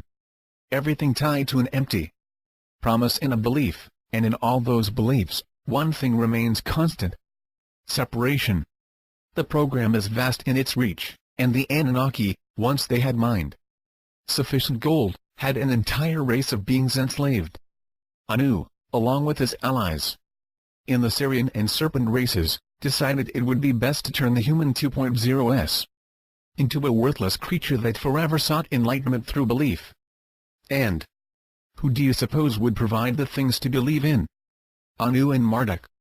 Everything became learning lessons. The earth was a schoolhouse. If you learn your lessons, you won't have to keep incarnating. Learn, learn, learn. But what are you learning? You're learning to believe in the afterlife, as it was described and prescribed by Anu and his designers. You're learning to don your human uniform obediently. You're learning to discern how humanity is different. You are learning to link every self-image you have to the world of 3 dimensions, while hoping there is more after death. The sober reality is that after you die, the being inside you is met by a guardian who will take you to your destination, based mostly on your deeds in this life.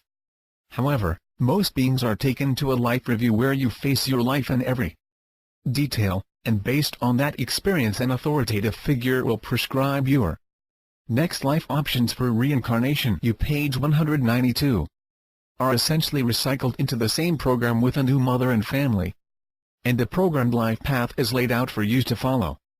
The afterlife program and process is all part of the master program to retain the enslavement of the beings. Remember, we're interdimensional beings, meaning we exist in 3D and the higher planes. It's just that these higher planes are designed by the Anunnaki. They are not of the real dimensional planes. Otherwise, we would die, discover who we really are, and we would never reincarnate, or if we did, we would tell everyone on Earth that this is all an illusion. Sarah, why? Why do it this way? It doesn't make sense. Dr. Neruda would begin as an experiment in 3-dimensional exploration. From a higher dimensional reality became what is here. Every human being will confront this reality eventually. It cannot be avoided. We can agonize about the lack of fairness or ask why, but whether it makes sense to you doesn't change. The fact that we live in a world of design separation, divide and conquer, The WingMakers write of the tone vibration of equality. Dr. Neruda pulled out some papers at this point. Here's the exact choice of words by the WingMakers. When all manifestations of life are genuinely perceived as fragmentary expressions of first source, the vibration of equality that underlies all life forms becomes perceptible to the human instrument. Life initially emerges as an extension of source reality, and then, as an individuated energy frequency invested within a form. It vibrates, in its pure, timeless state, precisely the same for all manifestations of life. This is the common ground that all life shares. This is the tone vibration of equality that can be observed within all life forms, that unifies all expressions of diversity to the foundation of existence known as first source. Sarah, it's so abstract. How does it help? Dr. Neruda, maybe it doesn't. I don't know. But the thing is, to change, to step out of this illusion, it requires each of us to wake up and stay awake. It's not reading words that will change this. It's the profound nature of new behaviors. Because these behaviors signal that our consciousness layers are understood as separate from who we really are. We have to operate as I am we are. Sarah, where does the Incunabula 5 or Illuminati belong in this narrative? Dr. Neruda, I'll answer that later. I want to continue the story a little further. Sarah, okay. Dr. Neruda, Human 2.0s and Earth continue to densify. We become increasingly three-dimensional. We are actually denser now than we have ever been in terms of physicality. There was a time, about 40 years ago, when we thought alien races were actually leaving 5 in the triad of power. The Incunabula is the capstone, also known as the capstone of the elite. Page 193. Spaceships behind on purpose, but what we discovered, more recently, is that most of the aliens were not physical beings. They were observing Earth, and their spaceships actually became entrained by the gravitational circuits of the Earth's core, which caused their spaceships to materialize in three-dimensional space. Because many of the materials used in the ship's construction had chemical properties, they were prone to densification when exposed to Earth's atmosphere. Sarah, you mentioned the Earth's core as being the cause of all of this. What's so special about it? Dr. Neruda, the magnetic fields associated with Earth's core are unique. They are, in the words of the WingMakers, alive. We can only assume that alive is an aspect of intelligence. The point in this, however, is that everything's densifying. It is compressing. It is compressing for a reason. The old systems can fall in unison when density reaches a certain critical mass. And that is what will happen. Sarah, when? Dr. Neruda, all I can say is that it is soon. I don't want dates and times associated with it, Sarah, but do you know? Dr. Neruda, we know a range. Sarah, more than 10 years? Dr. Neruda, yes. Sarah, more than 20 years? Dr. Neruda, all I will say is that the WingMakers' term for this is SIN, or the Sovereign Integral Network. SIN is the definition of the new system. They said it can come in an instant once the right conditions are in place. What is unclear is how SIN develops after the Grand Portal and Human 3.0. Sarah, that's the first time you've mentioned Human 3.0. What is it? Dr. Neruda, if human beings are trapped in a prison of illusion, as Human 2.0s, and their interface to the holographic universe is the reason for their being trapped, then a new model needs to step forward. Human 3.0 is this new model. It is the formula of self-realization. It is stepping out of the constructed universe, or reality, and living as a self-expression of I am we are. Human 3.0 is the Sovereign Integral. I call it Human 3.0 SI. You see, the Grand Portal is a way to synchronize humanity to a new inception point where it is living in the expression of oneness and equality, sovereign and integral, I am and we are. It is a way for humanity to move from separation, which was its previous page 194. Inception point, the one that generated Human 1.0 and 2.0.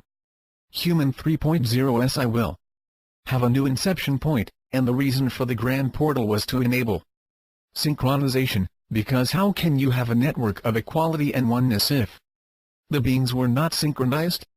Sarah, what is soul, then? Dr. Neruda, soul is an idea or paradigm that has become part of the human reality program. Soul is the part of you that contains all memory of your existence as a human 1.0 and 2.0.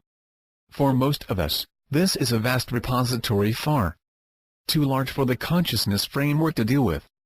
So the soul holds this information for each individual being. Soul is a paradigm of infinite expression within a finite reality. But you can't be infinite in a finite reality if that reality is a programmed reality. So soul is not the life force that powers the human consciousness. That is the sovereign integral. That is what each of us is when we are stripped naked of all illusion, of all deceptions, of all limitations, of all veils, of all functional implants, including the soul. It is the redefinition of human identity and expression as I am we are from a human perspective. The WingMakers do not see humans as lesser entities, but simply beings with inception points that enslave them. It is not a judgment that humans are worthless or bad or sinful or weak or needy. None of those things. Humanity needs a new start. A point in which they can synchronize in one realization, and that is the expression of I am. We are living those words as behavior. Sarah, where's the creator of Anu? The real God?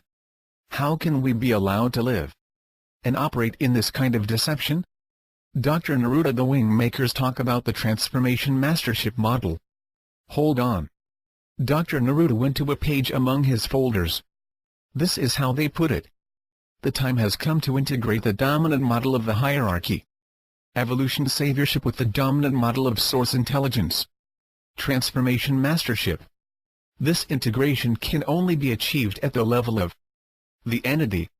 It cannot occur within the context of a human instrument or an aspect of the hierarchy.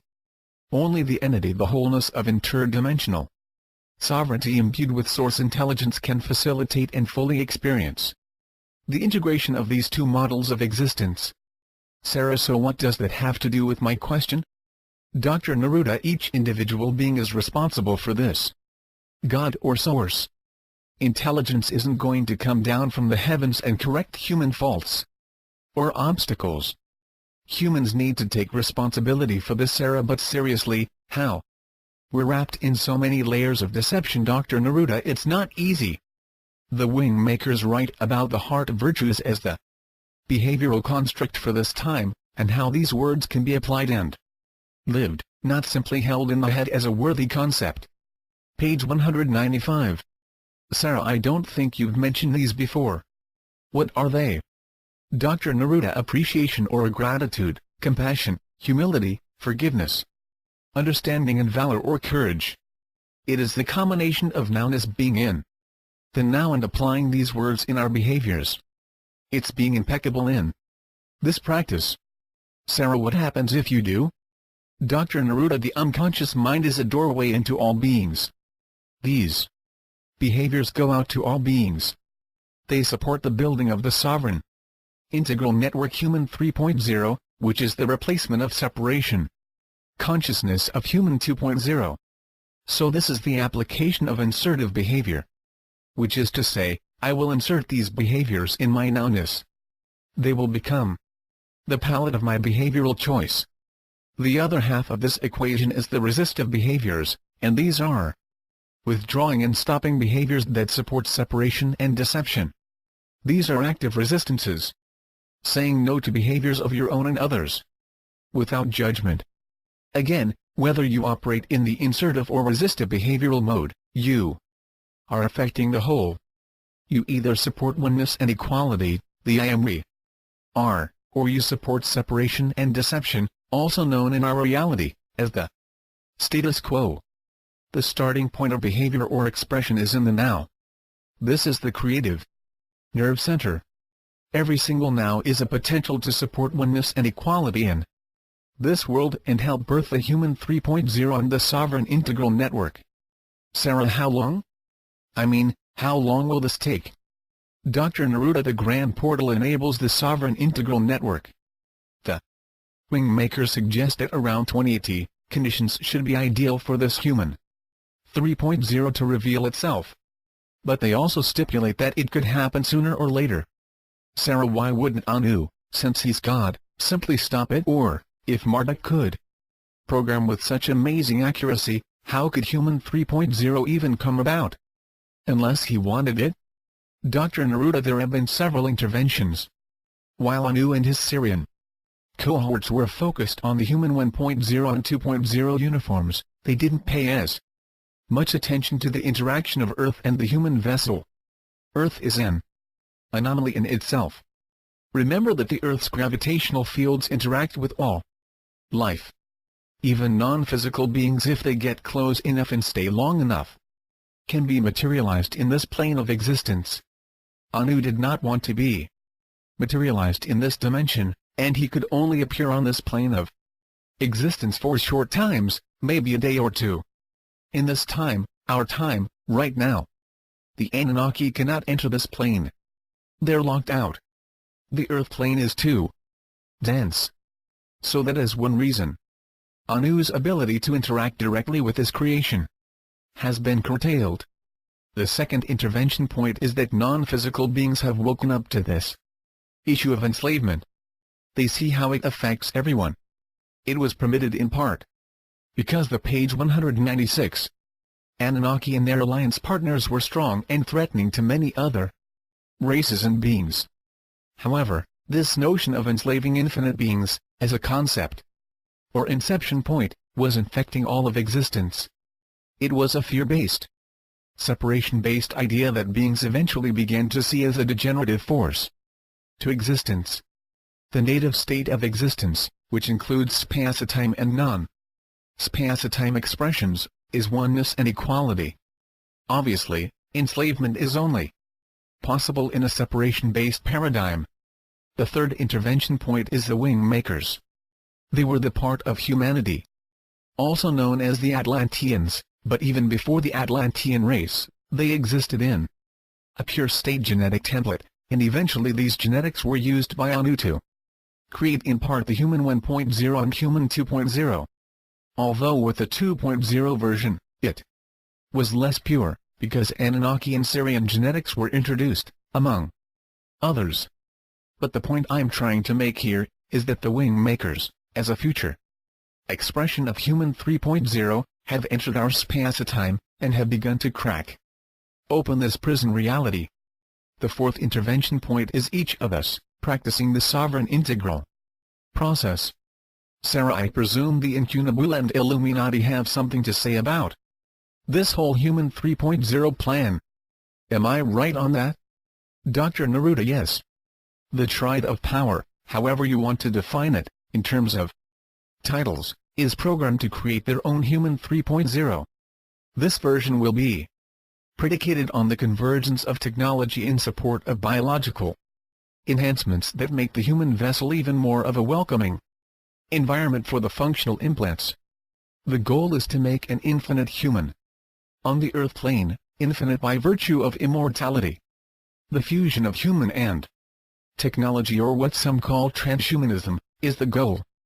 So, human 3.0 for the Triad of Power is very different from human 3.0 SI, as envisioned by the WingMakers. You see, transhumanism is separation. It says we are frail, weak, finite, brutish, diseased, incomplete.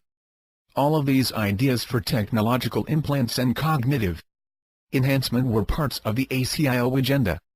Sarah, the ACIO was building human 3.0? Dr. Neruda. Yes, certain key aspects of the transhumanist model. Not the SI version. You see, the whole idea of transcending is linked to the inception point of separation. It is the I Am Supreme model. It says, the human vessel can be and should be enhanced in such a way that the functional implants can live forever. There are several things missing, according to the WingMakers.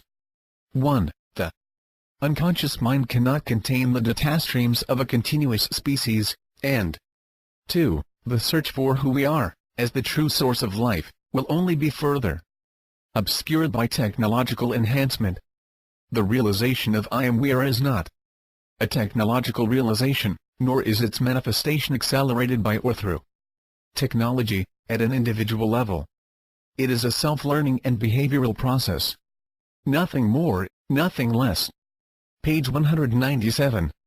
Sarah. So transhumanists want to transcend human suffering, ignorance, and mortality through technology, and the OSIO 6 was providing some of the technology to do this, but who would have access to the technology? Dr. Neruda, the elite, of course. It would only accelerate and accentuate the separation. It is simultaneous empowerment and disempowerment. The economic models for the transhumanist diffusion, as it was called in the Labyrinth group, were not widely considered, the Incunabula being the only exception. Sarah, you mean they actually wanted to build a plan that made the transcending technologies available to everyone? Dr. Neruda, they looked at it from two angles. One, if the technology could be introduced at birth, it would mitigate the cost issues of healthcare and education, offsetting diffusion costs, but it would have to be a government-implemented service. No private company could secure sufficient trust. So a critical component was to make the United Nations the credible world organization that could introduce transhumanism to the global stage. The second angle was to allow class distinctions and free markets to eventually make the technology irresistible to everyone, and then allow government subsidies to bring down the costs sufficiently to enable its dispersion. All of this sounds very altruistic, but the quality of the technologies would be variant. Elite classes would be able to secure higher quality implantations, coupled to more responsive genetics. This would simply be a human civilization that would be attempting to purge discontent and disobedience, in favor of participation in a ruled system of government by elite transhumans. Technology will evolve from external impersonal, to external personal, to integrated personal, to internal personal. Transhumanism is the last phase, and it is the phase that the elite are moving to. The internal personal is based on exactly the same paradigm of what is now the human condition, namely, humans have a programmed interface that's integral to their human body, and is powered by the infinite source of which they truly are. Humans are unwittingly trying to be unto to themselves. It's part of the program. According to the WingMakers, humanity will play God to itself. It will try to engineer a better human and a better civilization. It will do this because it can't imagine how humanity can save itself through simple behaviors and the realization that these behaviors can make. They will do it because they are programmed to become integrated with technology. This is the path that the WingMakers seek to avert. They write that human beings are complete if they can step out of their consciousness frameworks and realize what is actually powering their systems, their artificial realities, their programmed existence. The integration of technology internally will only make this realization more difficult. 6ACIO is an acronym for Advanced Contact Intelligence Organization. Page 198. Sarah, I think you said on Saturday that there were prophecies of a synthetic race overtaking humanity. This sounds like what those prophets saw. Dr. Neruda 15 felt the same way. He never assumed that they were off-planet aliens. These prophets could have seen human 3.0 transhumanists in some distant timeline and assumed they were alien. Sarah, what about the military force? Dr. Neruda, as you can imagine, this is where it will be tested first. There is a whole field of psychological technology that has laid the groundwork for the real internal technologies to flow into the military. It will be released there initially so it can be properly defended for testing purposes. Once it's proven there, it will converge with the integrated personal technology programs of the corporate elite. Sarah, when you say integrated personal, what do you mean exactly? Dr. Neruda, miniaturization of the technology will enable it to adorn the body. It will not be internal yet, but it is part of the human body, like clothing, glasses, watches, and jewelry. Sarah, bear with me, but let me see if I have this straight. Human 1.0 was a creation of a godlike being. Dr. Neruda. No. Anu is the same as us or the Atlanteans. He was no more intelligent or godlike. He was deceptive. That is the only distinction. Sarah. Okay. But Anu created Human 1.0 and then found them to be too similar to his own capabilities, and feared they would one day figure out that they were Atlanteans enslaved by the Anunnaki. And he was worried about the consequences of that discovery. So, he wiped them clean with a planetary flood. Dr. Neruda. According to the WingMakers, the flood was one part of the extinction program, but there were also nuclear weapons that were discharged on the planet, most of which have been explained away as meteorite impacts. But the WingMakers write that these were advanced weapons used against human populations that had avoided the flood. Sarah. Okay. In whatever way Human 1.0s were eliminated from the planet, they were replaced by Human 2.0, and these included upgrades like self-reproduction and more advanced programming. And central to this programming was the notion that Anu was God and would return to his creation. Correct? Dr. Neruda. Yes. 15 is the genius leader of the Advanced Contact Intelligence Organization, ACIO, in the Labyrinth Group. Page 199. Sarah. And the next upgrade to Human 2.0 branches out like a fork in the road. One version of Human 3.0 goes down the path of technology integration or transhumanism. The other version, 3.0 SI, is a more organic process of using behaviors to support this process of becoming a Human 3.0 or sovereign integral, and then becoming part of a network of these sovereign integrals. Is that correct? Dr. Neruda. You have the general idea, yes. Sarah. And the Triad of Power wants Human 3.0 to go down the path of technology integration, because that is how they are programmed to emulate their god, Anu. Right? Dr. Neruda. Yes. Sarah. So it's kind of like humanity sits at a crossroads. On the one side is the Triad of Power that is programmed to develop Human 3.0 as a cyborg, I guess.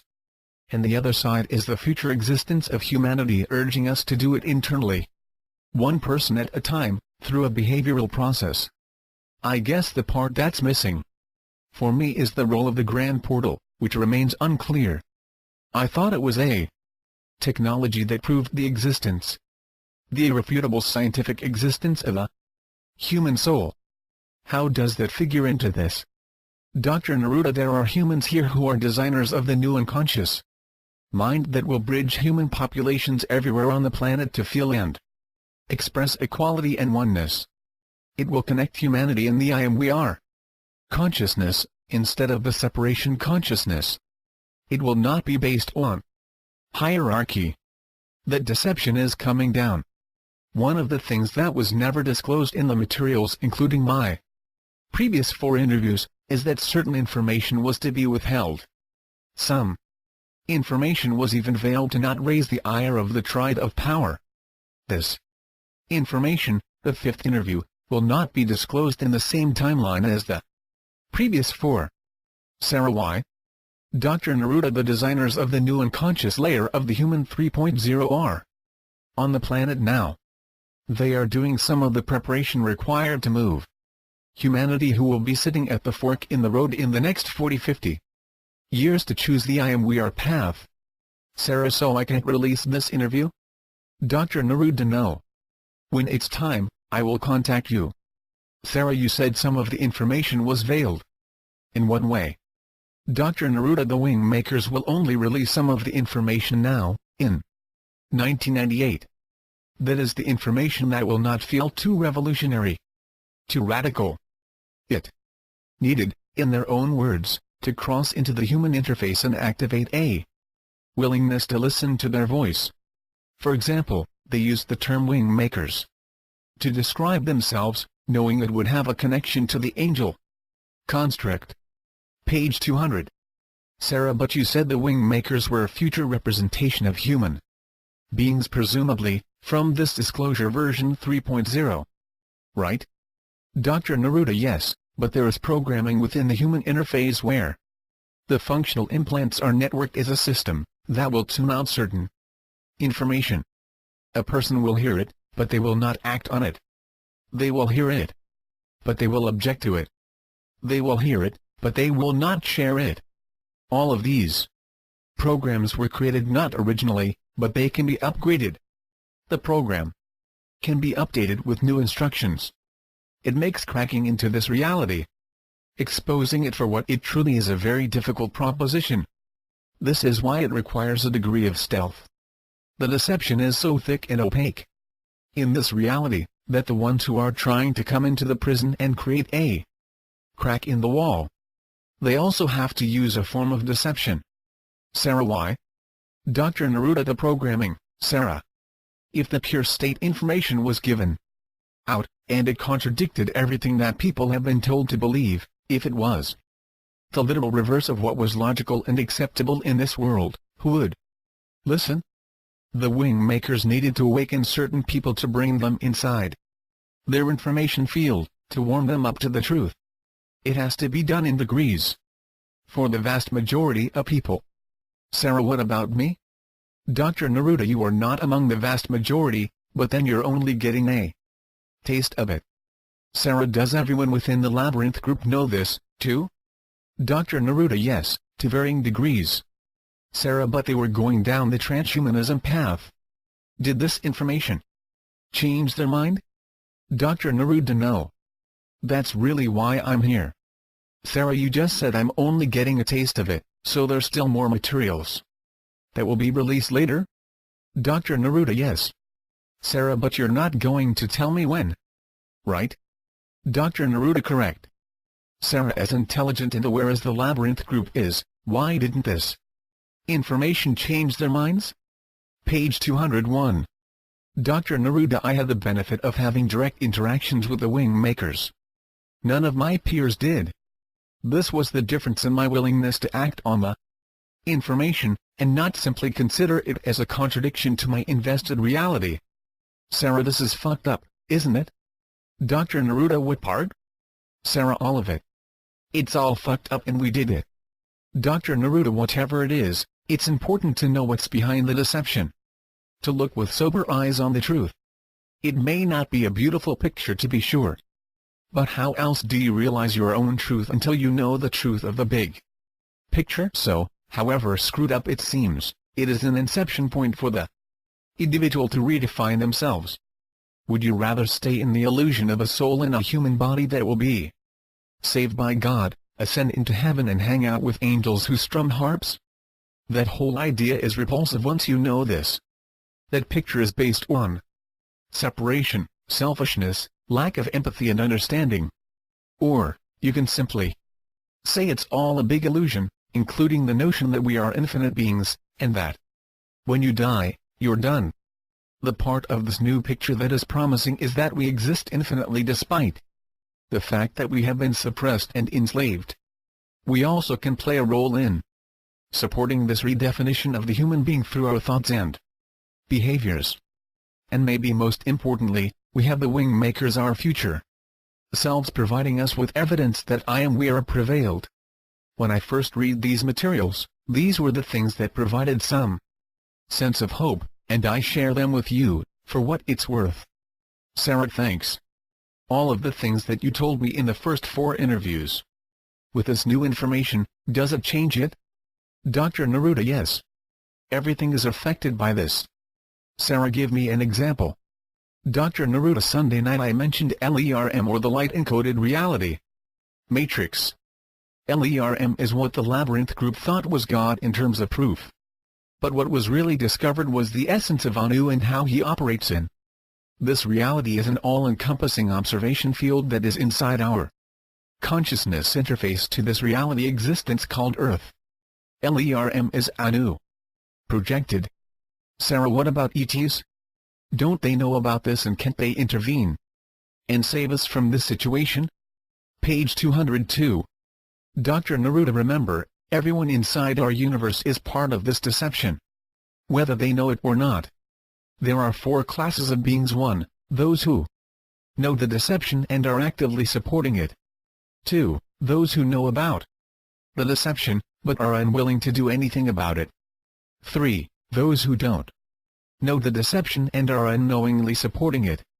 And 4. Those who know about the deception and are actively trying to step out of the deception and engineer a process for everyone else to do the same. That's it. It doesn't matter if the being is physical or non-physical. Everyone falls into one of these 4 categories everywhere in our universe of existence. The beings in Group 3 are waking up. Some of them understand that the deception in one part of the universe infects all. It requires corrective action. It requires collective understanding to ensure that it will never happen again. Sarah, how can everyone in this universe be a part of this deception? I don't understand. Dr. Neruda, our entire universe is created. I'm not saying it is the universe. I'm saying that what we call the universe, as far as we can observe, is part of the hologram implanted within our consciousness framework and human interface. Our mind consciousness established the spatial-temporal relationships of everything we see, and as I said, this is part of our program. And this includes the universe. Why do you think that our best minds on the planet cannot define consciousness, let alone the subconscious and unconscious mind? It is programmed this way. Anu did not want us to figure it out. We'll look at neural information and decide it can be sliced 1,000 different ways, but it still doesn't explain how it's experienced. As Aristotle said some 2,300 years ago, to be conscious that we are perceiving is to be conscious of our own existence. That is a good description of I am.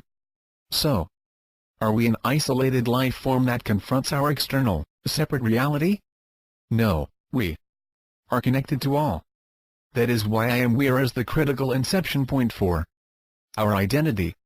Any being that does not confirm their belief in this, is not aware of reality. It doesn't matter where they exist or what vessel they wear. It doesn't matter if they want to save humanity. They must first act from this inception. The universe, as immense as it appears, is a hologram inside a programmed existence which every human being agrees is reality. That agreement informs the unconscious mind again, a part of the human interface that Anu created, and collectively we all see our world the same way, more or less. We have been told there are trillions of planets with life. That the universe is abundant with life forms in various dimensions, but what we know is here. 1. Earth. The tangible, visible Earth. Are there other beings? Of course. I've seen them. Will they save humanity? They can't. They can only support. It isn't about anyone or anything saving us. It is about a redefinition process that can only occur within each individual entity. It isn't about being beamed up or ascending to some higher, protected dimension. This will be done in the physical body as human beings, by human beings, for human beings. Page 203. Sarah, I know the interview on paper won't show a hint of how you just delivered that last answer, but I wish it could. I think it helps to see it. Dr. Neruda, the words are enough. Sarah, why you? Why do you suppose you can interact with the WingMakers? And were asked to release this information? Why didn't they interact with 15(2)? Dr. Neruda, first of all, it isn't just me. However, within the Labyrinth group, they selected me for reasons that I had a certain resonance to their information that others within the Labyrinth group lacked. In terms of releasing the information, perhaps I was the only one who would go to the extreme of defecting from the ACIO to make this information available. I don't look at myself as unique in the sense that I am the only one involved in getting this information out. There are others, many others, both physical and non-physical, who are assisting in this transformative process. The WingMakers refer to it in their philosophy papers as the 2 portals. Sarah, I've only heard you speak of the Grand Portal. I assume it's one of the 2 portals. Dr. Neruda, yes. The Grand Portal will be released in the WingMakers literature as the irrefutable scientific discovery of the human soul, And in a way, that's true. But it's not the whole story. The two portals are defined as the crack and the wall demolition. Sarah, I hope you plan to explain that. Dr. Neruda, yes, well, the crack is the first portal. It is the portal between worlds. It is a human, and that's about all I know at this time. Sarah, a human who does what? Dr. Neruda, that can step between worlds. I realize that thousands of people, even famous people, have claimed to have visited heaven, but according to the writings of the WingMakers, it is not true. They have wandered into the astral world, which has many dimensions, but this astral world is part of the creation of Anu, in terms of our programming. Our true dimensional existence is not of Anu's creation or formulas. The human portal will be a communication portal between our origins, as a race of infinite beings, and this world, the hologram of deception. Sarah, what about the wall demolition, as you called it? Dr. Neruda, the grand portal is the wall demolition. That's when the wall comes down through the efforts of all beings that are undergoing the sovereign integral process. And this makes it possible for all human beings to step forward into their infinite self or life essence. Page 204. Sarah, so the sequence is first the human portal and then the grand portal? And from a timing perspective, what can you say about it? Dr. Neruda, the human portal anchors the inception point on Earth for the grand portal. It will come in about 10 years.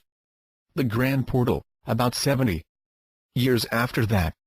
Those are the rough time frames I've been given, but always with the stipulation that these times can shift and change. Sarah, what does science say about this? Dr. Neruda, science in terms of what? Sarah, I mean the whole notion of the universe being a hologram or illusion created inside our head. Dr. Neruda, science is not able to explain it. The countological nature of the universe in terms of quantum behavior is impossible to explain. Some scientists have relented to explaining it all away as hidden variables.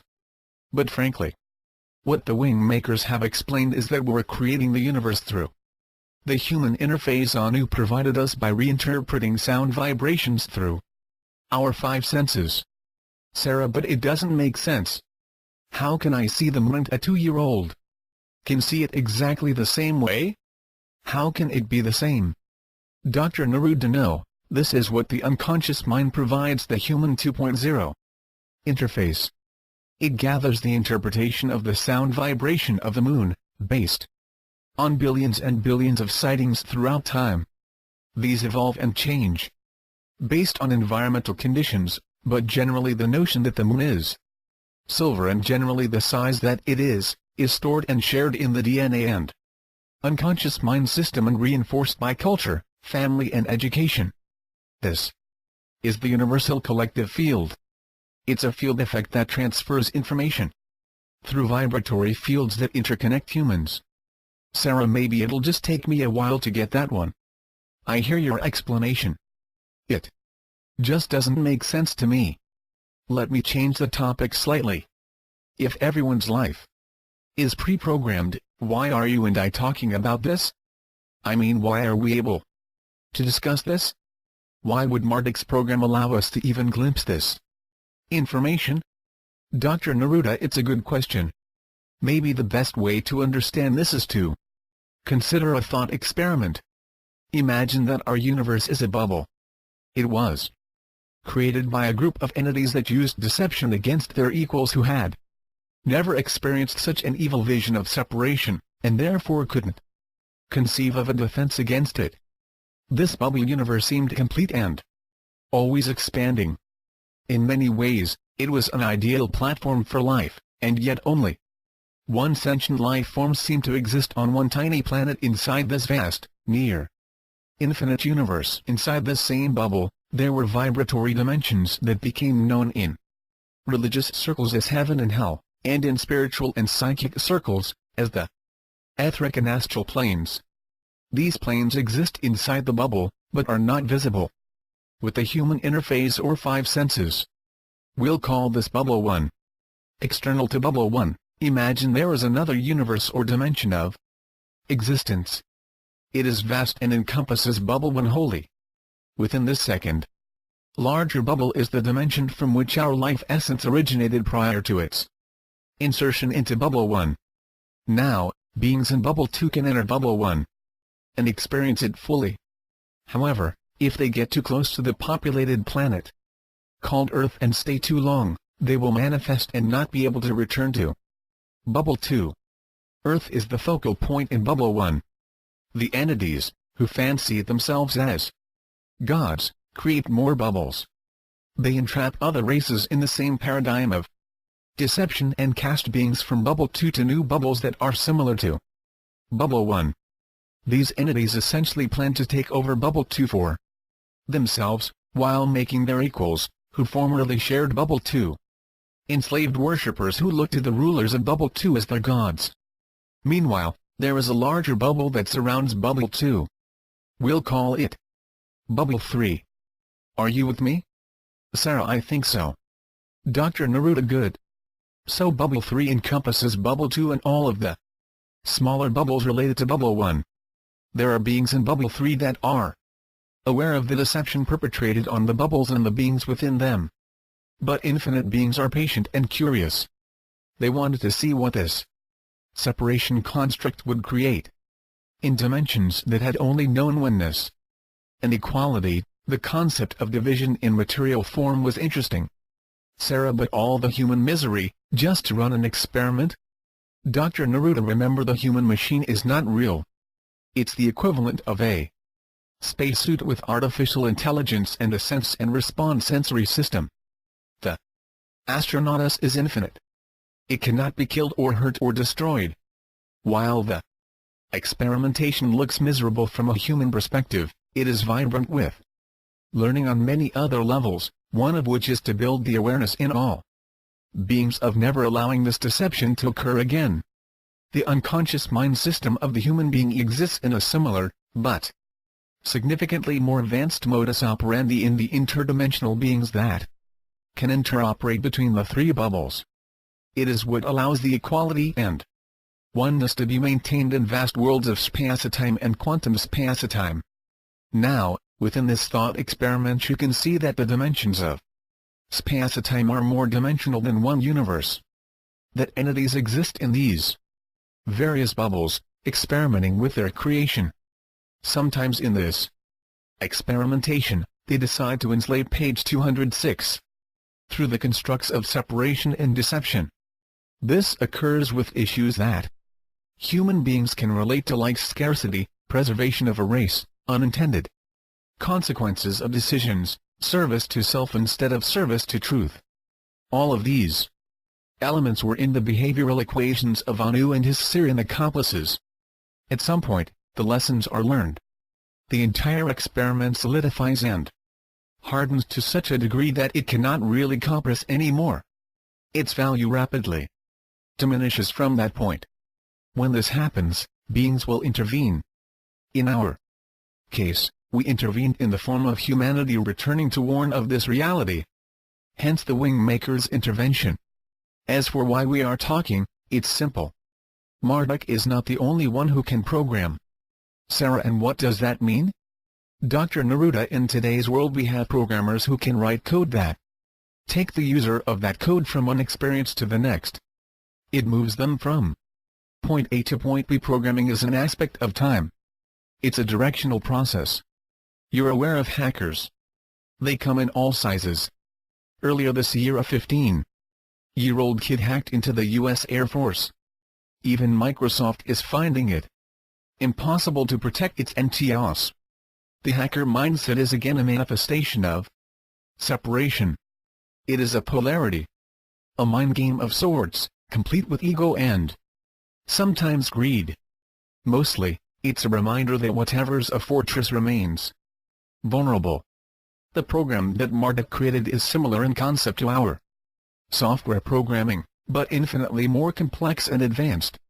However, as any hacker will tell you, anything can be hacked with the right technology and skill. Our programs have been hacked. We've been altered. We are not connected in the same way to the grid lines that rule this hologram that I call Bubble 1, A. Little earlier. Sarah, who did the hacking? Dr. Neruda, I can give you a name. I don't know. I've been told that there are many resources that are being used to create the crack in the wall, and then, from the inside, that's us, humanity will push the wall down collectively and walk out of this prison. We're part of the crack. Sarah, I don't remember volunteering. Dr. Neruda, for what it's worth, neither do I. Sarah, okay. I'm going to shift the conversation a bit. In my notes from Saturday you said the following, that the WingMakers claimed that the three-dimensional five-sensory domain that humans have adjusted to is the reason we are only using a fractional portion of our intelligence. They claimed that the time capsule would be the bridge from the three-dimensional five-sensory domain to the multidimensional seven-sensory domain. How does that relate to tonight's conversation, and what exactly is the time capsule? Page 207.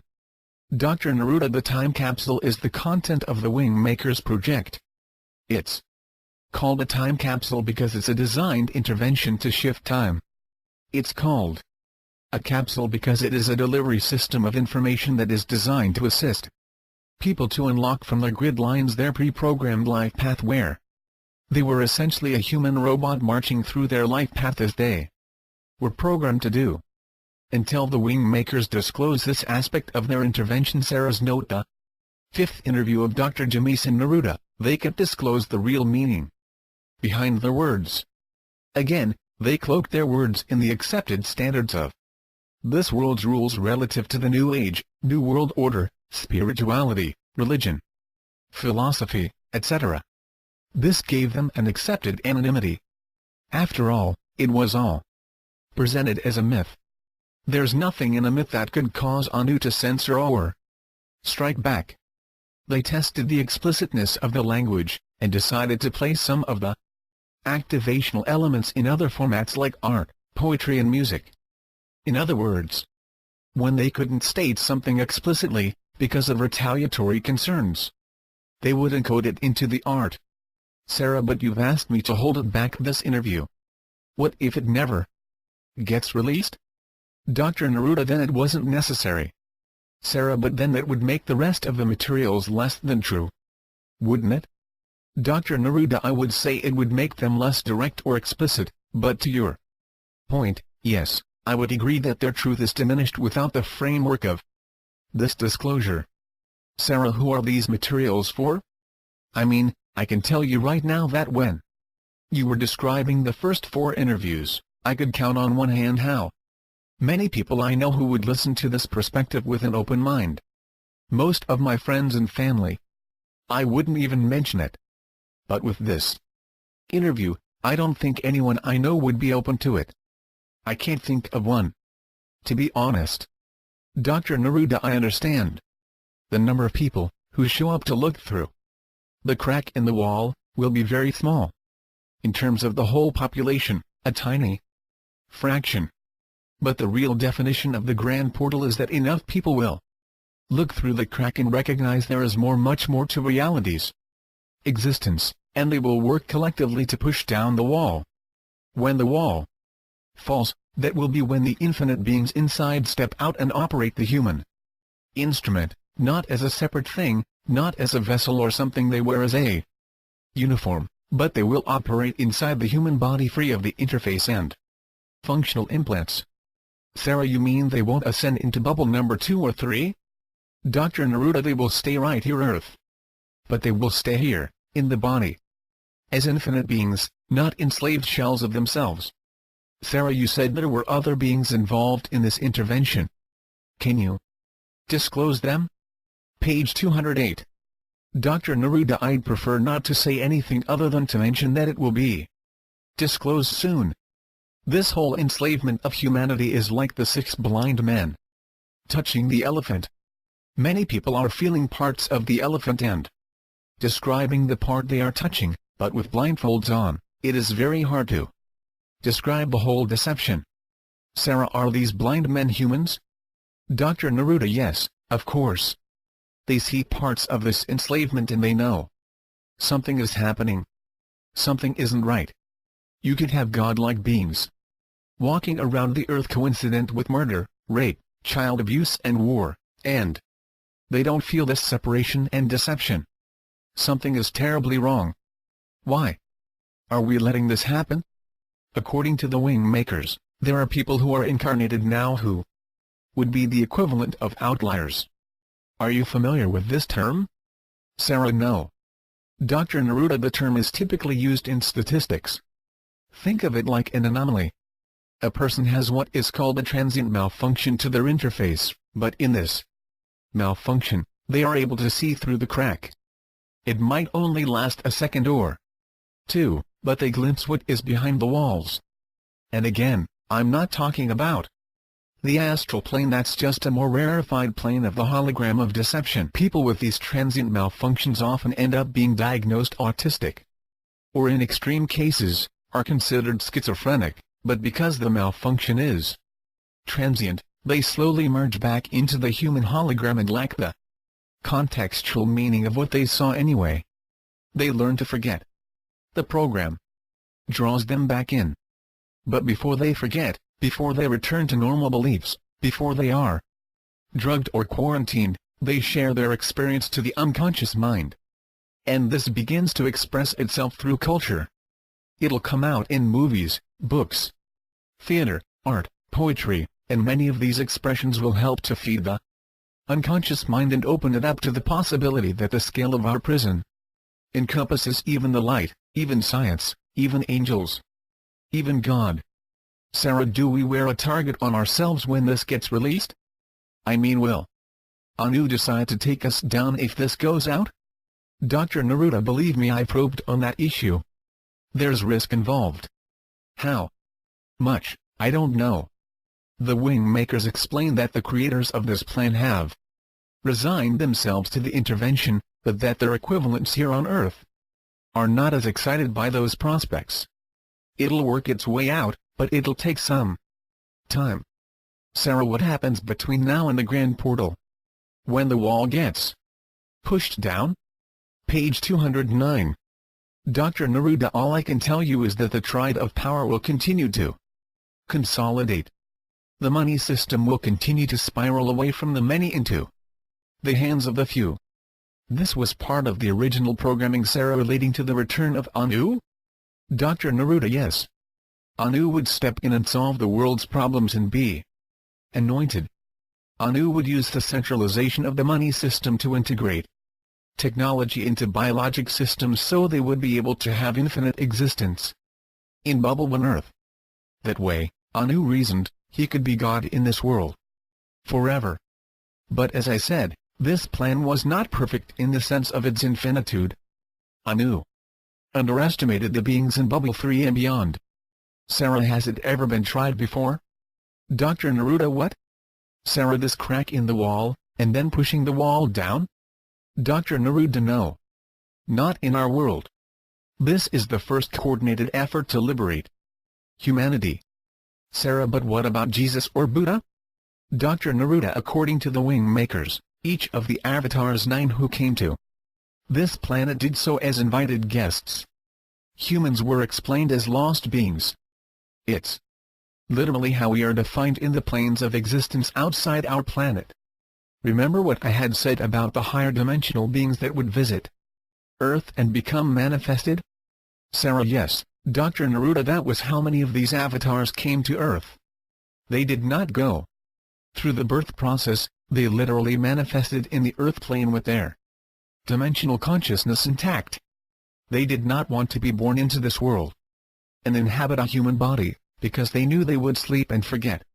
Avatars had to directly manifest. The problem was that people were afraid of them and stayed away, or people acted as guardians of the old system and wanted to destroy the avatar, or some people looked to the avatar to save them. This was what spawned the evolution saviorship model of the universe. Evolution, as defined here, is the process of being saved and absolved of one's sins. The sinner evolved into the disciple, and the disciple evolved into the teacher, and the teacher evolved into the hierarchy of teachers and leaders. Saviorship simply meant that an outside force or avatar would save the individual from their sins or reprehensible behavior. An avatar is an incarnate teacher of truth. Page 210. And connect them to the light or spirit of God. The Savior was an intermediary of the hierarchy that plugged the individual into the light of illumination and enlightenment. Sarah, so didn't these avatars open a crack? Dr. Neruda of sorts, but mostly it was to demonstrate what was really inside the human vessel. It was not to show miracles for the sake of convincing people to follow them or to create a religion. The resurrection, for example, was not a piece of theater to underline Jesus' unique stature as the Son of God. He was not that. That was written in later. As his popularity grew, it was understood that Anu and Marduk could utilize Jesus to strengthen Anu's hold on human culture, and reposition himself as a loving God, the Father of great entities like Jesus. Avatars were generally considered an annoyance by Anu. Usually they were killed or locked up to wither and die. Stories would be created to either cement them to Anu's glorification, or they would be vilified and deemed to be of Satan. There was no middle ground with avatars. Jesus was really the first avatar that Anu decided to embrace and create a world religion around. Each of the other world religions were modeled after Christianity, even those whose founder was not technically an avatar. Avatars were very rare. They wanted to come in and push down the walls, but they needed a large enough following to bring the whole wall down. A crack wouldn't be enough. And if they came simply to show the nature of the infinite being inside each human uniform, they risked a religion being built around them that would become, over time, welded to Anu and the holographic, multi-layered deception that hung over humanity like a dome. The WingMakers refer to a new type of being called the sovereign entity. These are pre-sovereign integral beings, but they are seated with the capacity to step out of the hierarchy, and in doing so, they allow themselves to examine information that others would attack or ignore. Unfortunately, the information that will liberate people is the very information they are programmed to attack. Sarah, when you use the term hierarchy, what are you referring to exactly? Dr. Neruda, the WingMakers seem to use this interchangeably with Anu at the top, his leadership within the dimensions, or bubble 2, and his leadership on Earth in the form of a triad of power. Collectively, this is the hierarchy. Sarah, can you help me understand how it is that no one knows about this? I mean, out of 6,010,000,000 people that walk the earth now, and I don't know how many over the whole history of mankind, but it must be, I don't know, about 100 billion or so. How could it be disguised? Dr. Neruda, that's how many life expressions, perhaps, but not beings. The total population of Earth in 1998 was approximately 6 billion, which was when this interview was conducted. Page 211. Sarah, because of reincarnation, right? Dr. Neruda, yes. But to answer your question, it's done through the interface of the human vessel. The interface is what most people consider to be them. That is, their consciousness. The interface fuses with the physical body and the dimensional being that powers and animates it.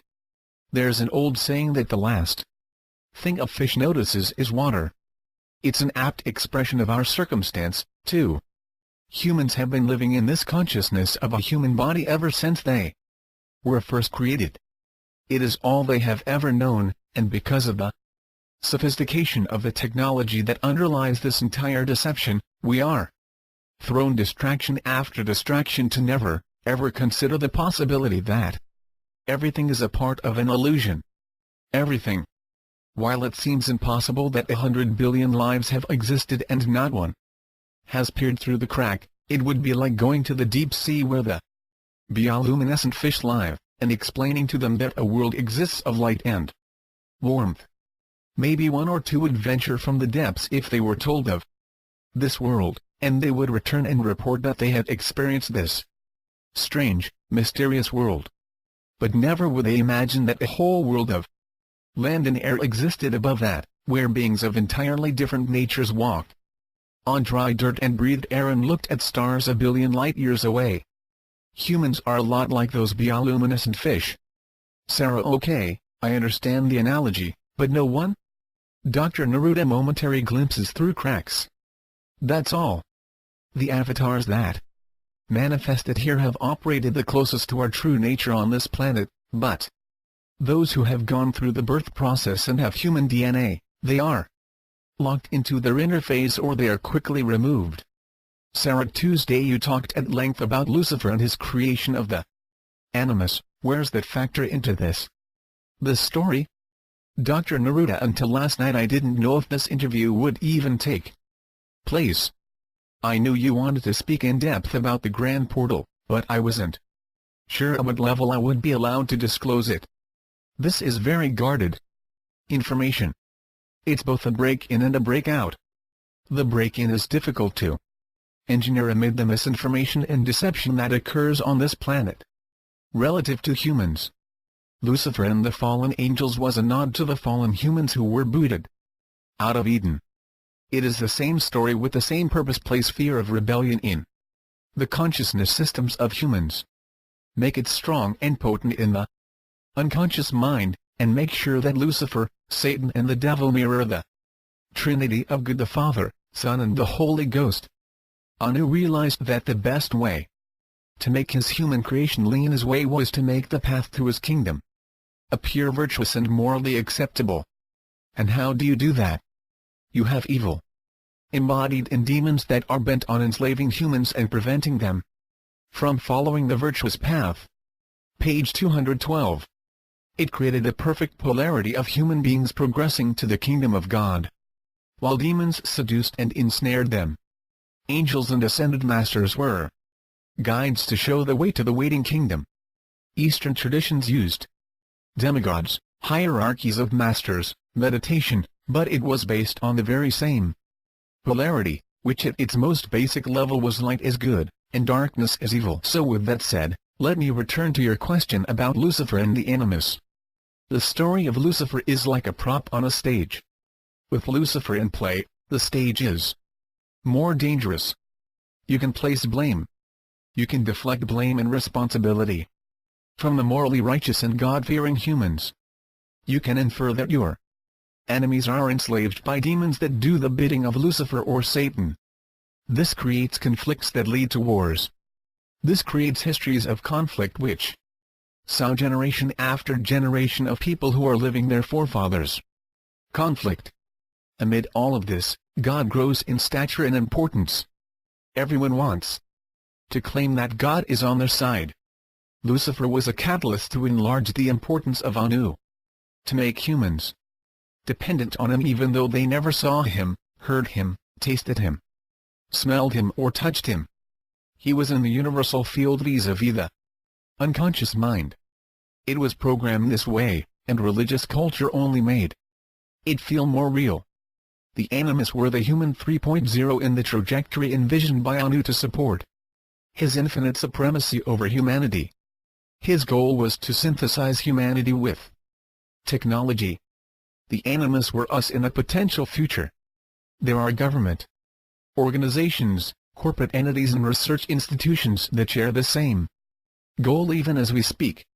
Sarah: how did the decision get made not to release everything? Dr. Neruda: I've said that the WingMakers materials are extensive. There are 24 philosophical papers, but only 4 will be released. The 4 interviews we've previously done, as I told you, these 4 will be released. Possibly not all at once, but those have been sanctioned. This interview and the remaining 20 philosophy papers will not be released until certain conditions are met. What those conditions are, I don't know. I assume it has to do with the discovery of the portal, the human portal I mentioned, in getting the crack in the wall established in this world. Once a foothold is made in establishing the inception point, perhaps then the other materials can be released. As for how the decision is made, let me be very clear that this is not my decision.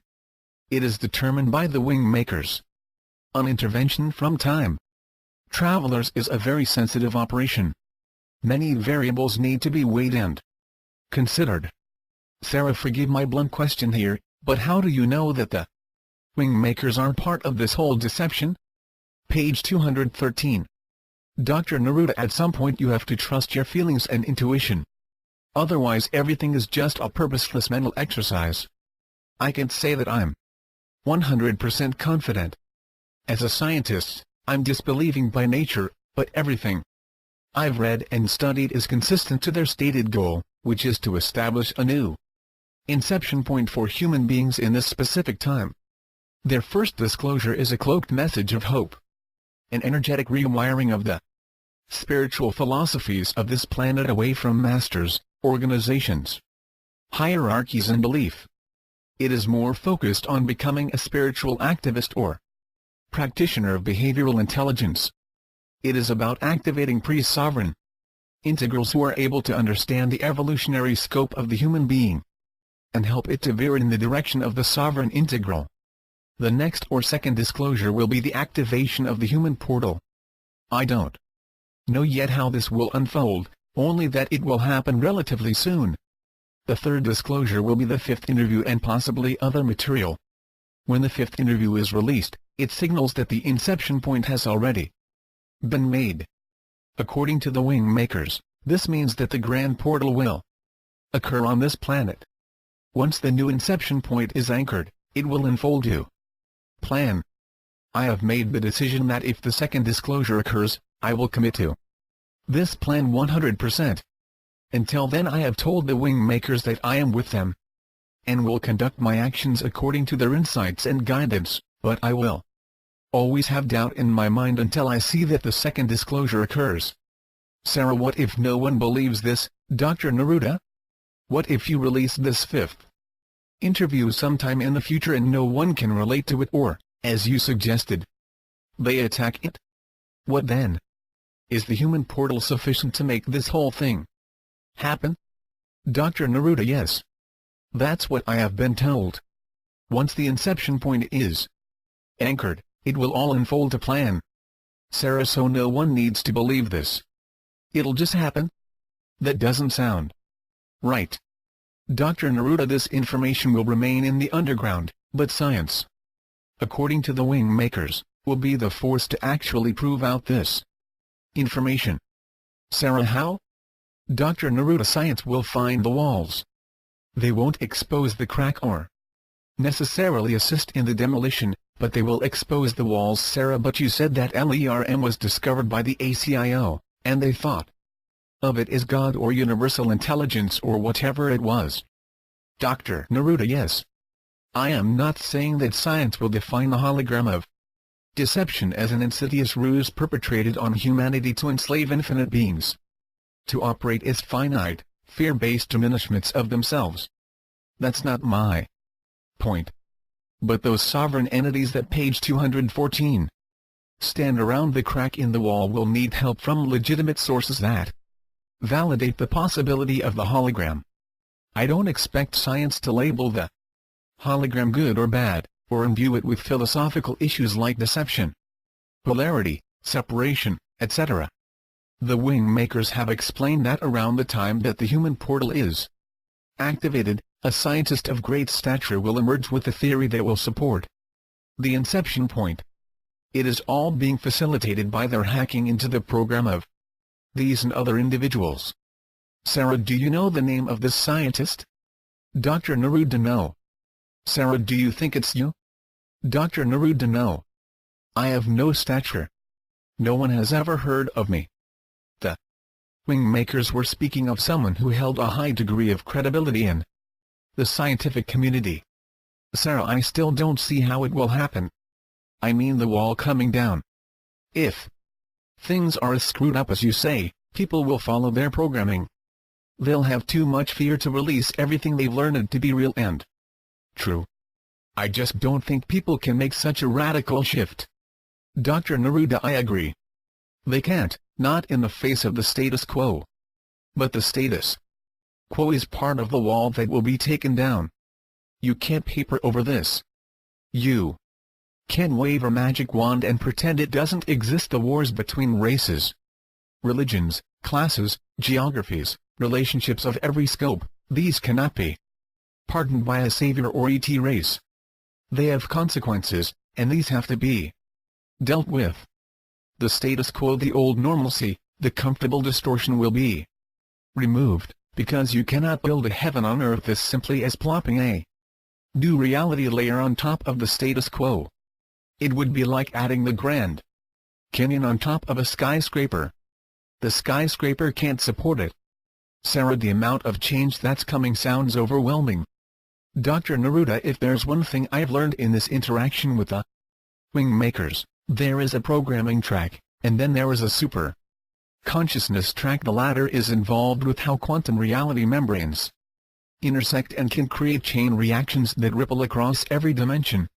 These chain reactions are guided by event strings designed by beings from very high dimensions. As I previously said, every being has the I Am sovereignty, but they also possess the WE integration. As the I Am asserts itself through the expression of behaviors either resistive or insertive, the I Am disentangles itself from the program, the human 2.0 interface. It begins to reconnect with the WE frequency, or the tone of equality as the WingMakers have referred to it. It broadcasts this through the unconscious mind or universal field, making it easier for another being to touch into the same perspective and adopt these behaviors. Page 215. My point is that either the designers of the higher dimensional planes or humanity as a collective could potentially accelerate or decelerate the grand portal. Sarah, what if there was a tug of war, like the higher beings wanted it sooner and humanity wanted it later? Dr. Neruda, I don't know. I suspect the higher dimensional beings would listen to the resistance. I really don't have an opinion on that one. Sarah, one day, hopefully in the not-too-distant future, a person will read this interview. What advice would you give them? Dr. Neruda, everyone has thoughts and emotions. Everyone shares a reality called Earth and the human body. We're all on the same stage, playing different roles, but the stage unifies us to some degree. None of us can look across the stage and see a beautiful world of peace and harmony, or goodwill to all men. It isn't the reality that encompasses us.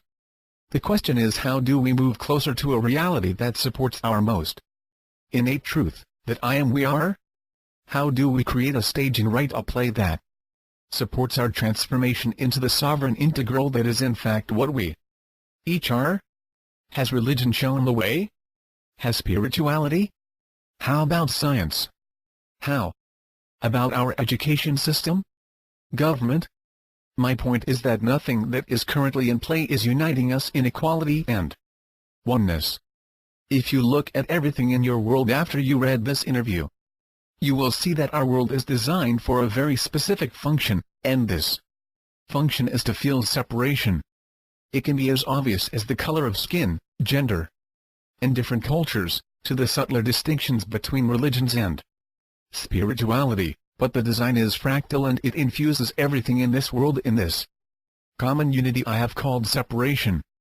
Ironically, our unity is separation. If you agree, if you also see or sense this separation, you might also decide that it's escalating, not moving in the direction of unity, but further towards diversification and distinction, as if the more granular humanity becomes in its information access and expression, the more it drifts apart into clumps of similarity that feign unity within the clump, but expresses separation to the whole. The leaders of this world, whether they come from political, economic, military, religious or cultural perspectives, know how to speak the language of unity and oneness, but their actions are the result of programs that often act in reverse. This isn't about thoughts and language. This is about behaviors and actions. People know how to disconnect from their thoughts and say one thing, and then do another. They know how to feign care, but their actions demonstrate hollowness. This is not an indecent to every standing solution, but nothing has worked. Religion's failure has birthed the nihilistic and disillusioned organizations of darkness and occult experimentation. They feed off one another. It's symbiotic survival. But what is lost in this is page 216. The reality that confusion and disaffection reaches into the world's populations and dulls our collective minds and hearts. There is hope. Hope resides in the vacuum of unity and oneness that is unaligned to anything on this planet. No one owns it or controls it or administers it. There is no mediation or a go-between. It is completely unique. For all intents and purposes, it has never been seen or heard. It is on the other side of the wall. This is our hope, as foreign and strange as it may seem. What is in this world is not working, and it is because of separation. I don't care. If you read the most esoteric, spiritual information on this planet, it is of separation. I've read esoteric spiritual documents over the past 20 years that would make most people swoon and say to themselves, this is the highest information, or this information is true because it is so detailed. No one could possibly know this much detail unless it was true. The most esoteric information on this planet was not written by human beings, but through human beings vis-a-vis channeling. The channeling speaks of wonderful spiritual realities, of how humans and aliens are one, of how the deep psychology of human beings is constructed, of the complex cosmological environment in which humanity is nested. All wonderful information, except no one mentions how we are enslaved, or why, or by whom. Not one. If these wonderful sources of information knew about how humanity is enslaved, wouldn't they share it? Isn't this the most basic point of information? What the WingMakers call the inception point. Why hasn't any of this esoteric literature shown this? I'll tell you, because the beings are either inside the hologram and don't realize it themselves, or are part of the deception and are guarding its discovery from humans. They're no different from us as infinite beings. They're lost in this hologram of deception as much as we are. For those of you who read this interview and are unsettled by it, I can only say, good, you should be. It's a reality check on a cosmic, universal and individual level. You can bathe in the splendor of spirituality and quench your thirst with the presented masters, or you can deepen your understanding of the reality that confronts us and stand up committed to apply your self-expression in service to truth. To walk your life in the expression of resistive and insertive behaviors. To be sovereign and integral. It isn't about spouting high spiritual concepts in thoughts and words. That is the reflex of the consciousness system. It's parroting and robotic. Live the I am we are in your behaviors and leave the mind. Shutter it. The mind is programmed to compare and analyze, which feeds the me-you separation. Sorry about that, I got a little carried away with my answer. Sarah, no, it was good to hear your passion for this. I guess the thing that's interesting to me is that the WingMakers materials are esoteric, at least to me, and they seem to be explaining cosmological systems and psychological structures. How is it different than what you were just saying about the channeled information? Page 217. Dr. Neruda. Sometime this year the WingMakers site will be released on the internet, at least a part of it. Its only goal, according to its authors, is to introduce one concept, the sovereign integral. That is the fractal seed for the inception point. The second phase will introduce practical behaviors to support the sovereign being in their deprogramming of what it means to be a spiritual person. The third phase is to anchor the inception point, and create the crack in the wall. Sarah, you've talked about the crack in the wall as the inception point. Can you elaborate on that a bit more? Dr. Neruda, I will, but first let me state something that I want to mention before I forget. The youth of this world are impressionable. They're transitioning from the subconscious implants of their parents and forefathers to the creation of their own personality. They want to be different, they want to express themselves uniquely, and this opens them to influence. Where does this influence arise? Increasingly it comes through technology and the culture creators of music, entertainment, games and books. They bring the tools for youth to knit their unique layer of personality that can fuse atop their genetic layer of consciousness, the subconscious. The glamour models, as the WingMakers refer to them, convey a powerful elixir, which is to be selfish and self-obsessed. Narcissism is okay. Nihilism is the philosophy. This is prevalent and it will continue to spread, because this is Anu's program. When technology is unleashed in the form of global platforms, the impressionable youth will inform their consciousness and personality layers by means of this underlying philosophical belief in nihilism. The way this seeps into the culture, through technology that helps codify personality in our youth, is one of the clearest examples of how Marduk's programming spreads. However more sophisticated the technology becomes, the more integral it is to the person, the more the culture creators will exercise this philosophical system in humanity. Sarah, why?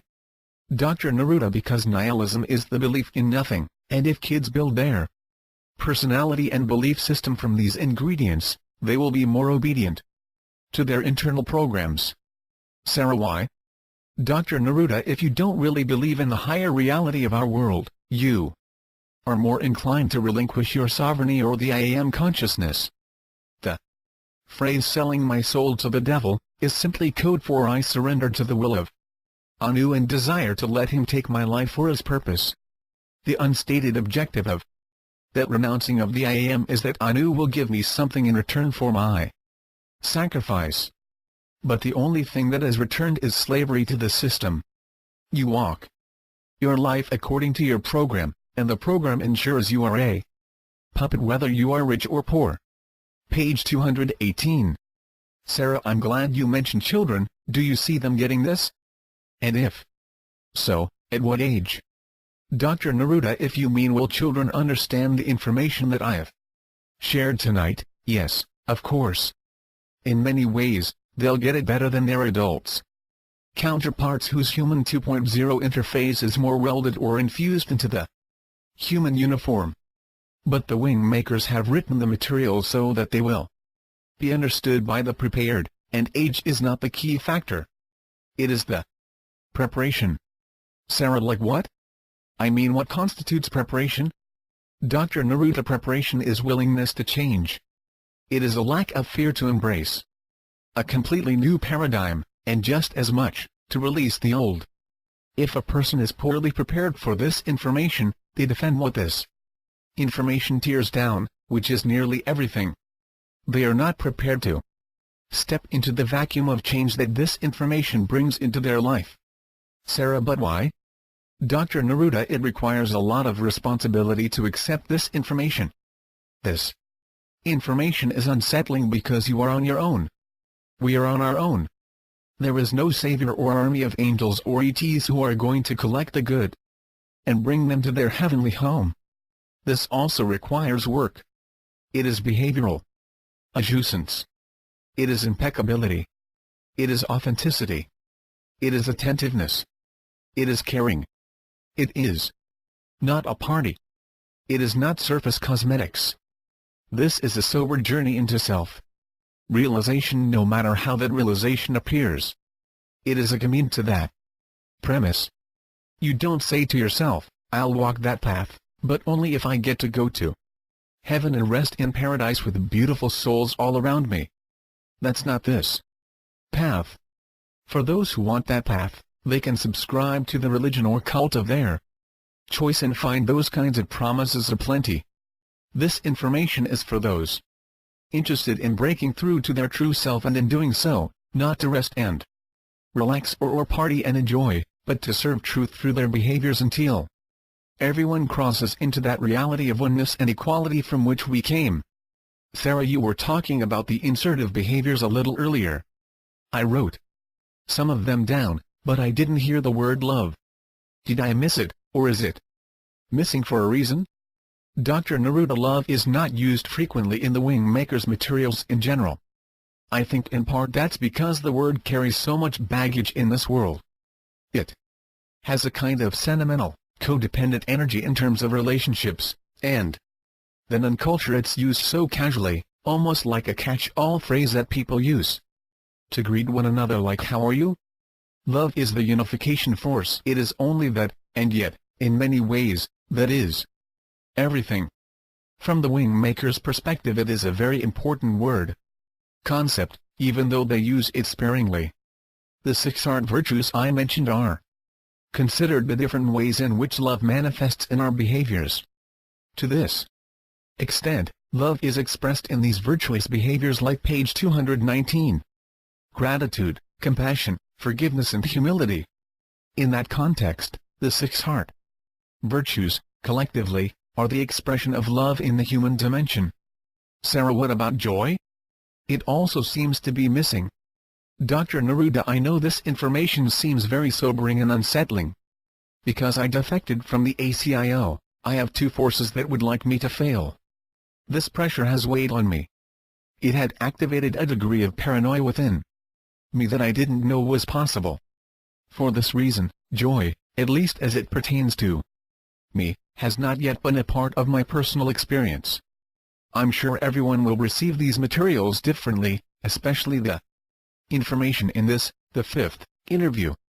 I would remind you that the emotional and feeling world is a functional implant, and the emotions we attribute to our heart or soul are not truly coming from those sources. Sarah, then, where do they come from? Dr. Neruda, the layer of the mind known as the unconscious generates emotions, but they are felt throughout the human body. The unconscious layer of the mind is interdimensional, so it extends from bubble 1 to bubble 2, which allows you to feel in the astral world or afterlife. When I express any of the heart virtues, I place them through the lens of oneness and equality. That's where they achieve their potency in expression. Then I take that experience and quite literally send it to my head region, imagining that experience is placed in the pineal gland in the center of the brain. This is my way of mailing it to everyone through the unconscious mind. Sarah, why do you call them heart virtues if emotions are generated by the unconscious? Dr. Neruda, the heart is a metaphor for the portal within each individual. It is relatively free of the human 2.0 interface and mind functional implants, partly because of the electromagnetic field it produces, and partly because of its physical dynamics. The WingMakers suggest that the heart virtue should be experienced and expressed first in this region of the body, instead of the mind or head region, as a way to isolate the tendency of the mind to simulate these emotions from the unconscious mind layer, where they, by definition, lack the same potency of expression, because they exist in separation. Sarah, it sounds kind of complicated. Dr. Neruda, I prefer to look at the flip side. If I do nothing, if I go sit quietly in my chair and meditate or study religious scripture or pray, how am I supporting the progress of this reality? If this world remains ensnared in deception, that's complicated not just for me, but every being in bubbles 1 and 2. Page 220. Sarah, one of the things you've mentioned frequently is this notion of oneness and equality. I understand the meaning and import of the words, but these are certainly not new concepts. Doesn't every spiritual teacher say this? Dr. Neruda, not all, but some do. You can go back 2,500 years to Heraclitus, who announced that all things are one. It is an important concept of human philosophy and to some extent modern-day physics. With regard to religions, often the founder says one thing and the followers who organize and interpret the founder's words and teachings alter it, but oneness and unity have not been mainstays of religion, particularly in the context of behaviors. The WingMakers are focused on behavioral intelligence expressed through the lens of oneness and equality. The I am we are is rooted in this principle. It may not seem like a big deal to adopt this simple philosophical perspective, and frankly, it isn't, because they're simply words and it's only a concept. But if it's genuinely adopted and anchored in the core of your belief system, then you can possess the necessary command to express this in your behaviors. And this is where most people will probably have a problem. The human 2.0 interface is full of programming from Marduk and the human unconscious. It is weighed down in this quagmire like a person caught in quicksand, struggling to find a rope or anything solid to pull themselves out. The rope in this case is the simple framework of I am we are and applying it through our behaviors, but it has to line up. If you adopt a framework, but your behaviors do not reflect this, the rope disappears. The unification of all beings in all dimensions exists. It's only when you step out of quantum space-time that you realize the illusion of separation, and retaining this basic truth of oneness and equality in a human 2.0 spacesuit is no simple task. That's why it must be more than words, and the words must be practiced in the now. Sarah, why are the WingMakers doing it this way? It seems so innocent. I mean, asking people to become self-aware and practice assertive and resistive behaviors. After hearing all of what's happening in the Triad of Power, it seems like we're using slingshots against their stealth bombers. They want a money system that makes us perpetually indebted slaves to the dollar, and they want this money system to be one currency. The most powerful people on the planet, with access to the best technology, the best weapons. How can we expect to prevail if they want transhumanism? Dr. Neruda, to understand why the WingMakers are focused on the sovereign integral process, you first need to understand why the Triad of Power is focused on their plan. The Triad of Power believes their one-world concept is the right concept. They want to unify humanity through a money system that they control, utilizing technology as another means to unify. Unity, in their minds, is more like shepherding the human herd into easy-to-manage corrals and monitoring them for any rebellion. Their form of unity is a chimera. It is theater for display purposes, and nothing more. Their form of "we're all in this together, let us protect you" is simply more illusion and deception. Their plan for Human 3.0 remains fused to the same functional implants that constitute Human 2.0, and that is separation. Page 221. As I said earlier, they are here to prepare for Anu's return, whether they are conscious of it or not. All aspects of the power system, including major religions, are here to prepare. That is their watchword: prepare. The Anunnaki have one dominant belief in humanity: we are weak because we live in fear and separation. We do not stand up to the drip of indoctrination or the slow but persistent evaporation of our personal liberties. Now, remember that the Anunnaki and their Triad of Power are both calculating and patient. What they established in our distant past is beginning to come to fruition. The finite 70-year life of a human being lacks patience. It is programmed to be impatient. This is against infinite beings that see timelines in hundreds of thousands of years and can program individual human beings within those timelines to achieve precisely what they want if human beings agree to it. If they don't stand up, the Anunnaki do not embrace the sovereign integral process. The notion of oneness and equality seems like a weakness to them. They believe they have the upper hand in this chess match. They foresee checkmate. Humans will fold. The sacrifice of Princess Diana last August was symbolic of the vibrant queen being lost on the chessboard. Those are the kind of messages they make, the kind of bold announcements. They do this out of a feeling of certainty in their programming and patience. When I say programming, I don't mean just the internal interface that Marduk has programmed, but also the programming of the unconscious mind through the media, culture, religion, politics and economic structure. The combination of these forces is really the cause of their confidence, because they see our fall as an inevitability. Now, to answer your question, human beings, even those with Anunnaki DNA, can become self-realized of their true nature through a simple process. It doesn't require that they meditate and pray all day or retreat to an ashram. The sovereign integral process becomes a natural part of the life expression of the individual. If enough human beings can embrace this process or something like it, the crack in the wall will expand, the wall will become less stable, and the world of separation, in its brittleness, will begin to crumble. The life essence is what we have on our side. This is not a slingshot as you put it. It is the infinite force that powers every object in the universe. Life is inside us, and it exists in one and only one state: equality and oneness. The entire hologram of deception, as created and curated by the Anunnaki and their cohorts, that is not life, it is the exemplar of separation. Life is truthful and authentic. Separation begets deception, unworthiness and fear. If enough human beings awaken, if we begin to realize what's afoot, what plans are being made to further enslave us and ensure that we remain a part of the hologram of deception, life will move inside us and we can collectively stand up and stop this. But it has to be done in the right way, with honesty, forgiveness, and compassion. The alternative to separation must be expressed in our movements and practices.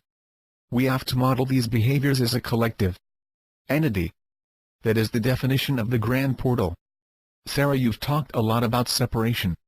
Can you elaborate on why this concept is so prevalent?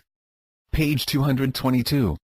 Dr. Neruda, if you look at the material that comes from religion, spirituality, philosophy, psychology, even the arts, you will see that much of this material is designed to be an owner's manual for our functional implants. They support the Human 2.0 interface.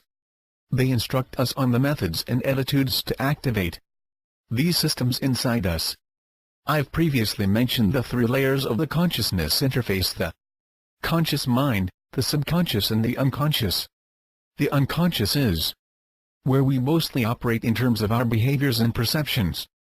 The unconscious mind layer is deep and penetrating, and it is universal. As I said, it's how Anu uses the oneness concept to his benefit. We are one in separation. The unconscious mind is one. Separation is a fractal energy. It infects everything within the hologram of deception to such a degree that it's not recognizable. No matter how well intentioned a person or organization might be to convey true information, what often lurks behind the information is this fractal energy of separation and its use of comparison and judgment and all the other tools of separation that distill down to fear and unworthiness. It's as if the internal programming of Marduk and the external programming of the triad of power echoes around in all content of all times and cultures, so common and accepted as to be unnoticeable. We have accepted separation because it seems normal. Thus our behaviors and perceptions, driven largely by the unconscious mind, embody separation, and the vast majority of us do not even know it. Sarah: okay, but then how do we become aware of it? Dr. Neruda: a person must understand that they are being programmed. That's a starting point. If you don't accept this basic premise, then why would you choose to change? If you do, then observe the programming inside you, within others in your environment, the larger world, and begin to see how subtle this programming is. In many ways, to observe this programming requires us to be neutral, so we can simply observe our internal states and the messages therein, as well as those of the external program, which come via television, the internet, email, newspapers, magazines, direct mail, and so on. It isn't critical that you know how every program is expressed into your life or what its esoteric meaning is. What's important is that you understand you are being programmed and you seek an internal source of direction, inspiration and movement. The sovereign integral process is focused on you, the individual, directing your own self-life essence to express itself in oneness and equality. That's it. If you do this, then you are releasing the hold of the programming. For some this can be done quickly, and for others it might require more diligent practice. Sarah: can I do this and still be a Christian or whatever I was raised in? Dr. Neruda: I suggest that anyone who resonates with this information try it out. See how it moves them through their life path. If they want to remain in their current structures, see if elements of the sovereign integral process could be applied. But if you don't see page 223, separation in your current practices, then stay there, because you won't have the motivation to be a practitioner. Sarah, but you just said that most of us don't see separation. Dr. Neruda, I said that if you don't see it in your current practice, then you won't be motivated to change. This process is all about change. Make no mistake about it. It is not selfish in any way. There is no burrowing into the bedrock of a belief system here that will make you feel superior or privileged or wise. There really is no belief system here other than the sovereign integral process. There is no structure, no organization, no master, no hierarchy, no one is above another or below another. Do you see? This is not an organization of this world. It cannot be of this world. Otherwise it is subject to separation. The only way the Human 3.0 SI manifests is inside enough human beings who exemplify this process, who anchor this new consciousness of conduct on this planet and share it through their behaviors and unconscious mind. That's the only way, and not everyone is prepared to do that. Sarah, what happens if we see separation, but still don't have the motivation to make the changes in our behaviors? Dr. Neruda, the functional implants of the Human 2.0 interface are seldom easy to release. They will hold on to your life essence as long as they can. They want to drive the human vessel, not hop in the back seat and watch as mere passengers. That's against their program. Sarah, so talk about this resistance from the functional implants.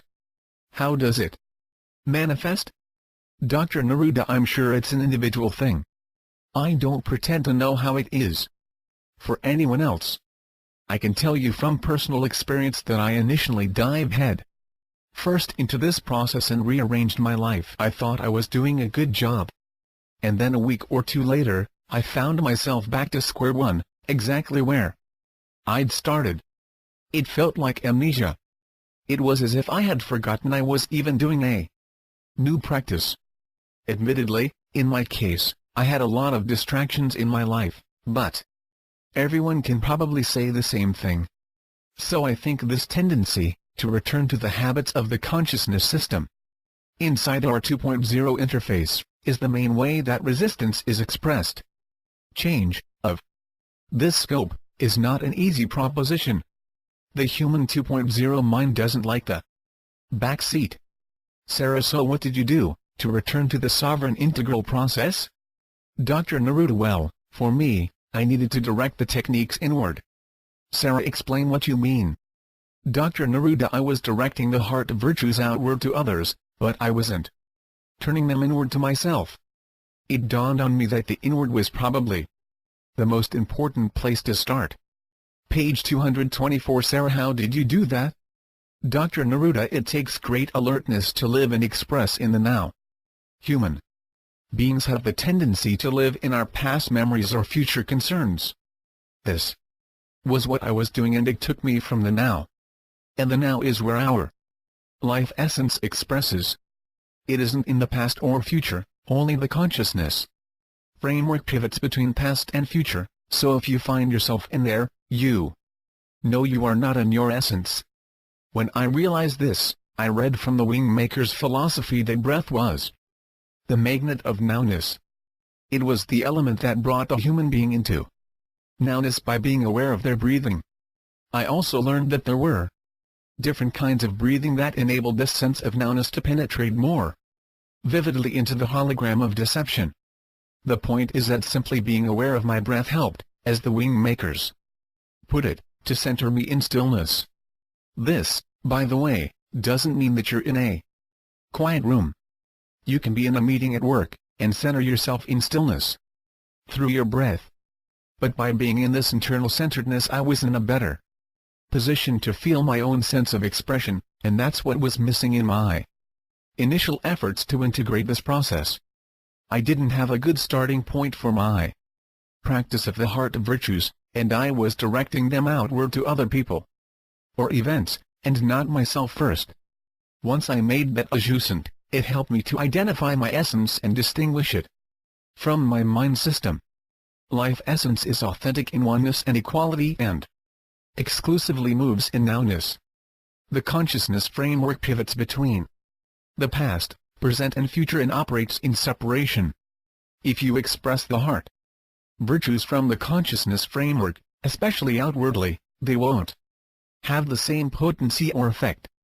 Sarah, you've mentioned the idea of resistive and insertive behaviors, and I think I understand the insertive behaviors in terms of expressing the heart virtues to oneself and others, but talk a little bit about the resistive behaviors. What are they, and how does they work? Dr. Neruda, again, you need to start from the point of distinguishing your life essence in the now. Center yourself in nowness through being still and breath aware. Initially this may take some time, but it happens quicker with practice. Thought patterns that connect you to separation need to be stopped. Behaviors. 2. You can simply say, I've identified a behavior that supports separation in this world. Let's say I have believed that Muslims are less moral than atheists, and therefore less likely to get into heaven than someone who doesn't even believe in God. This is a belief or thought form that relates to separation. I can say, stop that, but it's not really effective for most people. I can resist the belief every time it expresses itself in my life, but many of these beliefs are so subtle and subconscious that we don't even realize how they express themselves in our behaviors and choices. If you apply the heart virtues to yourself, like forgive yourself for having these perceptions, have some compassion for yourself that everyone is infected with these separation beliefs from their subconscious and unconscious mind layers. Be humble that making this resistive. Page 225. Alteration is not just about you, but in a way, it's about everyone, because we are one. Appreciate the fact that you're working on this for the good of all. Have valor that you can stand up and resist these separation complexes that lurk in your programmed consciousness framework. You can see how I used the heart virtues to effectively deal with a belief or perception that separated me, not just from Muslims, though they were the target in this particular example, but when you draw separation lines around anyone, you're operating from the consciousness system implant, and it only supports the hologram of deception. Sarah, okay, but you're not suggesting that I look at rapists and murderers as one with me, are you? Dr. Neruda, well, that's just it. They are. You can't have oneness and equality and then say, well, that's true, except for this population of society or these felons of the human race. There is no leper colony where humans are excluded outside of the circle. The circle is all-inclusive, or it is an illusion. This is an absolute. Remember my statement about the hologram of deception as a prison? Sarah, yes. Dr. Neruda, there is no other prison inside the prison. We're all in the prison. All of us are prisoners, even those who are in the incunabula. There is no one who stands inside the prison walls and truly knows oneness and equality. Sarah, but then how does it change, if no one knows this? Dr. Neruda, it's a process both for the individual and the human race. We work on it, together. We resist behaviors of separation and insert behaviors of oneness and equality. We disengage from the thoughts, ideas, beliefs, principles, people, organizations, currencies, food, clothing, fashion, toys, and everything else within the hierarchy whose roots are nourished by separation. Sarah, when you put it that way, it sounds daunting, even impossible. Dr. Neruda, it has to be done, and it has to be done by us. The question is, if it has to be done, when does humanity want to do it? Now? 100 years? 1,000 years? 10,000 years? The WingMakers are clear about this in their writings that if we wait until after Human 3.0, when man and machine become integrated, it will only become more difficult. Enslavement of life must end, at all levels. Sarah, I want to shift to something that's been bothering me about this whole conversation, and that is the issue of the God. From your description, God, as we've come to think of him or her or it, is an illusion. It's really a being who presents himself as God. So the question is there a real God? Page 226. Dr. Neruda, thanks for asking that question. I meant to bring it up on my own. And I think I sidetracked myself. Let's go back to the thought experiment about the bubbles. There is a presentation of a god, which, as I've said, is Anu. This is the god that Muslim, Jew and Christian alike revere and worship. This is the God who desires to return and provide a clear supremacy over humankind to direct humanity to a human 3.0, one-world transhumanist existence that would stretch into forever. As I've said, there's a life essence inside all beings, including the Anunnaki, and this life essence is infinite. If you understand infinite, then you understand it is outside of space-time. If a being is outside of space-time, it is not defined by polarities like birth and death, creation and destruction, good and evil, and so forth. It is beholden to none of our vocabulary and concepts.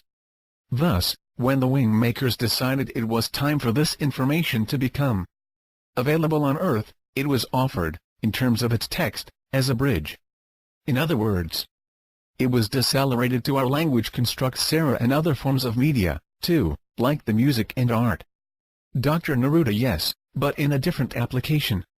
All of this information needed to be encoded in a way that would be acceptable to two sources of scrutiny.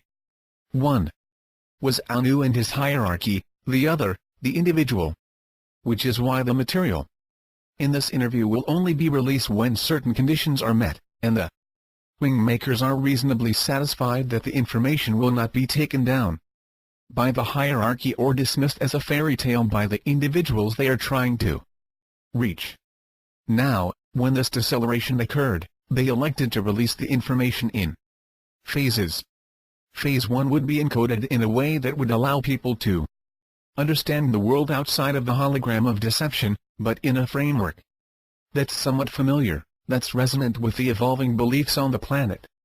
Hence, the idea of first source, source intelligence, 11 sovereign integral human instrument. All of these concepts will be provided without contextual details, because if they were included, the information that I'm telling you tonight would be purged by the hierarchy. The entire event string would be taken down. The inception point of the portal and grand portal would have been mired in doubt. So, it will be dispensed in the manner it must. This is not in my control. Sarah, what does this have to do with the existence of a god or not? Dr. Neruda, I just wanted to clarify that the word God means multiple things and it needs to be clear what meaning is being used. That's why, in part, the WingMakers don't use the source intelligence is the energy intelligence of first source that serves to accelerate the expansion of consciousness and supports those who desire to unlimit themselves. Page 227. Word God, but instead use the word first source. However, in their later philosophical writings, after Chamber 6, they don't use this word, for the reasons I mentioned, but these are very subtle intonations in their writings, as they try to weave their messages into our modern-day culture without being targeted by hierarchical censors. Sarah, there are literally people who censor this information. Dr. Neruda, there are people who censor and control information. Everywhere in the media, the government, the military, the sciences, education, religion. Everywhere. The hierarchy has a complete army of censors. The vast majority don't know who they really work for, they're just enforcing what they've been hired to enforce. It's just a job. But technology platforms exist primarily for censorship. Intelligence gathering enables NSA censorship and information control. It's their job to filter, control and manipulate information. The system of mass surveillance isn't deployed to protect the masses. It's to control them, to keep them inside the prison from Anu's perspective, and controllable from the elite perspective. Sarah, you're not saying that the NSA cares about things like this, are you?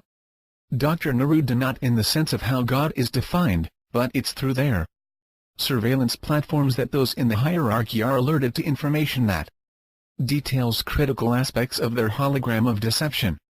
That kind of information is fed upstream to those who do care. Sarah, if that's the case, then whenever this gets released, it'll get censored, so what's the point? Dr. Neruda, this is all about timing. If this gets released, it will be because the WingMakers have confidence that it will pass censorship. Something will have happened to enable it. Sarah, I'm aware you haven't really answered my question yet on God, so I do want to come back to that, but with the internet these days, couldn't you just drop this whole information on the public at one time?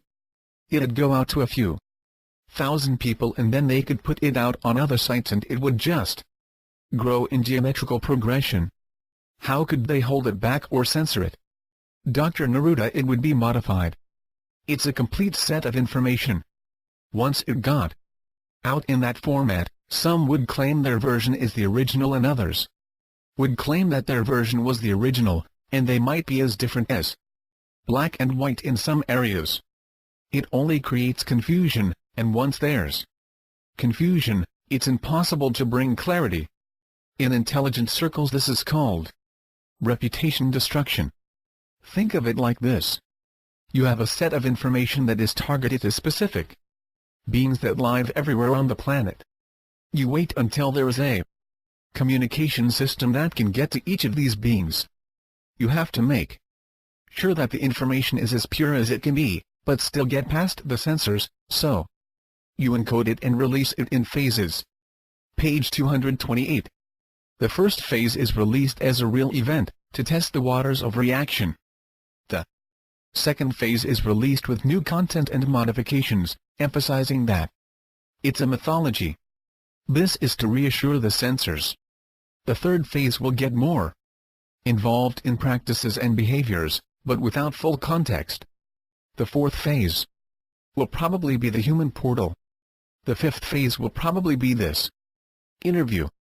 And the phases that follow will depend on how this interview is received. So every release is being observed by both the hierarchy and the WingMakers. Sarah, okay, let's go back to the God discussion. Dr. Neruda, yes. So, to answer your question, is there a God? There are many gods. Some beings present themselves as gods, and some beings manipulate others to such a degree that they become regarded as gods. And then there are collective intelligences that move between the quantum membranes and simulate godlike qualities of omniscience and omnipotence, but they are not gods in the sense of being the creator. There are even some beings that present themselves as God through a human channel.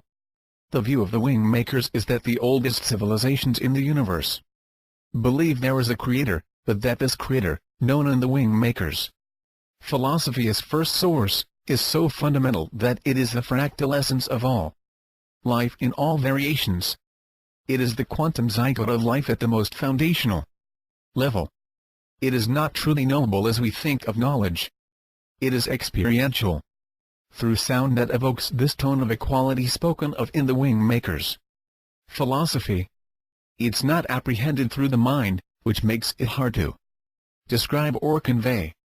This is the problem with anything so elemental that it all but disappears.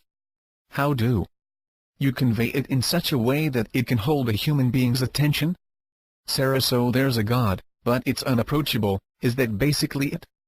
Dr. Neruda, yes, but I want to mention that the relationship is to a creator, not a God. The creator is in all life. God is more of a parent, and in religious circles, a father figure who is humanized to such a degree that we can pray to God to give us things, help us remove obstacles, crush our enemies and so on. Creator is aligned to oneness and equality, while God is aligned to separation and fear. First source is the creator of life, the manifest reality of all existence. The creator lives within life as the infinite spark that connects all life as equals in oneness. It is not here to be humanized. It cannot be humanized, or for that matter, reduced to any other life, form or thing. The creator is the conjoining of all existence in the equality of oneness, and when that occurs, then God exists. When it does not, there is no God in existence, only a creator. It is really that simple. As it is said in various religious texts that God created man in his image or likeness. And provided you understand Anu as God, then this is a reasonably true statement. However, the Creator created the infinite spark that animates the human form, and so the sovereign integral is the creation, and Anu had nothing to do with this. He merely figured out a way to enslave it. Page 229. The last thing I'll say about the concept of God is that it's used by religions to separate ourselves from responsibility. It allows us to say, I'm not responsible for poverty or war or child abuse. There is a God who is much higher than us. God created the world, He is in charge. If He allows war and poverty, who am I to bear responsibility? The wrongdoers will pay in hell, and the tormented will reign in heaven. So God, or the concept of God, releases us from responsibility. The Creator, one. The other hand, is not this way, because we're all bound in oneness, and what happens to one happens to all, and therefore, we're all responsible for allowing separation to rule our behaviors. It's important to recognize the difference between the constructs of Creator and God, especially within the hologram of deception. Sarah, after hearing all of this explanation not just about God, Creator, but the whole interview tonight, why couldn't it have just been released as it is defined in this interview? Why even release the first phase as if they lack this context?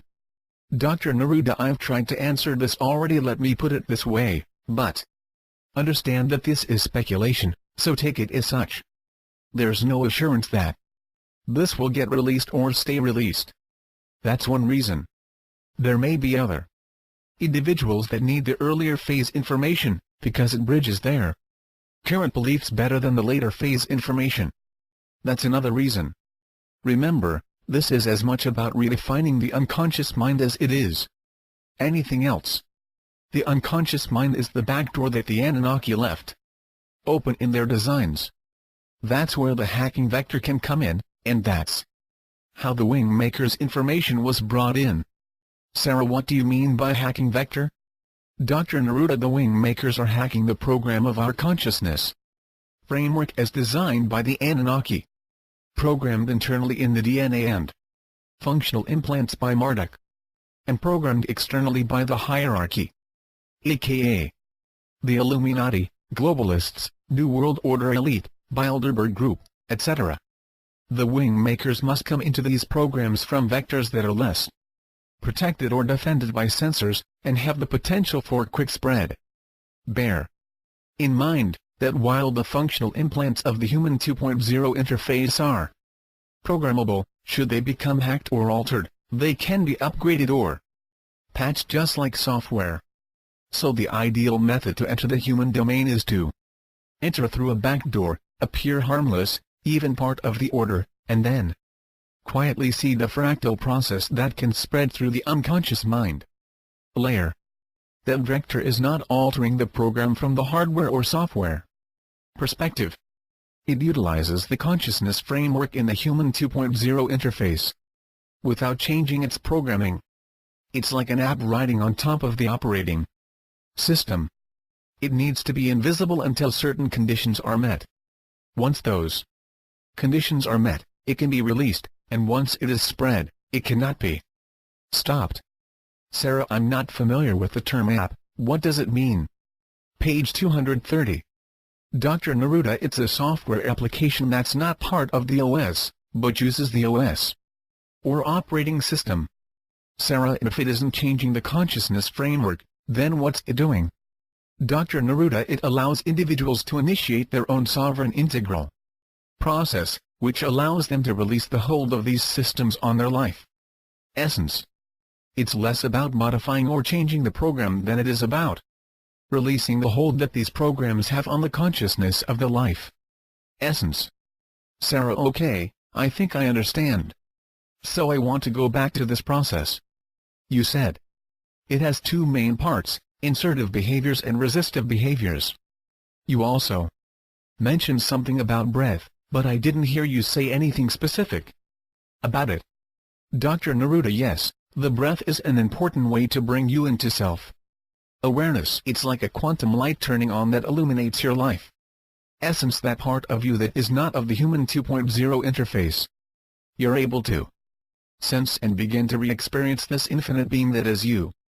The breath is something that anyone can use without a lot of complication, and obviously, it's always with you.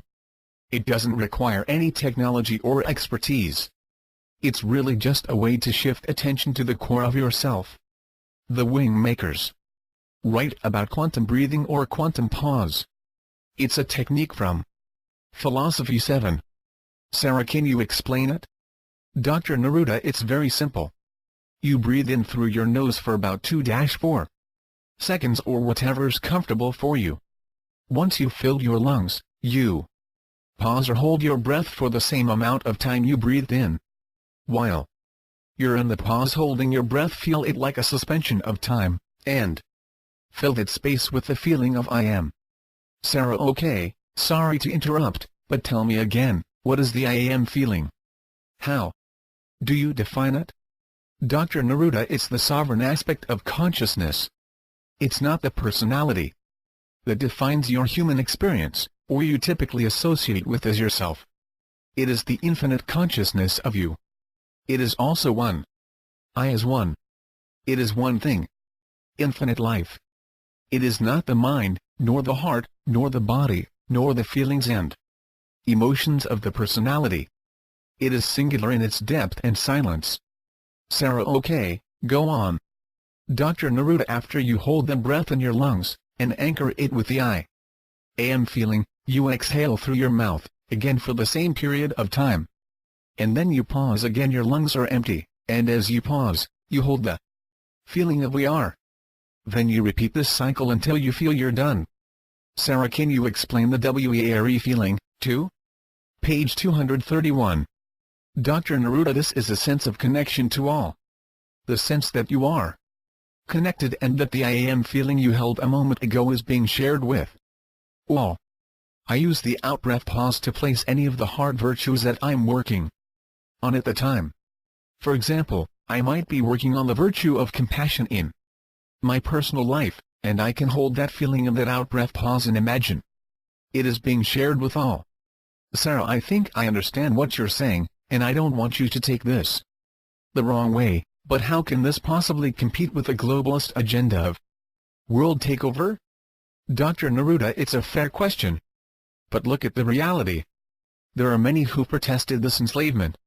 Throughout history there have been people that have come to this realization through various means, and they alerted people to this deception. They may call it a conspiracy without really understanding the depth of this deception or its ultimate plan, but in whatever way they know of this and at whatever level, they all experience fear. The fear is that we're powerless to stop them.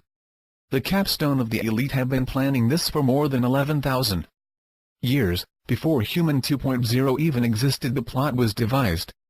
They have powerful interdimensional beings that know humanity on an intimate level, because they literally created the human being, and they can program humanity with such granularity as to define our life paths down to our day-to-day choices. How can one possibly defeat such an antagonist? They have the money, they have the politicians in their pockets, they have the defense and protection, they have the powerful relationships everywhere in the world, and they have the most powerful technology in terms of surveillance and weapons. Their innermost circle is impenetrable. We can be wide awake and aware of what's happening, but awareness doesn't suddenly in itself change the chessboard. They taunt us to protest, wave your signs, publish your websites, fling your fists to the sky, investigate all you want. It won't change a thing. They will tell us to our faces that their power is inexhaustible. This is how they think. They want us to feel this futility and have this overriding sense that the endgame is unavoidable. They want us to believe that we are powerless. Remember, they are securing the world and its populations for the return of Anu. That is their program, and while only the capstone of the elite understands this plan, it is enough, because the downstream operatives are loyal, programmed entities. All one needs to do is to watch Madeleine Albright in that 60 Minutes interview, and you will understand how they have been programmed to think. Sarah, I don't think I saw that. What did she do? Dr. Neruda. About a year and a half ago, Leslie Stahl of 60 Minutes asked the U.S. Ambassador to the United Nations, Madeleine Albright, if the death of a 500,000 children was worth the price to essentially punish Saddam Hussein. Albright responded that page 232. It was. You see, this is the enemy that holds power. If they can justify killing children, they can do anything. The WingMakers have written that it isn't the protests that will change this enemy. If we shout at them and practice resistance with our guns in the street, they will only squash us. To bring their objective to a halt, we need to push down the wall, and we can do this by being practitioners of the sovereign integral process or anything similar. If human beings become self-aware, deprogrammed entities, who understand specifically how we have been enslaved and for what reason, we can collectively push down the wall that separates us from our true selves. This creates a chain reaction that affects everyone, including the capstone of the elite. The wall falls for them, too. It's using the consciousness of the life essence to reveal the human 2.0. Consciousness is an invented reality. It's weaning from the hologram of deception to the reality that all life exists infinitely as equals in oneness. Sarah: okay. But how do we know that we'll be successful against them? Dr. Neruda: we don't. Other than what I said before, that the WingMakers are humans who have time traveled to share this sovereign integral framework. I realize this sounds like science fiction meets David and Goliath. I can appreciate that, but I'm explaining what I know as directly and honestly as I can describe it. If anyone reads this interview, assuming it's released sometime in the future, then you can decide for yourself if what I say stands up to your scrutiny. I would just caution some to consider the possibility that should you dismiss it, your reaction could be a programmed response. It is your consciousness framework that is sensing and responding. Consider this before you dismiss this information as fiction. Sarah: but how would a person know this? I find myself doubting this. Disclosure: I don't find it very plausible. As a journalist, I'm trained to be suspicious of sources, and as much information as you've shared with me, I find myself wondering how this is possible, and I haven't heard about it. Dr. Neruda: the hierarchy practices deception by controlling the buttons on the machine of absolute power. This machine is Sarah, but you yourself said the internet was not something that they wanted to get out. Dr. Neruda: true, but whatever technology is released, they will find a way to use it to their advantage. It doesn't matter what the technology is, they will find a way to subvert it, modify it and use it for their agenda. These are extremely bright beings that are obsessed with the centralization of power and control so that Anu can insert himself without resistance. Sarah: what if enough people woke up and rebelled? Couldn't we start a revolution and overthrow these crazy criminals? Page 233. Dr. Neruda: they are not crazy. They are deceptive intelligences who have lost all sense of connection to their true selves. In many ways, they are the ones who are lost, and because they are so lost, they have led the unsuspecting to their haze of obedience. We have followed them. That's our responsibility. The material is here, in this interview, to wake up. But it's one thing to wake up, and it's another thing to know what to do about it. You mention a revolution. According to the WingMakers, it would be a waste of life. They are not going to relinquish what they have worked so hard and long to produce. This will only change when the wall is pushed down. The wall is the human 2.0 consciousness framework that is programmed within every human being. The wall needs to be pushing down, and the way this occurs is not through protest, storming the gates, or shaking our collective fists in their face.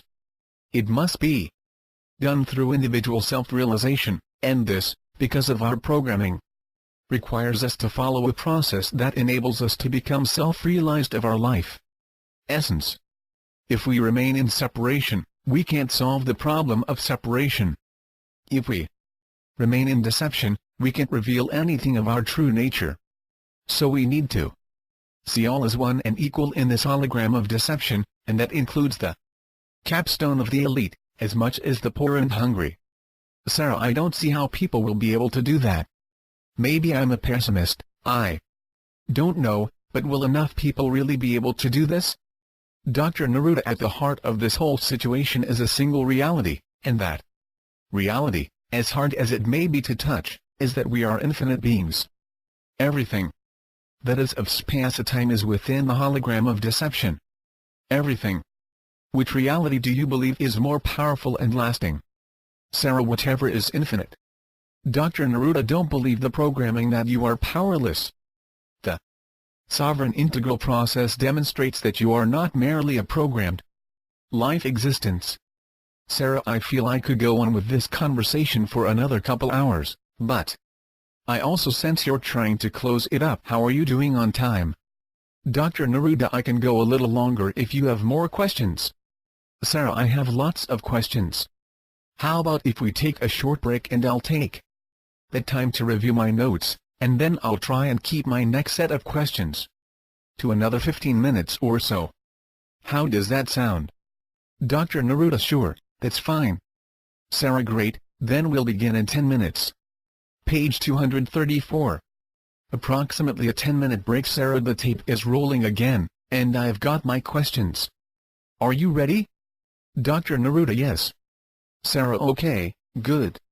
Does it seem like a strange coincidence that the Labyrinth group was trying to create time travel technology and you stumbled upon the WingMakers, who are time travelers?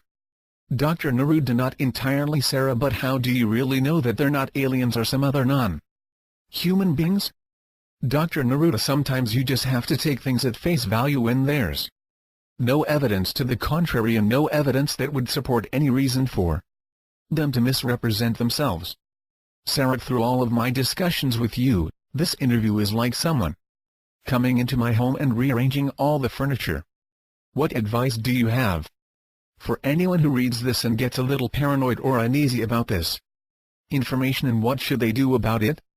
Dr. Neruda, this disclosure is not meant to frighten anyone or make them paranoid. It's meant to support them in their own awakening as infinite beings. That's really it. That's the information's purpose. This includes all of the WingMakers information in whatever form it's in. There's a core stability inside you that's been sidelined in favor of a manufactured or programmed response to life. You are programmed to fear, because then you will abdicate your liberties to your saviors. And who do you suppose your saviors will be? Who is it that makes Saddam Hussein out to be a monster while they kill hundreds of thousands of children to prove their power is moral? The entities behind that power are the ones who will step forward and claim to save you. How they will do this is an unknown, but I have no doubt they will do it. And every time they do it, the corrals grow in number and the populations inside the corrals swell in size. The fences get higher. Those who remain outside the corrals will think they have insight or special information that allows them to remain independent or free, but they're still operating inside their human 2.0 interface. The only real question, as I see it, has two parts. 1, do I serve truth or deception? And 2, how do I best serve truth? Page 235. If you feel that the best way to serve truth is to protest, resist, build awareness about what is happening in the world, then do that, but I would recommend doing it from a non-polarity perspective. You could fight separation with more separation, it will only polarize. It's important to feel that you are standing up, not in fear or some other programmed emotion, but that you are aligned to your life essence and an expression of that source within you, even when you protest.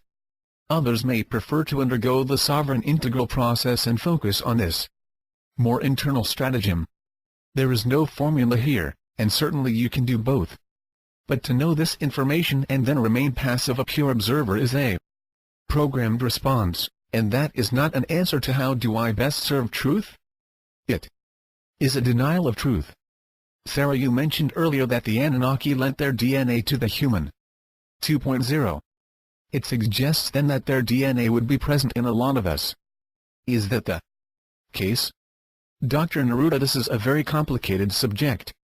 Yes, according to the WingMakers, the Anunnaki, in an attempt to enhance human DNA, conducted what we would call today in vitro fertilization experiments with human women. They wanted their DNA to create a subspecies that could endure generationally to produce loyalists. The Syrians did the same thing. In terms of DNA tendencies, the Anunnaki were conquerors, and the Syrian progeny were colonists. That's being very general, admittedly, but in broad terms that was the nature of their bloodlines, when compared to their human counterparts. The DNA template for Human 2.0 was Anunnaki, but it had been altered. This is where the subject gets complicated. The Anunnaki are not physical beings. They did not exist in three-dimensional density as we know it today. The Earth, 500,000 years ago, was a very different place in terms of its density and the gravitational fields that bathed it. The Anunnaki were interdimensional beings, meaning they are infinite just as we are, but without the physical body. However, all beings possess DNA. It's the quantum equivalent of a blueprint. So they experimented with how to use their DNA to create physical beings that could function in accordance to their agenda, which, as I said, was initially mining gold, but later turned to the enslavement of a species who would worship Anu. When the Anunnaki fertilized human women, it was with royal bloodlines, and this was not a coincidence. They wanted these royal bloodlines to sustain over thousands of generations so they could more easily facilitate their master plans on Earth. Sarah, was this a nationalistic thing? Dr. Neruda, how do you mean that? Sarah, were Anunnaki bloodlines mostly Arab, Jewish, or Gentile? Were there certain characteristics that were noticeable in the physical body? Dr. Neruda, the Anunnaki bloodlines were initially Babylonian and Egyptian, but they have spread into nearly all races. It probably wouldn't be an overstatement to say that nearly every person on the planet today has some fractional percentage of Anunnaki royal DNA. Page 236. Sarah, what were they, in terms of their look? I assume they look like us. Dr. Neruda, yes. It was Atlantean, Anunnaki and Syrian body styles that were effectively blended to create the Human 1.0 prototype. All of these beings, though less dense, looked similar to a human form. Races did not intermingle, as they were very cautious not to intermix their DNA, because they were uncertain of the effect and how it might pollute or mutate through their genetics. But remember, the human physical body was an experiment, and they literally looked at it as physical protection, just like we would look at a spacesuit. None of these races lived in the density of Earth, or an Earth-like planet. They didn't realize how Earth would interact with their creation and cause it to evolve in directions that they couldn't control or predict. Earth, as I previously said, was like a random variable, imposing itself on the human body through its gravitational fields. The interbreeding between Anunnaki and human women took place around 6000 BCE, and it was a designed event, not some lustful dalliance with the daughters of men, as it is sometimes portrayed in Sumerian texts. This was part of the design to place a subspecies within the human race that would conquer and control the Earth's resources. It was to consolidate and centralize resources for Anu, and to ensure that the world's wealth could be placed into his waiting hands when he returned. Sarah, the whole thing about LERM, light-encoded reality matrix, and how the Labyrinth group had seen it as God, I don't understand that. If 15 had read the same information as you, how he wouldn't have come to the same conclusions as you. I know you mentioned that you had additional contacts with the WingMakers, and this convinced you of the authenticity of the information. But why do you think 15 clung to his perspective? Dr. Neruda, you can look at LERM as the connection between the Earth plane and the non-physical planes of the hologram that Anu constructed inside our functional implants. LERM was the connective web, and it was bidirectional, meaning that Anu could be projected into any being's consciousness framework to be seen or heard, and it also meant that Anu could detect and view into the life of an individual being. LERM is known as the White Light, and the Great White Brotherhood is known as its guardians. They appropriated Jesus and Buddha as their foundational pillars, stole the concept of I Am, mashed these elements with the white light that had been a factor in every religious, occult and esoteric doctrine throughout time, and announced in the 1950s that the Great White Brotherhood was a real organization. Soon after that, ascended masters began to join the swelling ranks, as human channelers began to be the spokespeople of these entities. From the WingMakers' perspective, these entities are fixtures of the polarity plan to keep human beings firmly anchored in separation, distraction and deception. Sarah, what does this have to do with 15's decision? Dr. Neruda: sorry, I got a little sidetracked. 15 knew of the Great White Brotherhood. It's considered a very important element in the overall hierarchy. Very near the capstone of the elite, or what I earlier called the incunabula. The Great White, page 237. Brotherhood was seen as a means to bring occult or secret information to the planet, and it was designed to balance the movement of secularization, which was to essentially rid the planet of religion and bring science to the stage. 15 was not sufficiently convinced to make a break from the incunabula and the Great White Brotherhood. He preferred to view LERM as proof of God, and leave his world intact. This is not, by the way, an uncommon reaction to this information. And intellects, as brilliant as 15's, will make this choice to stay in the known world instead of venture into the unknown. In 15's case, he had too much to lose. Sarah, why did the elite want to get rid of religion? Dr. Neruda: first, I want to correct you on your choice of words. It isn't the elite, as most people think of them. The vast majority of the elite are corporate citizens, financial managers, government managers, political heavyweights, military commanders and the like. They are not making these decisions. The vast majority have no idea who or what the agenda is. That's why I refer to it as the capstone of the elite.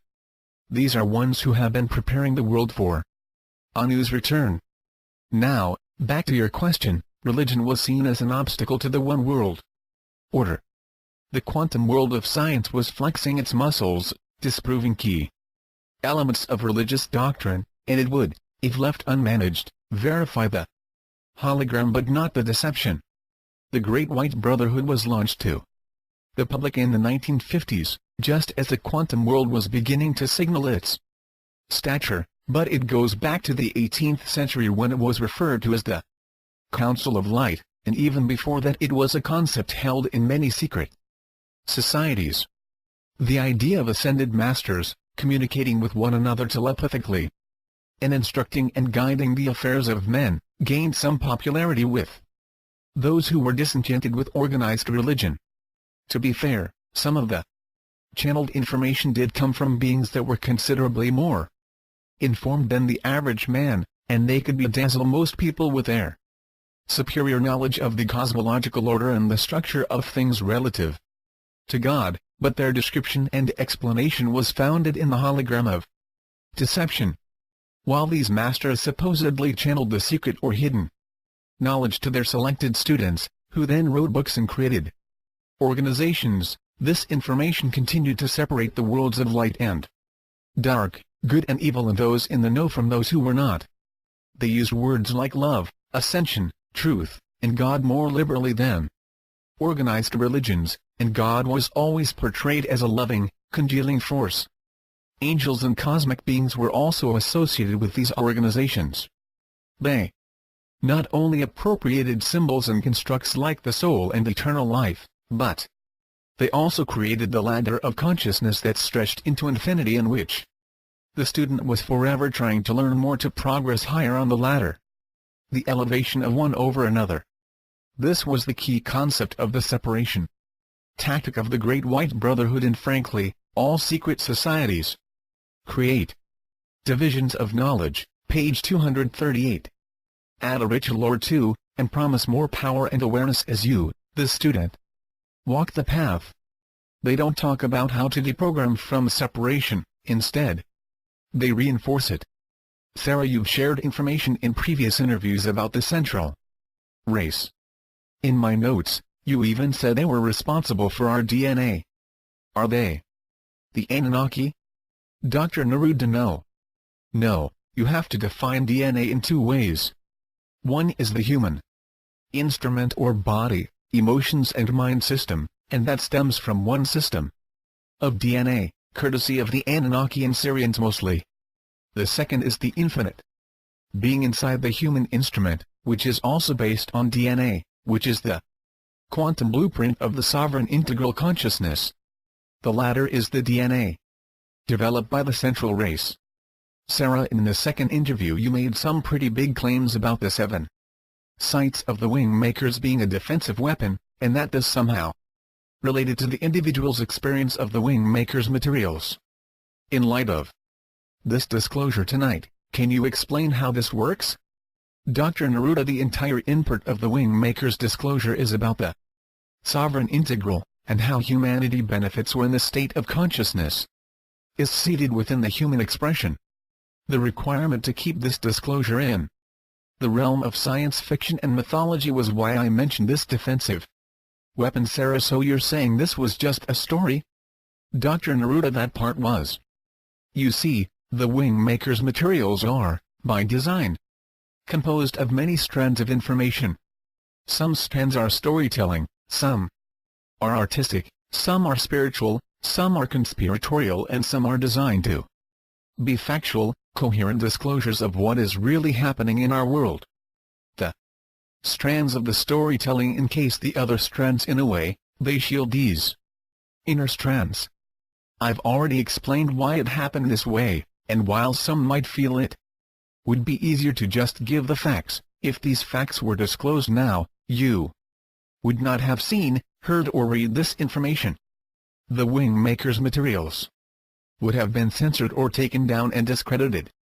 I'm sure there'll be a good dose of that anyway, when and if this interview is released, but the story strand was necessary to provide an acceptable container to release the sovereign integral process. Sarah, but this concerns me that the information you provided in the previous 4 interviews is created, at least in part, as a story. How do I present it to any reliable news source as true? Dr. Neruda, you can't. Sarah, so then what do I do with it? Dr. Neruda, either you will release it as a story, or I will. If you prefer not to, I understand. Page 239. Sarah, couldn't you just tell me what parts are story, and what parts are true? Dr. Neruda, I could, but this isn't how I've been asked to release the information. Sarah, but I've invested a lot of time in this already, and if I invest my reputation as well, then I need to focus on the true parts, otherwise, I can't substantiate anything when I'm asked if, in my opinion, it's a true story. Dr. Neruda, everyone wants to know the absolute truth. They want someone to point to this phrase or that precept or that doctrine and explain to them that that is truth, believe it. That's been the game on this planet ever since humans began to contemplate their universe in a philosophical manner. All the shared truth has gotten us where? Where we kill children to punish leaders. Where leaders lock people up in death camps. Where religious leaders abuse children. So I would ask you, what is the value of the information that has collectively brought humanity here? You want the signpost of truth. No one can do that, and your proof is that no one has. Sarah, why? Dr. Neruda, because we are sovereign and we must experience ourselves in this way, and not let others decide what it is we should or shouldn't believe, or what is truth or falsehood.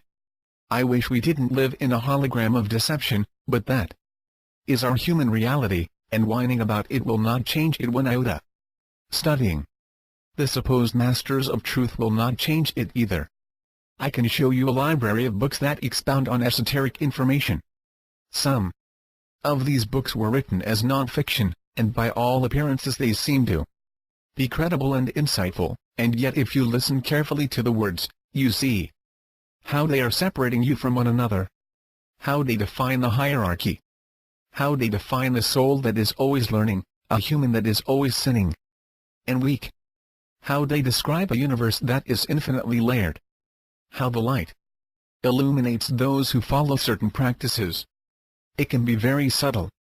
They can be talking about oneness, but there are judgments present in the words, or recriminations if you don't execute the practice properly, or suggestions that you don't mix this practice with anything else or it is diminished, or join and promote this path over that one. Part of the sovereign integral process is to practice your discernment of what enables you to believe in you, not the universe or some master or teaching, but you, stripped bare of all of your add-ons, beliefs, thought patterns, fears, guilt, stories, judgments, blames, pretenses, everything that hangs on you from the past. If you could drop them all, everything you have been taught and told and programmed to believe, what would be left to hear? Silence. Deep, clear silence. That is you. When you find that, you will then know that everyone has that, too. Anu does. Lucifer does, Jesus does, your neighbor does, your spouse does. Everyone. So, what proof do you need to find that? What proof can I show you or tell you to give you that? I can't. I can convey a process that if you follow it, you might find this experience inside you, but that's page 240. Well, the process is free, it only requires time. The process is not owned by anyone. The process is not part of anything but you. Once you stand at the trailhead of that process, it's yours to follow or reject.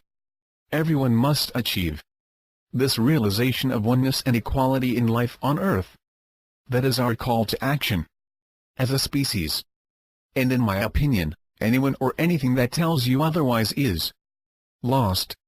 One more thing, the story's trend may be exactly what activates someone to the sovereign integral process, and I think that was the point that the WingMakers took with their information.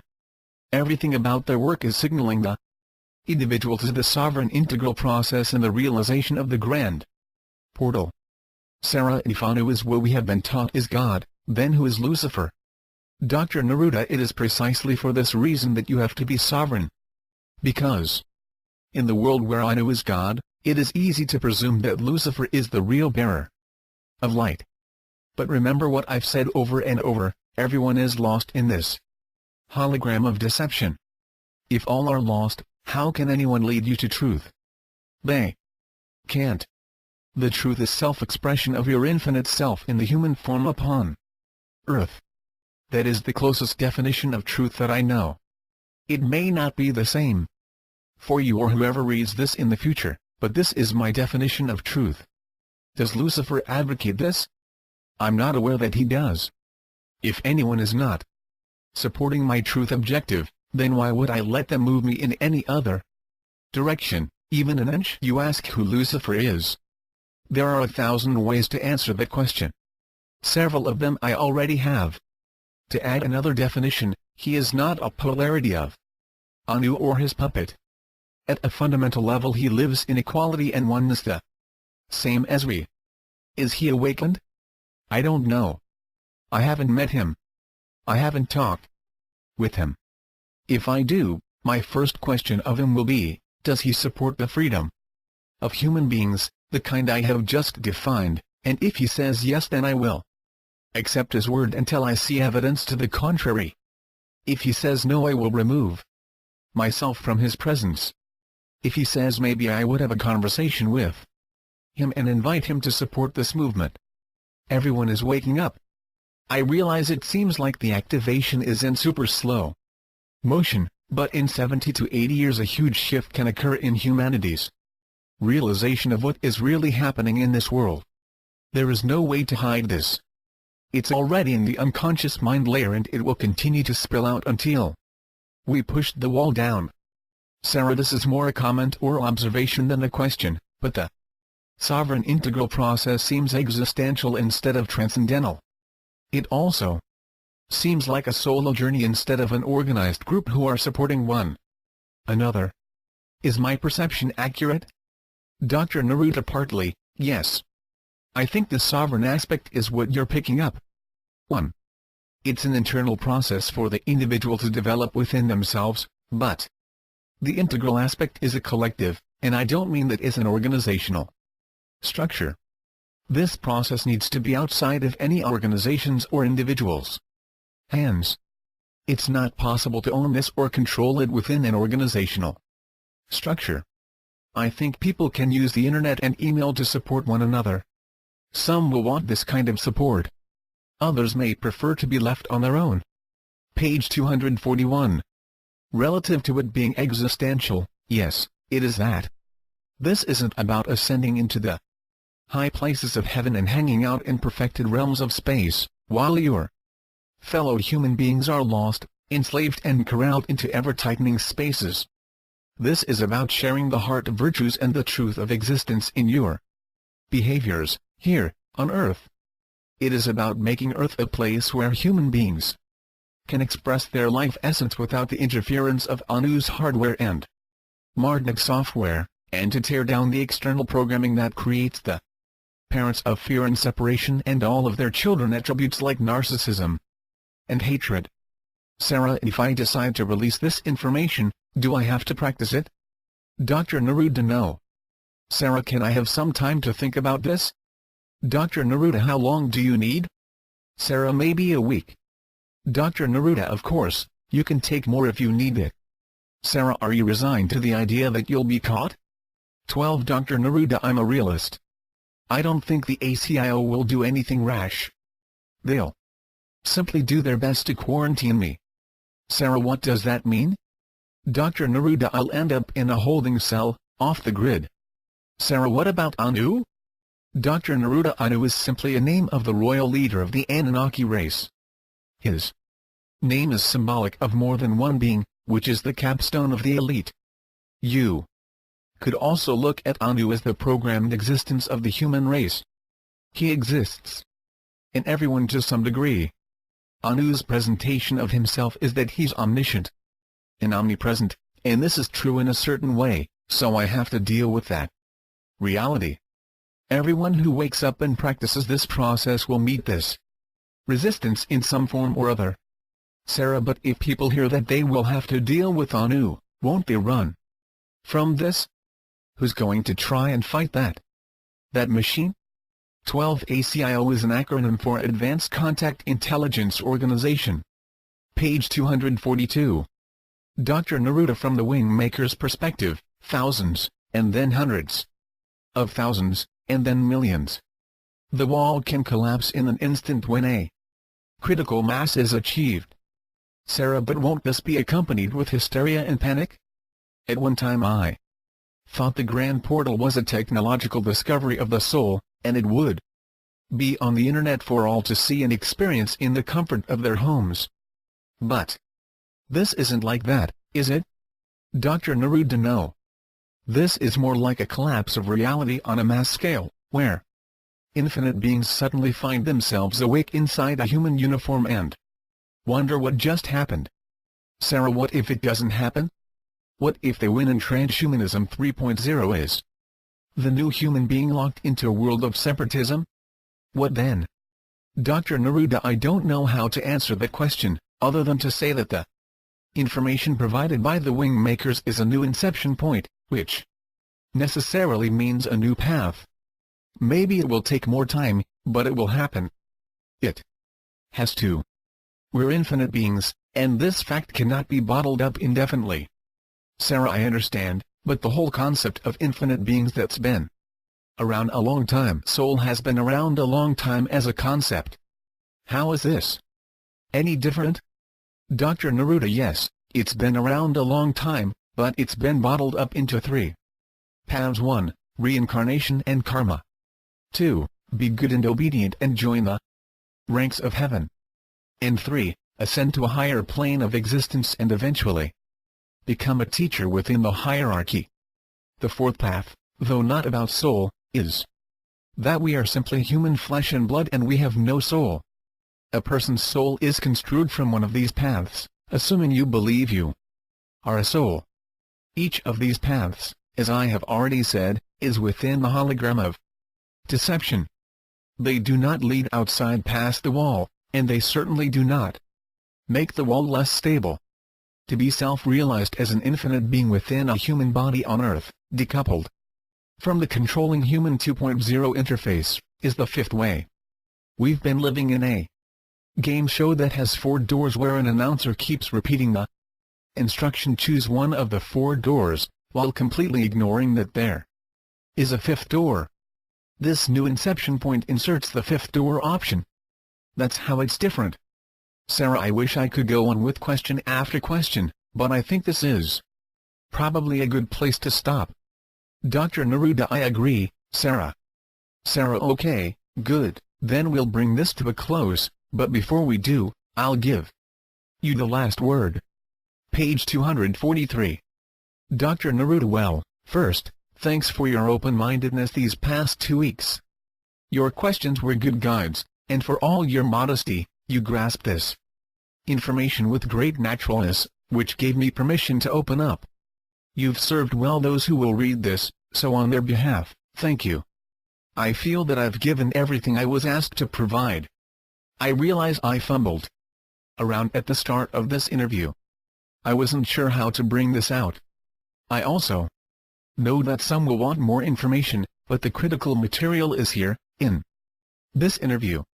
I'm sure there are more details and nuances I could have provided, but then, no matter how much detail I disclose, it would never be enough for some people. This is all about action and behavior, not reading or soaking up information from another person. The glimpse I provided is a good start, and that's all that's really needed for an inception point. I realize this may seem like a fantastical journey of fictional characters and unlikely events, not to be taken too seriously, but in my view, this disclosure of the WingMakers is their most important. Sarah, thank you, Dr. Neruda. End of session. Page 244. What is within us was present before the universe was created. Our inner, pre-quantum core existed previous to space-time, before any extra-dimensional race enslaved us. We are not weak or defenseless. We are not mere human beings with 80-year lifespans. We are infinite, and we are all that is needed to transform reality so that each of us serves truth, because we see truth. Earth is not a playground or a schoolroom any more than we are gullible children. There is no new age or end time. There is only the infinite platform upon which we all belong, where we rise up as sovereign integrals upon Earth. James Mahut, page 245. Appendix. Appendix 4. Interview 5. Introduction to Quantum Pause. Quantum pause is a primary tool of the sovereign integral process. The wonderful thing about breath is that it is always with you from the very first to the very last experience of this world.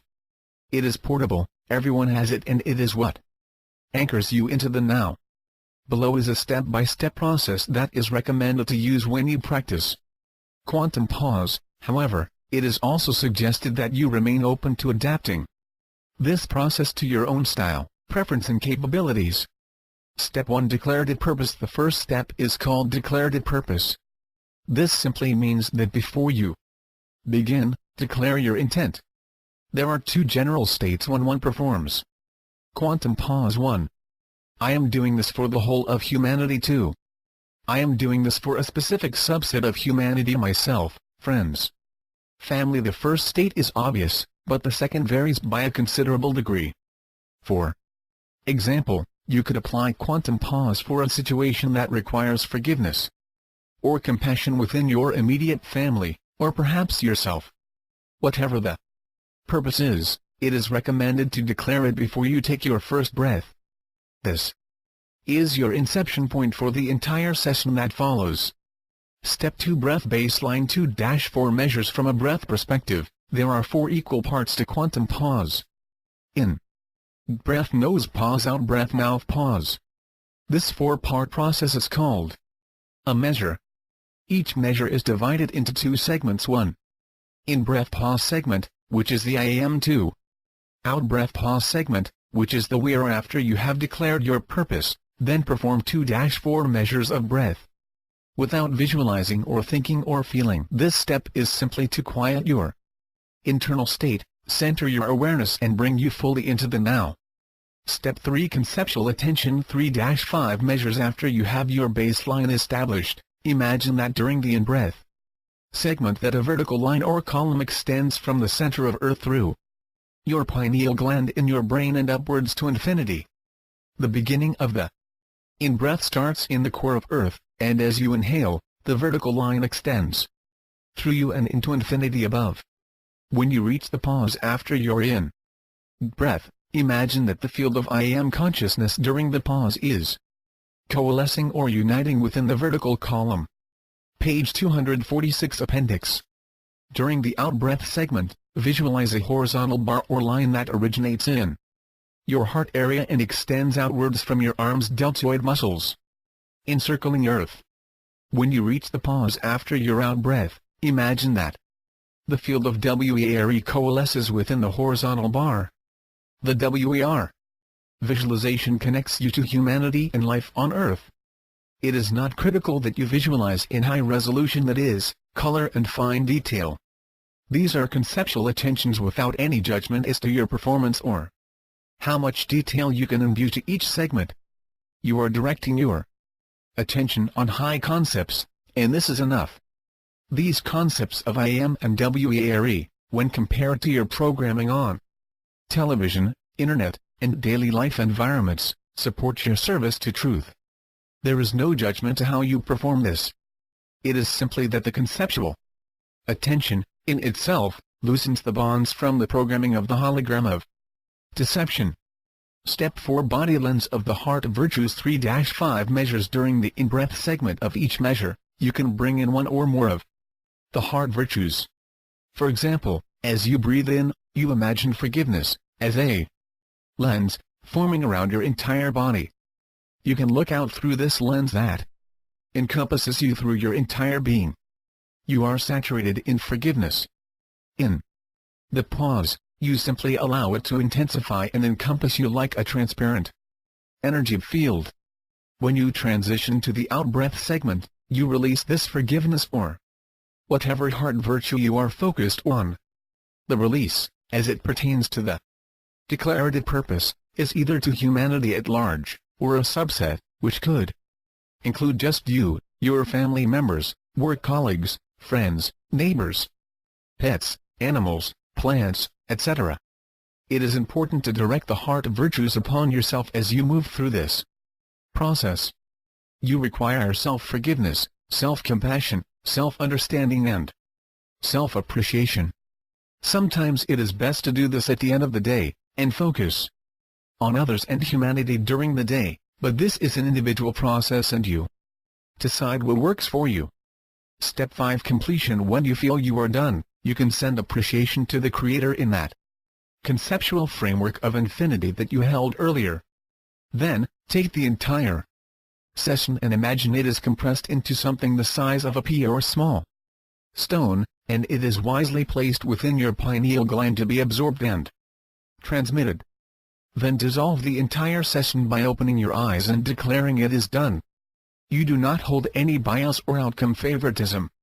You are neutral as you step out of the session. Additional suggestions. Condensed versions of quantum pause. Once you have practiced this for a period of 2 or 3 weeks, consider how it can be condensed and applied in real-time circumstances that allow you to transfer the experience of a 5-stage session into a 30-second session, then a 10-second session, and finally into a 3-second session. The idea is to condense the experience, not the page 247 appendix breathing aspect of quantum pause, into a smaller time segment that can be used in real-time experiences, so you can be on a phone call, in a meeting, driving your car, talking with your spouse, and call up the experience without the formality and time requirement of the 5-step structure. Breath control. There is no judgment that the longer your breath parts are performed in each of the segments, the better the result. There is no correlation. However, as you get into the later steps of the quantum pause process, your attention is less centered on your breath. You allow it to become self-directed, so your attention can move to a more imaginative and feeling-oriented state. Purpose. The purpose of quantum pause is not to leave the body or have a spiritual experience or conjure any positive experience upon completion. It is purposely not of that realm. It is not designed to create an experience for your mind or provide visualizations of another world. If you see, sense or feel anything that is unrelated to your purpose, gently, but firmly, remove it. Posture. Unlike meditation, quantum pause is not related to specific postures you can practice as sit lying down when you wake up or go to bed. You can be standing up or sitting down. There is no posture requirement. Quantum pause is not meditation for the human instrument. It is a behavioral exercise to reveal the sovereign integral state of consciousness. Synchronize. If you practice quantum pause, and you begin your session at the top of the hour, it will synchronize your experience with others and expand the energy. It doesn't matter which of the 24 hours you start with, but if you can begin at the top of the hour. About the author. James Mahu is the anonymous creator of the WingMakers and related websites, a handful of novels, a large collection of philosophical discourses, a dozen papers on spiritual practices, poetry, short stories, visual artwork, and nearly 100 music compositions. His works have been translated into nearly 20 languages. In 1998, his first published creation was WingMakers.com, which established James, its creator, as a multidimensional storyteller who was focused on sharing deep, original perspectives to the conversations of spirituality, cosmology, extra-dimensional existence, myth, and the importance of the heart in one's personal mission. James has made no effort to create a visible role for himself in the field. No organization has ever been started, and no relationship with any other organization exists. James' works are to help people activate, and make accessible, their unique view into truth. He draws on deep symbolism, archetypes and mythological characters to help people sense the deeper realities that underlie their personal worlds. The primary goal of his work is to be a midwife for the birth of the grand portal as described in To live in service of truth, you must first identify the layers of deception that encompass you. This is the equivalent of deprogramming. It is central to the sovereign integral process. Then you can live the words and ideas that arise from this internal field of truth that is inside you and nowhere else. It is completely unaffiliated with anything that is a feature of the hierarchy. This is because what is truth is singular, sovereign, and universal integral at the same time. No organization can contain that. Only you can. The end. Note: copyright disclosure of the Neruda interviews. You are free to share, copy and redistribute the material in any medium or format. The licensor cannot revoke these freedoms as long as you follow the license terms. License terms. Attribution: please give credit to WingMakers.com. Non-commercial: you may not use the material for commercial purposes. No derivatives: if you remix, transform, or build upon the material, you may not distribute the modified material without the consent of WingMakers.com. Contact webmaster at wingmakers.com. No additional restrictions: you may not apply legal terms or technological measures that legally restrict others from doing anything the license permits.